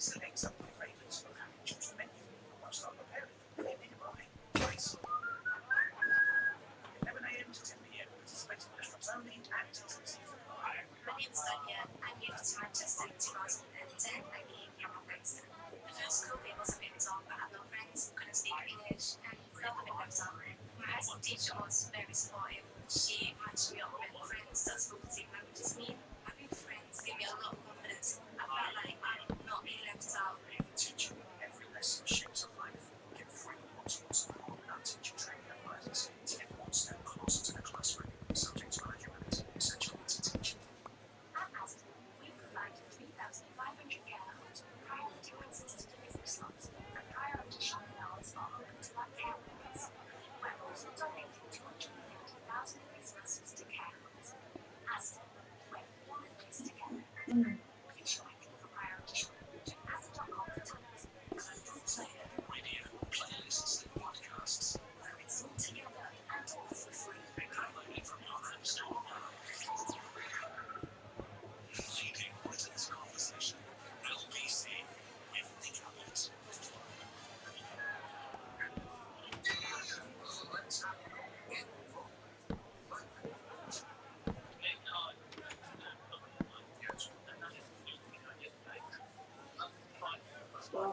distracted. No. Interesting. Yes. Yeah, that's right. Shells. Yes, I suppose. Lisa and Jones. Oh my God, it's unlisted with material. Good sleep. Yes, the shells have been stripped of Yeah. toilet paper in Australia. Again.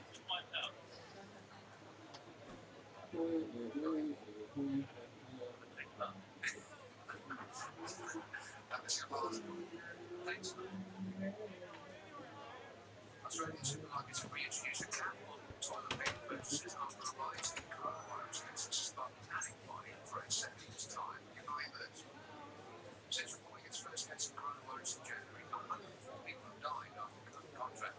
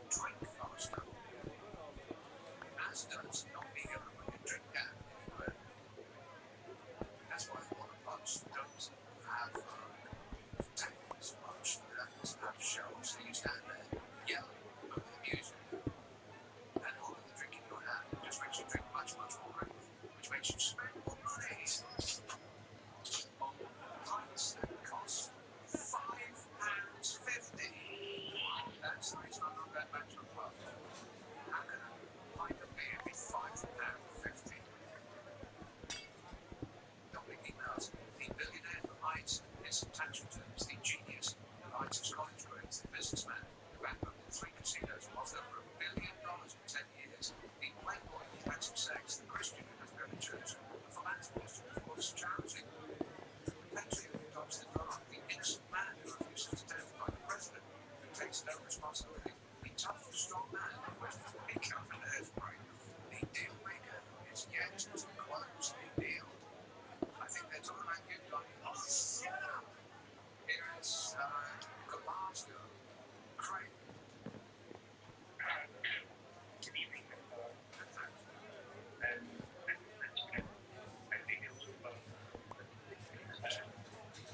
There's so much time to go.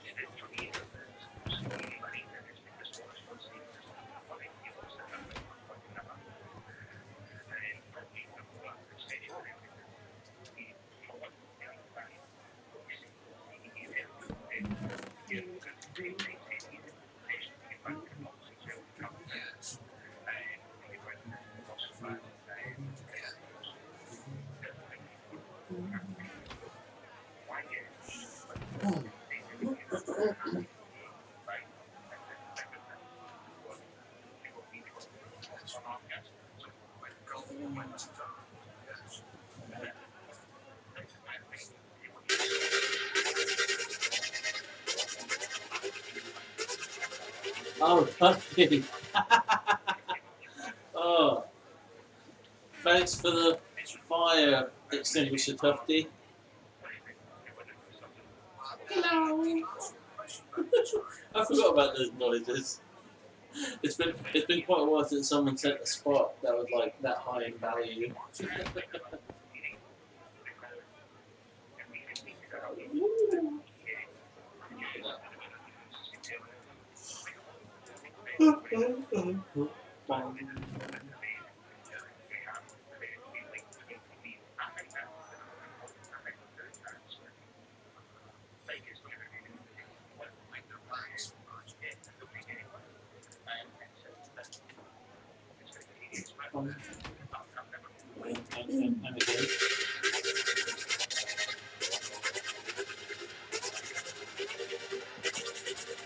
Just like the little jig.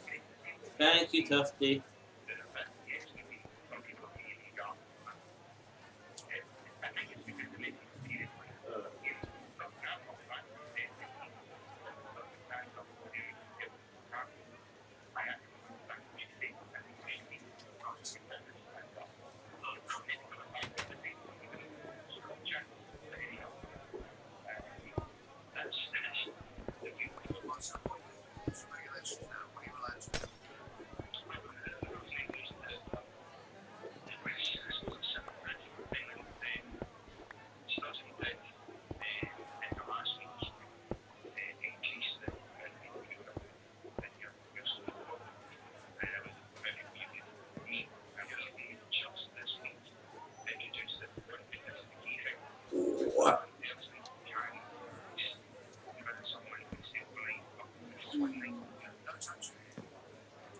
Oh, look what I'm finding. Diorite. Oh. Oh, no, never mind. I forgot what it looked like in this text pack, to be honest.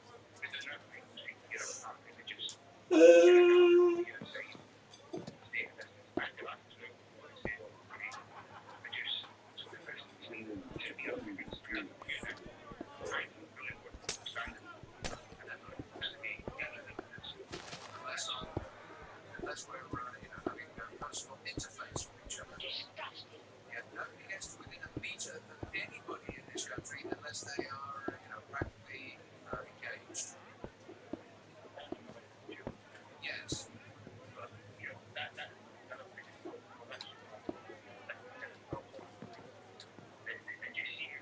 a 1 metre rule is the same as having no metre rules. There's a 1 metre rule is no rule.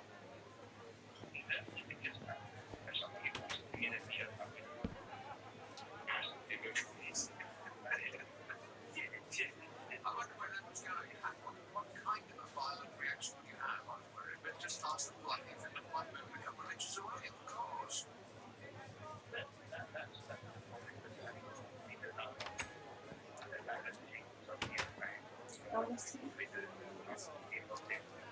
Give me 2 seconds because I am down in the mine.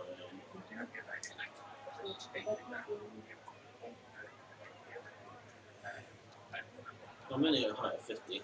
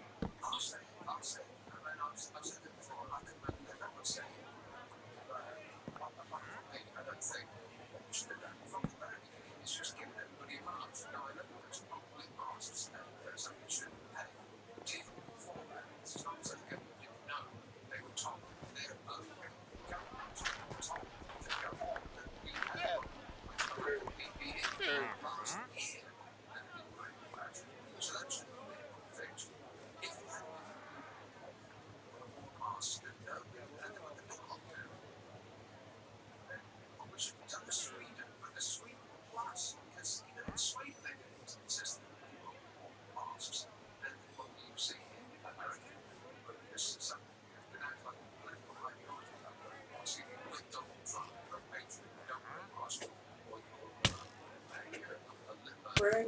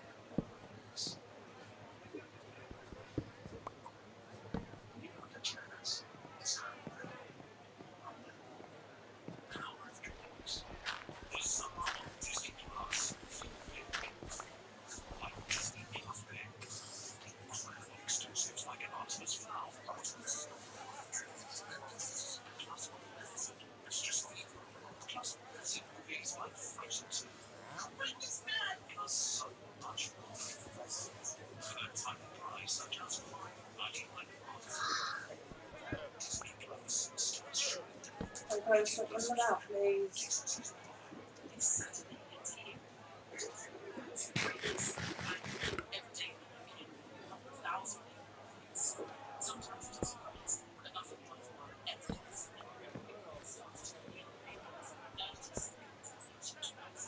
Down.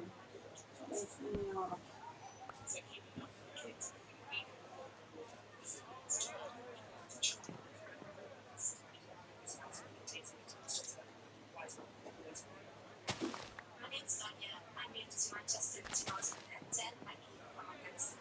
The first couple of years was a bit tough. I had no friends, couldn't speak English, and I felt a bit left out. My high school teacher was very supportive. She matched me up with friends that spoke the same language as me. Having friends gave me a lot of confidence. I felt like I'm not being left out. Teaching every lesson shapes a life. Confronting what's possible and teaching training advisors to get one step closer to the classroom. Subject matter essentially to teaching. First one to come there while Saturday morning. Bearing in mind there are people from all over. Now, it's just like, morning.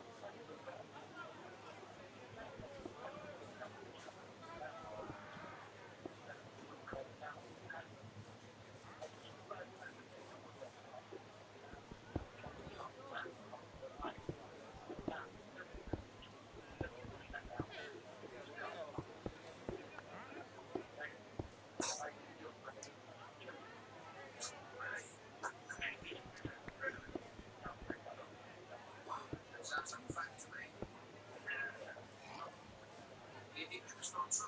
It's not fact.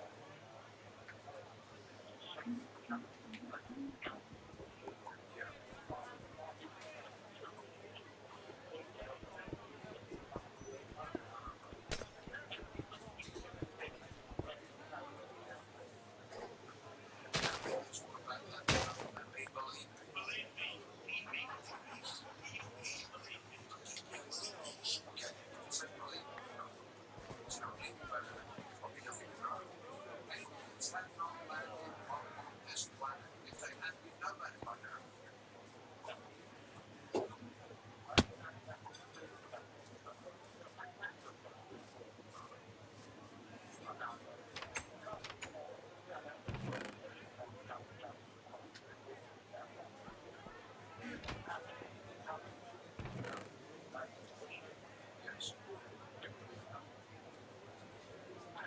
Right.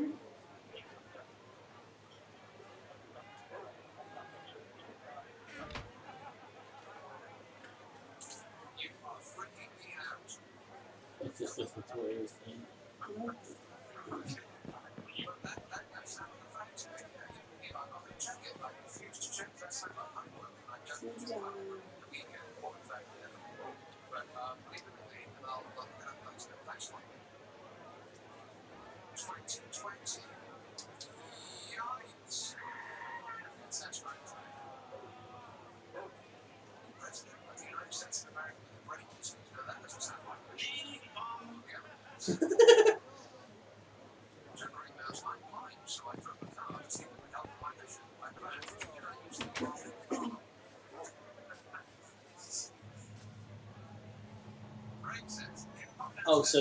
Oh, this person, and I'm assuming it's a she, but it looks like she's wearing a head scarf thing, you know.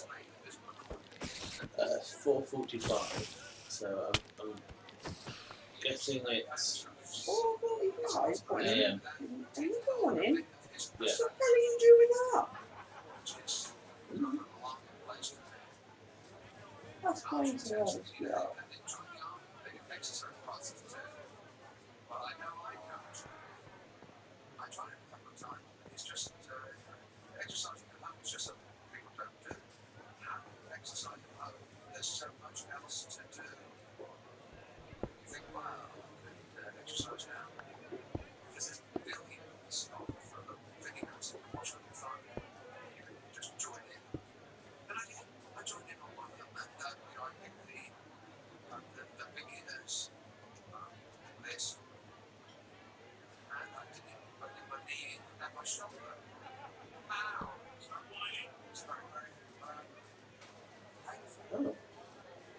So that's not making me a good excuse not to do it for about a month. And then I started doing it. When 3 o'clock comes around, it might be on there now, but then I guess just haven't come see this yet. I'll think about it every month. So that's what I've been doing, thinking about it. So that's an excellent idea. Actually, I'll join in after. What could possibly go wrong? Well, please, please do it for a moment. You're always fine. God knows what you're all doing. We're going to laugh. Yeah, it's looking a bit like the hairstyle that we used to have in school in the 1970s. Just nets, which is fucking up now, and as it's reached my shoulders. Yeah, it fucks up. I'm ridiculous. No, Nick, you don't look ridiculous. Why do you keep beating yourself up like that? You have a fantastic brain up there. Can I get some help here, please? 1, 3, 4, 5, 6, 7, 8, 9, 10, 10, 14, 5, 11, now. Hey, help me see your company. Trinity, 10, help me see. So the band is from restaurants in America. As we're about to open out, it might be instructions about what can happen when America reopen their heads. Also, the band is from space. And Boris Johnson is the only part of the country that the Conservative Party is in their corner. Okay, that's great. On your radio, on Global Player, and LBC leading Britain's conversation.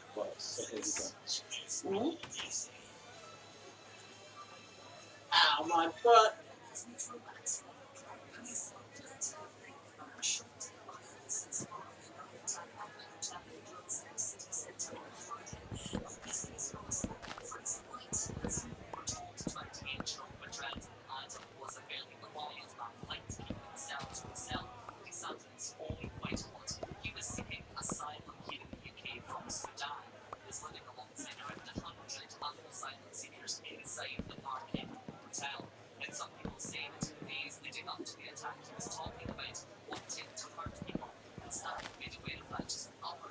It's so stupid on the head.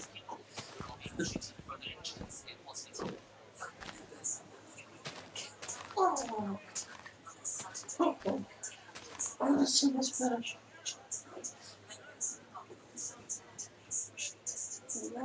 broke inside of the sofa. I know.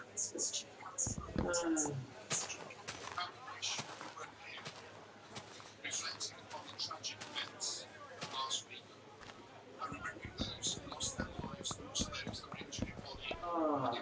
My butt.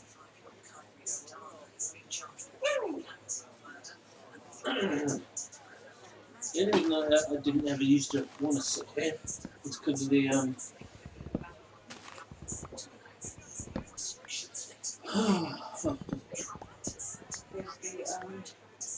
because that there made this a bit. Am I good to stick my leg out now that you're further away? What? Am I good to stick my leg out now that you're further away? I don't know, try. If I keep it still. Actually, no, because you won't stop. Doesn't matter. So it was literally just my naked feet. Yeah.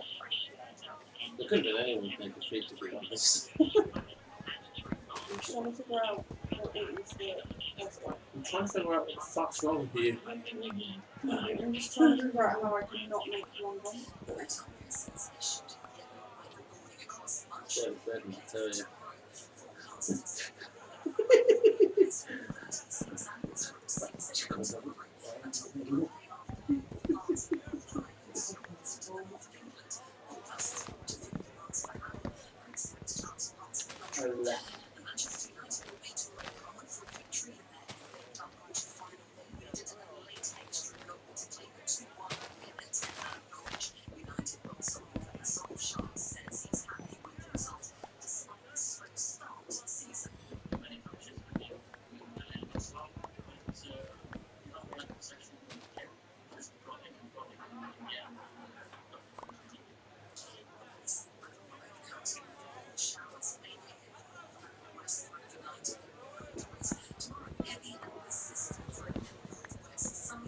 I thought she said petty. Elder Brain, it's been really petty right now.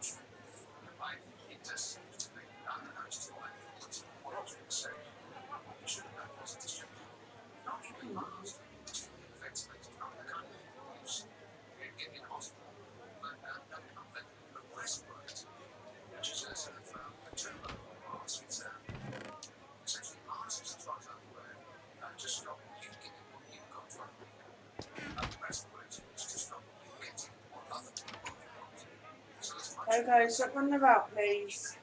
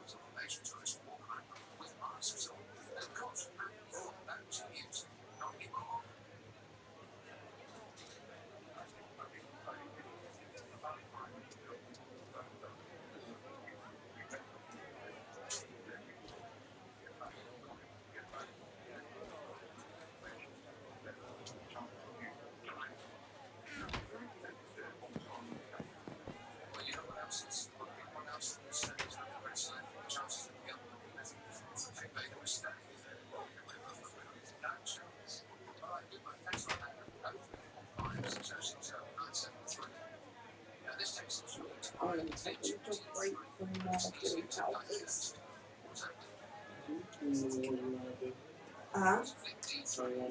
I'm going to fish it up. I need some food in these. I need to sort of get a decent discussion.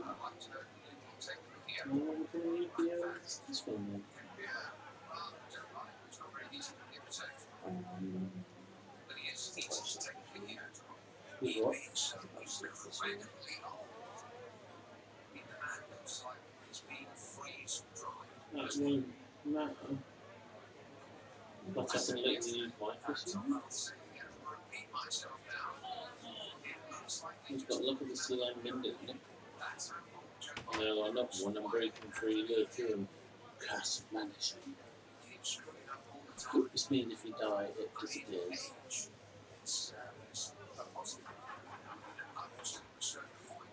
And to be honest, I think it's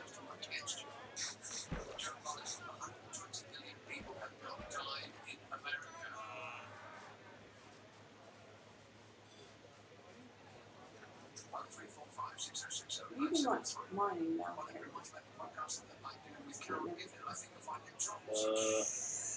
Where is here?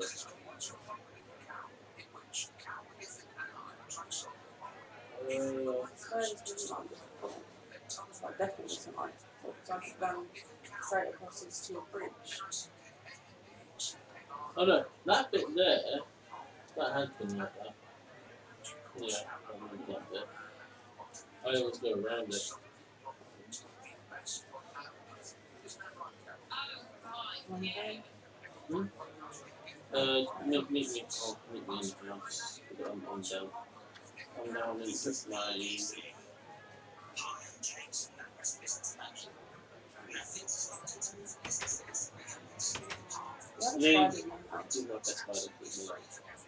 But at night time, surely it will attack you. Ah, no, at night time he doesn't attack me. He has not attacked me at night time, he's just sat there. My chef spider. If I get a name tag, I'm just going to name him. Don't get too close in case he does.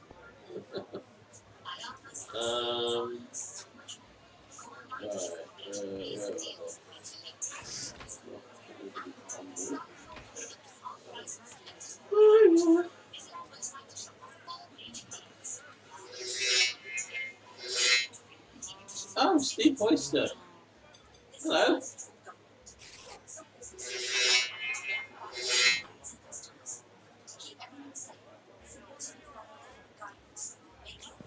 You spent...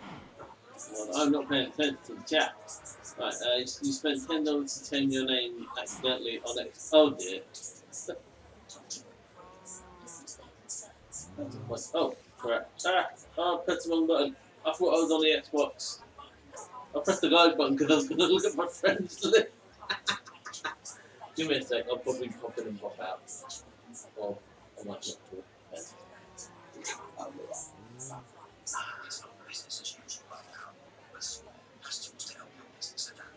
Ah, right, there you go.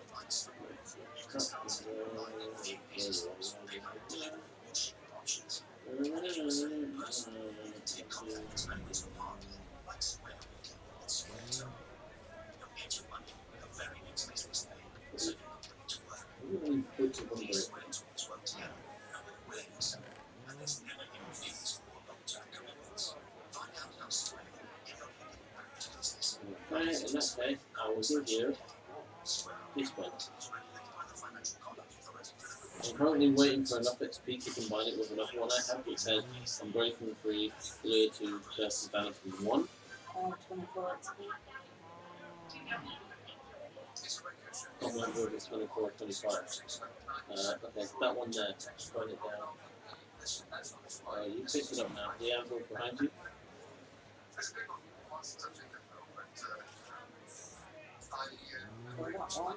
Yeah. Yeah. 29. Shit. Well, it is a lot on there.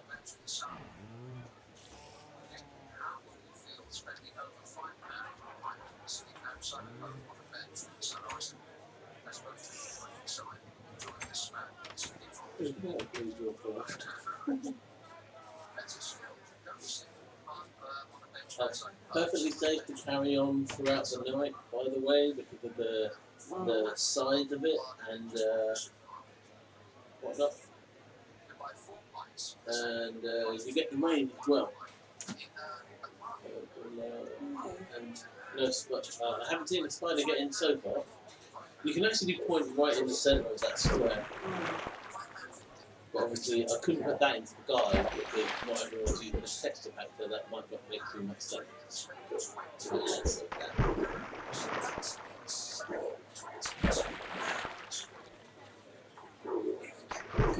That looked like it went.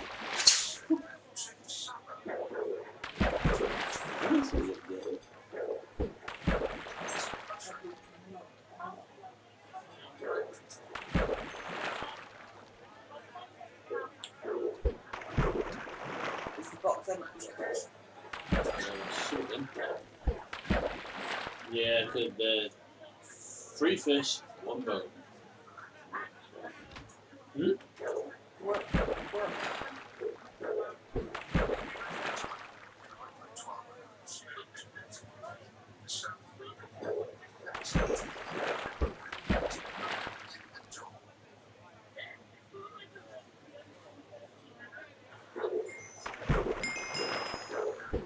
It's good because I'm like trying to see something fall down.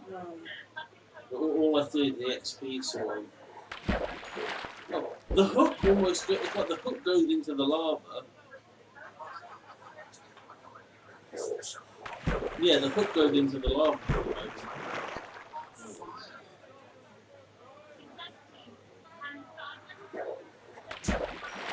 So I suppose when you catch something, it goes down like that, because it goes straight into the lava. Like, okay, got a saddle. A pair of leather boots that are nearly at full health. That's rare. So normally you always get like broken shit.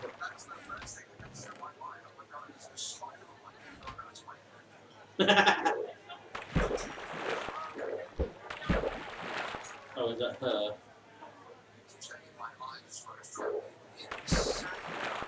I was expecting an audible answer there because I couldn't really tell. No, that's slow. Yes. Oh, what the fuck? Oh. No, I actually bumped into it. I went onto it and made it move, and it was actually going upside down on the ceiling.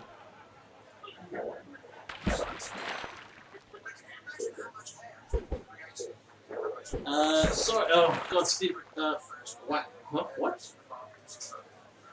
I changed my name to R. So if I join, you will see that. I just changed my mix. Yeah, I can see you've changed your mixer name to Whack 59. Although mixer won't really matter too much anyway, because that's shut down on the 22nd of July. So seriously, 22nd of July, mixer, it's being shut down. Hence why I say, I don't know what the point now. It's probably still that way. Hence why I'm telling people to go and follow me on Twitch, because mixer's shut down. Right, put that down in the mind. I've got things to do.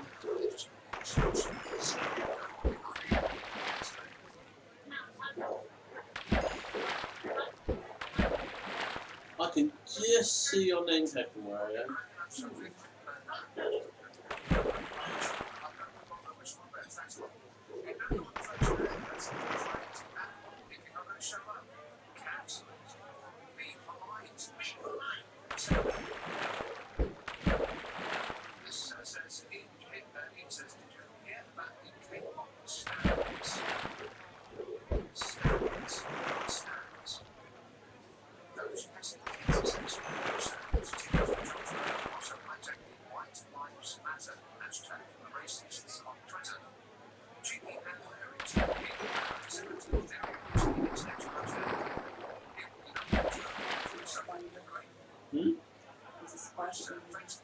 Yeah.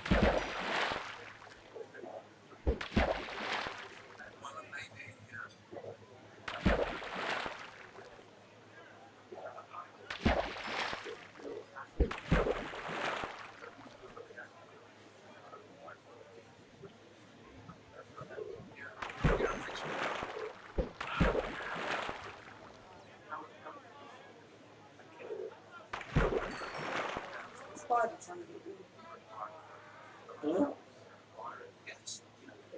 No, I've never seen it. I think they're just like climbing up things.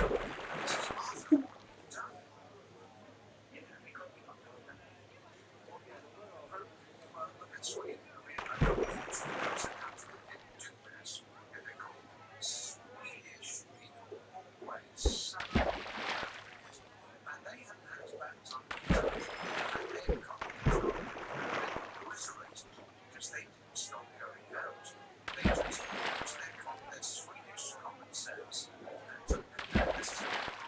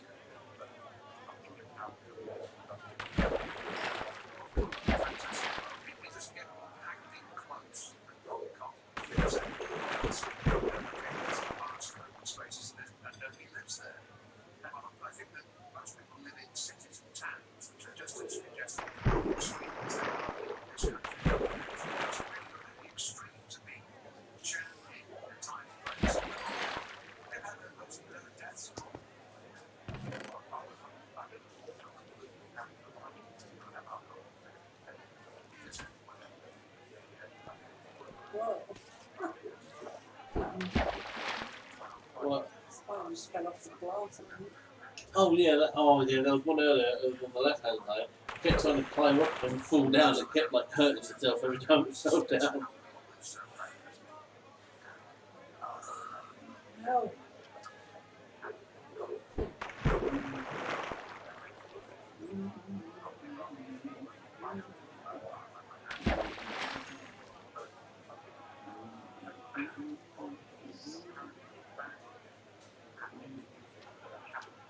It's curious.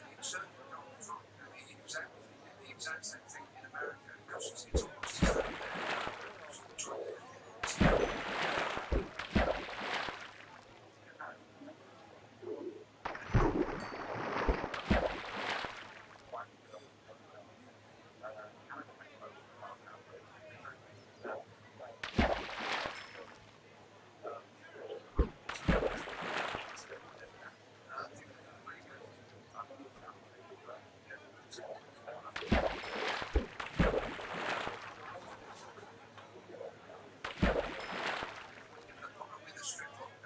You've got to come out eventually, and unless there is which there isn't, probably never will be, then you're going to be introduced to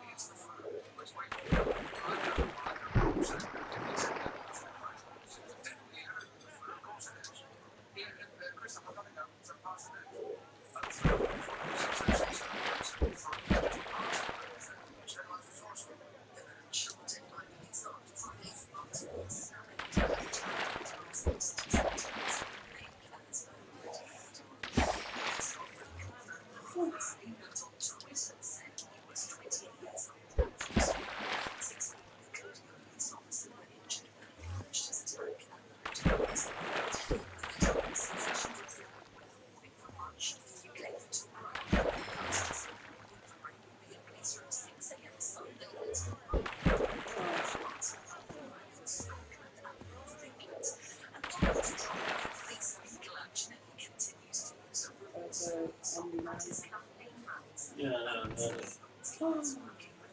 14, 2 and efficiency 3.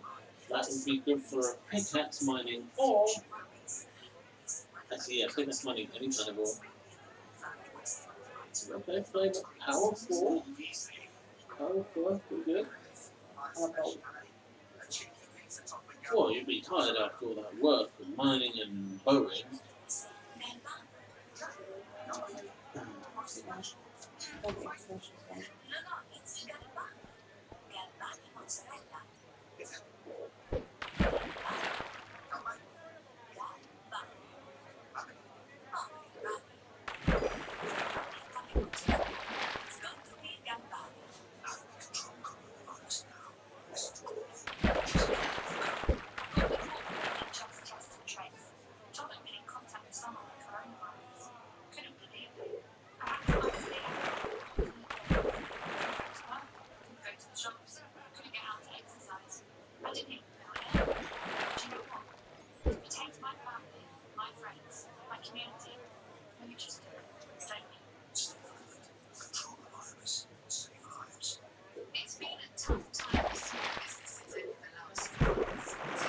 That is one long name. And hello.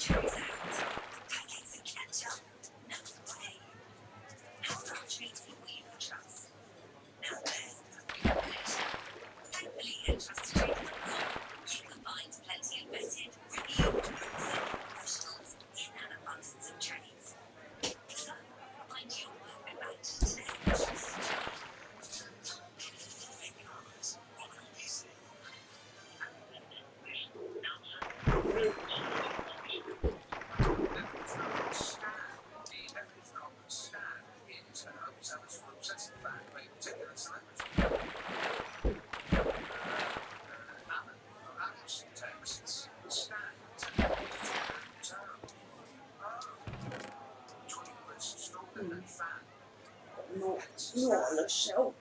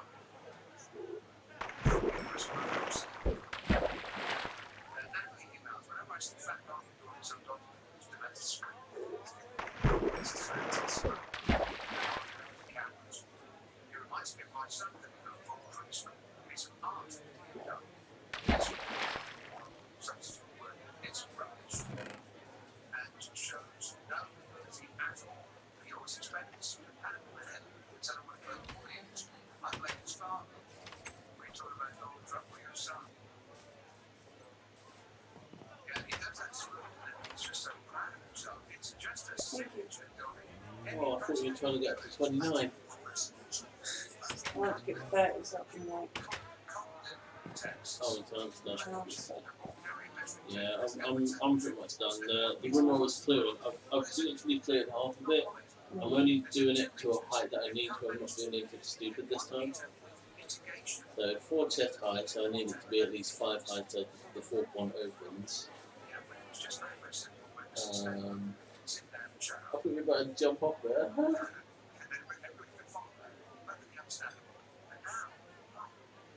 Just like,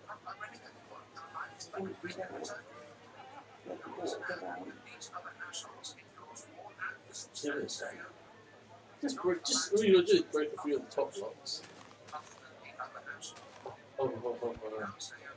Don't break the ones that will let the water in just yet. Make like a bigger gap so that when you break one, you can break a few and it will go.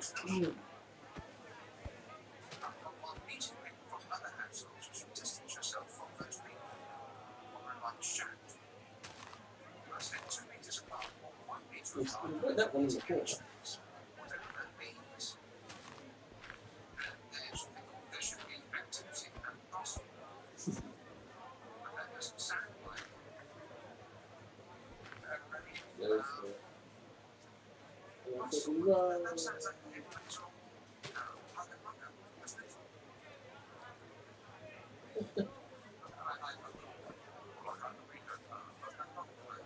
There you go. Once you wash it down, so that's fine. Yeah. So this is a definite slime area.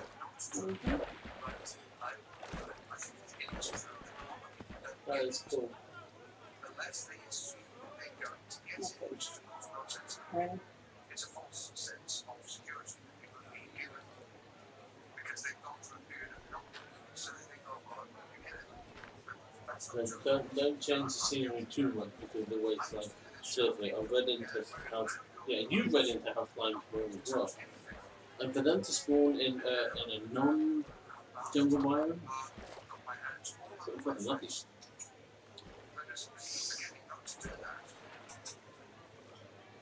Keep to tweets, 4th of July, and today's week of practice being American, which we will be after Brexit.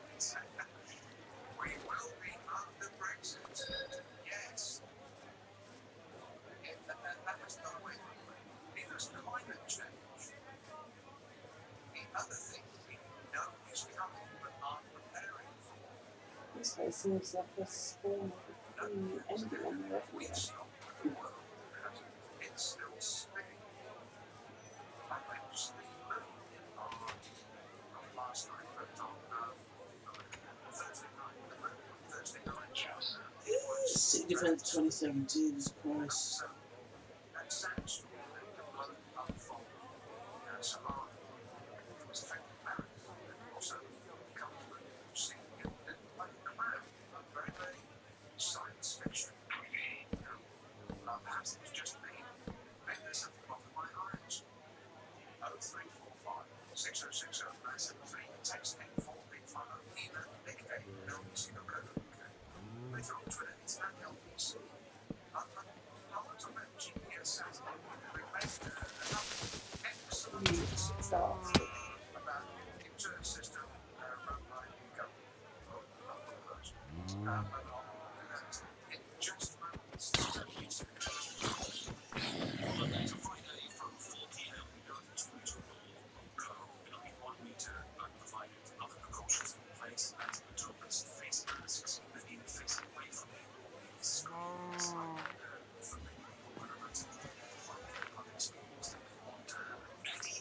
Monday to Friday from 4 p.m. LBC. This one is actually reality numbers.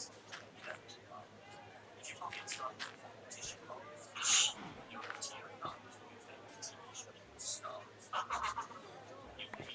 I love that. I like the echo.